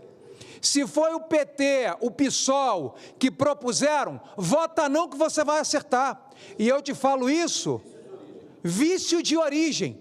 Tudo que esses caras propõem, você vê a base da defesa deles. É invasão de propriedade, ao invés da criança aprender matemática, biologia, português, é ensinar ideologia de gênero, é dizer para minha filha de 12 anos, para o teu filho, para minha filha, para o neto, dizer: você não é menino nem menina, é menine. É discutir coisas inúteis que destroem a sociedade e todos os valores que você, como eu, acreditam, que estão no livro sagrado que nós acreditamos. E, acima de tudo, Cleitinho, nosso Estado brasileiro, ele tem que se libertar cada dia mais das leis, da força do Estado, do poder do Estado. Então, o que eu te peço? Que isso seja uma livre negociação entre o empregado e o empregador. E a atual legislação não impede que essa negociação de 6, ou de 4, ou de 3, ou de 12, ou de 1, seja uma liberdade dos dois lados. Não há impedimentos para um funcionário e um empregador chegarem a um número de dias. Então, para que o Estado brasileiro vai dizer assim: Cleitinho, você não pode mais trabalhar 6 por 1, você tem que trabalhar 4 por 3, porque eu, o Estado brasileiro, mando na sua vida e determino os dias que você quer trabalhar. Por isso, com todo o respeito que eu tenho, você é um amigo, você é um irmão querido, mas eu quero que você reflita sobre propostas de um partido que só prejudica o Brasil. Só prejudica. Se a esquerda já faz tantas coisas erradas contra o nosso país, o PSOL é o pior deles. É a extrema esquerda que é contra a família, contra a propriedade privada, contra a polícia militar, a favor de ideologia de gênero, de linguagem de gênero. Em São Paulo, cantaram o hino nacional, Cleitinho, cantando desfiles deste Soleman Gentil. Um absurdo. Inclusive previsto do Código Penal, na nossa Constituição, previsto a punição. Então esses caras... Tudo que vem desses caras tem vício de origem e é para destruir o Brasil e controlar cada dia mais a população brasileira. Obrigado pelo APA, você é um cara querido e gentil. Tamo junto. Obrigado. É importante a gente entender que na teoria que você falou é lindo, mas na prática não funciona. A gente se lidar aqui com seres humanos que são egoístas e covardes. Acaba que, se não tivesse o Estado hoje, a gente estava na escravidão até hoje. Então, precisa sim do Estado, né? Um Estado menor, mas um Estado que possa regulamentar para que não tenha escravidão, para que não tenha pessoas que levem vantagem em cima das outras. Sou a favor, sim. E questão de PT, de PSOL, de qualquer outro partido, eu já cansei de falar isso para você, eu quero que esses partidos se explodam, senador. Quero mesmo que esses partidos se explodam. Eu não estou aqui por questão de partido, pela a deputada que fez o projeto, estou aqui por uma questão de dignidade humana. Na minha humilde opinião, e eu respeito aqui a opinião de cada um aqui, eu vou defender o trabalhador, sim. Vou defender o empresário, como eu sempre defendi aqui. Pode pegar todas as minhas propostas, que a maioria das minhas propostas que tem aqui é para poder reduzir imposto para o empresário. O que a gente tem que fazer aqui é essa discussão. Eu tenho muita humildade de ter chegado aqui agora, aqui no Senado, e estar cada dia aprendendo com cada um de vocês aqui. Eu não tinha tanta sabedoria, tanto conhecimento sobre a questão ideológica que a direita me mostrou, sobre essa questão de combater o aborto, combater essa questão das drogas, poder defender a nossa liberdade. Mas uma coisa que eu sempre fiz como vereador, como deputado e como ser humano, foi defender o povo, defender o trabalhador, e que eu puder fazer aqui para defender esse trabalhador aqui, eu vou defender. É hipocrisia a gente ficar falando, não, é desumana a escala de 6:1, mas não fazer nada. Vamos tentar achar aqui a direita fazer isso, não deixar a esquerda fazer, vamos a direita fazer isso aqui. A direita tem a obrigação de fazer isso sim, poder ajudar o trabalhador e poder ajudar o empresário, tem como fazer. Se teve como fazer a reforma da Previdência, reforma trabalhista, qual que é o problema de fazer algo que realmente beneficia a população brasileira? E eu estou aqui para defender esse povo. Se nós fomos eleitos, é para defender esse povo. É para quem precisa, é para quem tem necessidade. Senão não precisava de política nem de Estado, não. Porque por isso que acontecia a escravidão. A gente precisa tomar alguma atitude nessa situação. É o trabalhador. Só quem já passou por isso, eu passei, eu sei. Eu sei o que é uma escala 6:1. Eu sei o que é. Muitas das vezes eu parava 4 horas da tarde no sábado, ia para minha casa, tomava banho, deitava e dormia. Ia descansar o domingo. O meu pai, eu nunca tive meu pai perto de mim. Eu nunca tive a oportunidade de ter meu pai vendo eu jogar bola. Eu nunca tive a oportunidade de ver meu pai poder me ensinar a estudar. Eu nunca vi meu pai quando eu fazia show de banda, de pagode lá, eu poder ir no meu show. A gente chegava nos lugares, às vezes sábado à noite, ou domingo à noite, eu ficava meia hora e ia dormir. Não, eu tenho que acordar de segunda-feira para trabalhar. Eu tenho empatia pelo próximo. Eu estou preocupado com quem realmente. E outra coisa, gente, vamos falar a verdade. Que moral que a classe política tem para falar alguma coisa do trabalhador? Falar que trabalha menos ou trabalha mais? Que fique claro aqui que eu nunca vou generalizar. Tem muitos políticos aqui, tantos deputados federais, senadores, que trabalham. Mas tem muita gente também que não trabalha nada, que não faz jus ao trabalho, ao salário que ganha. Salário do trabalhador, 1.412. O nosso aqui é 40 mil, com um monte de benefício. Com direito a auxílio moradia, auxílio paletó, direito à verba de indenização de comida, direito à questão de plano de saúde vitalício, carro oficial, verba de gabinete. E o trabalhador tem direito a isso? E muitas das vezes ainda rouba do trabalhador. E eu estou errado? E não caia nessa ladainha de falar que o país está quebrado. Eu nunca acreditei que o país está quebrado. O país nunca teve quebrado. Já foi, antes de eu entender por gente, desde quando eu entendo por gente, esse país sempre foi roubado. Até hoje é roubado. Se esse país até hoje não foi quebrado, não vai ser uma escala diminuir ela de 5 para 2 que vai acabar com esse país, não, gente. E que fique claro que vamos fazer isso em conjunto. Vamos trabalhar para poder valorizar tanto o empresário e tanto o trabalhador. Isso é equilíbrio, a balança tem que estar igual. Nem o empresário ele é malvadão e muito menos o trabalhador ele é escravo. Que cabe aqui a gente achar, até porque Deus ensinou isso para nós. Um governo justo, o povo se alegra. O que a gente tem que ser aqui é justo. O que eu estou sendo aqui é justo. Eu não quero saber se veio de PT, de PSOL, de qualquer outro partido, não. Eu quero saber é de dignidade humana. E a gente precisa dar dignidade para o povo.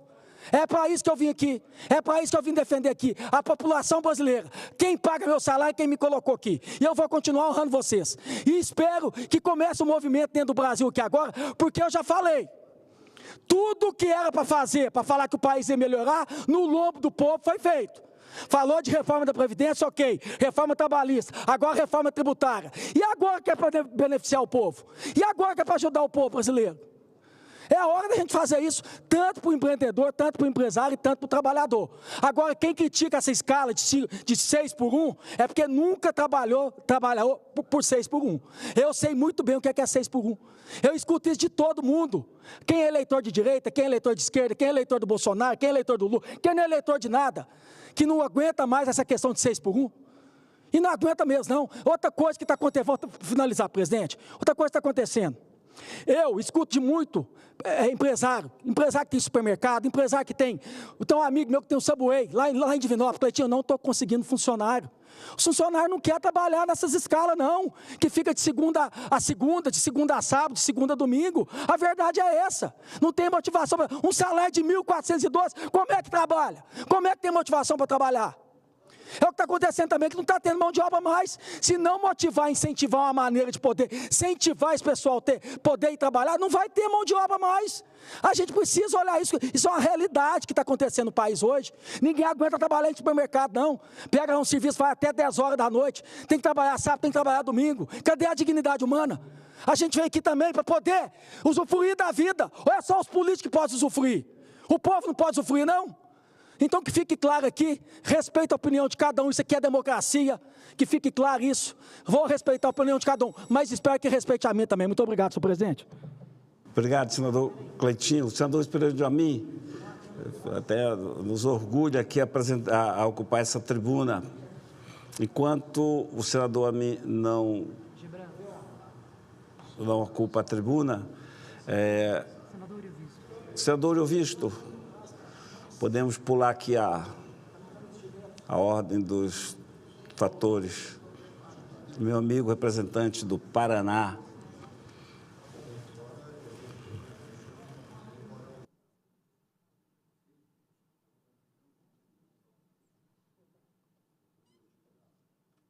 Senhor presidente, telespectadores da TV Senado,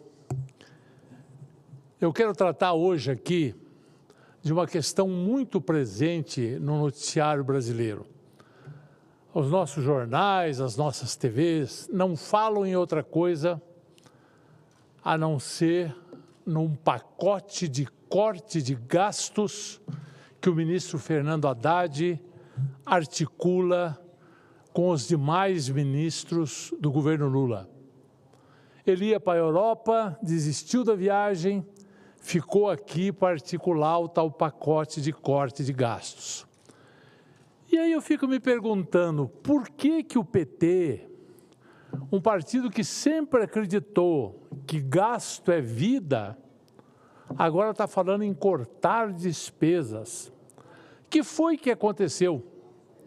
Qual é o clique? Quem é que fez o tico e o teco deles conversarem? Foi a realidade.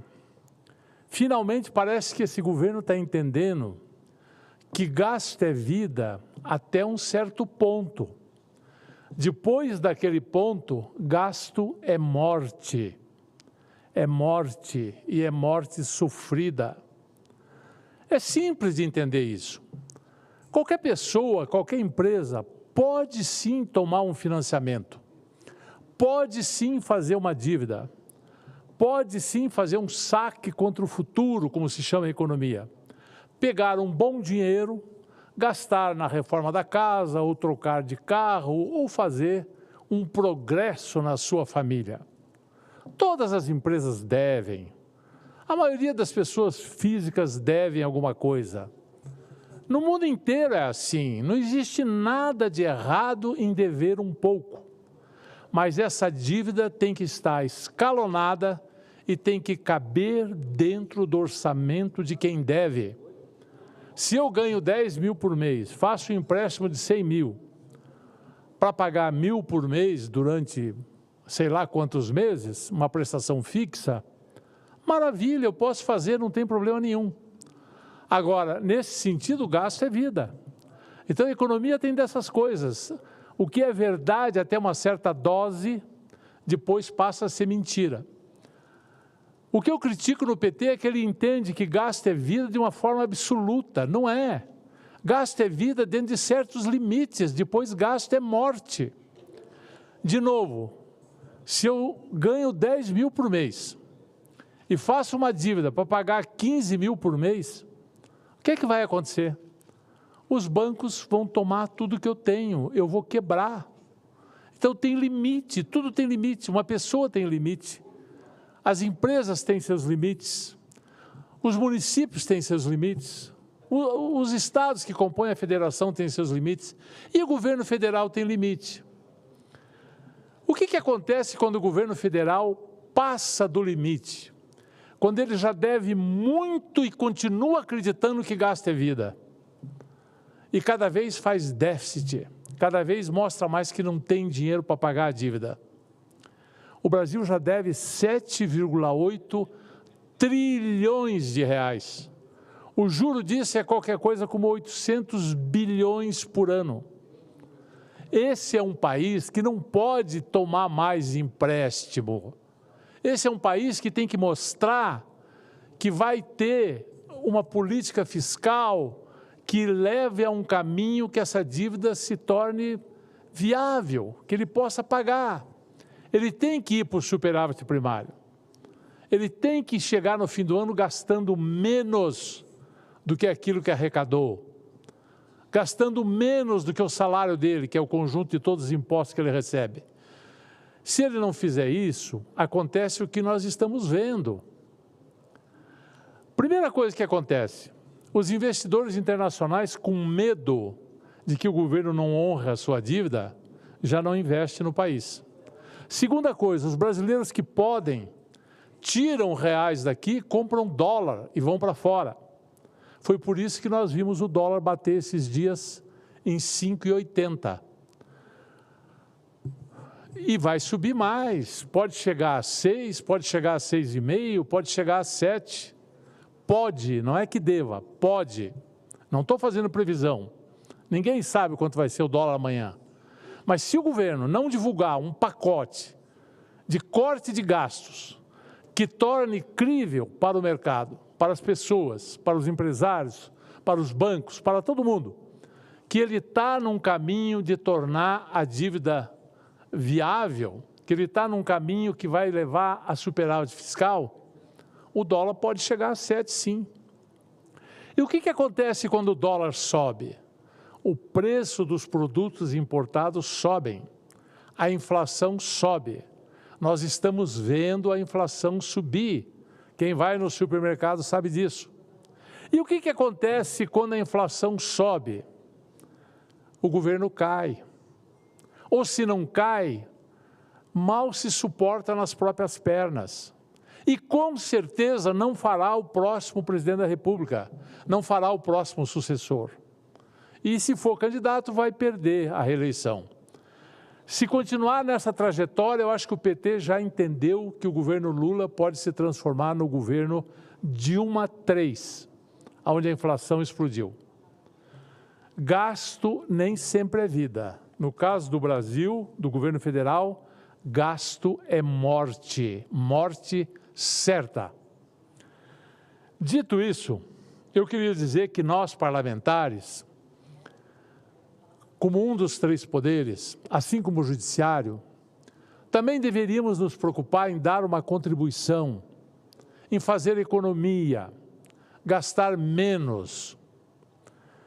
E para isso eu queria citar só uma coisa. Eu tenho um gráfico aqui em mãos, um estudo muito bem feito, por um mestrando de Finanças Públicas, que mostra que de 2014 a 2016, as emendas individuais, que eram as únicas que existiam então, estavam na faixa de 9 bilhões por ano.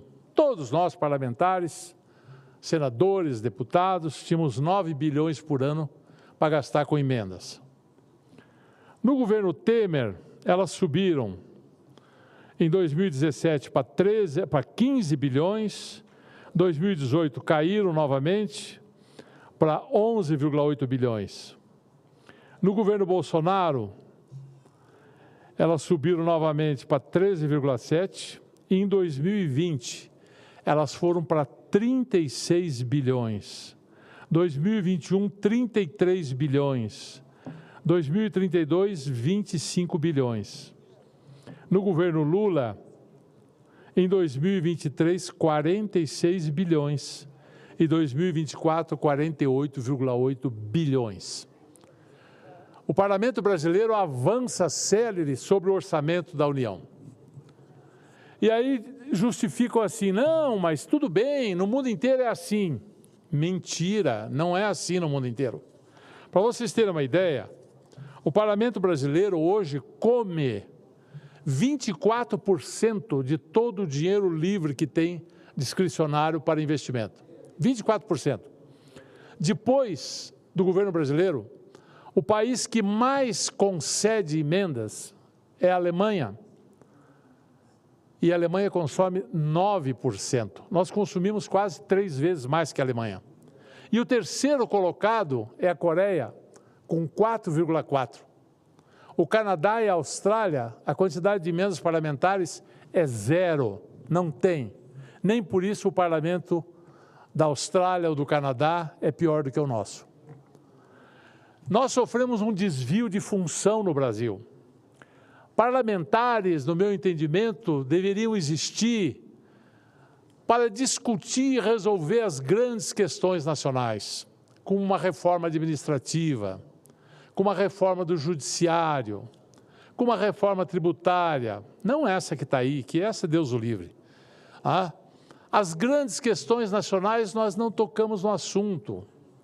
E, de alguma maneira, está havendo um desvirtuamento da função de parlamentar, achando que se ele levar verba para o seu estado, ele vai ficar muito bem com os seus eleitores e vai ser reeleito.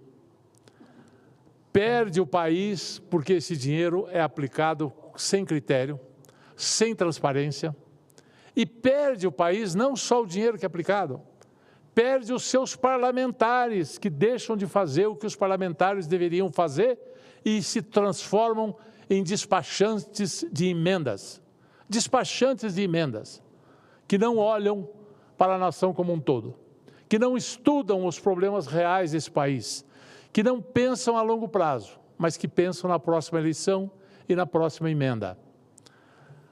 Um apequenamento da política brasileira. No meu ponto de vista, eu acabaria com todas as emendas, todas, inclusive aquelas que são obrigatórias por lei, as individuais e as de bancada. Acabaria com todas. Para mim, papel de parlamentar não é levar emenda para o Estado. É outra coisa ser parlamentar, não é ser despachante de emenda. Mas eu sei que eu sou voto vencido, eu sei que isso jamais vai acontecer. E sei que nós vamos votar aqui daqui a pouco um projeto regulamentando as emendas para ficar livre do Dino, que lá no Supremo proibiu o pagamento de emendas porque elas não eram transparentes. E que venha um projeto da Câmara que não é o mesmo projeto do Senado. E que amanhã, está pautado para amanhã isso. Eu quero desde já colocar minha posição. No mínimo, eu acabaria com qualquer emenda que não fosse as obrigatórias. Acabaria. Até porque essas emendas de comissão, que também já foram chamadas por outros nomes, né? De RP2, enfim, já foram motivos de tanta polêmica. Essas emendas prestigiam um grupo pequeno de parlamentares, normalmente os presidentes das casas e mais alguns líderes partidários. Eu nunca recebi um centavo dessas outras emendas. Não sei, Plínio, se você recebeu, não sei quantos receberam. Não estou criticando quem recebeu, acho que é legítimo, levou para o seu estado, fez alguma coisa, tudo bem. Mas não é a função do parlamentar essa. Acho que nós estamos perdendo o foco do que é ser parlamentar. Então, eu já adianto aqui, senhor presidente, que o país vive a hora da verdade. E esse parlamento deveria fazer parte dessa hora da verdade, se não acabando, pelo menos restringindo as emendas e colocando um teto para essas emendas. Assim como o arcabouço tem um teto para as despesas, as nossas emendas só têm crescido. Cresceram de 2014, 8,7 milhões, para 2024, 48,8 bilhões. Elas simplesmente foram multiplicadas por 6 vezes mais. É óbvio que a inflação não foi isso. Então está na hora de darmos uma contribuição para esse país. Pararmos de ficar tão preocupado com emendas, simplificar isso, acabar com essa conversa e permitir que os parlamentares voltem a ser parlamentares preocupados com as grandes questões nacionais e que os seus votos deixem de ser condicionados à emenda X ou à emenda Y. Os votos deveriam ser condicionados exclusivamente ao bem da nação e nada mais que isso. Muito obrigado, senhor presidente. Senador Euvisto, parabéns pela lucidez da análise da posição. Senador Espírito de Amin, por favor, queira fazer o favor de ocupar a tribuna. Não quer mais? Presidente, Plínio Valério, posso fazer um pela ordem aqui? Sim, sim. Então, por favor, eu só queria... Oi, Beto, com a palavra, Beto. Ok, só o senhor me permite, eu queria registrar, estão aqui do meu lado, 2 importantes prefeito e prefeita do nosso estado de Santa Catarina. Estou aqui com a prefeita Chica. Que pena que não tem nenhuma senadora aqui, as nossas senadoras líderes, para mim dizer a elas o quanto Santa Catarina também se orgulha das suas representantes mulheres na política. A prefeita Chica foi uma grande prefeita de Salete, no Alto Vale do Itajaí, eleita, reeleita, e que agora elegeu outra mulher, elegeu a prefeita Anadir. Isso só mostra a força dela à frente daquela cidade, certamente um dos grandes quadros femininos na nossa política lá em Santa Catarina. Também queria registrar aqui a presença do prefeito Diogo. O prefeito Diogo é prefeito de Canelinha. Canelinha é a capital catarinense da cerâmica, uma importante cidade também ali da Grande Florianópolis e que se reelegeu agora com praticamente o dobro dos votos do seu adversário, o que mostra a sua grande gestão à frente daquela prefeitura. Então fica aqui meu registro a Salete e a Canelinha, que recebe, o Senado da República hoje recebe aqui a Chica e o Diogo. É uma honra para todos nós. Muito obrigado. Senador Beto Martins, permita que nós nos unamos ao senhor nessa acolhida aí da nossa prefeita, da nossa mulher Nadir e do Diogo. Sejam bem-vindos ao parlamento aqui, a casa que é do povo, onde nós podemos aqui fazer alguma coisa pelo bem do povo. Se falhamos, isso faz parte do parlamento. O parlamento é a maioria. Há pouco o senador Euvisto falava que quer uma coisa, mas a maioria não quer. E a gente tem que se conformar com isso. Sejam bem-vindos, desfrutem e quem sabe um dia possamos nos encontrar aqui. Beto, um grande abraço. Senador Marcos Rogério. Com a palavra o senador Marcos Rogério de Rondônia, por 10 minutos.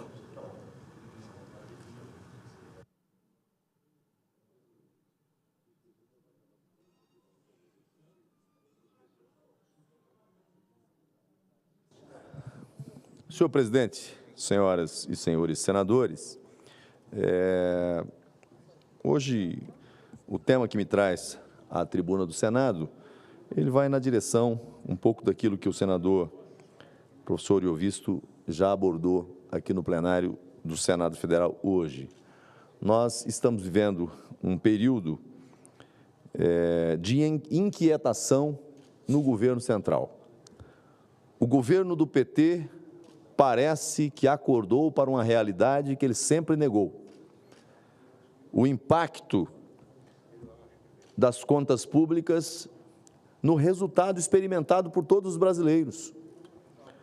O PT sempre pregou que tem que gastar mais, não importa de onde venha o dinheiro. E se não tiver dinheiro em caixa, cria mais um tributinho, usa a tática do taxade, cria a fonte, mas garanta o investimento.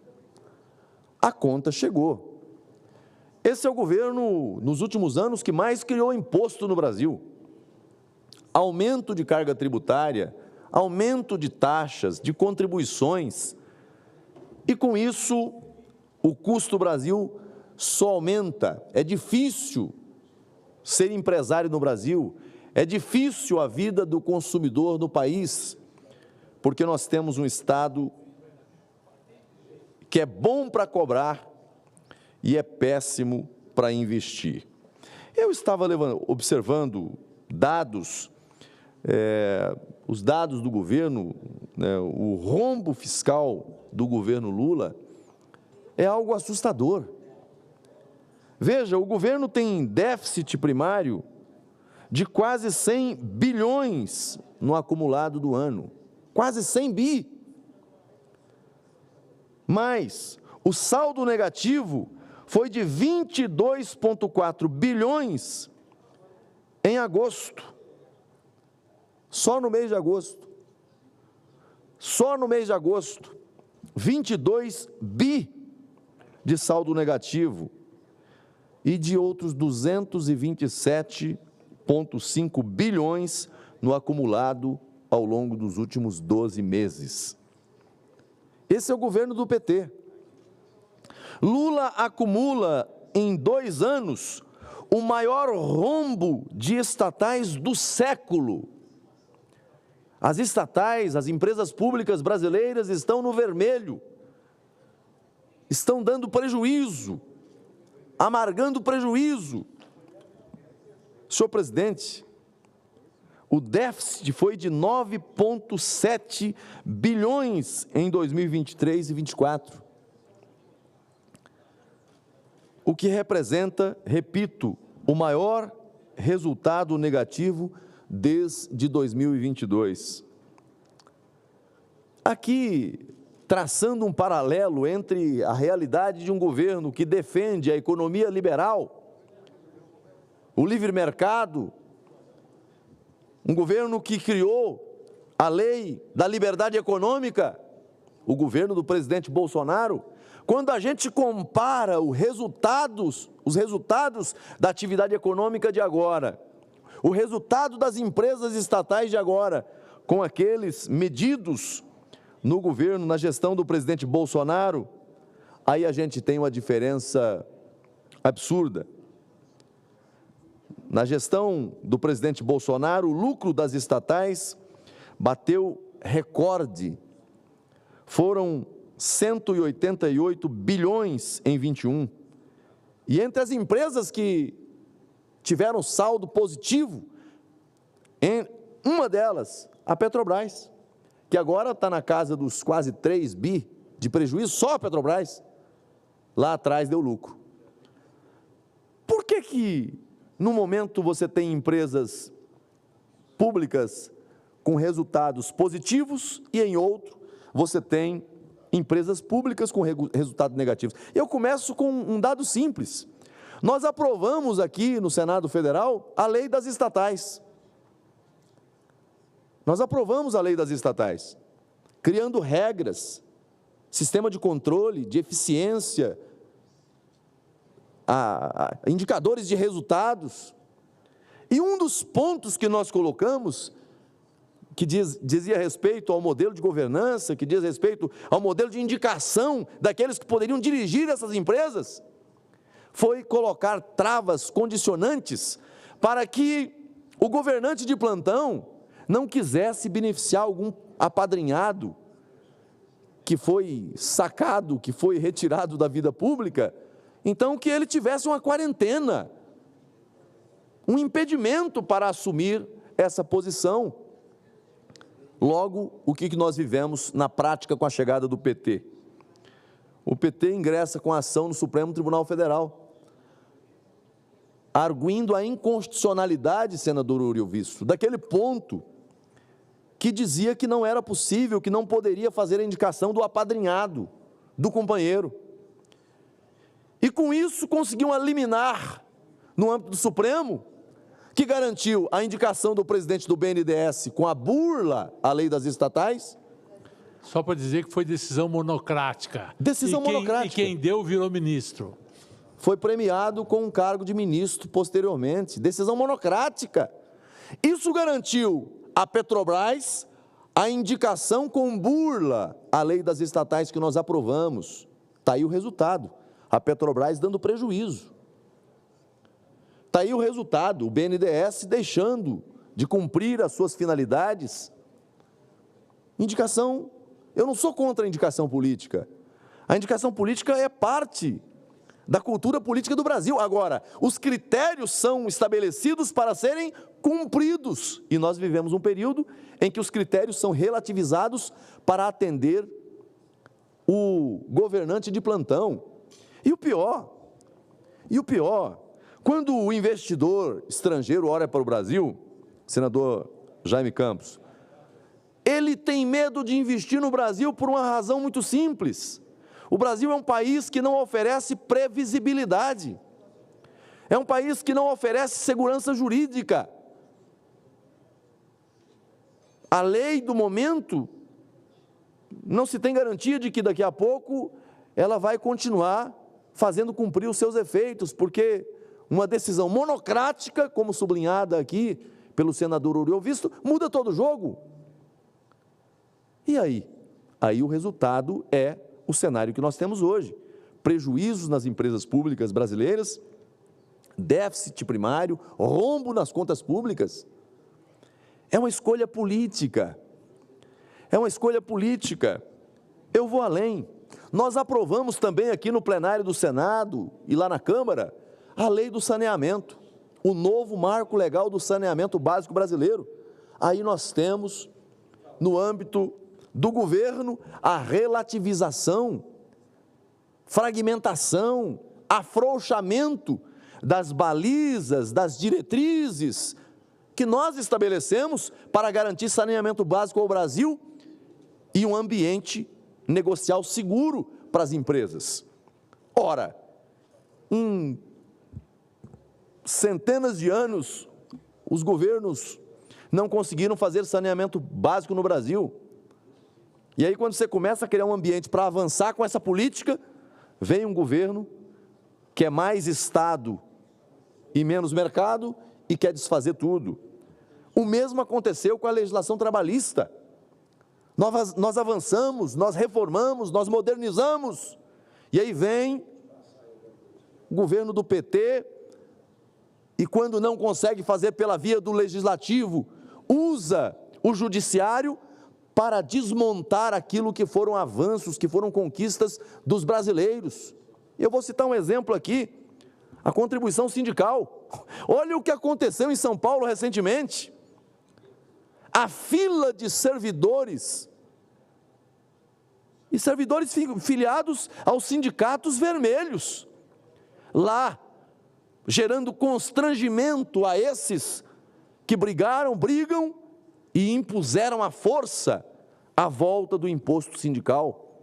Aqui no Senado tem um projeto de autoria do senador Rogério Marinho, que tenta pôr fim a essa celeuma.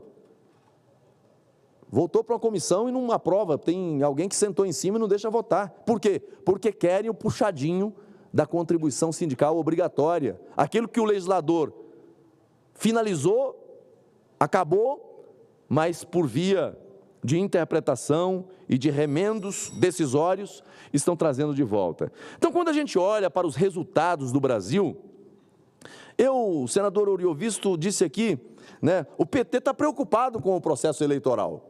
Lula já está começando a dizer que nem sabe se vai ser candidato. O que derruba o presidente da República é a economia.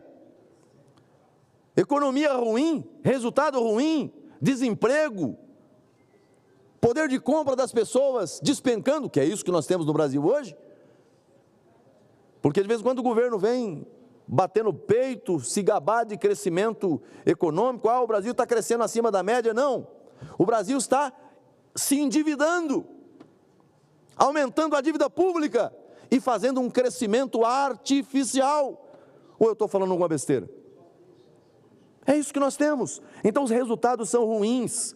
E o governo começa a amargar as consequências disso. E agora vem o governo Lula, vai dizer o quê? Vai fazer a reforma ministerial para buscar o caminho do corte de gastos, mas precisou de tanto tempo para descobrir que essa receita é uma receita equivocada, fracassada. Então, nós vamos acompanhar com muita atenção todas essas mudanças, porque é um governo das pedaladas. É um governo que, quando ele vem com a proposta, você tem que ficar com os 2 pés atrás.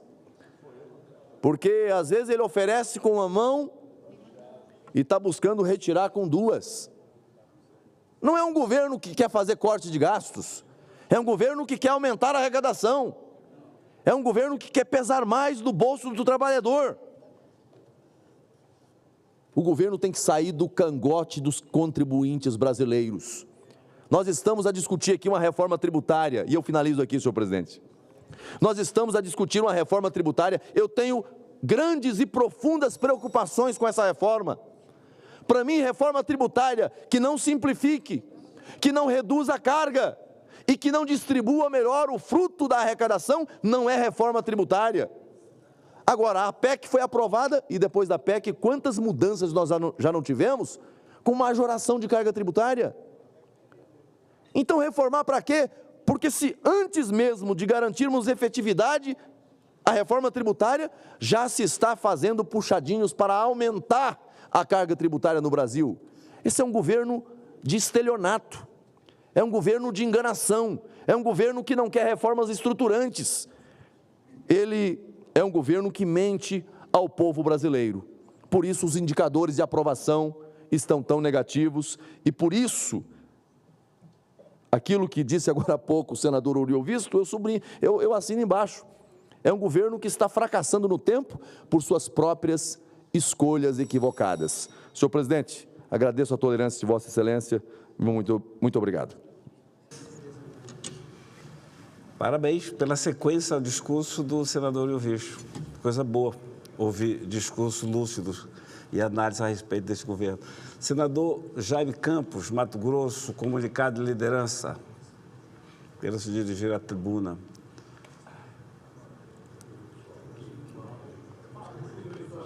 Normalmente, senador Jaime, comunicar liderança são 5 minutos, mas como eu estou aqui presidindo por acaso, fique à vontade, viu?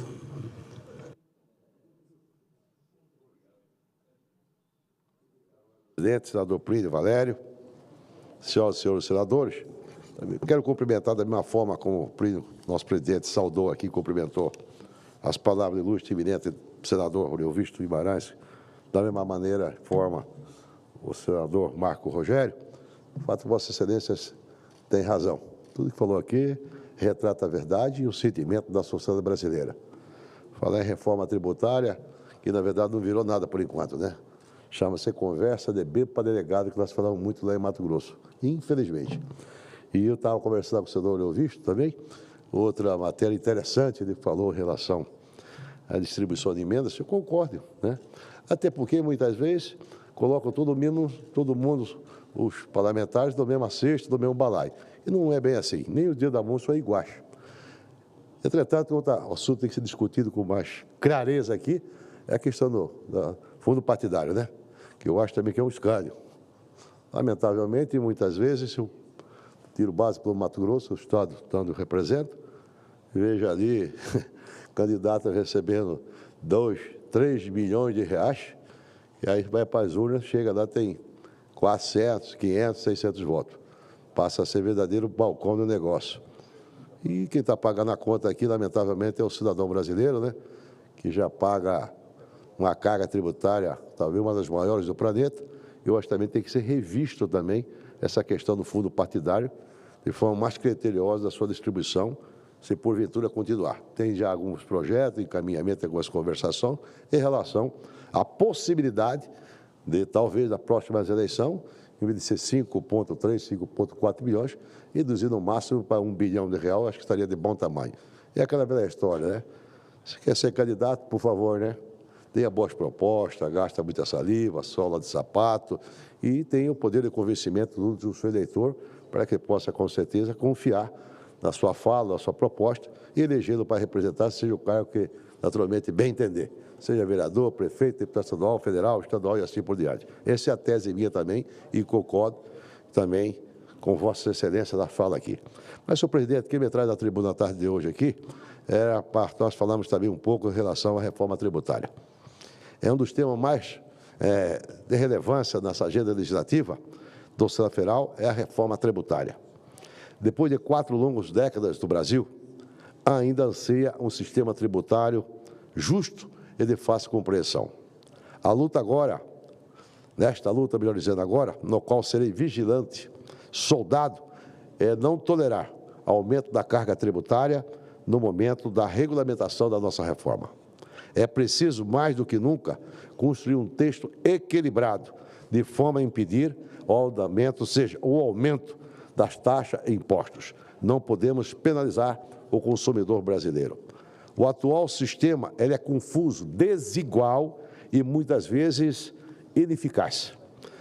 Ele pune o empreendedor, sobrecarrega o trabalhador e prejudica a competitividade da nossa economia. O modelo atual gera insegurança jurídica, custos elevados e grandes dificuldades para quem produz, gerar empregos e contribuir também para o desenvolvimento do nosso país. O Brasil, senhor presidente, é o país onde mais se gasta tempo para pagar impostos do mundo todo.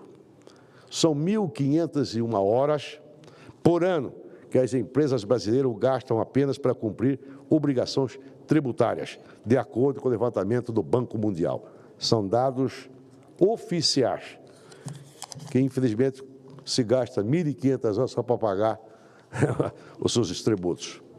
Mas, senhoras e senhores senadores, a reforma que eu defendo é um passo à direção de um sistema mais simples, justo, alinhado com a necessidade do século XXI.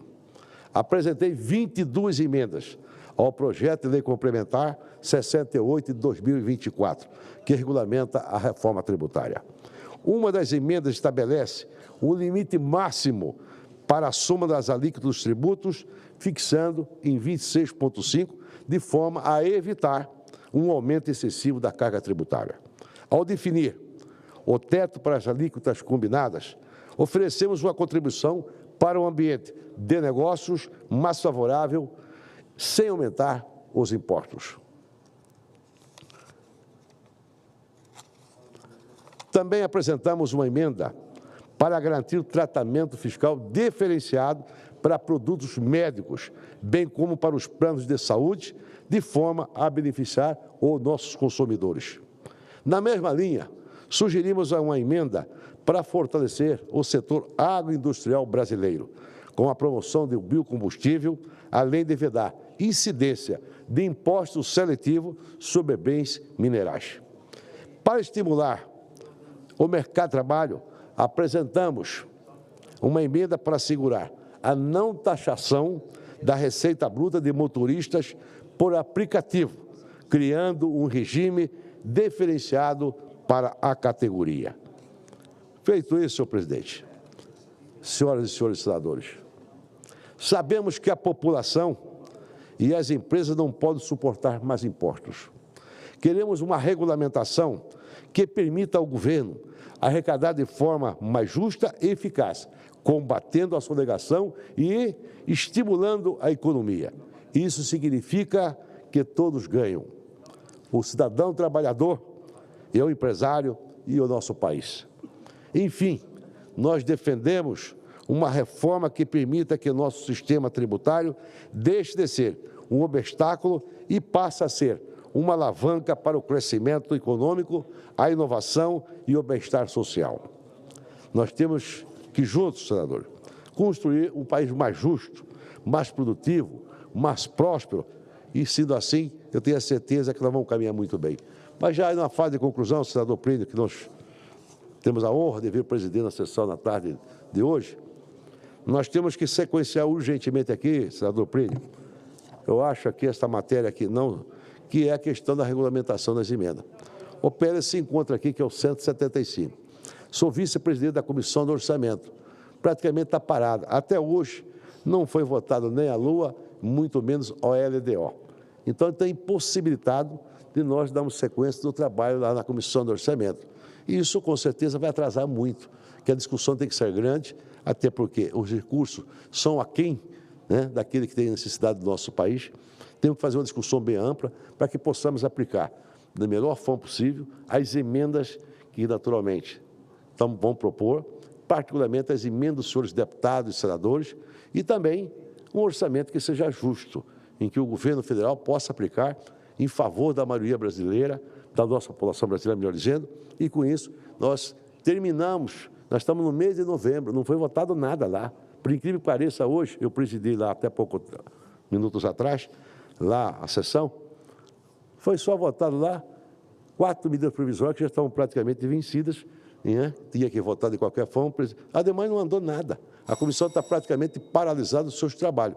Por isso eu faço também aqui o apelo para que nós votamos, se possível, me parece estar pautado para o dia de amanhã, esse é PL 175, e da mesma forma hoje o PL 172, que nós temos que ter muito um olhar, principalmente Vossa Excelência, que vem lá do estado do Amazonas, né?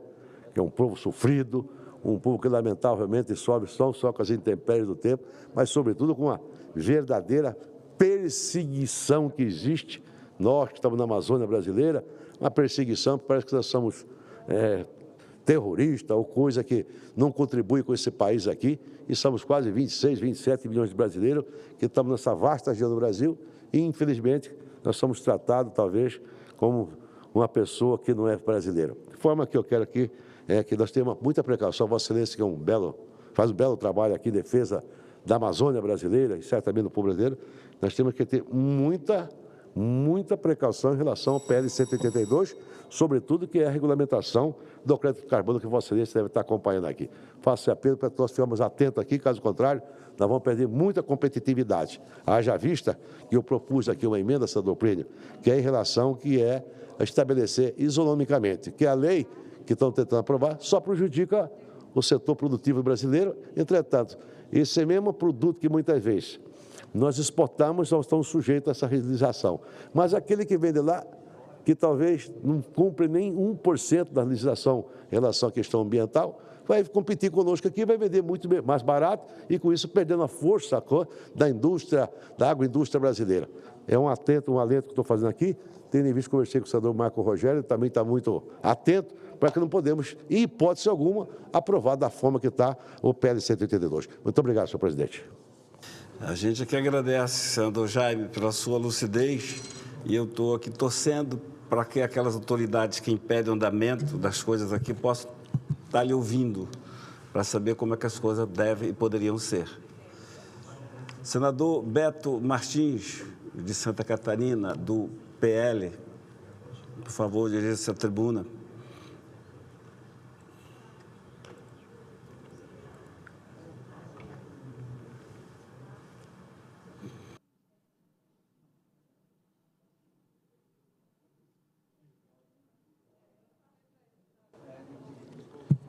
Senador Plínio Valério, senador Exalci, começando, senador Plínio, eu queria primeiro de tudo dizer ao senhor que me lembro bem do seu último discurso aqui nesse plenário, onde suscitou inclusive as preocupações da sua família, muitas vezes com os nossos posicionamentos, que são sempre muito fortes aqui, mas naquele dia eu estava inscrito para falar e gostaria de ter lhe aparteado, não foi possível, mas como hoje eu estou aqui na sua presença como presidente, eu só queria lhe dizer que aquele seu discurso foi muito motivador para mim, que estou aqui há pouco tempo, mas que vim com esse mesmo propósito que o seu. Eu só queria lhe dizer que naquele dia eu escrevi assim uma única coisa: eu prefiro ser vítima da injustiça, ser vítima de uma injustiça como muitos colegas nossos têm sido, né? Buscas e apreensões sem sentido e tantas coisas outras. É preferível essa condenação do que a prisão perpétua da história. A história não perdoa. A história é prisão perpétua. Não haverá depois como se criar desculpas para isso. Mas então eu só queria relembrar esse seu discurso e mais uma vez lhe parabenizar. Aquele dia fiz isso na sua saída do plenário. Me permita aqui fazer a citação, eu já havia citado a presença da prefeita Chica, de Salete, que está aqui, do prefeito Diogo, de Canelinha, mas também está entre nós agora o prefeito Gustavinho, de Santo Amaro da Imperatriz. Quando o senador Plínio, o senador Isalci estiver precisando de uma água termal, de uma água terapêutica, que cura reumatismo, cura um monte de coisa, tira um monte de pereba, eu recomendo vocês a visitar Santo Amaro de Imperatriz, aqui na Grande Florianópolis, que agora será governada pelo Gustavinho, ele que está aqui hoje com o presidente do PL de Santo Amaro da Imperatriz, o Itamar, e que vai passar a governar essa cidade a partir do ano que vem. Fica aqui o meu registro, meu parabéns ao Gustavinho. Aliás, Gustavinho me traz à memória, nos roteiros que fiz para Santa Catarina como senador, nessa última eleição, o último roteiro que eu participei ao lado do querido e estimado Heleno. Heleno, que recentemente faleceu, mais uma vítima dessa doença que nós não conseguimos encontrar a cura, infelizmente, em muitos casos, que é o câncer.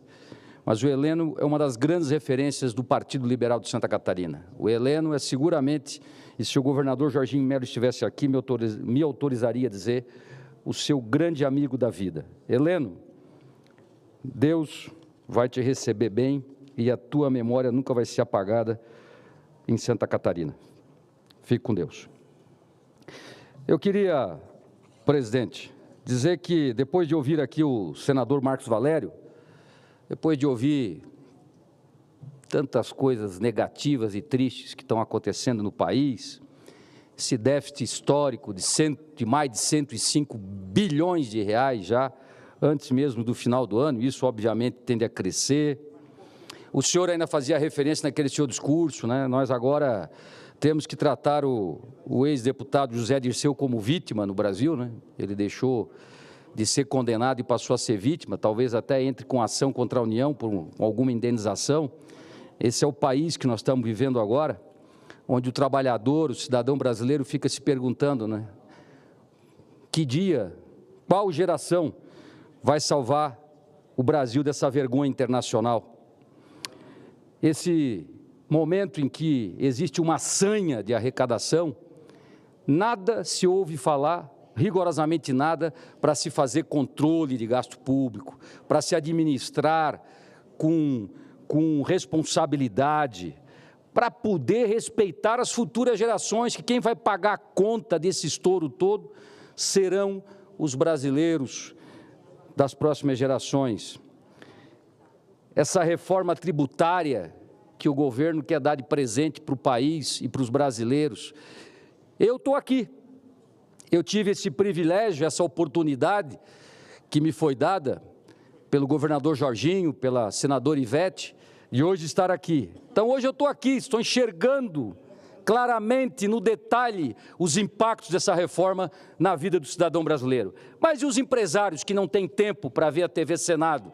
E os empresários que não têm tempo, muitas vezes, para se colocar à frente das notícias e que estão lá só trabalhando, produzindo em favor desse país, não têm ideia do que vem pela frente se essa reforma tributária for aprovada da forma como está. Aliás, eu quero citar aqui também e agradecer ao senador Isalci, que fez um trabalho primoroso, né, esse relatório que está saindo lá da Comissão de Assuntos Econômicos. Tive o privilégio de estar no gabinete dele, de acompanhar uma das pautas que estão sendo discutidas. Quiçá haja bom senso dentro dessa casa e o relator da reforma tributária possa ler. Eu imploro, peça para alguém ler esse relatório, porque ele mostra de maneira clara os impactos que isso vai ter para o cidadão. Aliás, esse cidadão precisa saber. Muita gente, o empresário vai sofrer. Empresário não vai sofrer problema nenhum. Eu sou do setor de logística há 37 anos. Eu disse outro dia aqui para a senadora Tereza Cristina, senadora, quem vai pagar a conta não é a logística, não é o empresário da logística, ele vai repassar para a ponta. Quem paga é a ponta. Quem vai pagar é o exportador brasileiro, que já tem contra si todos os problemas com relação à competitividade internacional, que nós estamos muito mais longe da Ásia do que os Estados Unidos.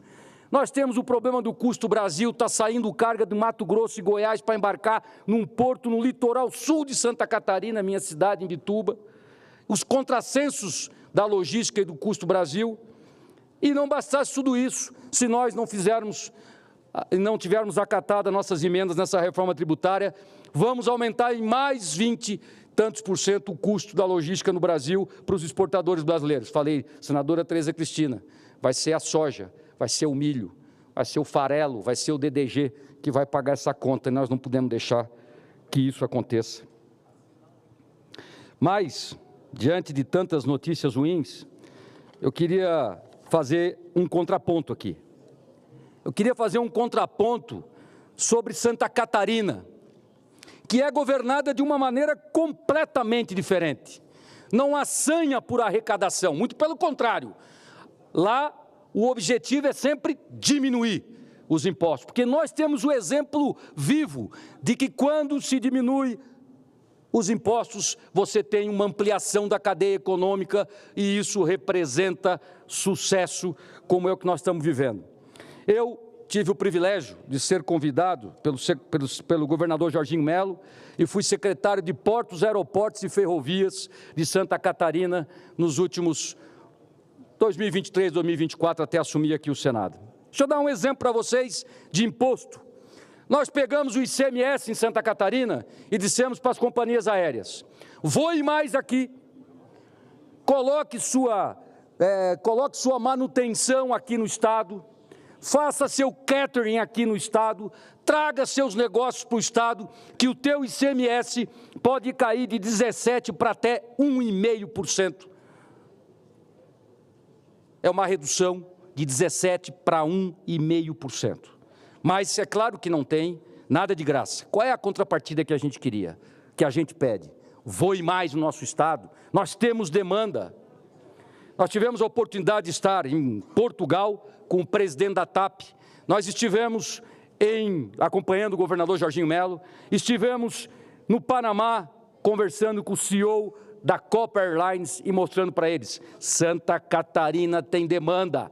Santa Catarina nunca havia tido, senador, nenhum voo direto internacional. Nós dependíamos sempre das conexões em São Paulo, Rio de Janeiro, enfim, tínhamos sempre que ter conexões. Pois hoje em Santa Catarina, você tem agora 3 voos diários para Lisboa, direto de Florianópolis, e você tem 4 voos diários de Florianópolis para o Panamá, que é o hub que atende a América do Norte, o Caribe, toda aquela região. Olha o que aconteceu com Santa Catarina. Nós crescemos de setembro de 24, comparativamente a setembro de 23, 214% no número de passageiros internacionais. Nós crescemos de janeiro a setembro de 24, comparativo a 23, mais de 132%, 645 mil passageiros. Sabe o que isso significou? Florianópolis saltou de 6º para 3º maior aeroporto internacional do Brasil. Nós agora só estamos atrás de Guarulhos e Galeão. Passamos Brasília, passamos Viracopos e passamos Confins. Isso é trabalho não de um plano de governo, isso é plano de Estado, que é o que o governador Jorginho vem desenvolvendo em Santa Catarina. E não foi só no número de passageiros. Você sabe o que significa passageiro internacional? Uma nova moeda corrente para Santa Catarina, que é o turismo. O governador esteve em Portugal, liderando essa missão, onde eu fiz parte, e nós assumimos um compromisso de um investimento pesado em promoção turística do produto turístico de Santa Catarina, que é valioso. Nós temos lá turismo para todas as estações, nós temos turismo de tudo que você possa imaginar. Santa Catarina é um estado que você pode surfar de manhã numa praia linda e 1 hora depois você pode estar tomando vinho embaixo de neve na Serra Catarinense. Nós vamos investir, vamos fazer reuniões com todas as grandes empresas de turismo da Europa, porque nós não temos apenas um voo para Lisboa, nós temos hoje conexão com todos os grandes destinos da Europa, podendo fazer um stopover em Lisboa. E essa promoção turística vai trazer uma moeda nova para Santa Catarina, que é o turista internacional, que vai gastar em dólar e que vai gastar em euro. Hoje, O turismo já representa em Santa Catarina mais de 10% do nosso PIB. E nós queremos dobrar isso. Isso é governar. Não é governar, eu preciso atender às minhas demandas eleitoreiras. Dane-se o povo, aumenta imposto, aumenta a arrecadação e dá-lhe gastança. Isso gera inflação, quem paga a conta é o povo brasileiro. Eu quero só alertar o povo brasileiro. Um exemplo, que eu teria vários para dar, eu tive 28 emendas a essa reforma tributária, quero agradecer ao senador Isalci, que acolheu 12 dessas emendas no seu relatório, mas eu vou falar só sobre a questão da locação de imóveis. Que se nós não tivermos as nossas emendas aprovadas, senador Isalci, serão 20% a mais na carga tributária do locador. Locador que é investidor do mercado imobiliário. Se eu fizer uma conta, olha, se eu comprar um imóvel para alugar com essa carga tributária, não vai me dar nem 0,3 ao mês. Eu vou botar então no banco, num fundo imobiliário, que eu tenho garantido 10% ao ano. Quando eu faço esse movimento, eu desaqueço a construção civil, porque a construção civil não vive só da moradia para quem procura uma moradia, vive também do investidor. É o desaquecimento da construção civil. Mas o duro disso tudo é que não é o locador que vai ficar com essa conta. Quem vai pagar essa conta é o trabalhador brasileiro que não tem dinheiro para ter casa própria, que precisa pagar aluguel. A conta vai para ti, cidadão. O governo do povo. Não é possível. O que é que me frustra muito? Me frustra muito porque eu estou aqui há quase 4 meses. E nós não estamos discutindo a reforma tributária como deveríamos, senador Plínio. Eu estou muito triste, porque às vezes eu ouço nos corredores que essa reforma vai vir para votação em plenário daqui a pouco, início de dezembro, e pode ser empurrado goela abaixo. E tem muita gente lá na ponta, o cidadão, que não tem ainda a ideia clara do que isso significa. Eu quero só fazer um alerta. Significa colocar mais uma vez o Brasil num país de recorde que nos envergonha, recorde de uma das maiores cargas tributárias do mundo. E nós não precisava disso. Isso ficou provado, eu vou encerrar, isso ficou provado no governo anterior. Se você administrar com responsabilidade, se você colocar para cuidar do caixa gente competente, você faz o país crescer, você dá segurança jurídica. Tem muito investidor internacional ávido por investir nesse país. E por que não vem? Porque não tem segurança jurídica. Porque ele dorme com uma lei e acorda com outra. Ele dorme com uma perspectiva e acorda no dia seguinte com uma faca no pescoço. É por isso que ele não vem. E esse país tem tanta coisa para ser desenvolvida. Ele é um país que recebeu a dádiva de Deus. Ele tem capacidade de crescer muito ainda em vários setores, mas não cresce, porque nós ficamos nesse vai e vem, e nós não conseguimos dar segurança para que se invista aqui. E só para encerrar, Santa Catarina baixa impostos. Mesmo assim, cresce acima o dobro ou 2,5 vezes o PIB nacional. Mesmo assim, fez 600 mil cirurgias eletivas nos últimos 2 anos, 200 mil de alta complexidade.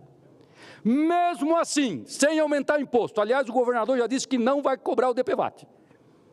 O governador Jorginho. Mesmo assim, e vai dar universidade gratuita. Mas não é universidade à distância, é universidade de medicina, engenharia, direito, em todas as faculdades do sistema CAF e também bolsas nas de ensino particular. Nós vamos dar universidade para todos os catarinenses gratuitamente, mesmo sem aumentar imposto. Eu só queria finalizar dizendo o seguinte: o Brasil tem jeito, o Brasil tem jeito, há estados que servem de exemplo para isso. O dia que alguém assumir esse país com a responsabilidade, olhar para frente, para o horizonte e dizer: eu vou pensar no futuro, porque o passado e o presente nós temos que rasgar, porque ficou para trás e foi mal feito. Obrigado. Senador Beto Martins, 2 coisas. Primeiro, parabenizá-lo pelo discurso, pela pela coerência, pela lucidez do discurso e aula sobre logística. E agradecer o seu elogio, dizer que o senhor é uma boa surpresa para nós, faz parte desse nosso pequeno time que está combatendo a intromissão, a usurpação do poder judiciário sobre o poder legislativo. Muito bom ser seu amigo. Com a palavra, o senador Isalci, meu ex-companheiro, que deixou a bancada só com amigos. Senhor presidente, meu amigo Plínio Valério. Presidente, a decadência da estrutura institucional brasileira é escandalosamente evidente. Observamos quase como espectadores passivos o avanço de organizações criminosas como o PCC, que prosperam e se fortalecem no terreno fértil de corrupção e impunidade. Senhor presidente, o crime organizado se expande, celebra e comemora. Já a máquina pública, enredada em compromissos duvidosos, cercada por alianças corrompidas e liderada por um executivo sem qualquer ânimo em enfrentar a corrupção, nos entrega uma tragédia anunciada. Enquanto o presidente evita mencionar até mesmo a palavra corrupção, o Congresso apenas se dedica a demonstrar e também a desmontar os instrumentos de controle e fiscalização, fomentando a explosão de uma corrupção orçamentária que parece imbatível. A corrupção não é mais um incidente ocasional, é o próprio sangue que corre nas veias do sistema. E qual é a responsabilidade? Qual é a resposta do judiciário? Um festival de impunidade institucionalizada. Ao promover, com requintes de indiferença, o enfraquecimento das sanções, sinaliza ao crime organizado que o sistema penal é uma peça de ficção. Vivemos numa república onde a impunidade não é um efeito colateral, mas uma política de Estado. Senhoras e senhores, a mensagem que transmitimos ao crime organizado é inequívoca. Prosperem, expandam-se, porque aqui o crime não apenas compensa, mas floresce sob a conivência e o abandono estatal. O Brasil torna-se cada dia mais refém das organizações criminosas, que constroem suas fortunas através de esquema de lavagem de dinheiro, que escancaram o retrocesso na fiscalização e na ética institucional. Quando, enfim, iremos nos conscientizar de que o caos é o nosso futuro certo, fruto de políticas que legitimam o crime e pisoteiam o Estado de Direito. A própria sobrevivência da nação como sociedade organizada está em xeque. E, por um fim, já não é mais uma questão de como, mas de quando o crime vencerá de vez. Brasil observa passivamente a expansão do crime organizado, fruto de retrocesso em combate à corrupção e desmonte institucional. A corrupção institucional é o inferno que construímos com nossas próprias mãos. Para se ter uma ideia dos desmandos, o judiciário livra não só aqueles do crime organizado, mas também aqueles que, confessos, roubaram milhões dos cofres públicos, fizeram acordo de delação premiada e, com a decisão do ministro Toffoli, lhes serão devolvidos cerca de 17 bilhões. A decisão do ministro já suspendeu cerca de 70 processos e invalidou provas, ou seja, os criminosos confessos, até agora, já se livraram de grande parte das condenações e certamente receberão o dinheiro de volta, o dinheiro que devolveram. É bom que se saiba que a delação premiada, aquela que o criminoso confessa o seu crime, não é algo que se admite facilmente.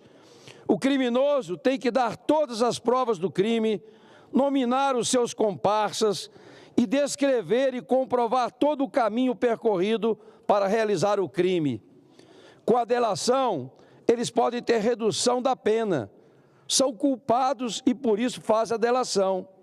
Portanto, senhoras e senhores, o que estamos vendo em nosso país, em nosso Supremo, é algo inusitado, para não dizer absurdo. E por que isso está acontecendo? Porque querem não só garantir a pavimentação de novos crimes de corrupção, como lavar a ficha suja de todos aqueles que participaram do maior esquema de corrupção já realizado no planeta, e cujo partícipes não se resume apenas a empresários, mas estava em todas as esferas do poder público.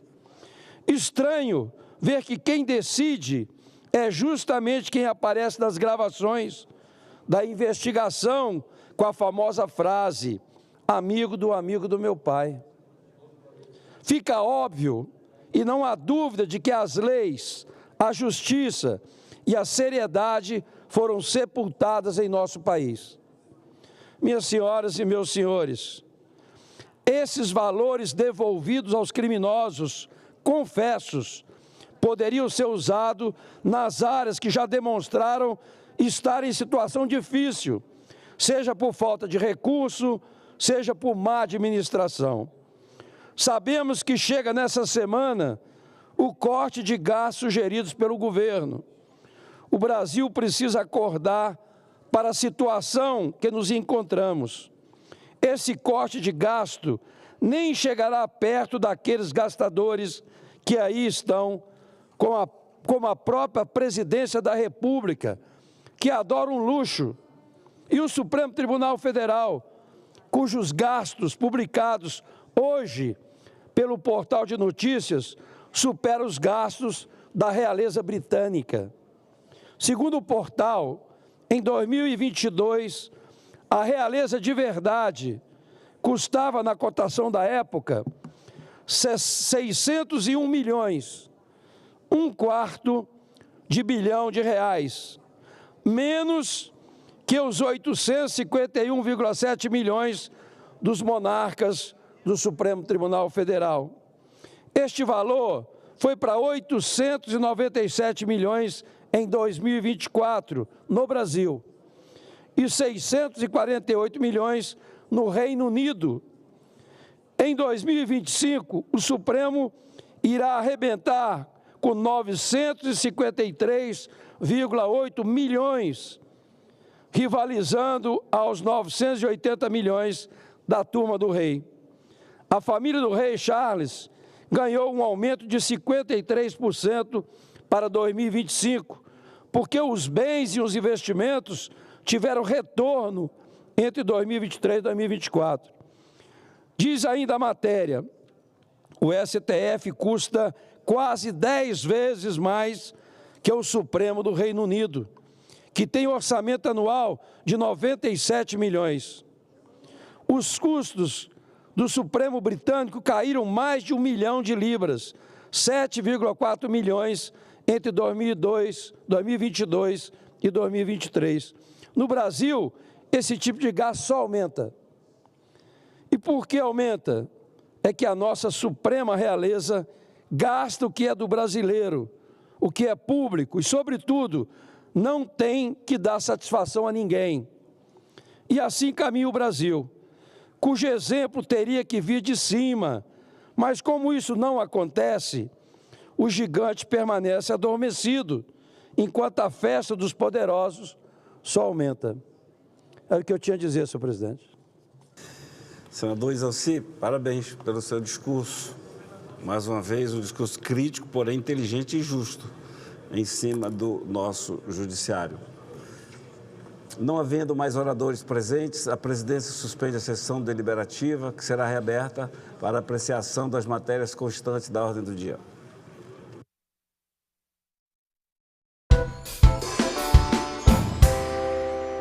Nós não vamos sair de 8 para 20, ou para 40, ou para... Não, nós vamos sair de 8 para 80. o que é absolutamente desafiador. Portanto, é natural que muitos estejam incrédulos, que muitos estejam em dúvida.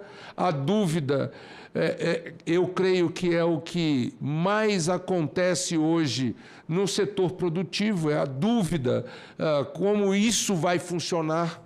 Na federação, muitos estão dando um voto de confiança, porque todos entendem que o sistema tributário atual não dá mais para continuar. Ao longo das últimas 3 décadas, o Brasil vem discutindo a necessidade de uma reforma tributária e, finalmente, o Congresso Nacional aprovou a primeira reforma da nossa República em regime democrático, o que é, sem dúvida nenhuma, algo que muitos não acreditavam que seria possível, se não fosse a determinação, se não fosse a vontade política de alguns que acreditaram muito. O deputado Rodrigo Maia está nesse grupo daqueles que acreditaram muito. O deputado Raul está no grupo daqueles que sempre acreditaram muito, porque eu conheço o Raul há mais ou menos 30 anos, e nesses 30 anos o Raul sempre defendeu uma reforma tributária. Portanto, eu quero dizer que a apresentação no dia de hoje trata exatamente da operação com o sistema financeiro, que é central para dar certo. Se, de um lado, o sistema operacional e a inovação do split payment é algo inovador, esse algo não seria possível se não houvesse toda a sofisticação no sistema financeiro brasileiro. E o que nós ouvimos hoje foi a constatação de que há discussões com relação à tributação, com relação a determinada isonomia ou não, mas ninguém questionou o modelo. Ninguém disse que o modelo seja a Confederação Nacional das Instituições Financeiras, seja a ZETA, seja a associação que se manifestou no dia de hoje, não disse, olha, esse sistema não nos serve, ou esse sistema não pode contemplar a minha ou aquela operação. Creio que esse é um resumo do que ouvimos no dia de hoje e um resumo do que o sistema financeiro representa para essa reforma tributária. Como eu comecei dizendo de que estava aberto para a participação interativa, alguns cidadãos se manifestaram com perguntas. O Rafael de Pernambuco pergunta como a reforma, Daniel, tributária afetará a tributação sobre operações bancárias e serviços relacionados com cartão de crédito e empréstimos.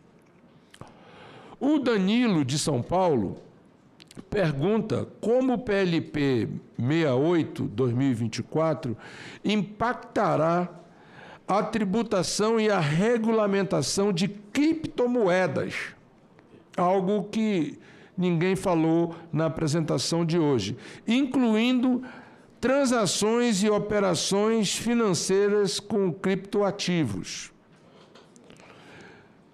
A Letícia, do Distrito Federal, pergunta como a reforma tributária impactará os financiamentos imobiliários. O Caio, do Mato Grosso, pergunta quais os impactos da reforma tributária sobre serviços financeiros e como o novo imposto e o split payment podem afetar o setor. Eu acho que isso foi discutido ao longo de toda a nossa audiência pública do dia de hoje. A Natália, de São Paulo, pergunta: qual o impacto do split payment no Simples Nacional? Acho que essa é uma pergunta muito boa. Esse sistema será aplicado quando essas empresas venderem para as outras pessoas jurídicas? Essa é a pergunta da Natália. O Maurício de Santa Catarina pergunta: haverá alguma forma de limitar as alíquotas para não inviabilizar a prestação de serviço?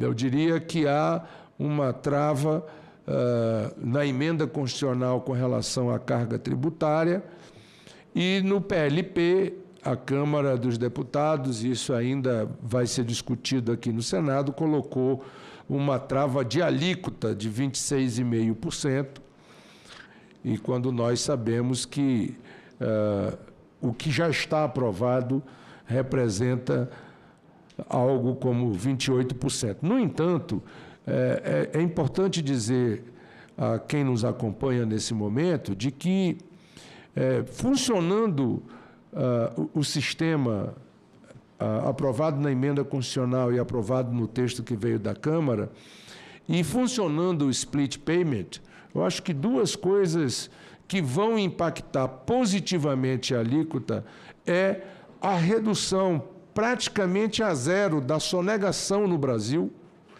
E ainda há pouco eu falava com o deputado Rodrigo Maia que a sonegação hoje é algo que nós sabemos que existe, sabemos que está presente na nossa macroeconomia, mas nós não sabemos dimensionar precisamente que tamanho é essa sonegação.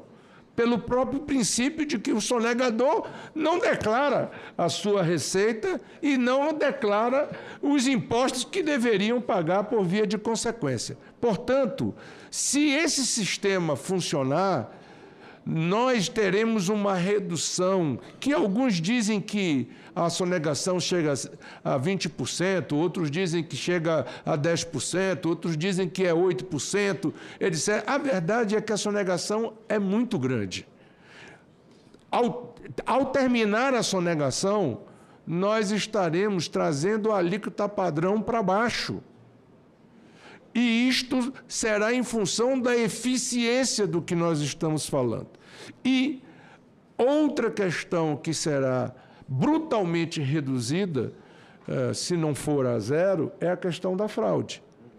Porque nós teremos um comando único e um sistema único, com nota fiscal eletrônica e com um sistema de acompanhamento que, na fase superinteligente, será em tempo real. Portanto, a fraude será cada vez mais reduzida, tendente a zero. Essas duas variáveis trarão um grande benefício na redução da alíquota padrão no país. Eu acho que isso é importante dizer e eu aproveito a colocação em torno da pergunta do Maurício de Santa Catarina. Caleb, do Rio de Janeiro, pergunta: qual será o impacto direto do projeto nas compras de produtos importados? Acho que essa é uma outra pergunta interessante, porque muitos têm usado a importação no país nos últimos tempos. E, finalmente, o Renato de São Paulo faz uma colocação. Caso o PLP 6824 e a PEC da escala do trabalho de 6x1 sejam aprovados, será possível aumentar as vagas de emprego e incrementar salários?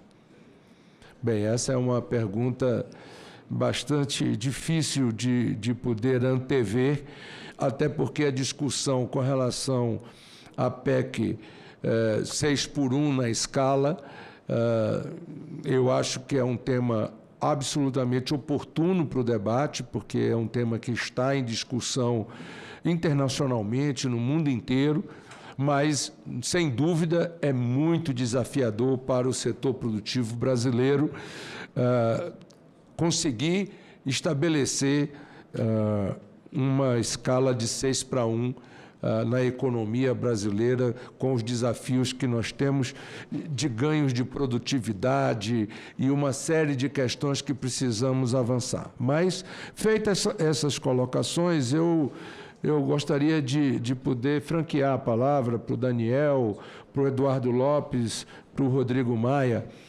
poderem, de alguma forma, responderem às perguntas que foram apresentadas pelos brasileiros que nos acompanham e que acompanham a questão da regulamentação da reforma tributária e a economia nacional. Obrigado, senador. Eu vou tentar fazer alguns comentários aqui. Em primeiro lugar, excelentes perguntas dos cidadãos, hein? Fiquei impressionado, realmente, ótimas perguntas. Sobre empréstimos, cartões de crédito e financiamentos imobiliários, a emenda constitucional 132 tem uma trava de alíquota. Então, a gente vai manter a carga tributária sobre as operações de crédito realizadas pelas instituições financeiras bancárias. Em suma, nada muda, né? Não aumenta nem reduz a carga tributária nessas operações. Tá? No caso dos cartões de crédito, se o cidadão que estiver perguntando tiver uma lojinha, tiver uma maquininha, hoje ele não se acredita na taxa de administração desse cartão, na taxa que ele paga por transação, né, no MDR, e ele vai passar a se acreditar. Então, isso é um ganho também para o empreendedor brasileiro e para quem opera com as maquininhas de cartão e quem vive essa revolução aí que Nubank e demais empresas participantes aqui conosco são protagonistas.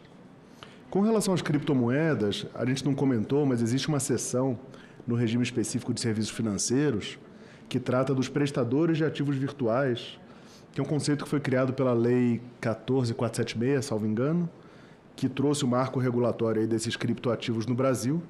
A gente está visando aí em diálogo com a consultoria aqui do Senado, tentando aperfeiçoar o texto para deixar bem alinhado com o conceito de ativo virtual já previsto nessa lei, distinguindo as representações digitais de valores mobiliários, que são valores mobiliários por si só. Então, a gente está fazendo uma correção técnica aí para deixar bem preciso o que é ativo virtual e ter isso um conceito em lei bem alinhado com os demais conceitos que já estão na lei, que é o marco regulatório do setor. E esse setor dos prestadores de serviços de ativo virtual, hoje supervisionado pelo Banco Central, vai ter a mesma alíquota do regime específico, que é essa alíquota aqui, com essa âncora, com essa trava que a gente comentou mais cedo. Tá? Então, acredito que vai ser um avanço, mais um avanço, para o setor de ativos virtuais, na sua regulamentação no Brasil e na determinação de um regime de tributação racional para essa atividade. O split no Simples Nacional é uma pergunta muito boa. A gente tem conversado sobre isso. Eu diria que o split no Simples, da perspectiva operacional, ele é até mais simples mesmo, né, como o nome diz. Porque o prestador de serviço ou o vendedor que está no Simples, ele tem uma alíquota fixa. Então, eu consigo parametrizar aquilo e realizar o split, se for o caso. É claro que a gente está falando apenas do IBS da CBS, estamos discutindo isso no âmbito do texto. Acredito que seja possível realizar o split no Simples e acredito que seja muito bom para quem está no Simples e vende para empresas, uma vez que o split possibilita o creditamento automático para aquela empresa compradora naquela operação. Com relação à pergunta das importações, um dos pilares da reforma tributária é a aplicação das mesmas regras para vendas locais e para as importações.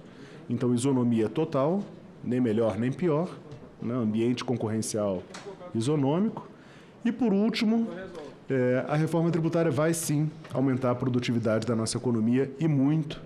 A gente podia ficar um dia só falando sobre isso. A gente vai racionalizar toda a organização da atividade econômica brasileira, desde a malha logística até a organização do próprio funcionamento das empresas, verticalização versus terceirização. Enfim, tem uma série de fatores aí que a reforma tributária vai ajudar em muito a produtividade da economia. Senador, obrigado. Só para falar que eu não falei do split, né? Eu acho que, de fato, é desafiador. Eu acho que o senador que o senhor foi muito afirmativo, o que manda um sinal para a indústria financeira, né, que por parte do governo e por parte do Congresso haverá o split payment e que eu espero que dessa vez a indústria financeira não cruze os braços e transfira esse ativo para o Banco Central, né? O PIX não deveria ser do Banco Central. Aliás, até gera uma distorção, né? porque parece um produto de graça que não é de graça. Quando a gente aprova o orçamento, tem lá o orçamento do Banco Central. Então, quer dizer, nós estamos pagando de qualquer jeito o PIX, né? Não aparece, mas estamos. Essa aqui é... Indiretamente. Indiretamente. Até eu acho que essa pressão de orçamento no Banco Central tem muita relação, eu não olhei lá os números, mas certamente com o crescimento deve ter sido enorme do investimento em tecnologia que o Banco Central passou a fazer, e não de regulação. Isso gera, inclusive, desconforto na indústria, porque muitos têm, como o Banco Central virou operador e regulador, como é que você discute com o seu regulador, que também é o seu concorrente, uma inovação no setor de cartões, por exemplo. Mas isso é outro debate. Mas eu acho que o recado é importante, eu acho que a gente já contratou a Accenture, são 7 associadas, a Zeta, a Febraban, a Bex, 2 que não são da CNF, a Bipag e a Branet, não é isso, Eduardo?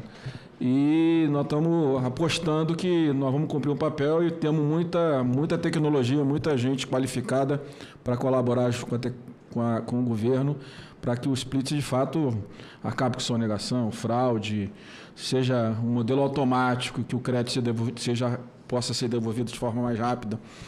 Como não é hoje, outro dia até brinquei com o Caiado, senador, tinha uma advogada no evento contra a PEC 45, a única reforma que nós temos que fazer é resolver o crédito acumulado. Eu falei, viu, Cado, que ela quer que você pague o que você está devendo para ela, poxa. Você não entendeu? Ela quer o split payment. Você não entendeu a que parte você não entendeu que, no fundo, que ela quer que você pague o que você está devendo para ela. Então, eu acho que vai ser muito importante. Na questão do spread, foi uma decisão. Da mesma forma que o Brasil decidiu tributar o spread, que é ruim, porque a gente reclama muito do custo do crédito. Por outro lado, fez a trava. E a trava, por um período, gera arbitragem. Então, a gente fica vendo aqui na indústria financeira, uma parte fica querendo um modelo para gerar a alíquota do serviço financeiro, né? A outra que é o desenho. A outra que é a alíquota menor no curto prazo. Eu sempre defendo o desenho. Para mim, a alíquota é irrelevante. O que vale para mim é o melhor desenho. É claro que a Europa, que isenta o spread, não é o melhor desenho. Eles estão tentando procurar um desenho melhor, não encontraram, porque gera acumulatividade, né, na cadeia da indústria financeira. Já perceberam, eles querem criar um modelo. É claro que na Nova Zelândia é um modelo para a indústria financeira, ele é um modelo melhor, porque a alíquota é zero e carrega os créditos. Em cada um você vai ter benefícios e prejuízos. A gente aqui conseguiu construir um modelo, o API, o Daniel, o Marcos Pinto, de dar crédito na pessoa jurídica, né?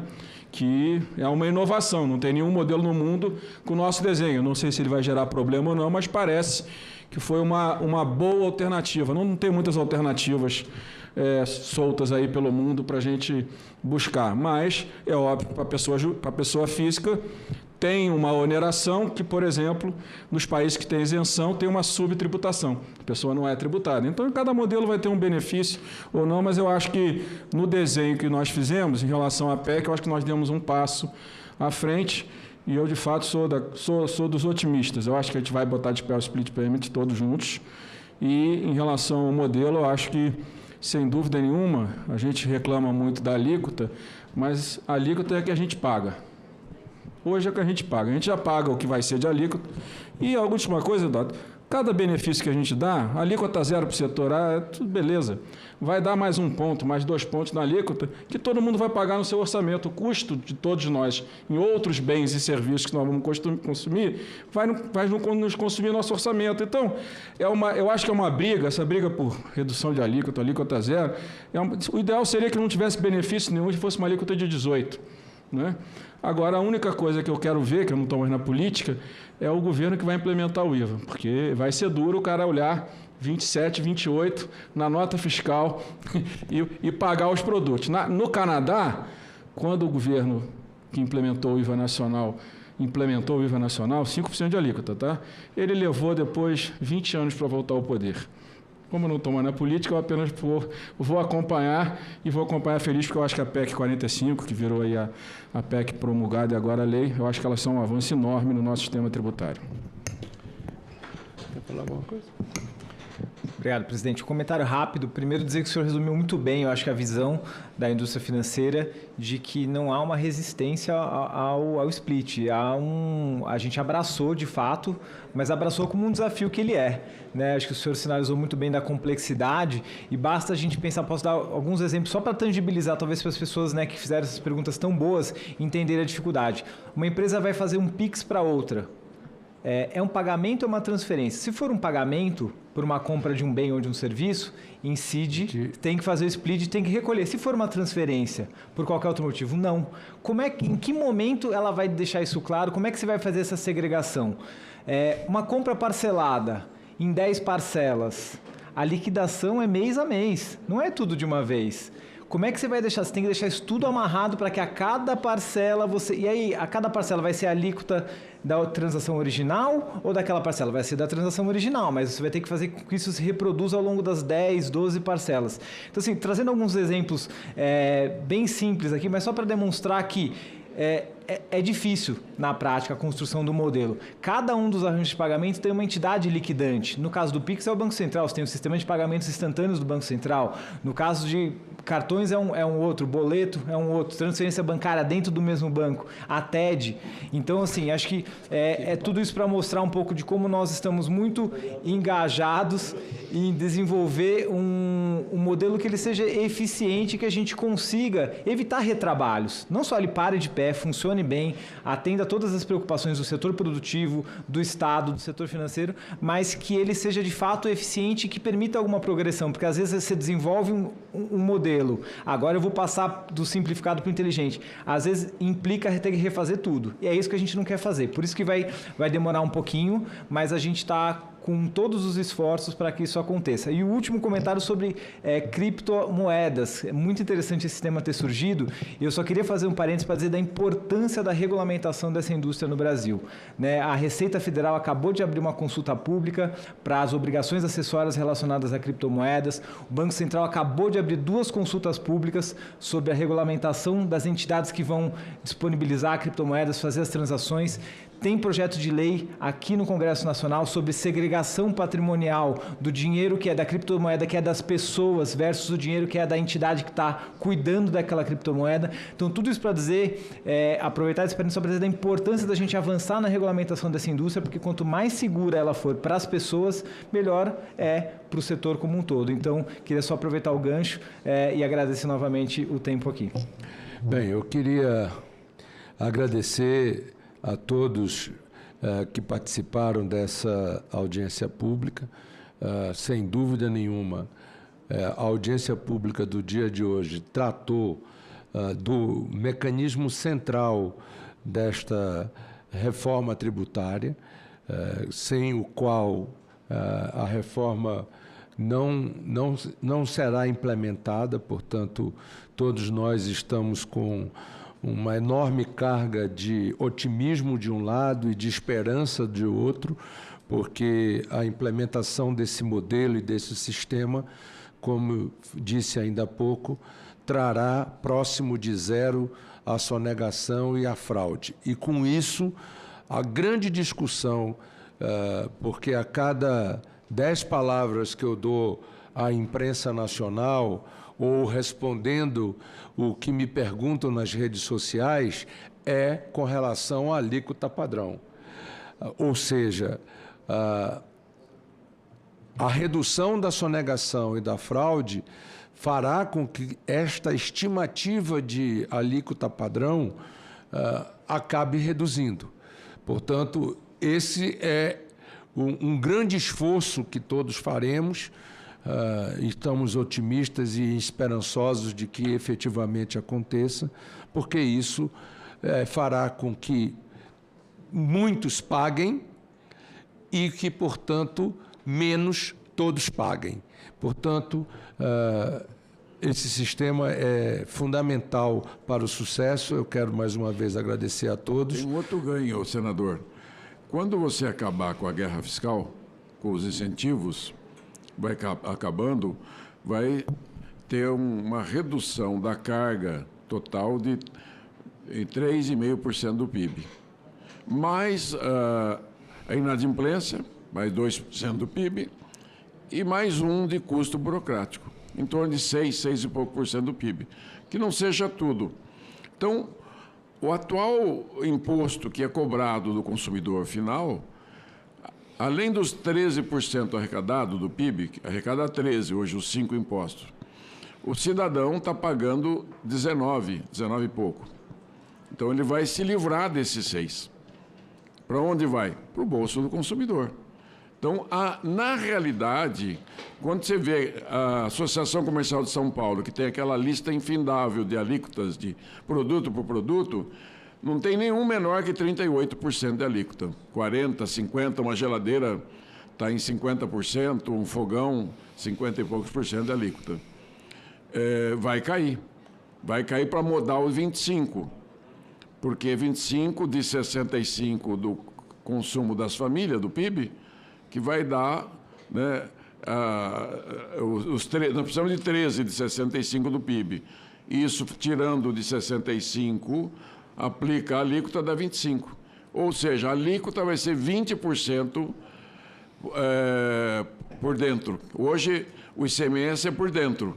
A alíquota de 20 é 25.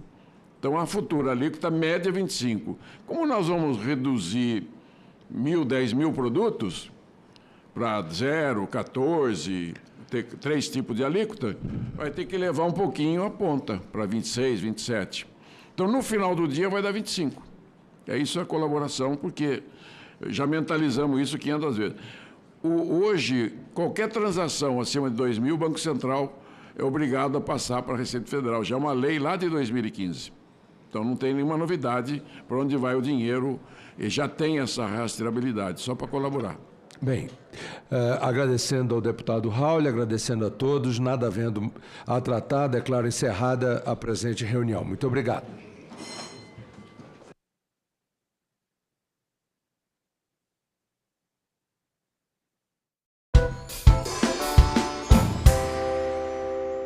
Então, finalmente, com 2 anos de governo Lula, pelo menos vai haver uma solução. Se ela será boa ou não, é outra coisa. E, por fim, só dizer, a minha preocupação no que tange a questão do desemprego é que se você acabar com todas as casas de apostas, você vai deixar os times de futebol com desemprego, em situação financeira difícil, os veículos de comunicação, exceto a Rede Globo, não conseguirão sobreviver, porque os tempos de hoje são diferentes.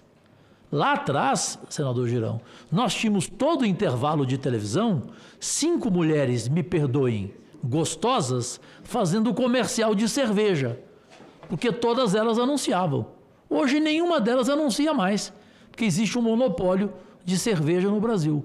Os bancos, todos patrocinavam camisas de times de futebol, as cervejas e os bancos.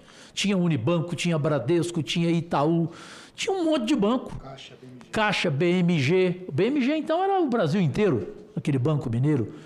E hoje não tem mais. Então, nós precisamos também ter essa preocupação. Eu entendo a sua postura, que para alguns ela é radical. Eu não entendo, eu respeito a tua posição, que você é um dos poucos a favor de acabar definitivamente com as casas de apostas.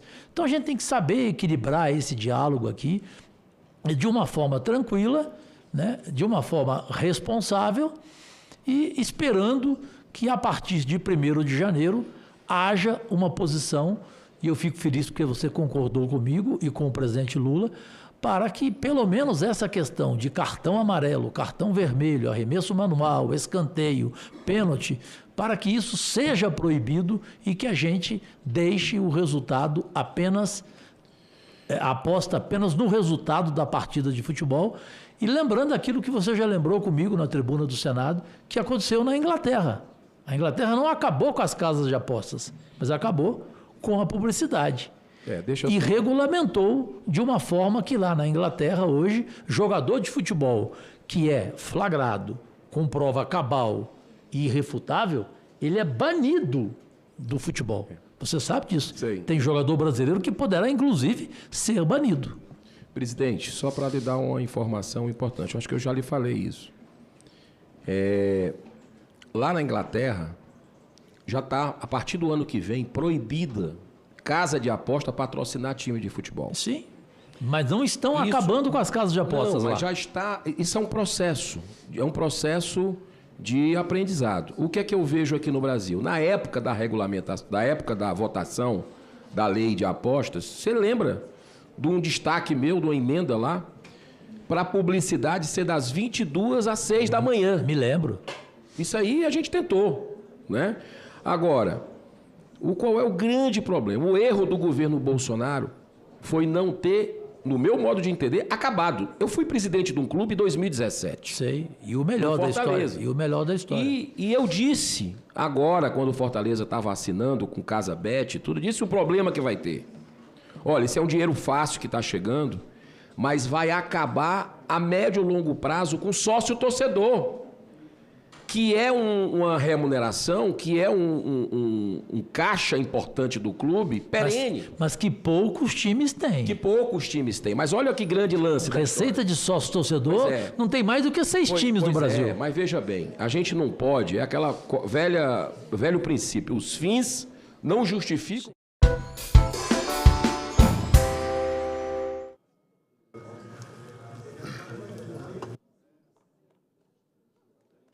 Está reaberta a sessão. Desde já encerro o período do expediente.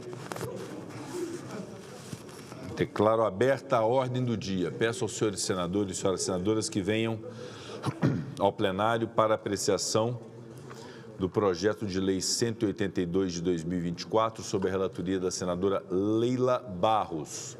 Peço, portanto, que venham ao plenário os senhores senadores, as senhoras senadoras. Há uma lista de oradores.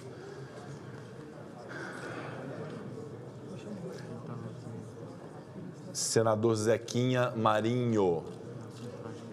Senador Nelsinho Trade com a palavra pela ordem. Senhor presidente,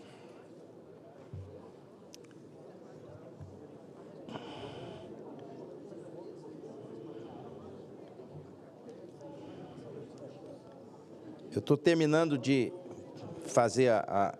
Perfeitamente, senador Nelsinho. Daqui a pouco eu volto a palavra a Vossa Excelência em instantes. Tem a palavra como orador o senador Zequinha Marinho. Peço aos senhores senadores e senhoras senadoras que venham ao plenário para apreciação do projeto de lei 182 de 2024.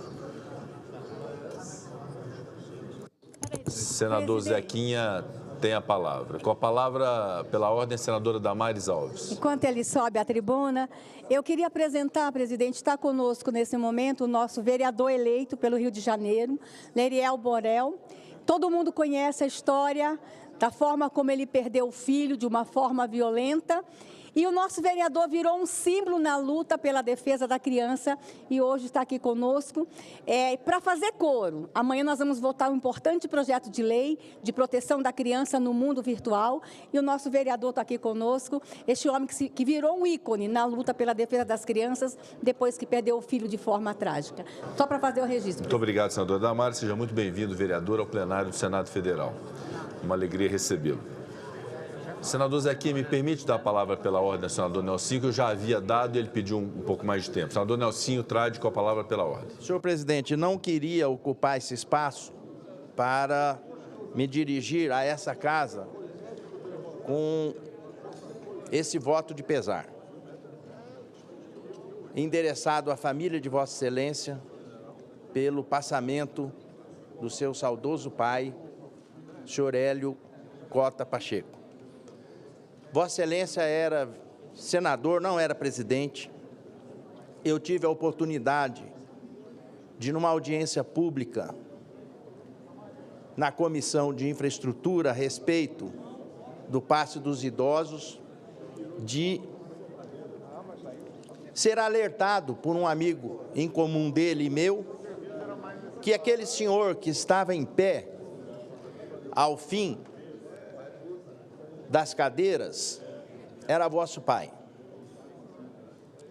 E eu quero passar aqui para Vossa Excelência um sentimento realmente de profundo pesar de uma pessoa humilde, uma pessoa simples, que mesmo depois de convocado por quem estava presidindo a sessão, no caso, esse senador que vos fala, hesitou em ir lá para frente, mas eu fui ao encontro dele, puxei ele pelo braço e falei, você vai sentar, o senhor vai sentar do meu lado. Deixa isso para lá, meu filho, não faça isso não, com aquela humildade, com aquela fala mansa. Então, a vida é assim, ficam os bons momentos, as boas lembranças, e me dirijo a Vossa Excelência como presidente para enviar esse voto de pesar a toda a família de Vossa Excelência. Muito obrigado, senador Nelsinho Trade. Agradeço Vossa Excelência em meu nome e em nome dos meus irmãos.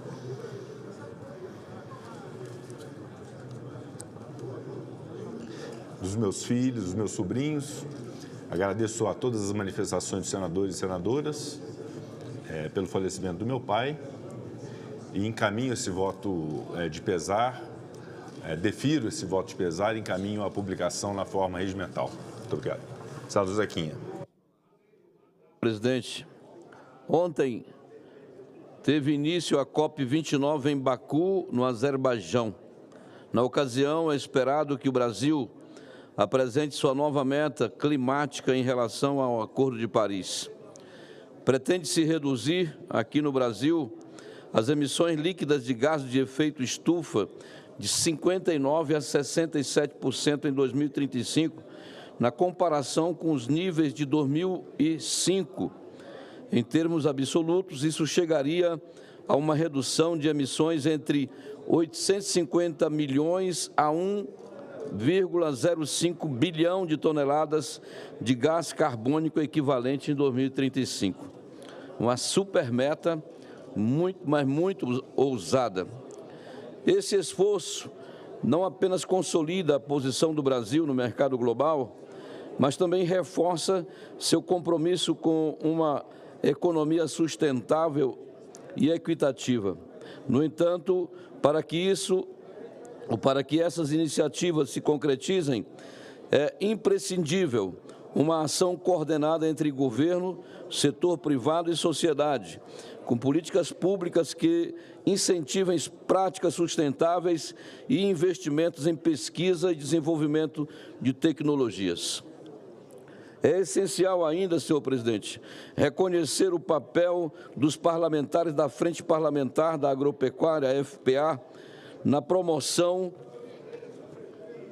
de uma agenda legislativa que não apenas proteja o meio ambiente, mas também impulsione o desenvolvimento sustentável no Brasil e contribua para os esforços globais de combate às mudanças climáticas.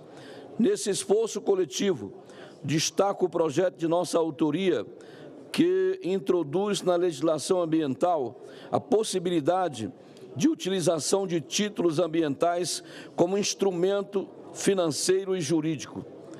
Esse projeto complementa o PL 182, que certamente votaremos ainda hoje, porque está na pauta, muito importante aqui nessa casa. A ideia é que os títulos sejam usados no pagamento de tributos federais, estaduais e municipais, no abatimento de dívidas oriundas de multas, na execução de termo de ajustamento de conduta, etc., com vistas ao desembargo de áreas de produção agrícola. De uma forma muito clara, o projeto, além de fortalecer o mercado de títulos ambientais, irá promover a regularização das propriedades agrícolas, incentivar a preservação ambiental e contribuir para o crescimento econômico nacional, gerando empregos diretos e indiretos. Como amazônida que sou, conheço o valor da nossa floresta. Os seus mais de 5 milhões de quilômetros quadrados abrigam uma enorme biodiversidade.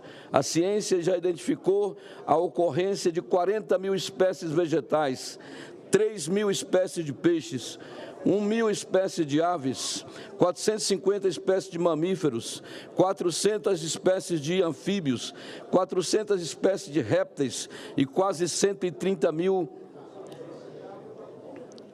inventariados. Muito além disso, estima-se que ainda há várias espécies desconhecidas pelos nossos botânicos.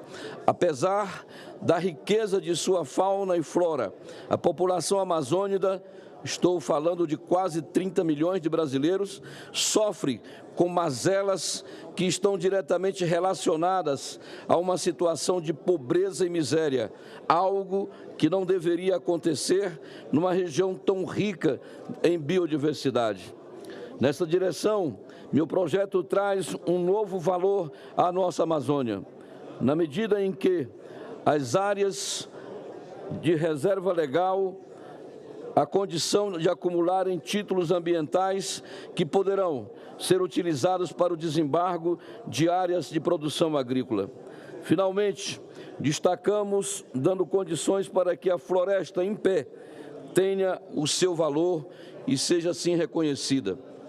Dessa forma, esperamos incentivar a preservação ambiental, avançar com a regularização fundiária e contribuir para o fortalecimento econômico deste país. Atualmente, o projeto aguarda designação de relator na Comissão de Meio Ambiente aqui do Senado Federal e de lá ainda deverá passar na Comissão de Assuntos Econômicos, a CAI. É importante destacar, presidente, que a liquidação de dívidas mediante o uso de títulos ambientais não exime o devedor da obrigação de reparar eventuais danos ambientais, devendo o desembargo de áreas de produção agrícola seguir os critérios estabelecidos pelo órgão responsável após a regularização de suas pendências. Com o auxílio desse projeto, que, como disse, se complementa ao PL 182, o nosso país terá mais condições de alcançar as metas estabelecidas junto à Conferência das Partes da Convenção Quadro das Nações Unidas sobre a Mudança do Clima e chegar à COP30, que será em Belém do Pará, capital do nosso estado, mais preparado para enfrentar os desafios ligados ao clima, principalmente na região amazônica. Presidente, é importante aqui observarmos que algumas coisas a gente precisa levar em consideração. Aonde, via de regra, acontece uma COP, a cúpula da COP termina elegendo algum setor produtivo como o responsável pelos problemas ambientais, pelos problemas climáticos daquele país ou daquela região. Nós precisamos ter cuidados, porque os grandes inimigos do agronegócio brasileiro estão ali dentro. E como aqui no Brasil, grande parte da nossa economia vem do agronegócio e a cabeça de muita gente, ou na cabeça de muita gente, entende que o agro é extremamente poluente, nocivo à questão ambiental, certamente eles estarão colocando o agronegócio brasileiro no banco dos réus para exigir todo dia que mais restrições, que mais dificuldades sejam estabelecidas para que o agro brasileiro não avance. Mas nós vamos precisar trabalhar, presidente, no sentido de que a gente possa preparar o brasileiro, aqueles que estarão ouvindo todos os dias essas colocações, para que evitem acreditar em falácias.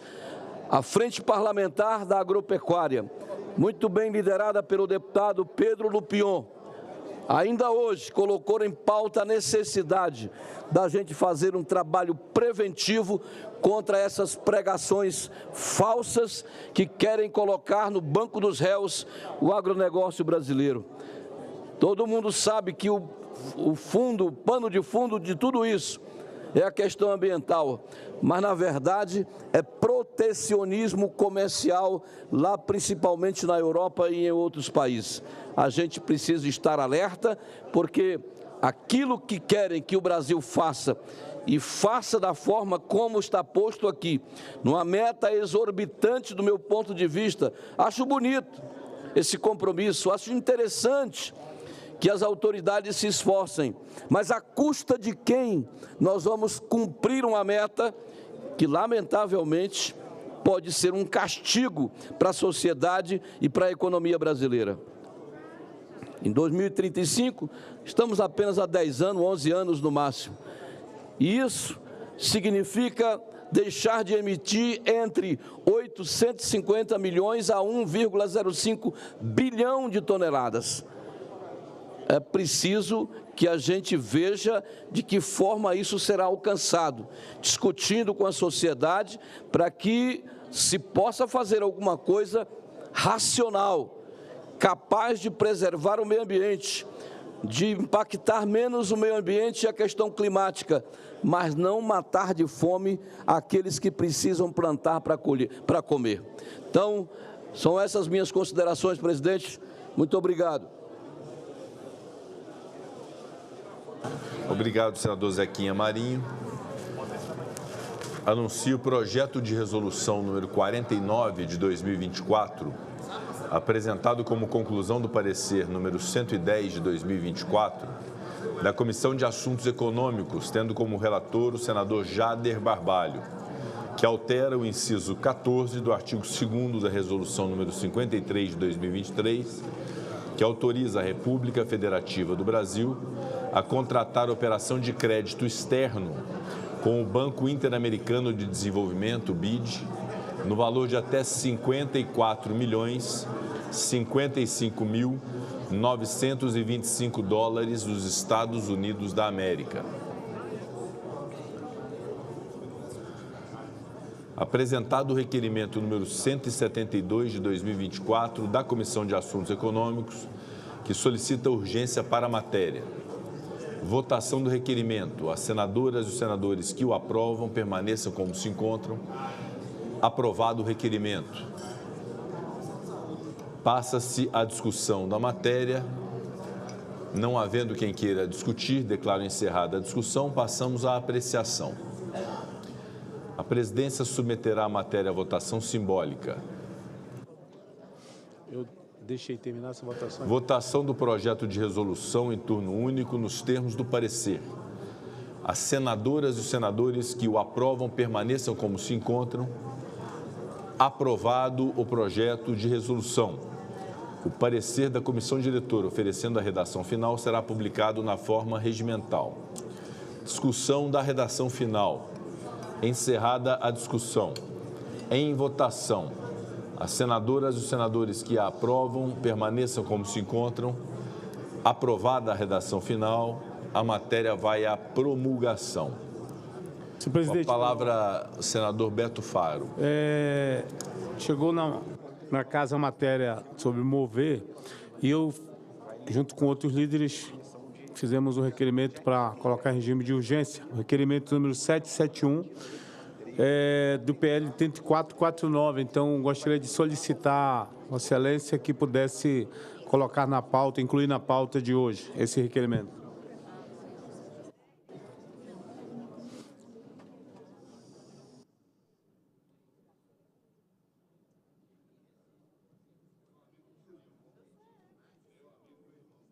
Senador Beto Faro, o requerimento de Vossa Excelência, me desculpe, qual é o requerimento? 771. É líder Elisiane Gama, que é líder do nosso bloco, conjunto comigo e outros líderes do bloco. Eu vou, em instantes, decido a questão de Vossa Excelência, senador Beto.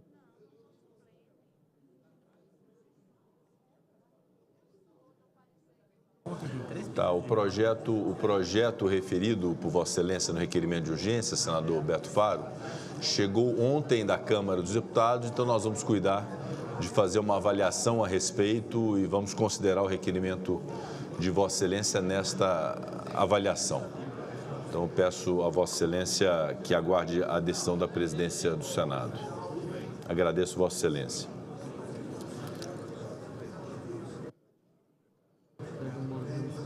Senador Sérgio Moro está inscrito como orador.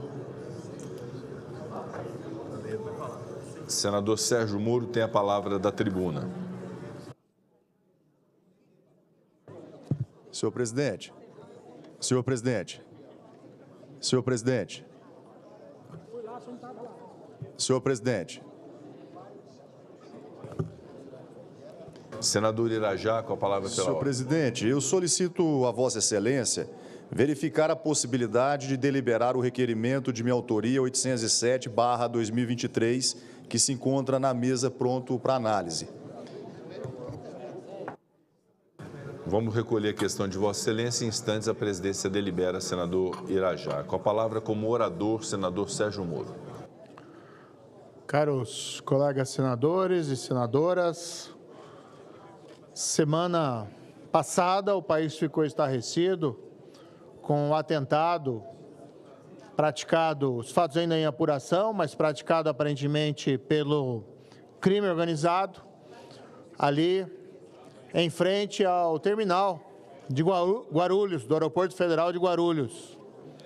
O fato revela uma escalada do crime organizado nesse país. As facções, os grupos, seja milícia, seja PCC, Comando Vermelho, eles têm crescido e se fortalecido. Vamos lembrar que já no início dessa legislatura foi descoberto um fato inédito, que foi um plano, um atentado, inclusive, formulado por um desses grupos organizados contra a minha pessoa, inclusive contra a minha família. Pela primeira vez, um plano de uma organização criminosa para praticar um atentado contra um senador federal.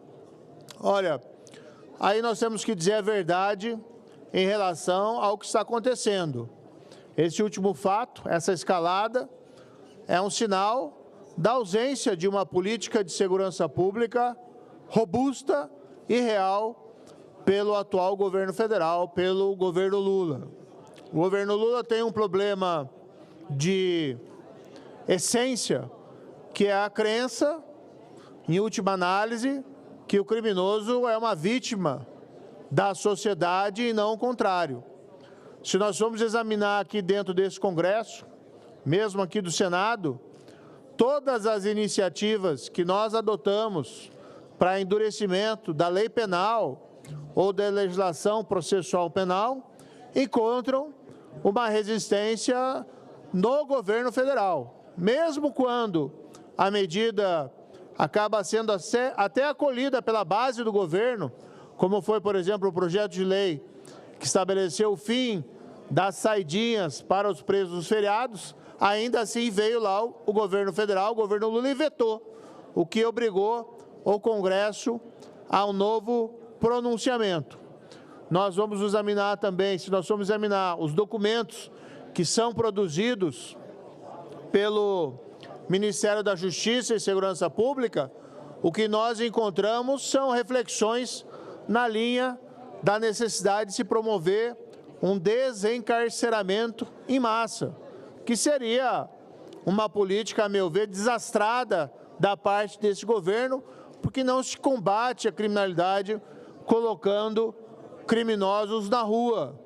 Precisa, sim, haver a redução da impunidade, o combate ao crime. Não temos vistos também, embora eu tenha um grande apreço pela Polícia Federal, mas não temos visto operações ou notícias de operações, de grandes ações, de grandes investigações da Polícia Federal relacionada ao enfrentamento dessas organizações criminosas.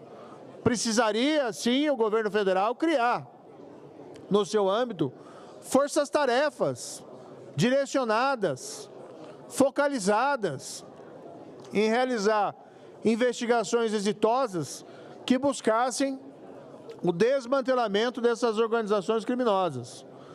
Claro que a gente sabe que é uma tarefa difícil, mas não é impossível. A Itália enfrentou a Cosa Nostra na década de 80 do século passado, e a Cosa Nostra, ainda que seja uma organização poderosa, não tem a mesma força e a impunidade que vivenciava nessa década. Vamos referenciar aqui o maxi processo, bem conduzido lá pelo juiz Giovanni Falcone, que mudou o retrato da Itália, da Sicília, com a punição de chefes inclusive da Cosa Nostra. O FBI norte-americano, também na década de 80 e 90, criou diversas forças-tarefas que foram para cima do crime organizado em Nova York, reduzindo em muito o poderio dessas entidades. Isso pode ser feito. Durante a minha gestão no Ministério da Justiça, nós fomos para cima do crime organizado. Isolamos as lideranças do crime organizado em presídios federais. Proibimos o contato com o mundo externo que não fosse monitorado, diminuindo a capacidade dessas lideranças dirigirem o crime. Aprovamos medidas importantes contra o crime organizado, como a lei que previu o confisco alargado do patrimônio de criminosos vinculados ao crime organizado. Promulgamos a lei que proíbe a progressão de regime de cumprimento de pena de lideranças do crime organizado ou de presos que continuem faccionados durante o cumprimento da pena. Por vezes, infelizmente, essa legislação acaba não sendo aplicada ou cumprida, mas a legislação foi aprovada. O que nós precisávamos aqui era um novo pacote anticrime. O que nós precisávamos eram projetos de lei do governo federal que endurecessem a legislação penal e a legislação processual penal contra a criminalidade. Pois, do contrário, nós vamos ver um avanço cada vez maior dessas organizações. Ao invés disso, o governo federal nos brindou, infelizmente, com uma proposta de uma PEC da segurança que, no fundo, não resolve nenhum problema. A pretexto de ampliar a presença federal no combate a essa criminalidade, propõe coisas desnecessárias, como, por exemplo, que a Polícia Federal possa combater o crime organizado. Ora, a Polícia Federal já pode. Não existe uma organização criminosa relevante que não tenha envolvimento em tráfico internacional de drogas. E a Polícia Federal é competente para investigar esse tipo de criminalidade. Não por acaso, durante a minha gestão no Ministério da Justiça, a Polícia Federal foi para cima dessas organizações criminosas, inclusive numa operação exitosa, cumpriu e executou a prisão do segundo em comando naquela época do PCC, que estava foragido no exterior, foi trazido ao Brasil e colocado em um presídio federal. Não por acaso, a apreensão de drogas, especialmente cocaína, naquele ano de 2019, deu um gigantesco salto. O que falta, no fundo, é trabalho. O que falta é foco do governo federal no combate ao crime organizado. Ao invés disso, o que a gente vê é um foco, especialmente da estrutura federal, especialmente da Polícia Federal, em punir aquelas pessoas que se envolveram, lamentavelmente, no 8 de janeiro.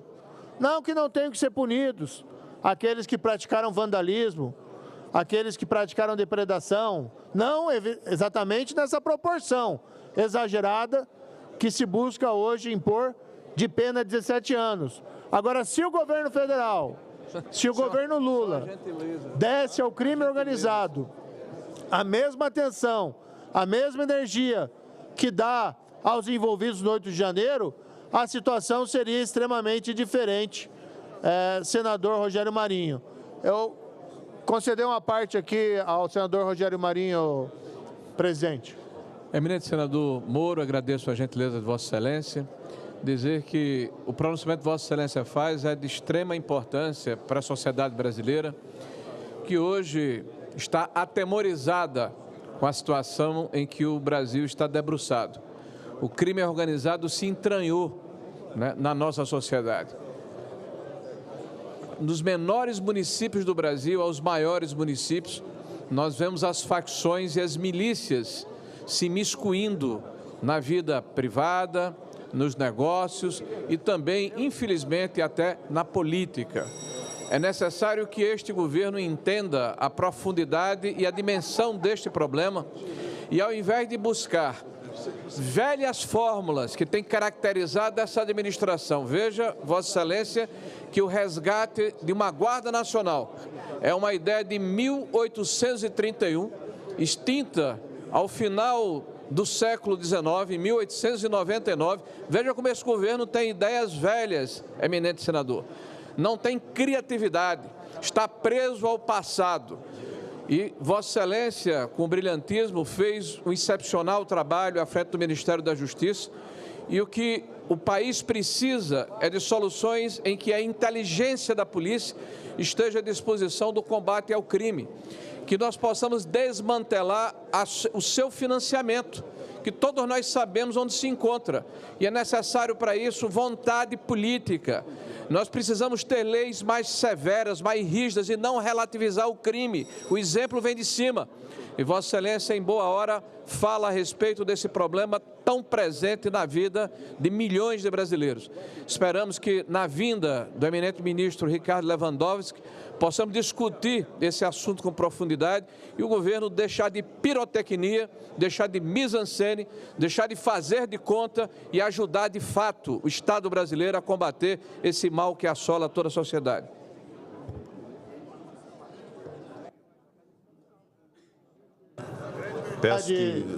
A grande verdade, senador Jair Marinho, o crime organizado sempre foi um grande problema, mas ele estava sendo enfrentado nos governos anteriores. Neste governo, praticamente não se vê ação, se desconhece qualquer projeto que o Poder Executivo tenha encaminhado aqui ao Congresso Nacional para endurecer a lei penal ou para endurecer a lei processual penal. Ao contrário, tem atrapalhado.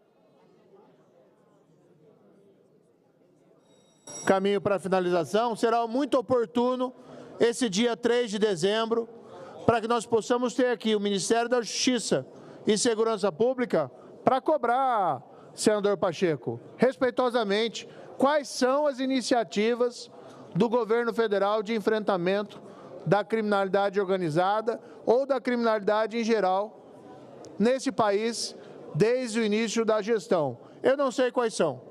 E essa PEC da segurança parece mais ser uma cortina de fumaça, uma tentativa de se dizer que está tentando fazer alguma coisa, quando é aquela PEC, na verdade, não enfrenta, na realidade, nenhum dos problemas, que passa, sim, pelo endurecimento da lei penal e da lei processual penal e colocar a Polícia Federal em cima do crime organizado. Isso é que tem que ser feito. E a gente não vê essa atitude por parte desse governo. Obrigado, senador Sérgio Moro.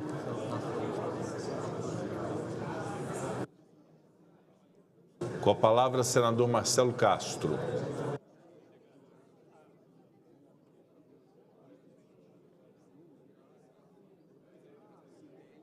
Senhor presidente, senhoras e senhores senadores, hoje é um dia de muito orgulho e grande celebração para o nosso país. É com imensa satisfação que parabenizo o presidente Lula e o Ministério da Saúde, na pessoa da ministra Nízia Trindade, pelo certificado que declara o Brasil livre do sarampo.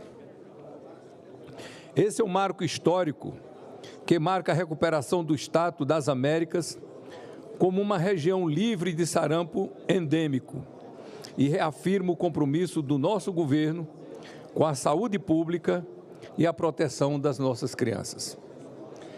Saúdo também os profissionais de saúde que atuam nos estados e municípios, pesquisadores e instituições, pelo esforço contínuo e compromisso com a saúde pública e a retomada das altas coberturas vacinais. Essa conquista é resultado direto de um esforço coordenado do Ministério da Saúde com ações como busca ativa de suspeitos de contaminação, campanhas de conscientização e prevenção, ações de vacinação em territórios mais afastados e vulneráveis, atendendo a populações indígenas, ribeirinhas e quilombolas. Também é o resultado do financiamento do governo federal para a manutenção e eliminação da doença, que somou a quantia de 724 milhões somente em 2023, com investimentos em vigilância à saúde, laboratórios estaduais, imunobiológicos, capacitação para todos os estados brasileiros sobre microplanejamento e multivacinação realizadas nos 5.570 municípios. Não podemos deixar de falar aqui sobre o Programa Nacional de Imunização, PNI, que é, sem dúvida, uma referência mundial em vacinação, já tendo imunizado 15 milhões de crianças num único dia. Desde a sua criação em 1973, o PNI tem sido um pilar fundamental na prevenção de doenças e na promoção da saúde. Graças a ele, conseguimos eliminar doenças que antes assolavam nossa população e alcançar conquistas como a que celebramos hoje.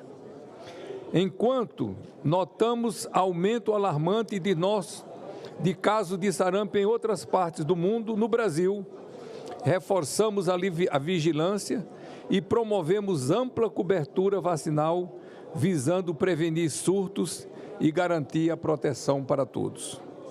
Infelizmente, não podemos deixar de mencionar o período sombrio que vivemos recentemente, quando o negacionismo em relação às vacinas permitiu que doenças antes eliminadas, como o sarampo, voltasse a ser um problema.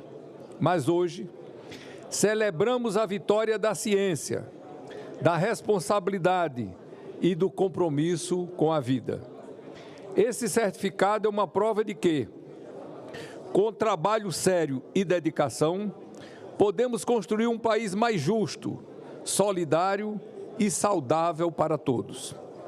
Parabéns, presidente Lula. Parabéns ao Ministério da Saúde e a todos os profissionais de saúde que incansavelmente trabalham para proteger e cuidar do nosso povo. Vamos continuar avançando com a certeza de que a saúde pública é uma prioridade inegociável. Viva o Brasil livre do sarampo. Muito obrigado. Obrigado, senador Marcelo Castro. O próximo orador inscrito é o senador Esperidião Amin. Na sequência, nós anunciaremos... Presidente. Perfeito. Presidente, o item 1 da pauta. Senador Esperidião Amin. Eu usarei da palavra quando estivermos na ordem do dia. Requerimentos que...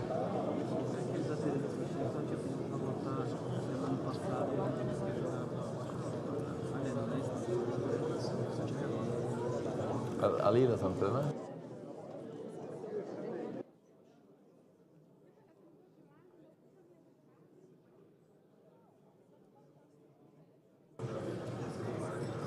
Há um pedido da senadora Tereza Cristina, líder do Progressistas, e do senador Sérgio Moro,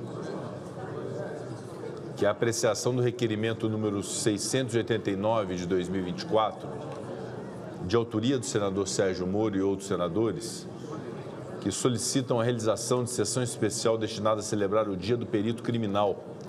Votação do requerimento, a senadora e os senadores que o aprovam permaneçam como se encontram.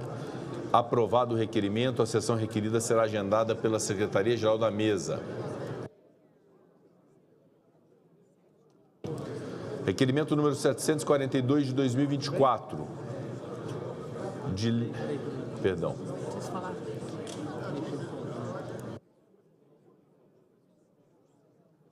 Podemos...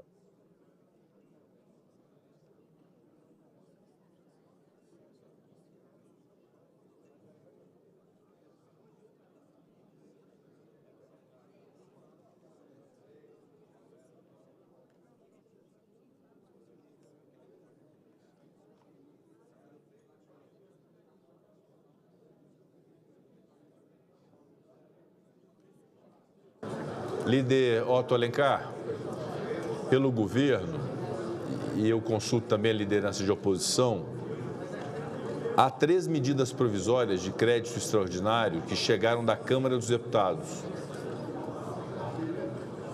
Gostaria de consultar o plenário se há alguma objeção que façamos à votação no dia de hoje, a apreciação no dia de hoje. Da parte do governo, não, senhor presidente. Pode colocar em votação.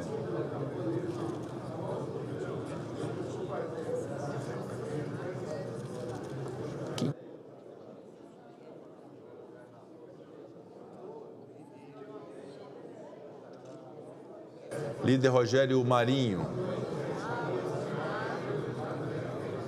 Quem está... Liderança de oposição. Está o Rogério? Liderança de oposição. Sobre a medida provisória do crédito extraordinário que chegou da Câmara dos Deputados. Eu consulto se nós já podemos fazer apreciação. É crédito extraordinário.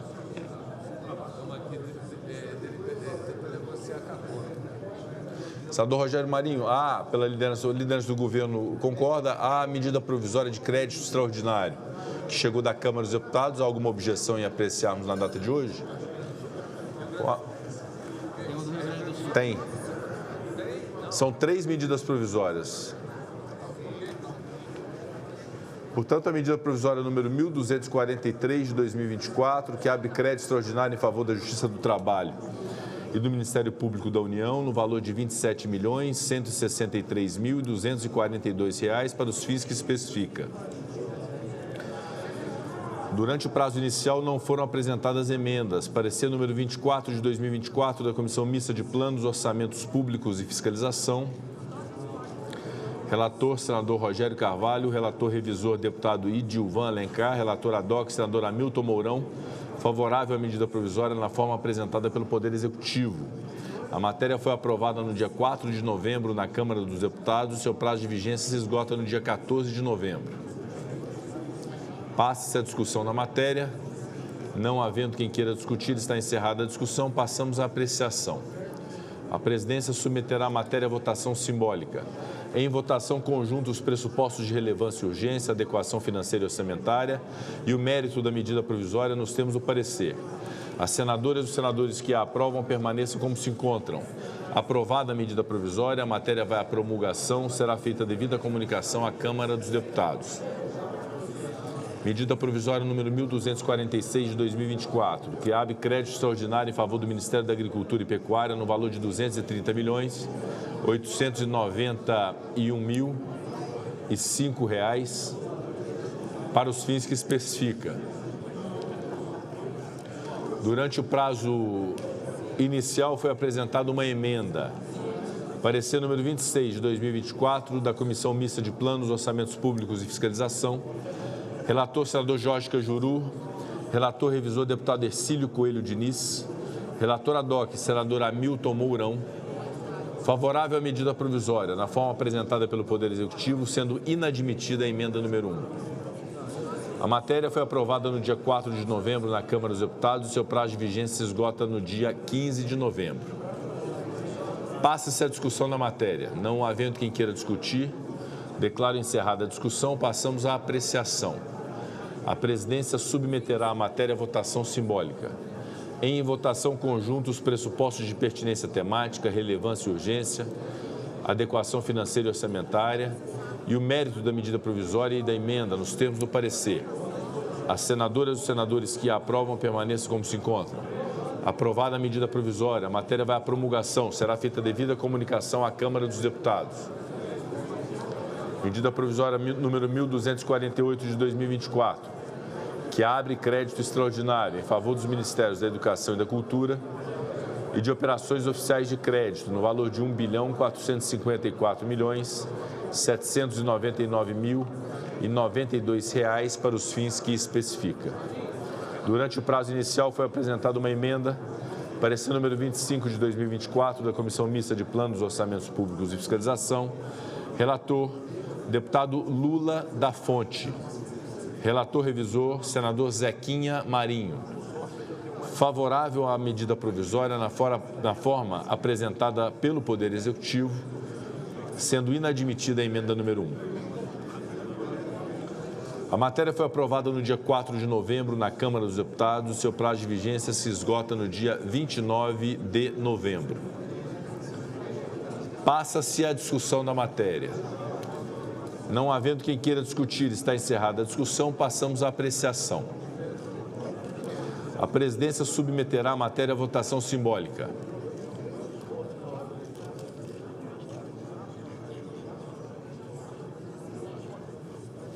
Em votação conjunta, os pressupostos de pertinência temática, relevância e urgência, adequação financeira e orçamentária e o mérito da medida provisória e da emenda nos termos do parecer.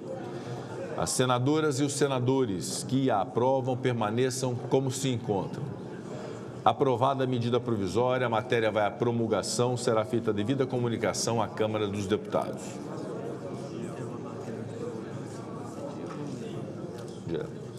Anuncio o item único da pauta, projeto de lei 182 de 2024, número 2148 de 2015 na Casa de Origem, de autoria do deputado federal Jaime Martins, que institui o Sistema Brasileiro de Comércio de Emissões de Gases de Efeito Estufa, SBCE, e altera as leis 12.187 de 2009, 12.651 de 2012, Código Florestal, 6.385 de 1976, 11.033 de 2004, 6.015 de 1973, Lei de Registros Públicos.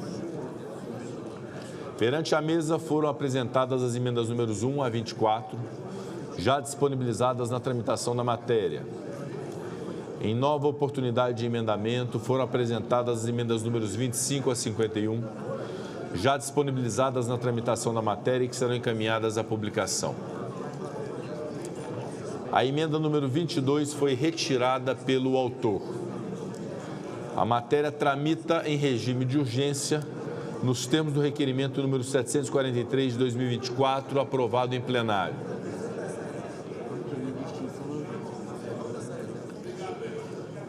Eu peço a atenção do plenário, líder Marcos Rogério. Senhor presidente. Senadora Leila, que é relatora, líder Otto Alencar pelo governo, líder Randolfo Rodrigues, líder Rogério Marinho. Há um requerimento de extinção da urgência dessa matéria. E eu me recordo na semana passada que houve de nossa parte, consultando o plenário amplamente, situação, oposição e governo, da possibilidade de adiarmos, retirarmos do sistema semipresencial a apreciação desse item e inserirmos como item único da pauta de terça-feira, como primeiro item da pauta de terça-feira, portanto hoje, e eu fiz até a menção sobre a possibilidade de votarmos sem obstrução, cada qual, obviamente, manifestando o seu entendimento em relação não só ao texto base, mas também a eventuais destaques. Aí eu consulto aos líderes que subscrevem esse requerimento de extinção da urgência da presente matéria a respeito disso, ou seja, se há essa possibilidade de, dentro do espírito daquele acordo da última semana, temos a possibilidade de apreciação desse item, de preferência, obviamente, por consenso. Eventuais pontos que não sejam de consenso sejam submetidos ao voto do plenário. Portanto, essa ponderação que faço, e eu concedo a palavra ao eminente senador Carlos Portinho. Senhor presidente, justamente foi dada entrada nesse pedido de requerimento porque há 4 pontos que são novidades que vieram da Câmara. Esse projeto de lei do carbono, eu quero lembrar que ele iniciou com a Leila, senadora Leila, e um esforço hercúleo de todos os senadores que compuseram um texto que era de consenso, foi para a Câmara.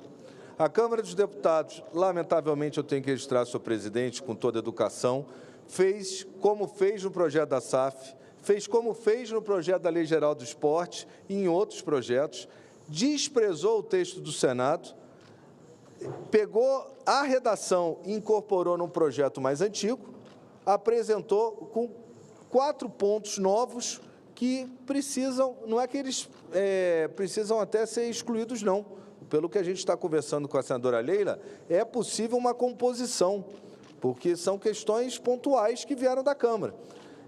Como o texto da Câmara é diferente do que era do Senado, está gerando uma discussão para tentar chegar ao consenso. E, ao contrário do requerimento, aí respondendo objetivamente, há um encaminhamento para que seja adiado, para que a gente possa aprofundar esses 4 pontos e voltar à pauta do projeto sem necessidade de ir para outra comissão ou se votar requerimento aqui de forma consensual. Perfeito, senador Portinho. Eu gostaria apenas de fazer também uma ponderação e até a título de esclarecimento. De fato, em relação a este projeto, havia um projeto do Senado, de autoria do senador Chiquinho Feitosa, relatado pela senadora Leila, que foi à Câmara dos Deputados. Na Câmara dos Deputados, de fato, havia um projeto mais antigo, que versava sobre a mesma matéria, que é de autoria do deputado Jaime Martins, foi relatado pelo deputado Aliel Machado, e a Câmara, então, portanto, considerou o projeto da Câmara e encaminhou ao Senado esse projeto como casa revisora. Até, apenas a título de esclarecimento, a Lei Geral do Esporte prevaleceu o projeto do Senado, e da Sociedade Anônima de Futebol também do Senado, e da Lei de Licitações também do Senado. Então, obviamente, nesse caso concreto, o que eu queria ponderar é o seguinte: o texto aprovado no Senado, no projeto 412, tinha uma natureza e tinha suas características. O projeto da Câmara dos Deputados é um projeto que inovou em relação ao texto do Senado. O que a senadora Leila agora apresenta, fruto de um amplo debate feito por ela como relatora, junto com o relator da Câmara dos Deputados, é a forma melhor do consenso entre Senado e Câmara dos Deputados, e acaba sendo, senador Portinho, um terceiro texto, que só se admitirá a ser aprovado se nós considerarmos o Senado casa revisora, porque não é possível esse novo texto estar no projeto do Senado Federal como casa iniciadora. E, inclusive, as emendas destacadas por Vossa Excelência também só se poderá considerá-las se houver a consideração de que o Senado, nessa parte, funciona como casa revisora. E o que eu ponderei na última reunião que fizemos com o relator da Câmara, com a relatora Leila e com o governo, foi de que nós devêssemos abstrair essa questão de autoria e pudéssemos conceber o melhor texto possível sobre o mercado de crédito de carbono. E esse melhor texto possível, nesse momento, apresentado pela senadora Leila, obviamente com as contribuições da discussão em plenário, só poderá ser concebido como um terceiro texto se considerar o Senado como casa revisora, embarcando esse texto no projeto da Câmara, com o compromisso, senador Efraim Filho, da Câmara dos Deputados, de buscar preservar aquilo que o Senado fizer como um terceiro texto de consenso. Portanto, apenas essa ponderação que, no final das contas, a se admitir a lógica de que nós queremos a versão final da questão do mercado de crédito de carbono entre Câmara e Senado, o projeto da senadora Leila, o parecer da senadora Leila com as contribuições e a votação de eventuais destaques, deve se dar, então, tendo o Senado como casa revisora, remetendo à Câmara imediatamente para a sua apreciação. Então, apenas essa ponderação, porque a alternativa que teria era, eventualmente, arquivar o projeto da Câmara, fazer prevalecer aquele texto original da senadora Leila, que eu acho que o próprio Senado não tem interesse em fazê-lo. Microfone. As questões são tão pontuais do que veio para a Câmara que nós achamos que é possível chegar ao consenso. São 4 pontos que vieram da Câmara, e para chegar a esse consenso, a gente está aqui discutindo. Perfeito. E talvez seja necessário ganhar mais tempo de comum acordo, sem a necessidade de voltar para a comissão. Senador Rogério Marinho, na sequência, senador Espidião. O presidente na mesma página? Porque... Microfone, senador Rogério. Colocar o presidente na mesma página, porque a conversa que aconteceu foi há pouco, né, e Vossa Excelência certamente não tinha sido informado, com a compreensão da própria relatora, entendendo que houve inovações ao texto que foi aprovado aqui na própria CMA, de forma terminativa na época, né? Nós ponderamos a ela a possibilidade de fazermos uma negociação com a própria casa, com a própria Câmara, desculpe, para evitar justamente essa situação de não ser aceito, enfim, haver uma interrupção no processo. Então, nós estamos chegando nessa conclusão, né, de que haveria a possibilidade de, conversando com os representantes do governo, aqui o senador Otto, o senador Randolph, a própria relatora, convidarmos aqueles que na Câmara estão à frente desse processo, para termos uma conversa em relação a esses pontos que estão sendo levantados, e caso não haja consenso, tudo bem, mas como são pontos que a própria relatora entende, né, que são possíveis de serem recepcionados, desde que haja a concordância do governo e da casa, né, nós achamos que seria uma forma... Revisão do próprio acordo, né, presidente? Né? Na verdade, nós teríamos, seria uma forma, né, de termos aqui um texto consensualizado, né, até porque cumprir, inclusive, o nosso papel de revisor da matéria, né, observando o que veio da casa após essa passada aqui no Senado da República. Eu estou partindo do pressuposto, senador Rogério, sem interromper, volto a palavra a Vossa Excelência, que o senador Efraim Filho participou muito ativamente disso,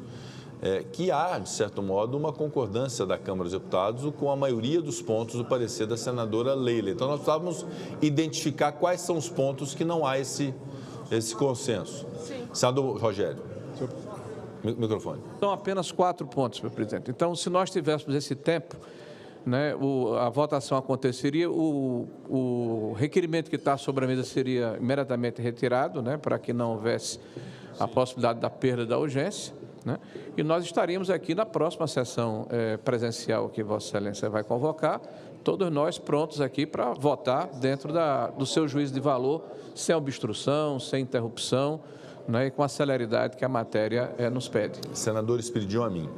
Presidente, só quero aduzir o seguinte. Primeiro, quero reiterar aqui a minha admiração pelo esforço de todos, especialmente da nossa relatora, senadora Leila. Eu estou falando bem de Vossa Excelência. Se não o fosse, eu não chamaria a sua atenção. Por isto, eu só quero enfatizar que as divergências, respeitado o seu conceito que Vossa Excelência externou sobre a tramitação, concordo, não existem 3 textos, existem o que veio da Câmara e este. E o Senado é o revisor. Só é possível ter um terceiro texto se considerarmos o projeto da Câmara como iniciador e a nossa casa como revisora. Bom, então, respeitado o seu conceito, que eu considero correto, lapidar sobre o regimento, eu não vou nem falar dos 4 pontos. Primeiro, vou resumir a um. No caso da emenda 22, nós estamos tentando evitar um conjunto de marmitas. Marmita é cada imposto, ou seja, o empilhamento de impostos. Seja o RenovaBio, seja a lei do combustível do futuro, o tributo criado por esta lei e daqui a pouco pela reforma tributária, que vai incidir esses impostos sucessiva, cumulativa e sem qualquer espécie de abatimento, ou seja, serão cumulativos sem abatimento. Então, nós vamos fazer com que gás, petróleo e carvão sejam, entre aspas, agraciados com uma pilha de impostos. Nós que estamos defendendo uma reforma tributária onde a cumulatividade não acontecerá. Só esse ponto bastaria para dizer que é uma questão pontual. Agora, aprovarmos aqui, sem qualquer compromisso da Câmara, aí não é ingenuidade, porque ingenuidade é quando você é enganado uma vez. Repetir na ingenuidade, eu não posso assumir esse compromisso. Então, a busca do acordo, concluindo, que Vossa Excelência preconiza, eu acho que é o despacho saneador. Dá-se um prazo, se entenderem, inclusive, quanto às consequências dos votos aqui no Senado, eu acho que nós teremos feito uma negociação política e legislativa correta à altura dos esforços de Vossa Excelência. Senador Marcos Rogério. À altura e com a potência, desculpe, senador, especialmente da esquerda. Senador Marcos Rogério. Senhor presidente, eu queria cumprimentar a Vossa Excelência pelo esforço na tentativa de estabelecer um acordo de procedimento. Mas eu queria, ao mesmo tempo, fazer uma ponderação a Vossa Excelência no sentido da gente realmente ter esse tempo para a maturação das propostas que estão apresentadas, das emendas que estão apresentadas. Eu, particularmente, apresentei uma emenda e vou falar dela agora. Mas Vossa Excelência traz uma palavra, uma fala ao plenário do Senado, que talvez ela seja até assim, merecedora da primeira análise. Vossa Excelência não me parece estar seguro da tramitação dessa matéria. Se nós estamos a considerar agora a tramitação que teve o seu início no Senado Federal e, portanto, nós teríamos aqui um papel diferente, ou se aquele adotado pela Câmara dos Deputados, numa manobra que todos nós a conhecemos, e, portanto, nós seríamos aqui a casa revisora. Afinal, nós estamos a atuar nesse momento, isso é matéria preliminar, nós estamos a atuar nesse momento como casa revisora ou casa iniciadora, porque isso vai determinar toda a discussão na sequência. Esse é um ponto. Me permite, então, esclarecer, senador Marcos Rogério, se não ficou claro. O Senado Federal funciona, e isso foi anunciado, como casa revisora. O projeto anunciado foi o projeto da Câmara dos Deputados, e o texto proposto pela senadora Leila só se comporta ou cabe no projeto da Câmara dos Deputados. Ele não cabe no projeto do Senado, né? O Senado já votou um projeto de mercado de carbono. E para fazer esse terceiro texto, que é o terceiro texto apresentado pela senadora Leila, que combina conceitos do Senado e conceitos da Câmara, só se admite se considerar, nesse momento, o Senado como casa revisora. As próprias emendas destacadas pelo líder Carlos Portinho, e também por mim, PL, pelo senador Eduardo Braga, do senador Carlos Portinho do PL, o próprio conteúdo dessas emendas só se admite se considerar uma revisão daquilo que a Câmara inicialmente promoveu. Essa mesma premissa vale para a emenda que eu apresentei. Mas o que eu estou a questionar, porque Vossa Excelência está apresentando o panorama. O que eu estou a questionar é qual é a decisão. Se nós estamos em sede de revisão ou se nós estamos em sede de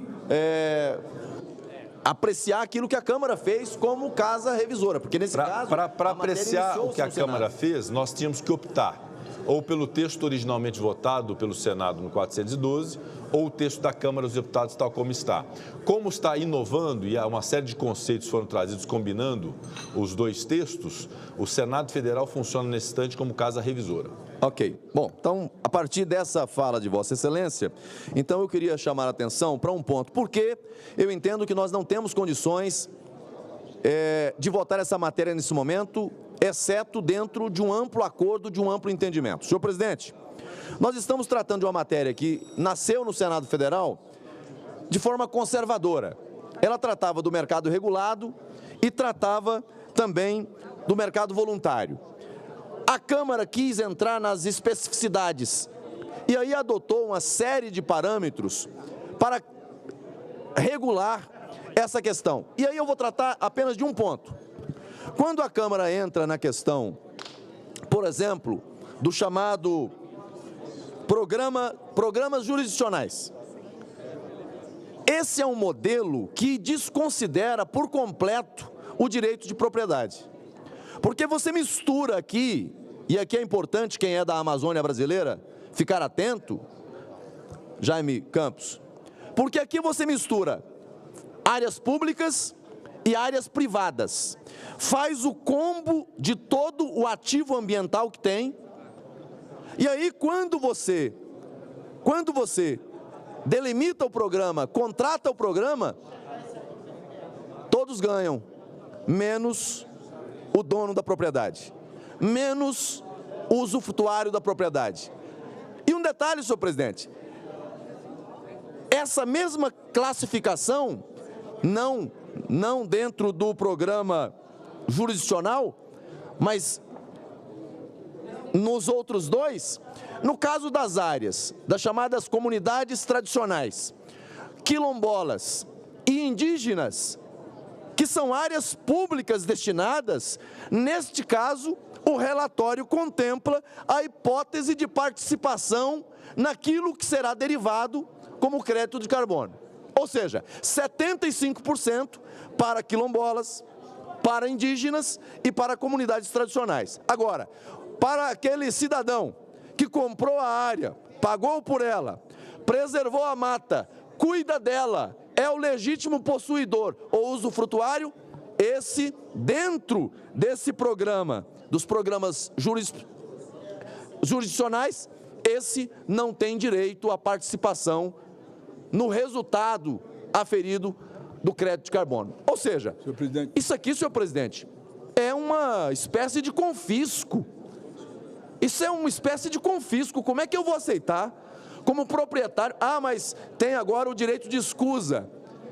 que o proprietário pode depois chegar e dizer, não, eu não quero participar do programa, eu quero que me exclua. Aí vem um outro problema.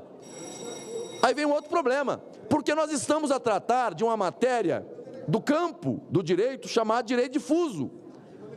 Aí, entre o interesse do particular e o interesse coletivo, a quem é que vai socorrer o judiciário diante de um questionamento dessa natureza? Então, com todo respeito, isso aqui, para quem é dono de terra no Brasil, é um confisco.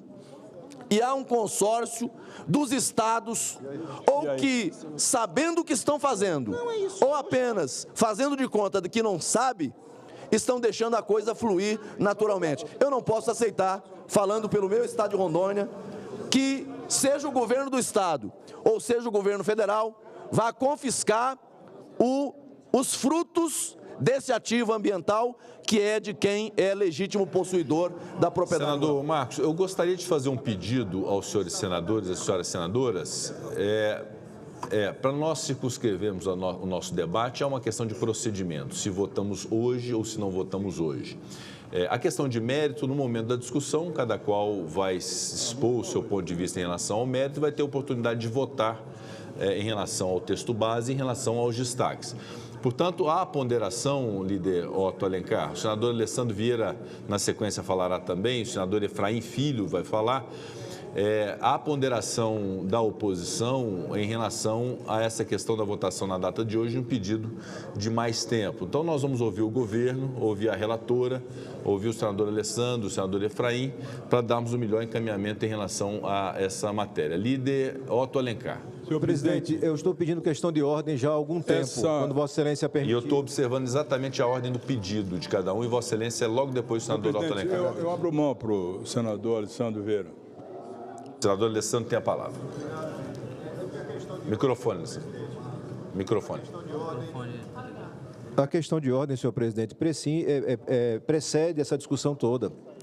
Nós estamos aqui, de forma absolutamente subliminar, sem avaliação do plenário, abrindo mão do regimento da Casa em benefício de um projeto ruim, de um projeto que tem problemas. Veja, foi alertado por diversas vezes que essa estratégia equivocada da Câmara dos Deputados iria gerar problemas, e nós estamos diante dele.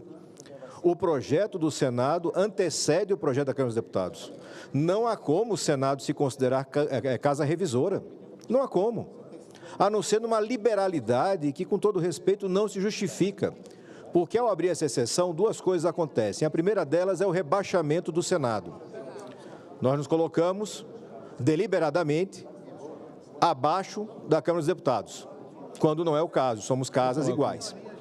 E, em segundo, nós validamos um projeto que claramente tem problemas, transferindo para a Câmara dos Deputados toda a responsabilidade pelo acerto ou não, assumindo aqui como firmado um compromisso que ninguém viu. O senhor viu, senador Jaime? Algum deputado está na casa aqui assumindo compromisso com alguém? Ninguém. Então, veja, me parece que o bom senso recomenda que se respeite o nosso regimento.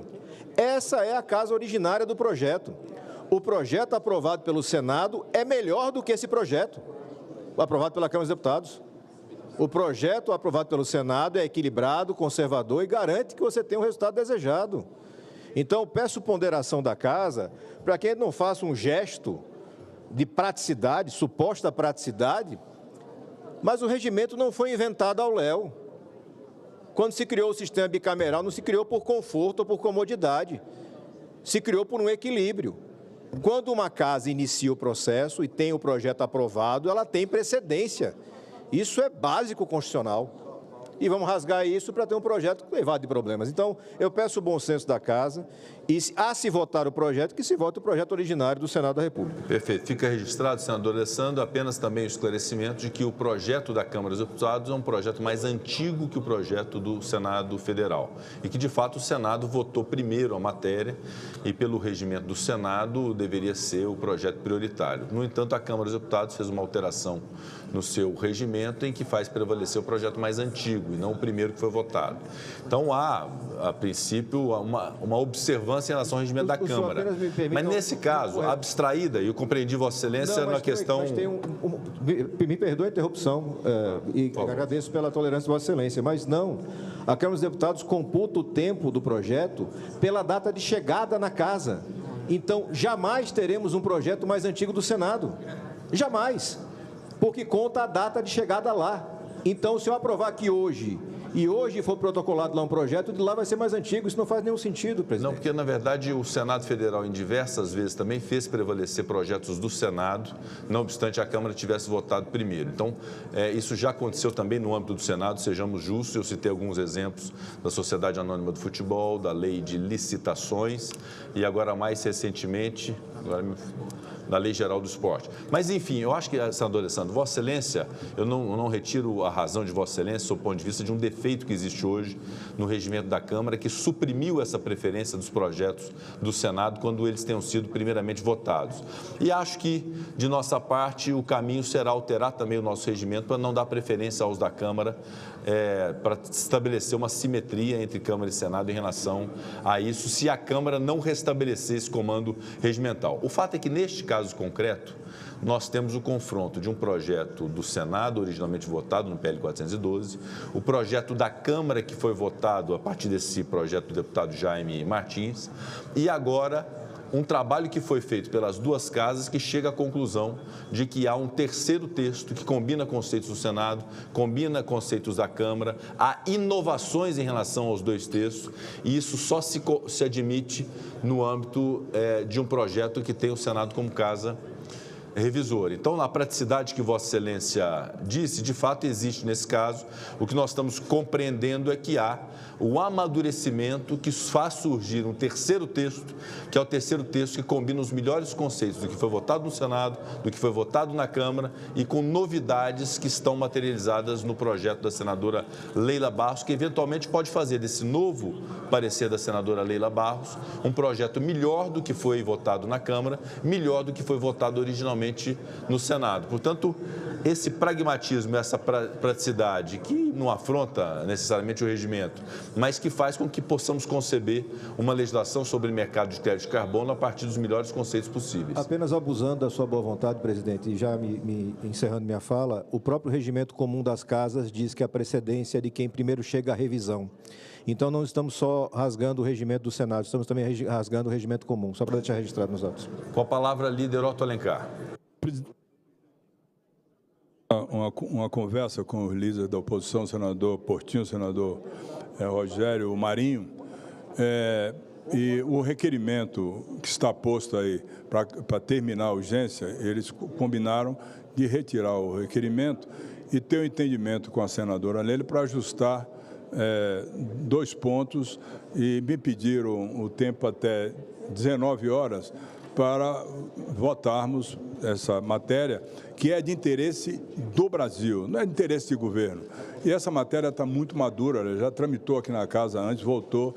Eu quero, inclusive, homenagear a senadora Leila e homenageando, pedir ao plenário que vamos deliberar. Essa é uma casa de decisões coletivas. Coloca para votar. Se tiver algum destaque, se vai apreciar os destaques, mas nós temos que votar essa matéria hoje. Urge votar essa matéria hoje para o interesse do nosso país. Nós precisamos do marco regulatório do crédito de carbono. Então, eu combinei que esperaríamos até às 19 horas para um entendimento com a senadora Leila e depois voltaríamos a apreciar a matéria. Mas eu quero colocar a posição do governo para a votação dessa matéria e apreciá-la hoje.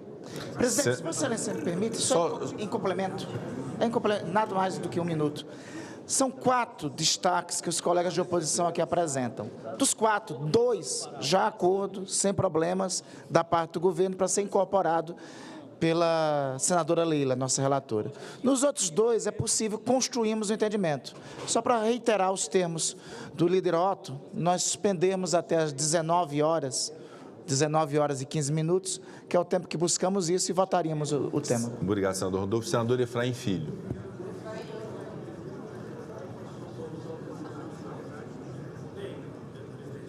Já estava aqui na discussão paralela com o senador Marcos, com o senador Carlos Portinho. Nesses dois temas, uma rápida contribuição do ponto de vista da forma e do ponto de vista do mérito. Do ponto de vista da forma, anuí com o entendimento de Vossa Excelência. Eu acredito que poucos trabalharam tão intensamente com a relatora Leila, com o relator Aliel na Câmara, e realmente está vindo a produção de um terceiro texto. Um terceiro texto que não poderia ser concebido como mera emenda de redação. Diante disso, para se manter o olhar pelo regimento da Casa, com as ponderações de Vossa Excelência, se está certo ou não, mas é o regimento que está escrito, isso poderá ser rediscutido. E para evitar aquilo que muitas vezes a Casa tanto preza, que é a judicialização da política, porque se nós não seguirmos o regimento e tomarmos medidas que contornam o regimento, o resultado será um ajuizamento de uma ação de briga entre as duas casas para que possa não ter a solução desejada. Então, apesar de eventual divergência com o que diz o regimento, o que está escrito é que tem que retornar. E eu sou contra a judicialização da política, por isso dou anuência a esse entendimento de Vossa Excelência quanto à questão de forma. Quanto à questão de mérito, entendo sim que pode haver aqui um momento de concertação das lideranças. O senador Rogério Marinho, o líder, os demais senadores têm pedido esse momento para dialogar com a relatora Leila alguns pontos. Eu acho que faz parte do processo legislativo, se tiver que o ser, mas avançar para a gente tentar votar hoje. Um dos temas que nos levaram a avançar com essa votação hoje é também um simbolismo de uma COP que está em andamento, a COP 29. O Congresso Nacional entregar esse texto na janela de oportunidade da COP, sendo nós o anfitrião da COP30 em Belém, será muito importante. Então, há ponderações importantes. Eu, junto com a senadora Tereza, trouxemos muito olhar da FPA, da defesa do agro, da defesa da propriedade privada. Entendemos que o texto ele traz as salvaguardas que são necessárias para trazer essa salvaguarda à propriedade privada. A questão que está sendo colocada aqui não mitiga a propriedade, é uma questão de opção, que se chama opt-in ou opt-out. Foi feito, por exemplo, no cadastro positivo. No cadastro positivo também se teve esse momento de fazer essa discussão. Então, concordando com Vossa Excelência quanto à forma, acredito que há espaço para se discutir, se votar e se aprovar o mérito da matéria ainda na data de hoje, dentro da condição de Vossa Excelência. Senadora Leila Barros. Senhor presidente, só para dizer aos colegas que o texto ele foi elaborado fruto de um acordo, acordo governo, Câmara. O deputado Aliel esteve conosco o tempo todo, o senador Efraim fez muita ponte entre esta relatora com a própria Câmara. Então, nada do que foi elaborado, produzido no texto, não teve, digamos, a anuência da Câmara, do Consórcio Amazônia, da FPA, do governo, enfim. Todos sentaram à mesa, inclusive a senadora Tereza Cristina, que não está aqui, ela, junto com a sua assessoria, ajudou muito na elaboração do texto do artigo 43. Então, assim, foi um trabalho realizado a várias mãos. O texto está amadurecido. O texto, assim, sinceramente, eu falo para os colegas que, além de amadurecido, nós estamos preparados para fazer as mudanças, se assim sentarmos na mesa. E também eu acho assim, que não adianta nós aqui sentarmos com os líderes e o governo, não trazer a Câmara, e quando chega lá, a gente sabe o que acontece. Então, assim, eu particularmente tenho essa minha preocupação de alterar o texto sem sentarmos à mesa com todos os que estiveram até esse momento envolvidos, além dos que estão chegando agora com as sugestões, para que não sejamos surpreendidos com qualquer mudança na Câmara, porque não foram avisados, porque nós decidimos aqui por nós mesmos. Se o acordo é fazer um terceiro texto em concordância as duas casas, eu peço vênia aos colegas que assim o façamos, porque depois nós podemos ter problema. E outra coisa, senhor presidente, nós estamos preparados para ouvir as demandas, né, esses pequenos detalhes, e também estamos preparados para revisar e, quem sabe, levar para a sanção. A gente está preparado para tudo aqui dentro dessa casa com relação... Lembrando aos colegas que o que foi tratado aqui foi mercado regulado e o que foi aprimorado pela Câmara foi trazer o mercado voluntário, judicional, que todos vocês sabem. Então, esse debate é importante, entendendo que temos que estar à mesa até às 19 horas, todos os atores envolvidos, para fecharmos esse acordo. Presidente, dos 4, só fazer um esclarecimento do andamento dessas nossas conversas aqui. Dos 4 pontos, 2 já estão resolvidos, aceitos. O senador Randolfo já confirmou que pode ser feito, que é sobre a emenda do senador Rogério Marinho, a participação do setor na regulamentação, simples, resolvido. E a que eu estava trabalhando, que é transformar em autorizativa a participação do setor de seguros e não obrigatório. O senador Randolfo disse que isso daí é possível. O que falta? 2 pontos. Um do senador Amin, que esse, ao que parece, vai a voto, e o do senador Marcos Rogério, que pode ser feito um ajuste de texto. A gente precisa sentar rapidamente aqui até às 7 horas resolver e o senador Randolfo pegar o ok da Câmara. Agora, isso aqui é acordo de homem, né? E de mulheres, de bem, né? Ou seja, o que está sendo feito aqui, justamente porque estamos passando por cima do regimento nosso, né? O que está sendo feito aqui é para ser cumprido lá embaixo. Tem que ter essa garantia. Ser cumprido ao lado. Essa é a questão, presidente. Senador Marcos Rogério. Essa é a questão, presidente. Assim, eu acho o ponto que eu estou apresentando, ele tem 2 caminhos, mas os 2, eu ponderava isso com o líder Randolph e com a senadora Leila, e ela fez esse alerta agora de trazer à mesa todos os atores envolvidos, porque é importante. Porque não adianta a gente simplesmente votar aqui no plenário do Senado Federal, voltar para a Câmara e a Câmara simplesmente ignorar. Aí o prejuízo é maior. Eu não estou entrando nas outras particularidades. Eu estou falando apenas de um ponto, senhor presidente, que relativiza, repito, o direito de propriedade. De quem compra, de quem preserva, de quem cuida e quer continuar cuidando. Então tem 2 caminhos aqui. Um é o caminho da emenda que eu apresentei. É manter como está e apenas ter a participação de quem é titular da terra no percentual que ele tem de preservação.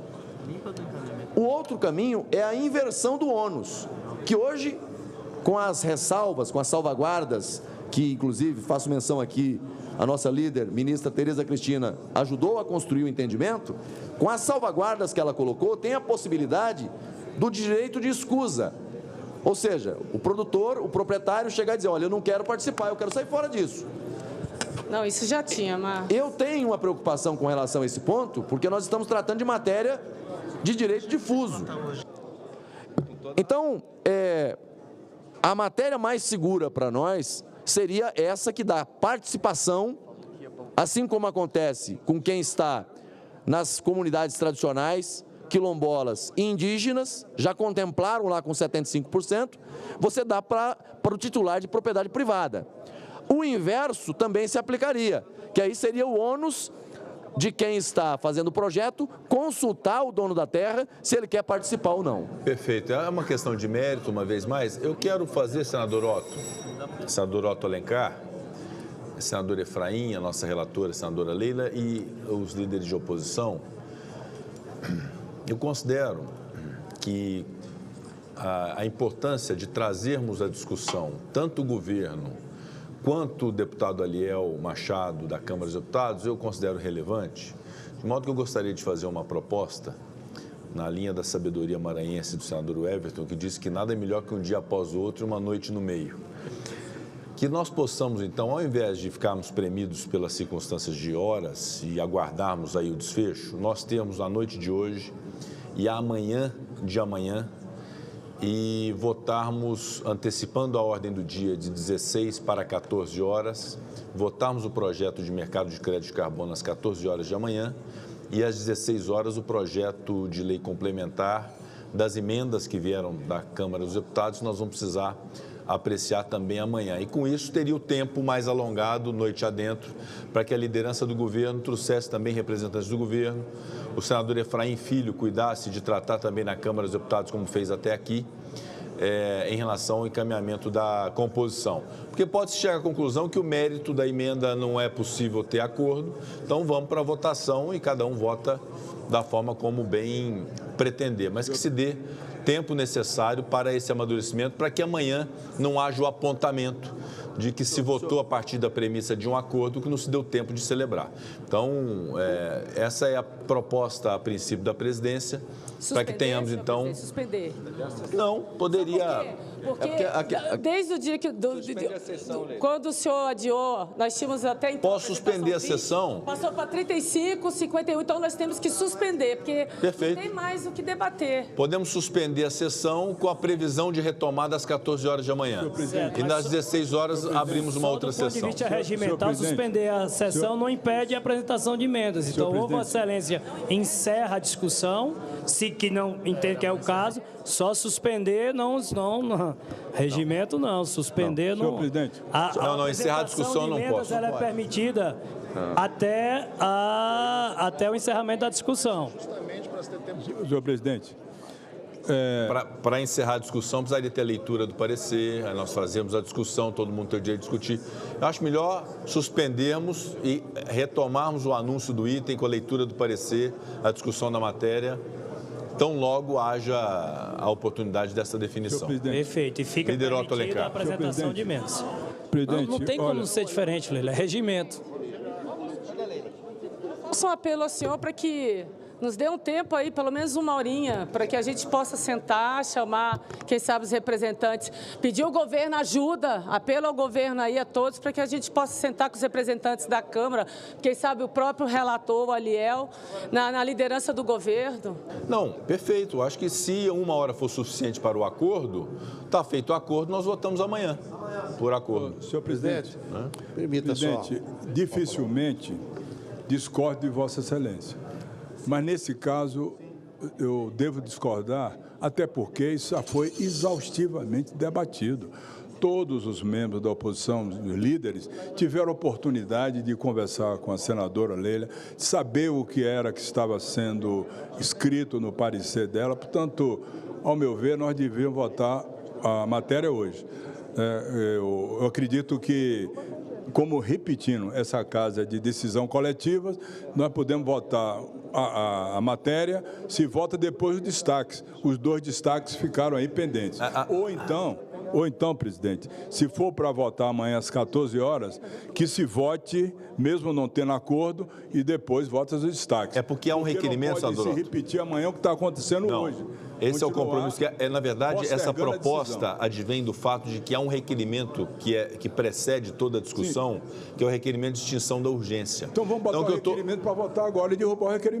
Nós temos voto para derrubar o requerimento. Estamos buscando apenas uma composição para ter... Então peço a Vossa Excelência que bote o requerimento, pelo menos o requerimento para votar. Hoje nós vamos apreciar, derrubar o requerimento e amanhã vota a matéria. Para não ficar com o requerimento pendente amanhã. Não precisa, peraí, o requerimento está fora de conversa. Inclusive para retirar. Então. Não, a gente retira, mas eu só preciso saber então, se vai ser hoje, amanhã, então, né? Bom, então o senador Carlos Portinho...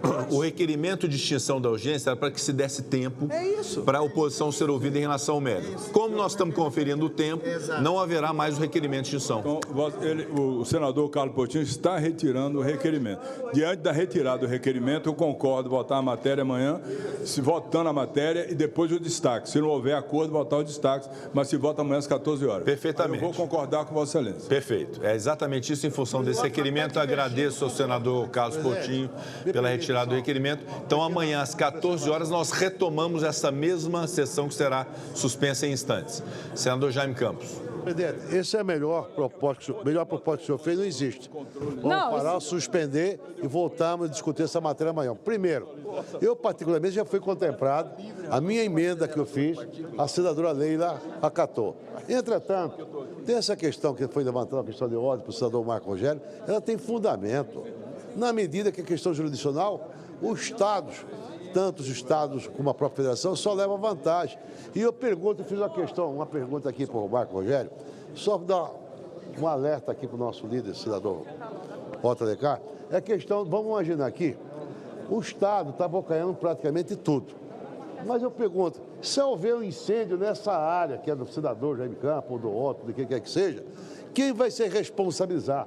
Não estamos explícito aqui, explícito. Até porque, sabe quem vai ficar com a responsabilidade? É o proprietário da área. Esse é um escânio. Vamos ser claros aqui, com todo respeito aqui, isso é um escânio. Vai pagar a conta o cidadão que é proprietário da hora. Hora de ganhar, quem ganha? É o governo que ganha. Ora, nós temos que esclarecer os fatos. Eu, particularmente, agradeço a Vossa Excelência que atendeu o pleito meu, que havia um desconforto muito grande em relação ao setor, na medida em que as restrições aplicadas a nós, produtores, industrial do Brasil, nós vamos perder a competitividade, senador Marcelo, na medida que lá fora essa restrição não é aplicada, e para nós é aplicada. Então, não teremos capacidade de ser competitivo em qualquer país do planeta. Eu fiz aqui uma emenda, a senadora Leila acatou. Todavia, ainda há essa preocupação, senadora Leila. Quem vai arcar quantas áreas deste país aqui que de proprietários, ou seja, particulares, quem vai arcar com a responsabilidade? Incêndio tem todos os dias. O governo nesse projeto que está aqui, com todo respeito, o senador Marco Rogério tem razão, que é a questão jurisdicional. Quem vai pagar a conta na hora de fazer o faturamento é o governo. E na hora de pagar a conta, se houver um incêndio ou coisa parecida, vai ser o proprietário da área. Então nós temos que deixar muito bem claro o projeto. Ele é um projeto de extrema importância, como disse o senador Otto Alencar. Todavia, ele é muito preocupado. Sabe quantos telefonemas eu recebi hoje? Recebi 500 telefonemas. Minha rede telefônica está lotada aqui, o WhatsApp. O Brasil inteiro pedindo, pelo amor de Deus, nós temos que fazer algumas correções aí nesse projeto. Portanto, a sua proposta, presidente Rodrigo, ela é meritória, louvável. Vamos aguardar até amanhã, o voto às 14 horas, vamos discutir essa matéria aqui e votamos aqui, mas clareadas as coisas. De forma que, assodada, com certeza, não vai ser um bom projeto para todos nós brasileiros. Muito obrigado, senhor presidente. Eu peço ao senador Efraim Filho, então, que possa cuidar dos desdobramentos pós-suspensão da sessão, para que as reuniões se intensifiquem, para que haja o acordo entre Senado, Câmara dos Deputados, Governo, e que amanhã possamos votar essa matéria.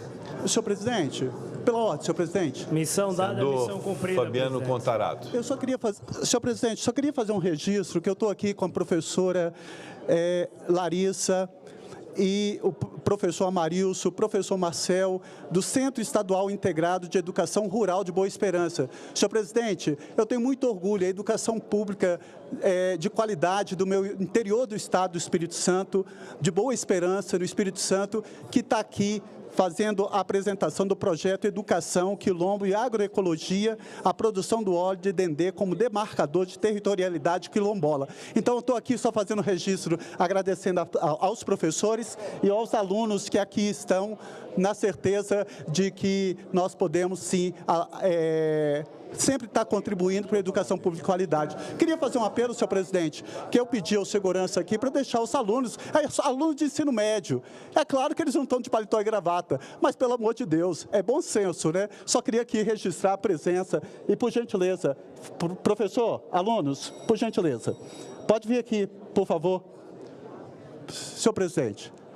É só fazer o registro da presença dos alunos do ensino médio que estão aqui fazendo um curso enaltecendo a educação pública de qualidade. São alunos do ensino médio de Boa Esperança, do Estado do Espírito Santo, e eu tenho certeza que Vossa Excelência, com a serenidade que tem, vai entender que esses jovens não precisam estar aqui de paletó e gravata. E eu faço um apelo para que a Polícia Legislativa tenha mais bom senso nessas circunstâncias, porque eu já havia alertado o policial e ele foi, infelizmente, intransigente nessa solicitação. Muito obrigado, senhor presidente. Obrigado, senador Fabiano Contarato. Seja muito bem-vinda a professora Larissa, os alunos e alunas do ensino médio de Boa Esperança no Estado do Espírito Santo, muito bem recepcionados e acompanhados pelo senador Fabiano Contarato. E a regra de uso de paletó e gravata, em função da presença dele, será aberta essa exceção, a absoluta exceção, porque a regra é o uso do paletó e gravata, o segurança tem o dever de cumprir a regra. Mas essa exceção, com muito bom grado da presidência, ora é feita com acolhimento de boas-vindas dos alunos do ensino médio aqui no plenário do Senado. Muito obrigado.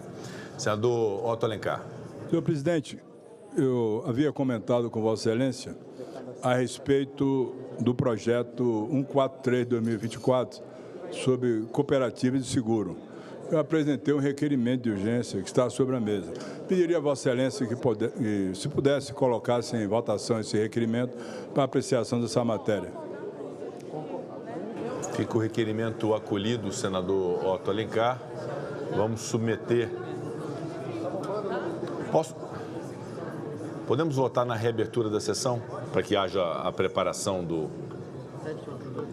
Está aqui? Já está aqui. Perfeito. Vamos votar. É o requerimento número 742 de 2024.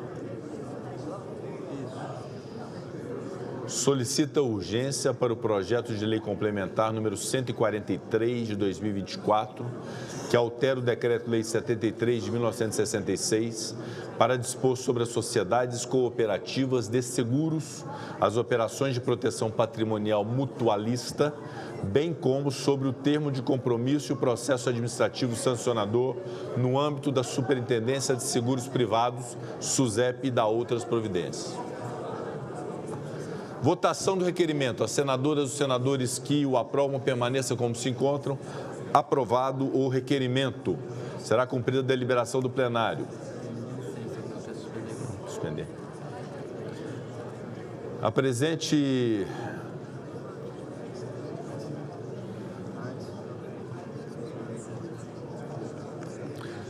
A presente sessão fica suspensa com a reabertura prevista para o dia de amanhã, às 14 horas, pontualmente. Muito obrigado.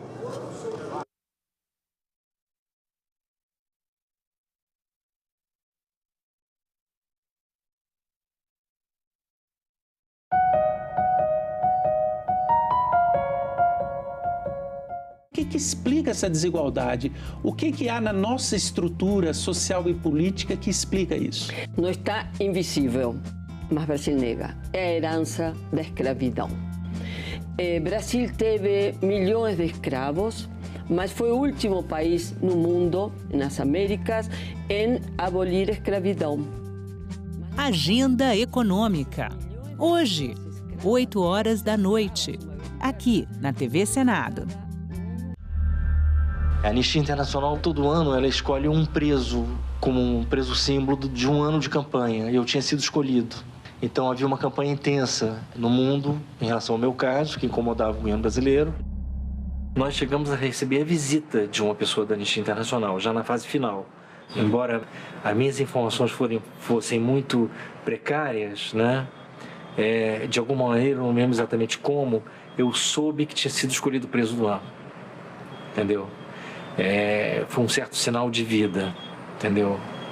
Para mim, eu me lembro na solitária, por exemplo, eu me esforçava muito para não perder completamente o calendário, né? E eu perdia.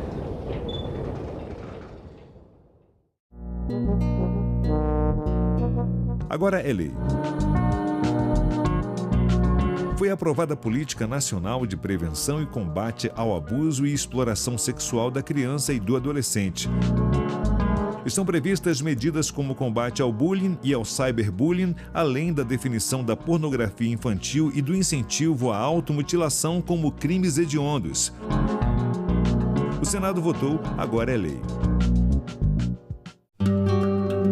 É uma série que vai contar a história do Senado e as histórias que passaram por aqui, de leis, as leis relacionadas ao racismo. É uma série que eu acho que vai convidar também as pessoas de uma forma muito intensa a terem mais participação política, né? Porque mostra coisas que talvez muita gente não saiba. Era uma vila chamada Linha Vicente, onde eu nasci, né? Na cidadezinha de Alto Bela Vista, mas no município de Concórdia. Eu fui muito pequena, para fazer eu tenho uns 5 anos. E me criei no Paraná. Cheguei numa cidade de italianos, uma colônia italiana, tanto que eu casei com um italiano, né? Luiz sempre trabalhou com pneus e reforma de pneus. Eu falei para ele, olha, eu vou para qualquer lugar, menos Cuiabá porque é muito quente. Restou Cuiabá e lá fomos nós. Eu, Luiz e as 2 filhas pequenas. Primeiro ano eu chorei, o segundo eu reclamei, o terceiro eu apaixonei pelo Mato Grosso e eu não vou ficar lá o resto da minha vida. Não, mas você sabe, quando eu fui para o Mato Grosso, ninguém tomava chimarrão. Eu aprendi a tomar sozinha e aí nunca mais. Eu sempre fiz a política classista, né? Eu fui a primeira mulher eleita presidente da Associação das Empresas do Distrito Industrial de Cuiabá e a primeira mulher eleita na Associação Brasileira de Reforma de Pneus, que foi a primeira vez que saiu do Sul-Sudeste. Saiba do fundo do coração, você não está sozinha. Estamos todas nós com vocês. Eu nunca quis fazer parte de uma eleição. E aí chegou uma hora que não tive como dizer não. E fui junto com que hoje é ministro, né? Então, o senador, ministro Carlos Fava, como primeira suplente dele. Hoje ele é ministro e eu assumi o Senado. Isso me lembra todo dia o Mato Grosso, quando eu chego e digo bom dia, Pantanal. Eu estou participando de 5 comissões: meio ambiente, agricultura, assuntos econômicos, comissão de infraestrutura, relações exteriores. São 5 comissões. Que mais mulheres ascendessem a cargos importantes. Então, o que eu quero dizer para os meus queridos matogrossenses, né? Tudo que for para o bem do setor produtivo, políticas públicas que desenvolvam e que atinjam na ponta o cidadão, contem com o senador aqui, porque eu gosto de trabalhar. No dia da Proclamação da República, a TV Senado traz uma programação especial a partir das 9 da noite. Estreia da série documental Senado, a história que transformou o Brasil. Uma parceria com a TV Cultura. Documentários. E o Concerto da Amizade. Sexta, a partir das 9 da noite, na TV Senado. O importante na cidade são as pessoas. Viadutos é outra coisa, isso é para carro. Foi uma declaração do jeito de tratar a cidade. Um processo assim, incrível de uma sinergia. Quando nós fechamos a Rua 15, aquelas primeiras quadras, veio a ameaça de haver uma carreata, carros em cima do calçadão. Daí nós colocamos as crianças pintando, não como desafio, mas ocupando o espaço. Era importante que as pessoas sentissem o porquê daquilo. Aí esse movimento da carreata, obviamente, não aconteceu. Eu acho que um dos motivos do sucesso desse projeto foi a intriga que ocorreu entre o comerciante, que tinha medo do novo, e a população curiosa que foi em busca da novidade.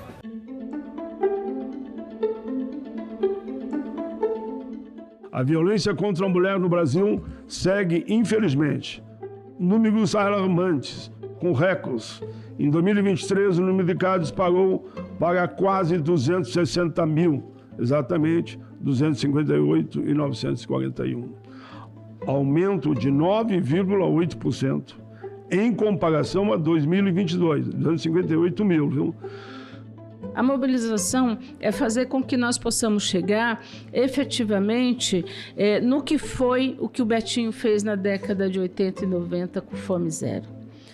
Nós precisamos chegar em todas as pessoas, nós precisamos chegar na casa das pessoas. Quando o time adere, ele assina uma carta, compromisso, mas é muito mais do que isso. É a gente trabalhar com a base do time, para que nós não tenhamos novos Daniel Alves, novos Brunos, novos jogadores, e que o time possa pensar ações de intervenção na questão da violência contra as mulheres. Nós tivemos ações em 10 jogos que nós entramos com a faixa Os jogadores é que seguram que a mensagem a ser dada aqui é que efetivamente eles são rivais dentro do jogo, mas fora do jogo o time, os jogadores, eles estão contra o feminicídio. A forma como vocês formataram o programa, a campanha, chegando a todos os segmentos, é uma forma extraordinária e interessante, falando em linguagens bem específicas, falando com a mulher quilombola, falando com a mulher da área da cultura, falando com a mulher intelectual, falando com a trabalhadora. Então, assim, parabéns.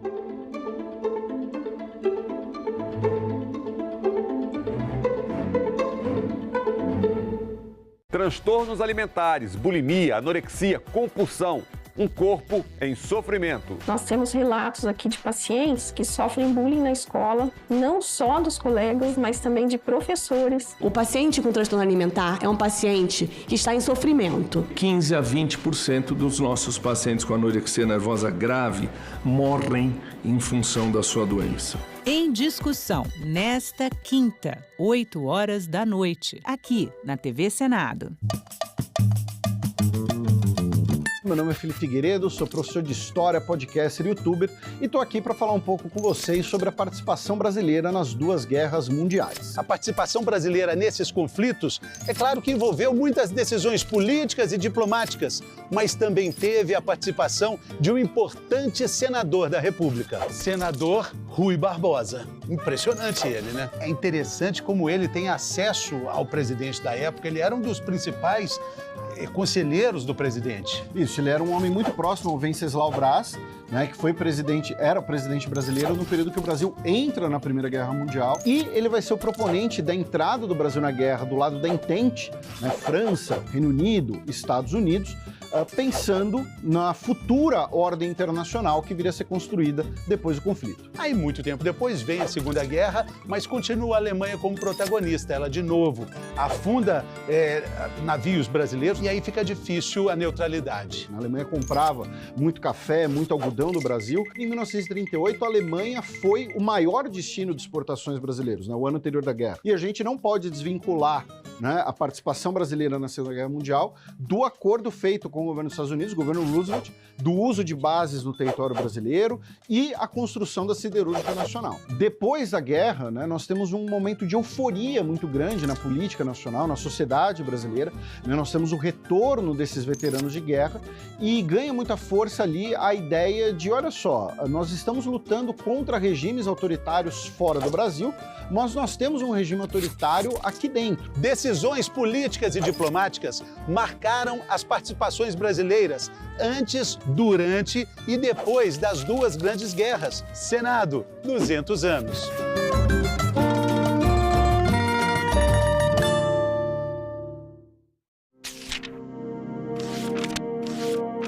Há 200 anos, o Brasil dava seu primeiro passo na criação do Senado.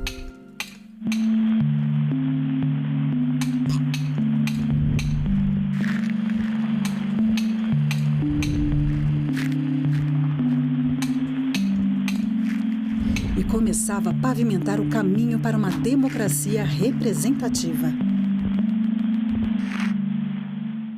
O Senado teve um papel decisivo para a manutenção da estabilidade política da maior parte do período monárquico do Império Brasileiro.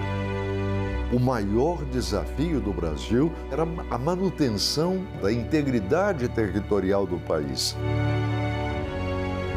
Ao longo de 2 séculos, em 3 endereços diferentes, o Senado foi palco de discussões que definiram os rumos do país.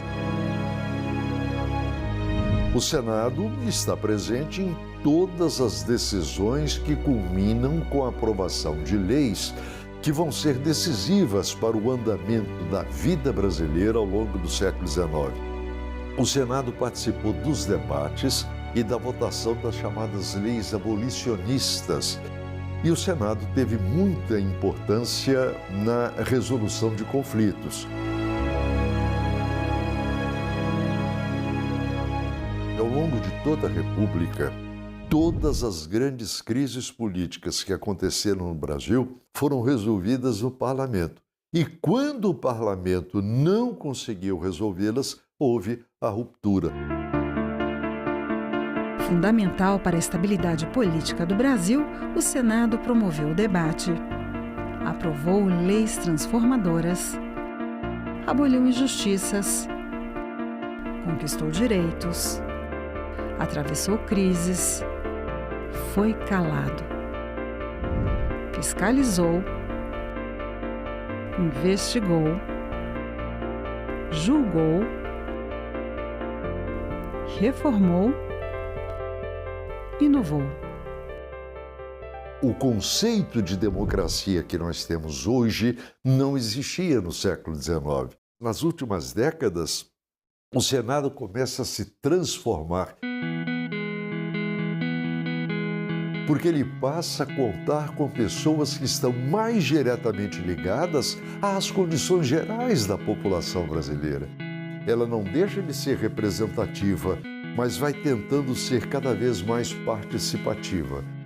Quanto mais o tempo avança e se amplia a participação política da sociedade brasileira, mais o Senado se aproxima da real fisionomia da sociedade brasileira. Casa da Pluralidade Política. Espaço de diálogo. Berço de leis que expandiram os horizontes do Brasil. Guardião da democracia.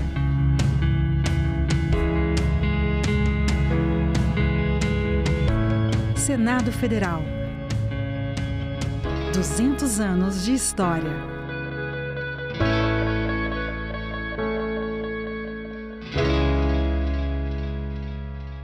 Conheça a fábrica de Pios, que exporta cantos de aves brasileiras para todo o mundo. Amazonas quer proibir uso de auxílio estadual nas apostas online, as bets. Crimes em escolas. Projeto cria regras para notícias sobre esse tipo de violência. Tudo isso você vê no Parlamento Brasil. Parlamento Brasil, toda sexta, 8 horas da noite, aqui na TV Senado. Se o Brasil não vai à guerra, a guerra vem ao Brasil. Foi o que aconteceu em 1942, quando navios brasileiros foram torpedeados por submarinos alemães em nosso próprio litoral. Só então o Brasil entraria de fato na guerra. Mas essa história começa bem antes. A Segunda Guerra Mundial se inicia em 1939 e dura cerca de 6 anos. De um lado, os países do eixo, Alemanha, Itália e Japão. Do outro, os aliados, Inglaterra, França, União Soviética e os Estados Unidos, que entram no conflito depois dos japoneses bombardearem a base militar de Pearl Harbor. O Brasil estava numa situação delicada. Estados Unidos e Alemanha eram seus 2 maiores parceiros econômicos. É verdade que o governo de Getúlio Vargas tinha lá suas simpatias pelo regime alemão, mas o marketing norte-americano era bem mais eficaz.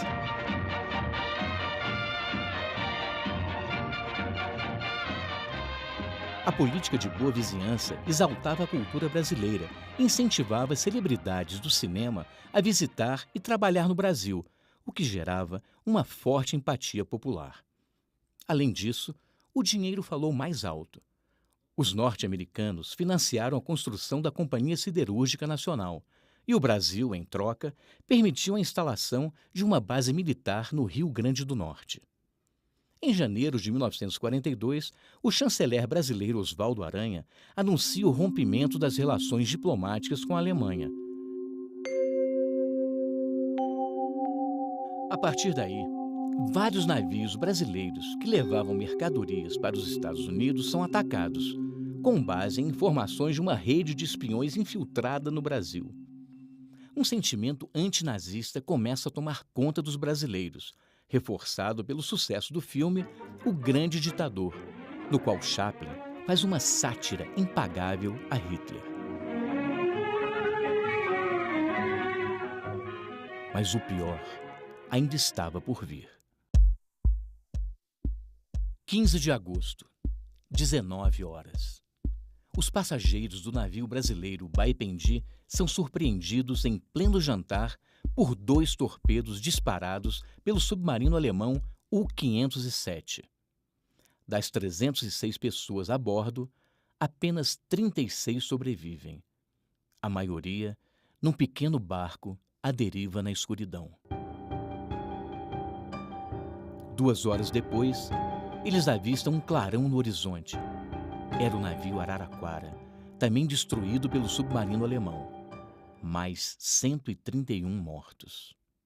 E antes que o dia amanhecesse, o U-507 faria mais 150 vítimas ao afundar o navio Aníbal Benévolo. No dia seguinte, mais 2 navios são atacados.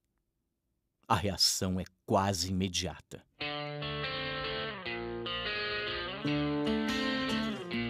Estudantes organizam passeatas, a população sai às ruas e o Brasil declara guerra aos países do eixo. É mais fácil uma cobra fumar do que o Brasil mandar soldados para a guerra. Os alemães não acreditavam no poder militar brasileiro, mas a cobra fumou.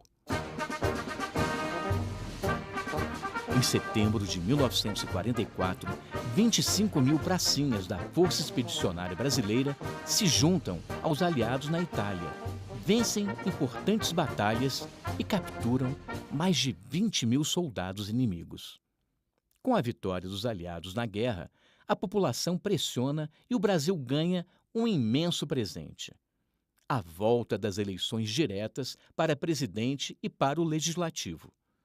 Um golpe militar tira Vargas do poder, mas ele, político experiente, negocia uma renúncia e volta eleito senador por 2 estados e deputado por 7, por conta de uma inusitada legislação eleitoral. Em breve, estaria de volta à presidência pelo voto popular.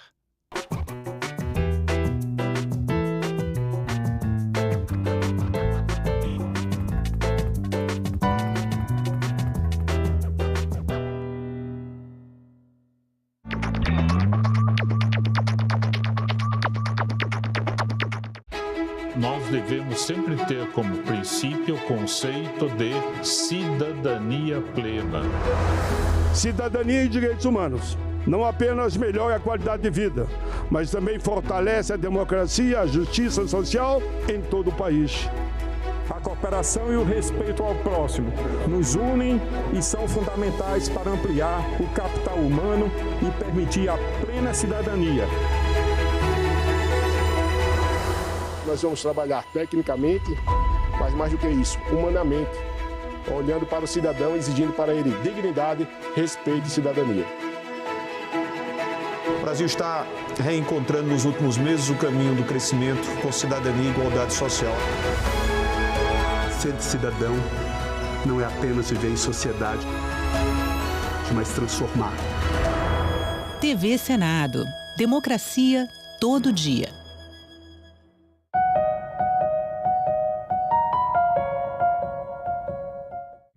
O programa a seguir é livre para todos os públicos. A reforma fala em neutralidade, ou seja, não era para ter nenhum aumento de carga tributária, né, exatamente pelo espírito da neutralidade. Então a gente vai ter que ajustar isso.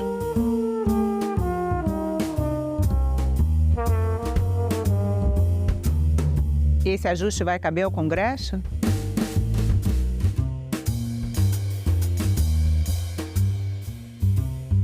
Você só vai saber realmente o impacto disso quando começar a funcionar.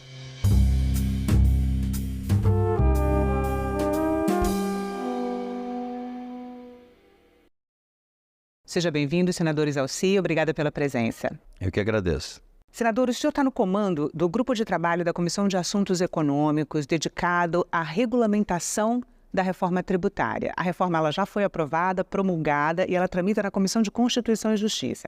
Mas a CAI, Comissão de Assuntos Econômicos, criou esse grupo de trabalho que o senhor está conduzindo. O senhor pode explicar o que é esse trabalho? Bem, primeiro é uma reforma importante, né, que está sendo discutida há quase 30 anos.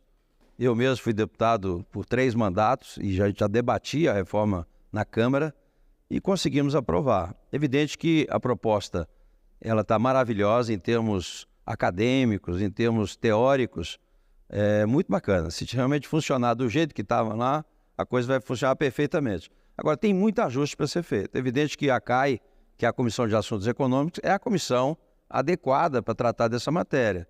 Como ela veio em regime de urgência, foi direto para a CCJ. Mas nós vamos colaborar com a CCJ, nós criamos o grupo de trabalho, eu acabei assumindo a coordenação, talvez em função não só da minha formação, que eu sou contador, sou auditor. Primeiro, a reforma tributária ela foi vendida com uma questão de simplificação, neutralidade, né, e justiça tributária. De simplificação agora, neste momento, não existe, muito pelo contrário. Bem, com relação à neutralidade, ela pode ser trabalhada no global, mas alguns segmentos o impacto é muito alto. Então, essas são as discussões que nós estamos fazendo. Então, nós temos aí o setor, por exemplo, da construção civil, que é um setor que gera muito emprego e que, pelos dados do segmento, os percentuais colocados na reforma não são suficientes para ter neutralidade. Senador, eu queria que o senhor explicasse um pouquinho melhor o que são esses percentuais, do que o senhor está falando. É porque é o seguinte, a neutralidade é você manter a mesma tributação atual. Então, foi colocado os percentuais de abatimento, vamos dizer assim, para que desse o mesmo valor pago hoje. Mas pelos dados do segmento... Abatimento que o senhor fala são os setores que foram incluídos no regime especial e não vão pagar a alíquota geral que todo mundo exatamente, vai pagar. Vários setores da economia foram beneficiados por um regime especial de tributação, exatamente. Entre eles a construção civil, que foi ouvida na audiência pública. Exatamente, no caso da educação, no caso da saúde, né, que já está previsto na emenda constitucional.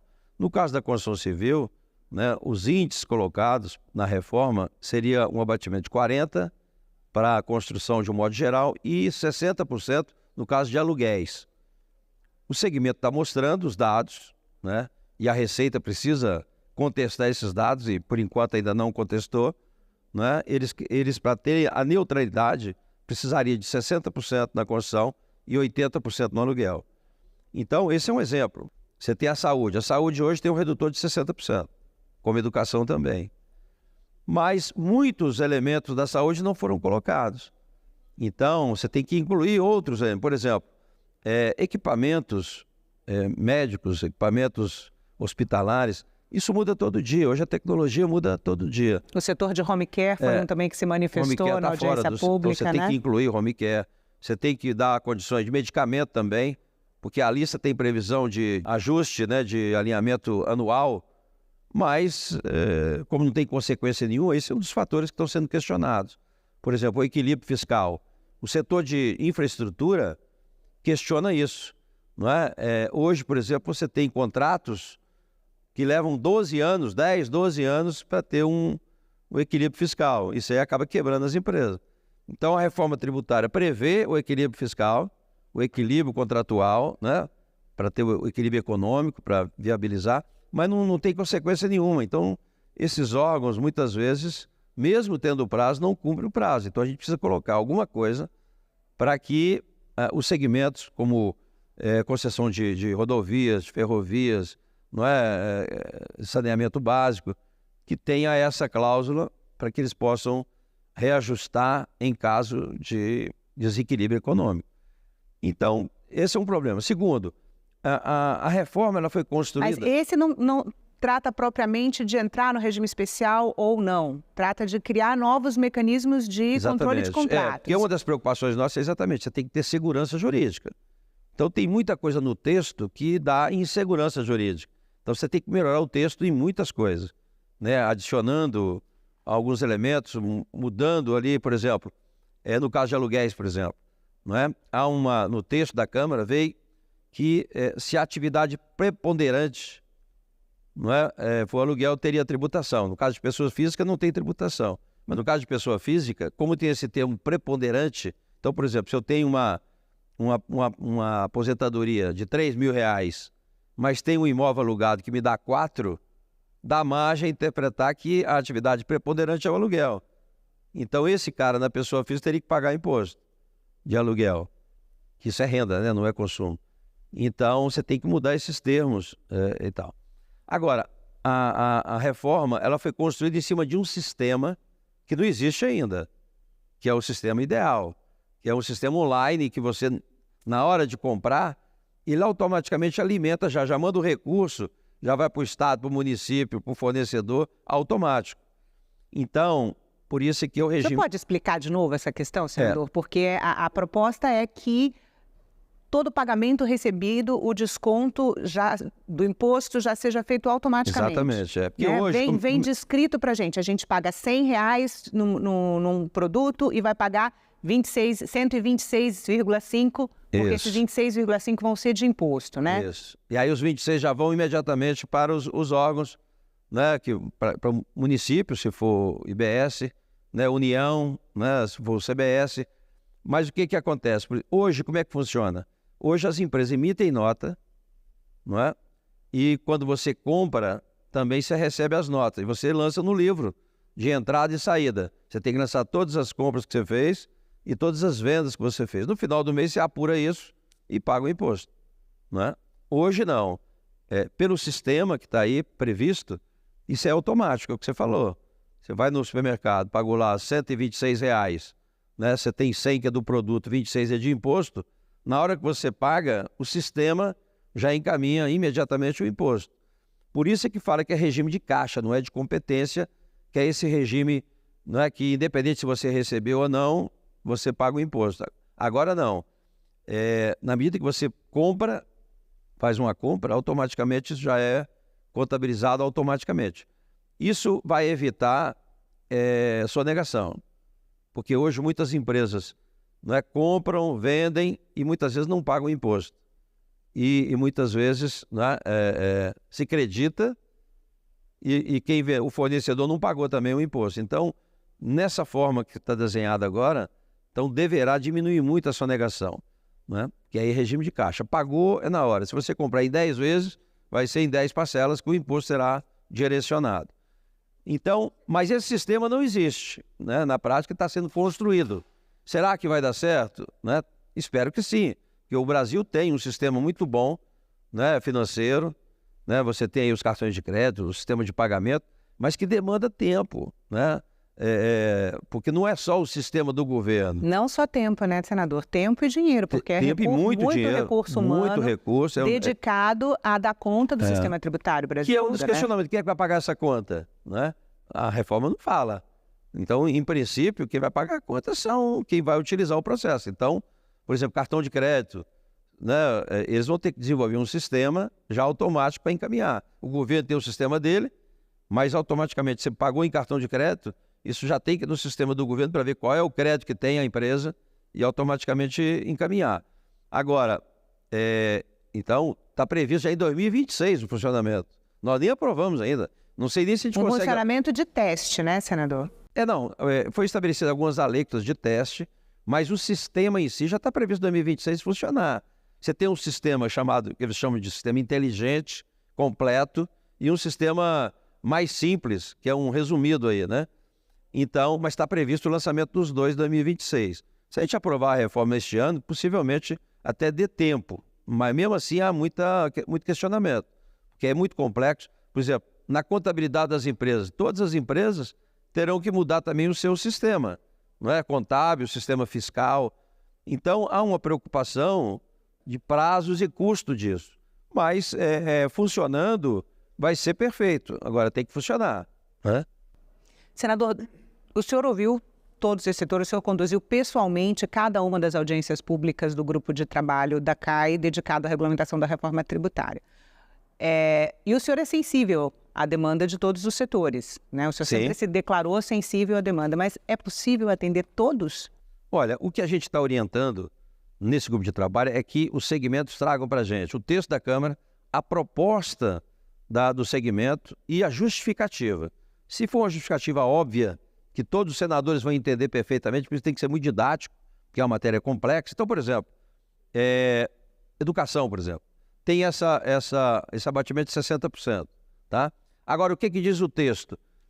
Por exemplo, no contraturno, as atividades do contraturno, como se tiver, por exemplo, balé, esporte, ginástica, balé, natação, inglês, francês, alemão, isso aí está sendo tributado. Não tem lógica, então a gente precisa mudar isso. Então a gente tem que mudar para que haja realmente... né? E eu até achei estranho, porque o ministro da Economia foi ministro da Educação. Né? Não tem sentido cobrar o imposto integral dessas atividades do contraturno que faz parte da educação. Isso é um exemplo que eu estou te dando. Uma reivindicação grande agora também, muito sensível, é que o sistema PETs, né, dos animais, que hoje nós temos 160 milhões de cachorro, gato, tartaruga, passarinho, essas coisas, que as pessoas estão criando hoje como se fosse alguém da família. Né? Tem muita gente que trata o cachorro e o gato como se fosse um filho, né? Muitos até como se fosse um neto. Então, qual é a reivindicação do setor?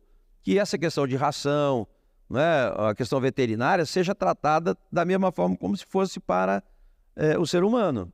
Né? Então, porque hoje estão excluídos. Então, a alimentação dos pets tem a tributação integral. Eles querem isso, óbvio. E é uma coisa razoável. Então, é uma questão que tem que ser discutida, né? Mas muito sensível. Né? Hoje, realmente, a aceitação e o entendimento que tem que ter um tratamento diferenciado é muito grande. Então, eu acredito que os senadores terão essa sensibilidade com relação a isso. Mas, é o que a gente está dizendo. O que nós vamos fazer? Nós temos várias reuniões ainda. Dia 22 de outubro, a gente conclui o relatório nosso da CAI e nós vamos entregar para o relator, que ainda não foi, que ainda não começou ainda as audiências, para ele fazer as audiências da CCJ. Eu espero que ele possa acatar muito das sugestões, porque, de fato, tem muita coisa na infraestrutura, na exportação. Olha, a exportação tem que ser totalmente isenta, como nos demais países. Então, na reforma tributária, ficou pendente aqueles serviços que antecedem a... Então, por exemplo, todo o transporte para chegar no porto, não é? As atividades administrativas, burocráticas, que você tem que contratar, isso também tem que ser isento. Então... Mas a reforma não previu uma devolução desses recursos do imposto sobre essas etapas? Sim, está previsto. Mas diga o seguinte... A regulamentação precisa detalhar isso. Não está computado esse custo antes de chegar no porto. Porque, lógico, você vai exportar a soja lá do Mato Grosso, até chegar lá no porto, tem todo um custo de transporte. Esse transporte é para exportação. Tem que entrar também como custo da exportação, consequentemente sem tributação. Então, todos os segmentos têm trazido, assim, informações, que eu acho que agora que as pessoas começaram a colocar na ponta do lápis o que significa a reforma tributária.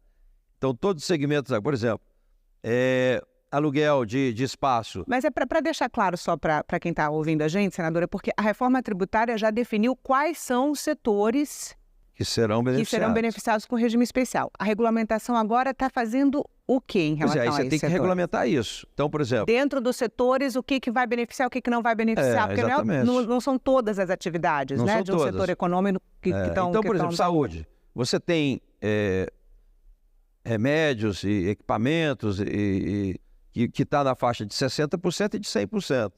Quais são os produtos que são 100% e quais são aqueles que são 60%? Entendeu? Então, tem uma lista. Então, tem muita coisa que ficou fora da lista. E essa questão de equipamento e medicamento muda todo dia. Como é que a gente vai fazer? Vamos prejudicar a inovação? Inibir que haja inovação? Então, tem uma série de coisas que tem que ser ajustada. Por exemplo, essa questão do PET que eu falei com você, está fora.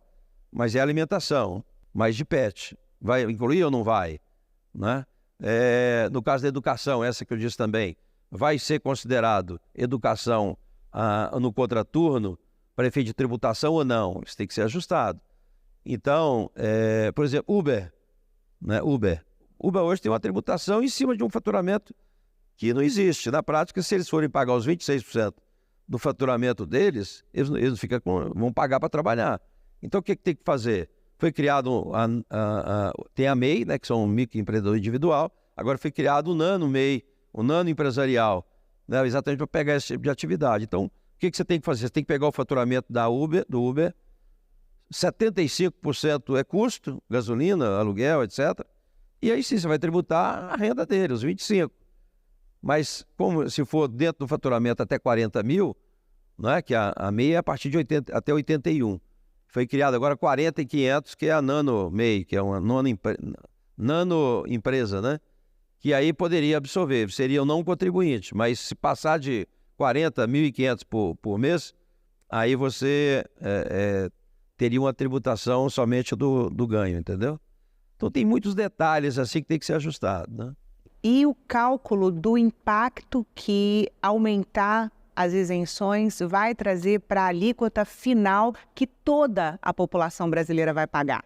Com certeza. Quanto mais você coloca de regimes diferenciados, evidentemente que a alíquota maior vai crescendo. E o senhor acredita que o Senado está sensível a essa questão? Essa alíquota, na realidade, ela tem outros fatores que fazem parte, né? Que é a questão, por exemplo, de manter os incentivos fiscais, né? Porque tem que se garantir o direito adquirido, né? Tem essa questão de compensação de município, de estado, né? Que isso aí, né, acabou comprometendo um pouco.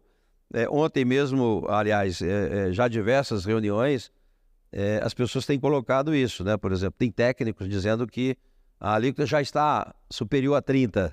Agora, há uma questão, se é uma taxa referencial ou se é uma taxa efetiva, que é outra complexidade que tem. Eu, como contador, agora que eu estou começando a entender, né? Não são coisas exatas, são previsões, né? Que você não sabe exatamente. Você só vai saber realmente o impacto disso quando começar a funcionar. É por isso que no início você estabeleceu... Mas todos os setores econômicos que vieram aqui estão convictos de que o impacto vai ser de um aumento de carga tributária em relação à carga atual, né? Não tenha dúvida. E não é esse o espírito da reforma. A reforma fala em neutralidade, ou seja, não era para ter nenhum aumento de carga tributária, né? Exatamente pelo espírito da neutralidade. Então a gente vai ter que ajustar isso, né? A própria lei prevê, né?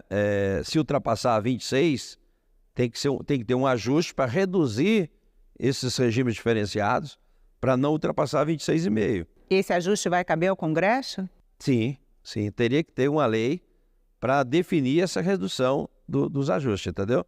Porque o máximo que foi estabelecido, na Câmara é 26,5. E acho que isso aí não será alterado. Dificilmente alguém aqui vai propor aumentar isso para 27, 30 e tal. Então, acredito que vai acontecer, deixar do jeito que está, e vamos ver o que vai acontecer. Se houver realmente redução de receita, porque não pode acontecer, aí você tem que fazer o ajuste. Mas já há previsão legal para fazer esse ajuste, né? Então, é uma matéria muito complexa, por isso que eu digo assim, né? Por isso que eu estou pedindo aos segmentos que encaminhem a proposta de mudança e uma justificativa assim muito detalhada e pedagógica para qualquer senador lendo, vai ser, realmente, tem que mudar, né? Porque se não for isso, dificilmente nós vamos conseguir mudar muita coisa. E o senhor pretende ouvir também o posicionamento do governo em relação aos pleitos dos setores? Sim, nós já estamos fazendo isso. Primeiro que a gente está pedindo já que cada audiência venha alguém do governo, da Secretaria, né, de Reforma, para participar, e tem acontecido isso. Eu até estou deixando isso por último, para eles ouvirem bem todo mundo, para eles depois falarem. Mas a gente está fazendo assim, a cada audiência que está acontecendo, nós estamos agora, tanto a consultoria do Senado, não é como a consultoria nossa e também da CAI, a gente está sentando, vamos sentar com o governo e ajustar para ver o que já é consenso, o que já pode, para facilitar realmente chegar na CCJ uma coisa mais, né, mais preparada, um texto mais adequado, né? Senador, e o cashback? Teve uma audiência pública também dedicada ao tema, né? Como que ficou? Qual que é o papel agora da regulamentação em relação ao cashback? Tem uns termos muito bonitos, né, na reforma, que vão ver na prática como é que faz. Porque o cashback, não é o que é, né? Você tem que ter um sistema perfeito para isso. Primeiro, tem que ver, em termos de percentual, qual é o percentual de pessoas que vão ser beneficiadas com isso. E se esse sistema, se esse custo desse controle justifica ter o cashback. O Ministério da Fazenda trabalha com a hipótese de ser 1/3 da população brasileira, né, beneficiada pelo cashback. Há controvérsias porque depende do produto. Que é a população de baixa renda. Então, qual é o espírito da coisa? Você tem lá, você tem o cadastro único, né, que são as pessoas que são beneficiadas, né, com o BPC, né, com o Bolsa Família, né? Esse pessoal está cadastrado. Então, quando tem uma experiência no Rio Grande do Sul, eles têm um cartãozinho, então, provavelmente esse cartão já terá que estar abastecido para poder ter o crédito da coisa, porque senão é o seguinte, se não tiver um crédito já no cartão, o cidadão vai chegar lá no supermercado para comprar carne, né? Ele vai pagar o imposto, não porque está na cesta básica, mas um produto que não esteja na cesta básica, ele vai pagar, porque tem o imposto, e vai receber de volta o imposto. Mas será que ele tem o dinheiro para pagar a mercadoria? Então, no Rio Grande do Sul, você já leva um cartão já com crédito, então já deduz o imposto na hora de pagar.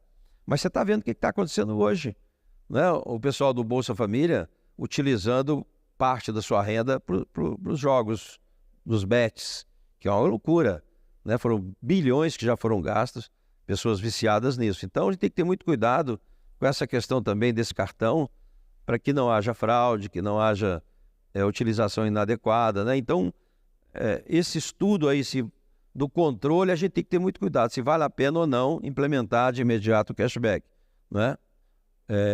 Tem várias reivindicações ainda, né, com relação à alimentação, por exemplo, alimentação regional, né? Por enquanto, tem que colocar, você tem o açaí, que deveria ser colocado, você tem a castanha, que deveria ser colocado, porque há uma previsão de você ter a cesta básica levando em consideração os produtos regionais, né? Então, tem alguns produtos, por exemplo, rapadura, né, lá no Ceará ou no Nordeste, tem um consumo muito maior, né? Como o açaí também hoje tem no Pará, né?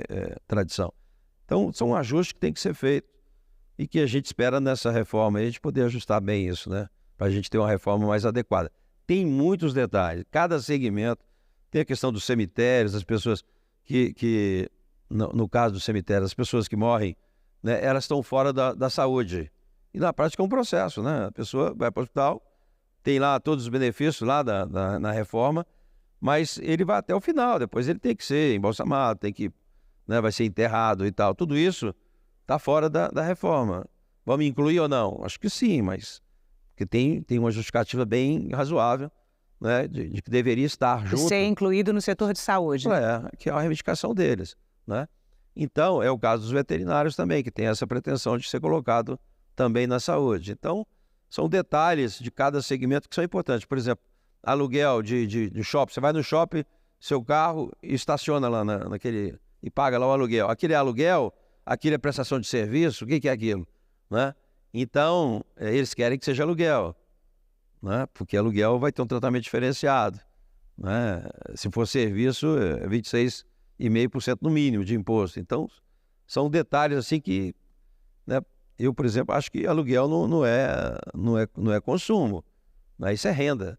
Mas, hoje, na reforma, pega tudo, né?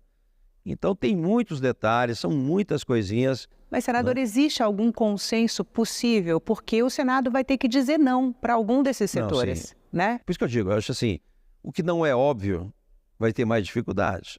Agora, o que é óbvio, e por isso que eu digo, a justificativa da emenda tem que estar bem didática, que qualquer senador lê e diga assim, caramba, preciso mudar. Realmente tem razão. Se for assim, a gente muda. Se for uma coisa ainda de discussão, de reforma, dificilmente vai passar, dificilmente a gente vai conseguir alterar, né? Mas tem muitas reivindicações assim que são óbvias e que precisam ser mudadas, né? Que muitas vezes ou esqueceram, né? É muito detalhe, né? São atividades demais, cada uma com especificidade. Por exemplo, no gás, o gás tem que ter um tratamento diferente. O gás do gasoduto é diferente do gás ou do transporte normal, né? De combustível. Então você tem que tributar no início e depois no final, e hoje não está dessa forma. Então são ajustes técnicos que a gente... Por isso é que essas audiências vão contribuir demais da conta, porque realmente uma reforma como essa, você tem que ter muita transparência, tem que ouvir todo mundo, porque no final das contas quem vai pagar isso é o contribuinte, é o consumidor, são as pessoas. Então quando você fala numa defesa, por exemplo, dos supermercados, ou uma defesa do setor, né, desses setores todos, no fundo eles estão protegendo o consumidor, porque a conta vai chegar lá, né? Os profissionais liberais, quando tem um aumento significativo, né, por exemplo, se pegar os profissionais hoje, eles pagam 4%, 5%, né, de ISS ou de COFINS, PIS/COFINS. Vai passar para 26,5%. Agora não, porque tem os 30%, foi colocado os 30% de abatimento da base. Então vai para 18 e pouco. Mas de qualquer forma, de 4 para 18, É uma diferença muito grande. Quem vai pagar essa conta? Lá na ponta. Nós vamos passar para o segmento, escola, educação, saúde, etc. E eles vão cobrar isso do consumidor. Então, por isso que a gente tem que ter muito cuidado também, né, para não deixar a coisa assim e ficar muito pesado. Porque o consumidor hoje, além de já pagar muito imposto, ele não tem de volta a educação de qualidade, a saúde, a segurança, né? Ele tem que pagar tudo isso de novo. Tem que botar o filho na escola particular, tem que fazer um plano de saúde, tem que ter questão de segurança privada. Então, entendeu? Se tudo isso funcionasse perfeitamente, era muito mais fácil para o contribuinte aceitar qualquer aumento de carga. Mas aumentar a carga sem ter a contrapartida, realmente a gente tem que ter muito cuidado, né? Porque, afinal de contas, o consumidor já está pagando muito. Senador, muito obrigada pela entrevista. Eu que agradeço.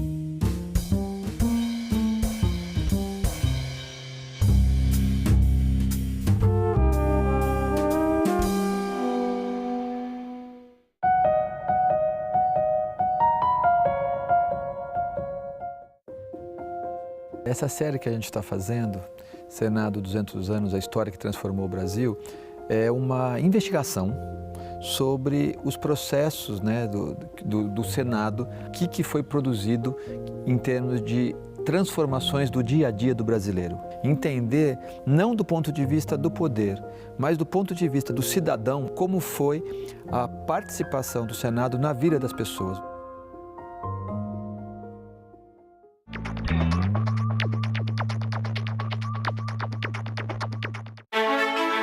O parlamento é a expressão da democracia. Ele funcionando é a expressão que o Brasil caminha para o destino que se espera.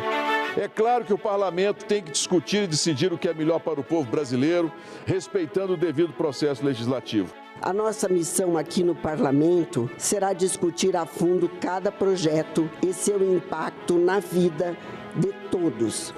É a essência do parlamento, o acordo, o diálogo para aquilo que é bom para o povo brasileiro. Que possamos juntos buscar soluções modernas e coerentes no âmbito do parlamento, para garantirmos o crescimento, continuando o mais justo para todos os brasileiros. Porque é essa a função do parlamentar, usar a palavra para apresentar o Brasil ao Brasil. O parlamento expressa, o parlamento afirma, o parlamento representa.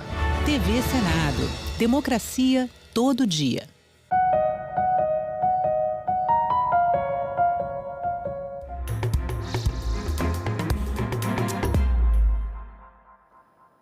Boa noite. Hoje é terça-feira, 12 de novembro, e o Senado Notícias está no ar. A regulamentação do mercado de carbono foi discutida hoje pelos senadores em plenário, mas não houve acordo e a votação ficou para amanhã, às 2h da tarde. O plenário adiou a votação do projeto de lei que regulamenta o mercado de carbono e permite às empresas compensar as emissões de gases poluentes, comprando créditos ligados a iniciativas que preservem o meio ambiente. A sessão foi suspensa para que os senadores cheguem a acordo com o governo e com deputados federais sobre alguns pontos do texto que foi enviado pela Câmara dos Deputados. E caso não haja consenso, tudo bem, mas como são pontos que a própria relatora entende, né, que são possíveis de serem recepcionados, desde que haja a concordância do governo e da casa, né, nós achamos que seria uma forma... do próprio acordo, né, presidente? Né, na verdade, seria uma forma, né, de termos aqui um texto consensualizado. Diante da retirada do requerimento, eu concordo votar a matéria amanhã, se votando a matéria e depois o destaque. Se não houver acordo, votar o destaque, mas se vota amanhã às 14 horas. Perfeitamente. Eu vou concordar com Vossa Excelência. O texto, assim, sinceramente, eu falo para os colegas que, além de amadurecido, nós estamos preparados. Então, amanhã, às 14 horas, nós retomamos essa mesma sessão que será suspensa em instantes. Apesar de a votação da regulamentação do mercado de carbono ter sido adiada, os senadores aprovaram 3 medidas provisórias que abrem crédito extraordinário. São 27 milhões de reais para a Justiça do Trabalho e para o Ministério Público da União, 230 milhões para o Ministério da Agricultura e quase 1,5 bilhão de reais para os Ministérios da Educação e da Cultura. Um projeto compilando uma série de outras propostas de combate ao crime vai ser apresentado pela Comissão de Segurança Pública do Senado. Hoje, o presidente do Senado, Rodrigo Pacheco, tratou do assunto com os senadores Flávio Bolsonaro e Carlos Portinho, ambos do Rio de Janeiro. O governador daquele estado, Cláudio Castro, também participou da discussão porque o texto está sendo estruturado a partir de demandas fluminenses. Depois da regulamentação, o governador e Flávio Bolsonaro explicaram a iniciativa numa entrevista coletiva.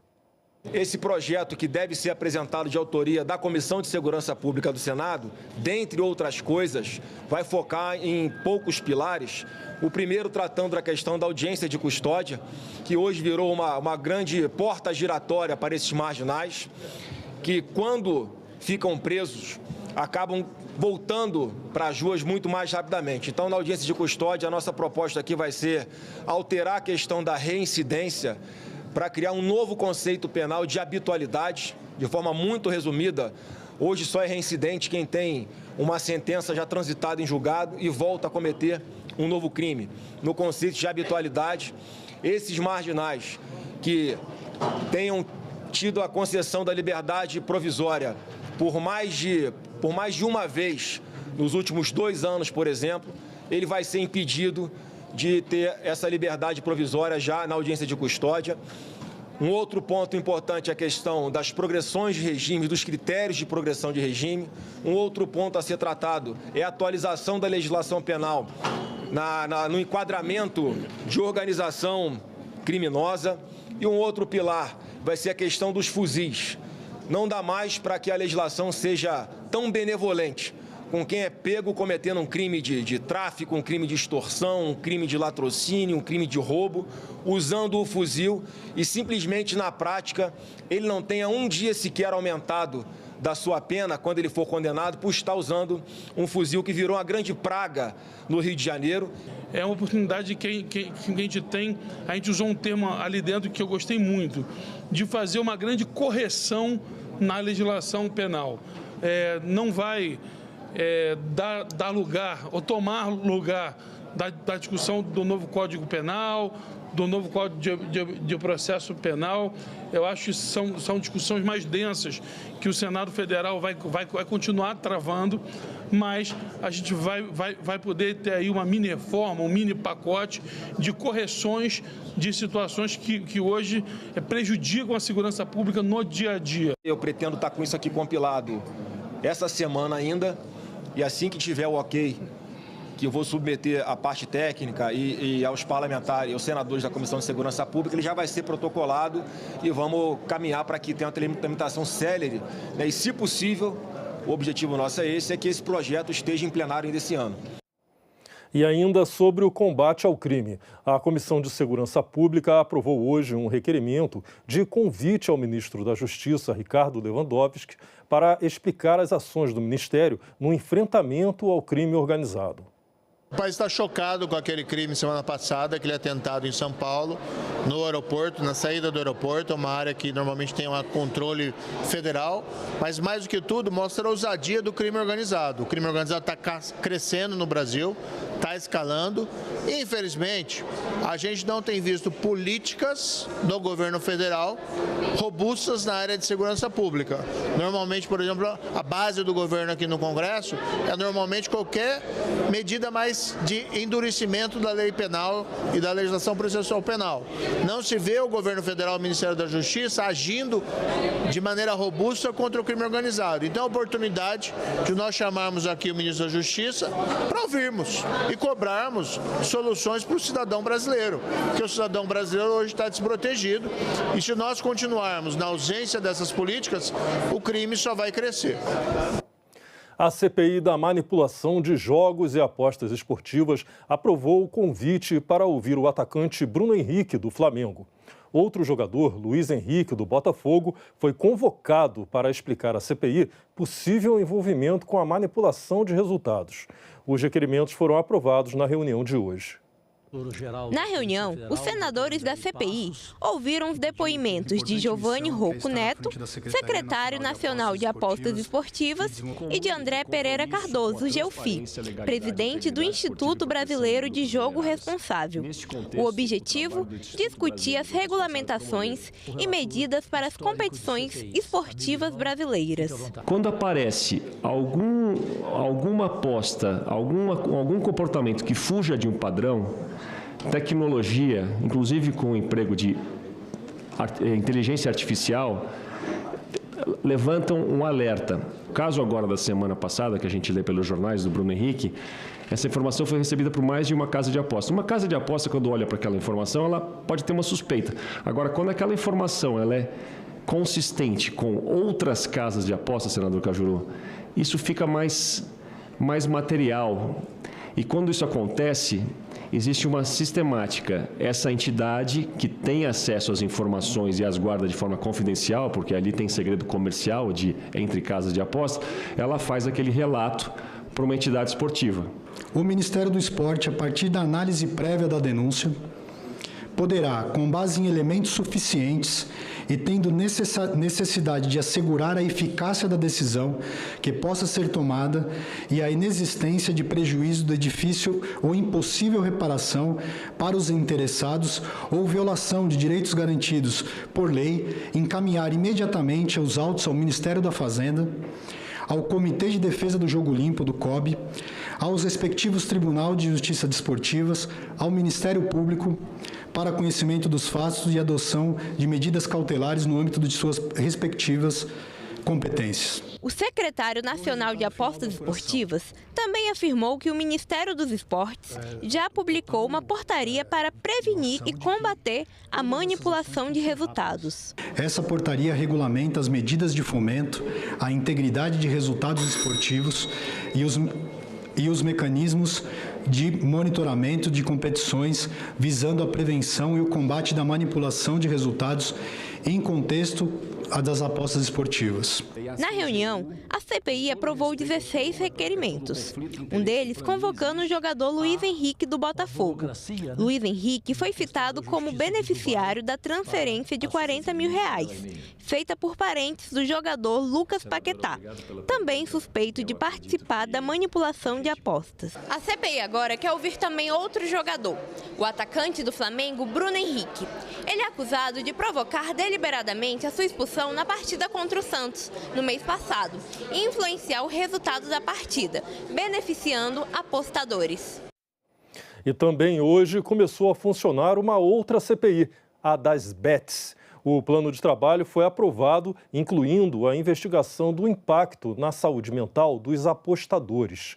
Para evitar reações, a relatora, Soraya Tronic, preferiu não divulgar os nomes dos primeiros depoentes. O senador Dr. Irã foi eleito presidente do colegiado. O vice-presidente é o senador Alessandro Vieira e a senadora Soraya Tronic, relatora. Foi dela o requerimento de pedido de abertura da CPI. Nós nos arrependemos hoje, muito claramente. Não temos compromisso com o erro, mas entendemos que nós precisamos ajudar a reparar aquilo que não foi bem regulamentado. A CPI das bets vai investigar a crescente influência dos jogos virtuais de apostas online no orçamento das famílias brasileiras. O Brasil virou um cassino, né? E a gente precisa regulamentar isso. A regulamentação lá atrás acabou endossando um cenário que nós estamos vivenciando hoje. Por exemplo, a Confederação Nacional do Comércio e Turismo aponta 117 bilhões de reais de prejuízo por ano no comércio brasileiro. É um orçamento bilionário que ultrapassa o orçamento de dezenas de municípios do Brasil. São 20 milhões de brasileiros hoje que, infelizmente, apostam.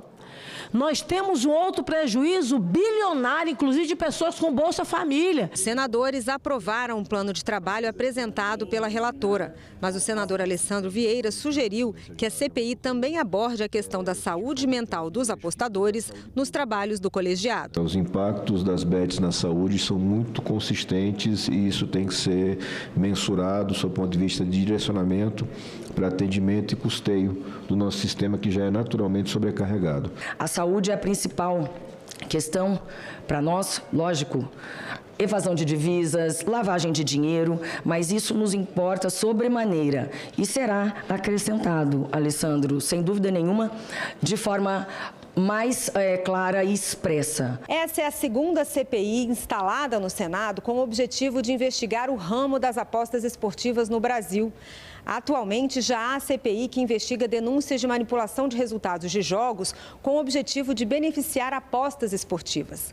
A CPI das bets terá o foco na evasão de divisa, na lavagem de dinheiro, além de investigar a influência de personalidades no programa de apostas esportivas. Nós sabemos que quando as pessoas imaginam que serão chamadas, já começam a se mexer.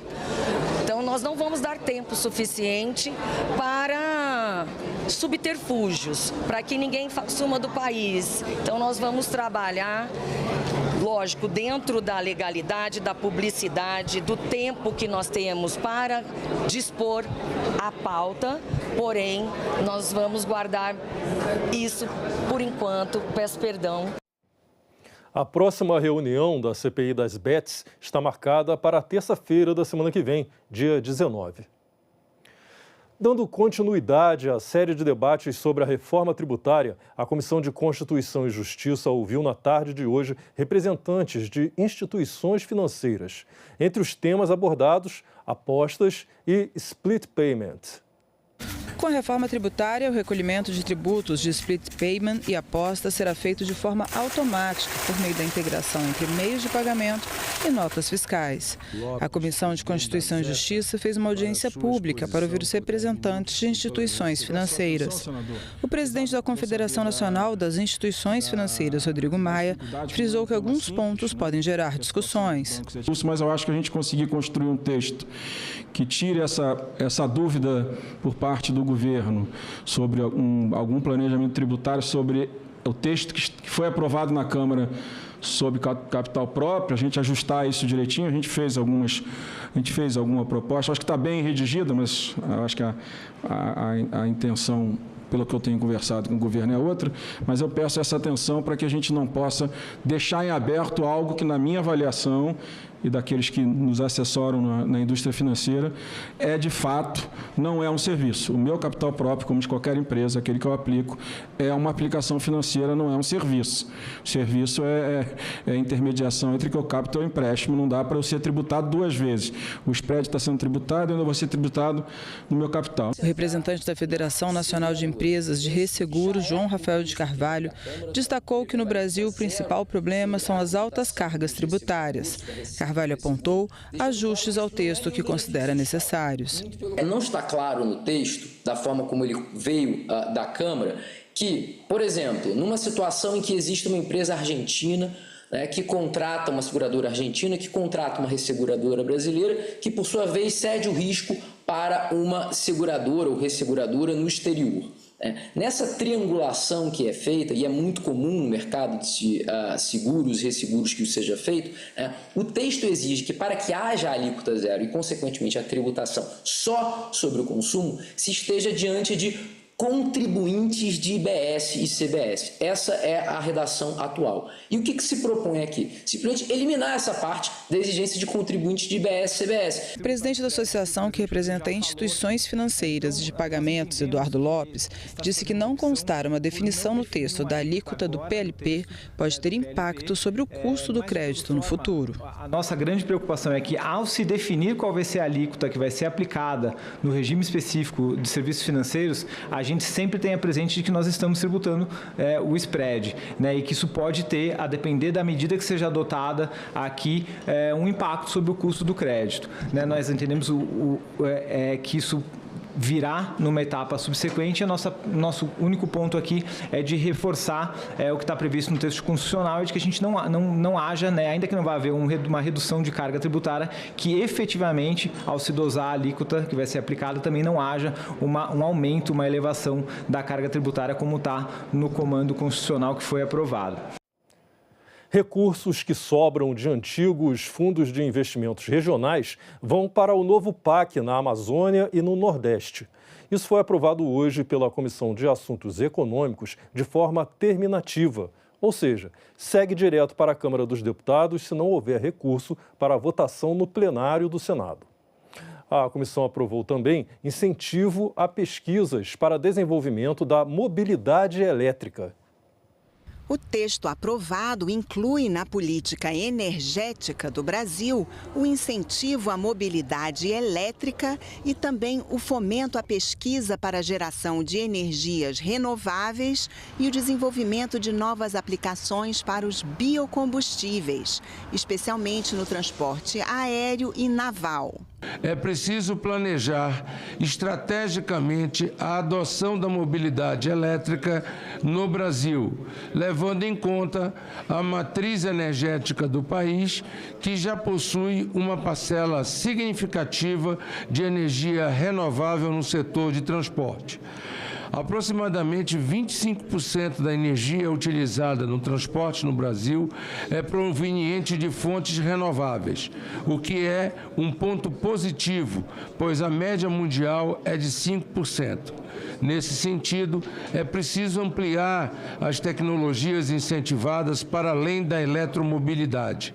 É preciso, por exemplo, incluir tecnologias como captura, armazenagem e uso do carbono e hidrogênio de baixo carbono. Se não houver recurso para votação em plenário, o texto vai para a Câmara dos Deputados. Os senadores da Comissão de Assuntos Econômicos acreditam que o projeto contribui para uma indústria moderna e limpa. Nós precisamos ter uma indústria automobilística moderna. Esses incentivos são essenciais para que as empresas tenham a liberdade, acho que a iniciativa até do relator de ampliar o leque das possibilidades de investimento foi muito feliz, porque nós não sabemos qual que vai ser a tecnologia vencedora dessa disputa. Hoje nós temos indústrias sendo instaladas aqui para fabricar exclusivamente carros híbridos e elétricos. É a tendência, o caminho é esse, e quando a gente encontra mais um projeto que vem para incentivar a inovação, que vem para contribuir para que a nossa matriz energética seja limpa, tem que ser aqui por todos nós acompanhado e estimulado. Os senadores da CAI também aprovaram o projeto que destina pelo menos 1/4 dos recursos do Fundo Nacional para a Criança e o Adolescente a políticas públicas, projetos e programas direcionados à primeira infância. A proposta agora vai para análise da Comissão de Direitos Humanos. É uma etapa do desenvolvimento que faz uma diferença enorme. Aquela criança que desenvolveu as suas condições, habilidades e competências naquela fase dos 0 a 3 anos, que passou, não adianta, nós vamos recuperar determinados conhecimentos e desenvolvimento que a neurolinguística mostra isso. Então agora é dinheiro carimbado, a proposta é essa, é recurso, dinheiro carimbado para a infância. A Comissão de Infraestrutura aprovou um projeto para federalizar um trecho de uma rodovia estadual de Roraima. Assim, os custos da manutenção passam do Estado para a União. A proposta deve passar pela Comissão de Constituição e Justiça antes de ser analisada pela Câmara dos Deputados. É extremamente relevante porque vai ligar a BR-433 com o Parque Nacional do Monte Roraima, fazendo com que os investimentos nesta importante rodovia no nosso estado de Roraima possa facilitar o escoamento da produção, o transporte da população ali existente, interligando uma fronteira internacional. Portanto, esse projeto é de extrema relevância para Roraima. E com isso, nós iremos, juntamente com o senador Messias, solicitarmos recursos para que o DENIT possa, em federalizando essa estrada, investir em tão importante rodovia para a integração do estado de Roraima. O apoio e a rejeição à extrema-direita e seus impactos políticos no Brasil, no Chile e na Argentina. Esse vai ser o tema de uma audiência pública na Comissão de Defesa da Democracia, segundo um requerimento aprovado hoje. Nós recebemos, inclusive, aqui um estudo aprofundado sobre o avanço da extrema-direita no Brasil, no Chile e na Argentina, um estudo muito complexo e, ao mesmo tempo, muito conclusivo, né? Nós, então, vamos levar esse debate para a Comissão. A Comissão de Defesa da Democracia, ela nasceu com esse objetivo, de fazer um debate sobre os extremismos, né? Então, toda a provocação que chega à nossa comissão, a comissão está, de fato, aberta a fazer esse debate. São estudiosos, pesquisadores, inclusive de universidades, e não apenas brasileiros, né, mas também de integrantes desses demais países. Nós já tivemos no Chile, nós estamos, na verdade, com uma programação de visitarmos também a Argentina. Então, assim, a comissão está muito atenta nesse debate. O Chile, a Argentina e o Brasil, que tem algumas semelhanças, eles deverão estar realmente na pauta e na ordem do dia. Então, o requerimento foi aprovado, agora é apenas agendar o dia da realização dessa audiência pública. Amanhã vai ser lançada a série documental Senado, a história que transformou o Brasil, como parte das comemorações pelos 200 anos do Senado Federal. O lançamento é aberto ao público e tem entrada franca no auditório do Interleges, aqui em Brasília, às 6 horas da tarde. Na sexta-feira, o primeiro episódio da série vai ao ar pela TV Senado, às 9 da noite. Representação popular, igualdade racial, direitos das mulheres, educação para todos, regulação das relações de trabalho, defesa do meio ambiente e do clima, proteção da infância e da adolescência e os desafios para o futuro. São os 7 eixos temáticos da série documental Senado, a história que transformou o Brasil. Afinal, qual é a importância do Senado na história do Brasil e no dia a dia dos brasileiros? Para saber essa resposta, a gente precisa entender o que acontece aqui, dentro dessa famosa abóboda.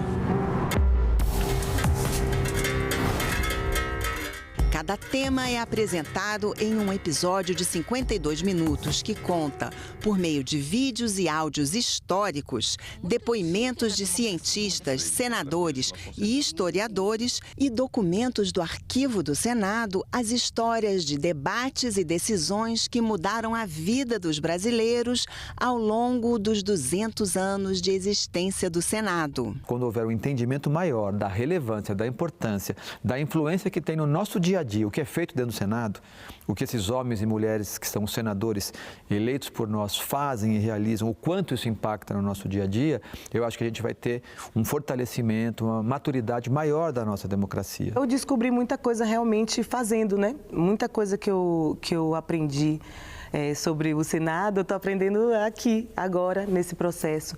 Então, da mesma forma que eu estou aprendendo, as pessoas também vão aprender. Produzida pela TV Senado e pela TV Cultura, a série mostra como o Senado funciona, como é o trabalho dos senadores, como são feitas as leis e como são resolvidos os conflitos. No lançamento será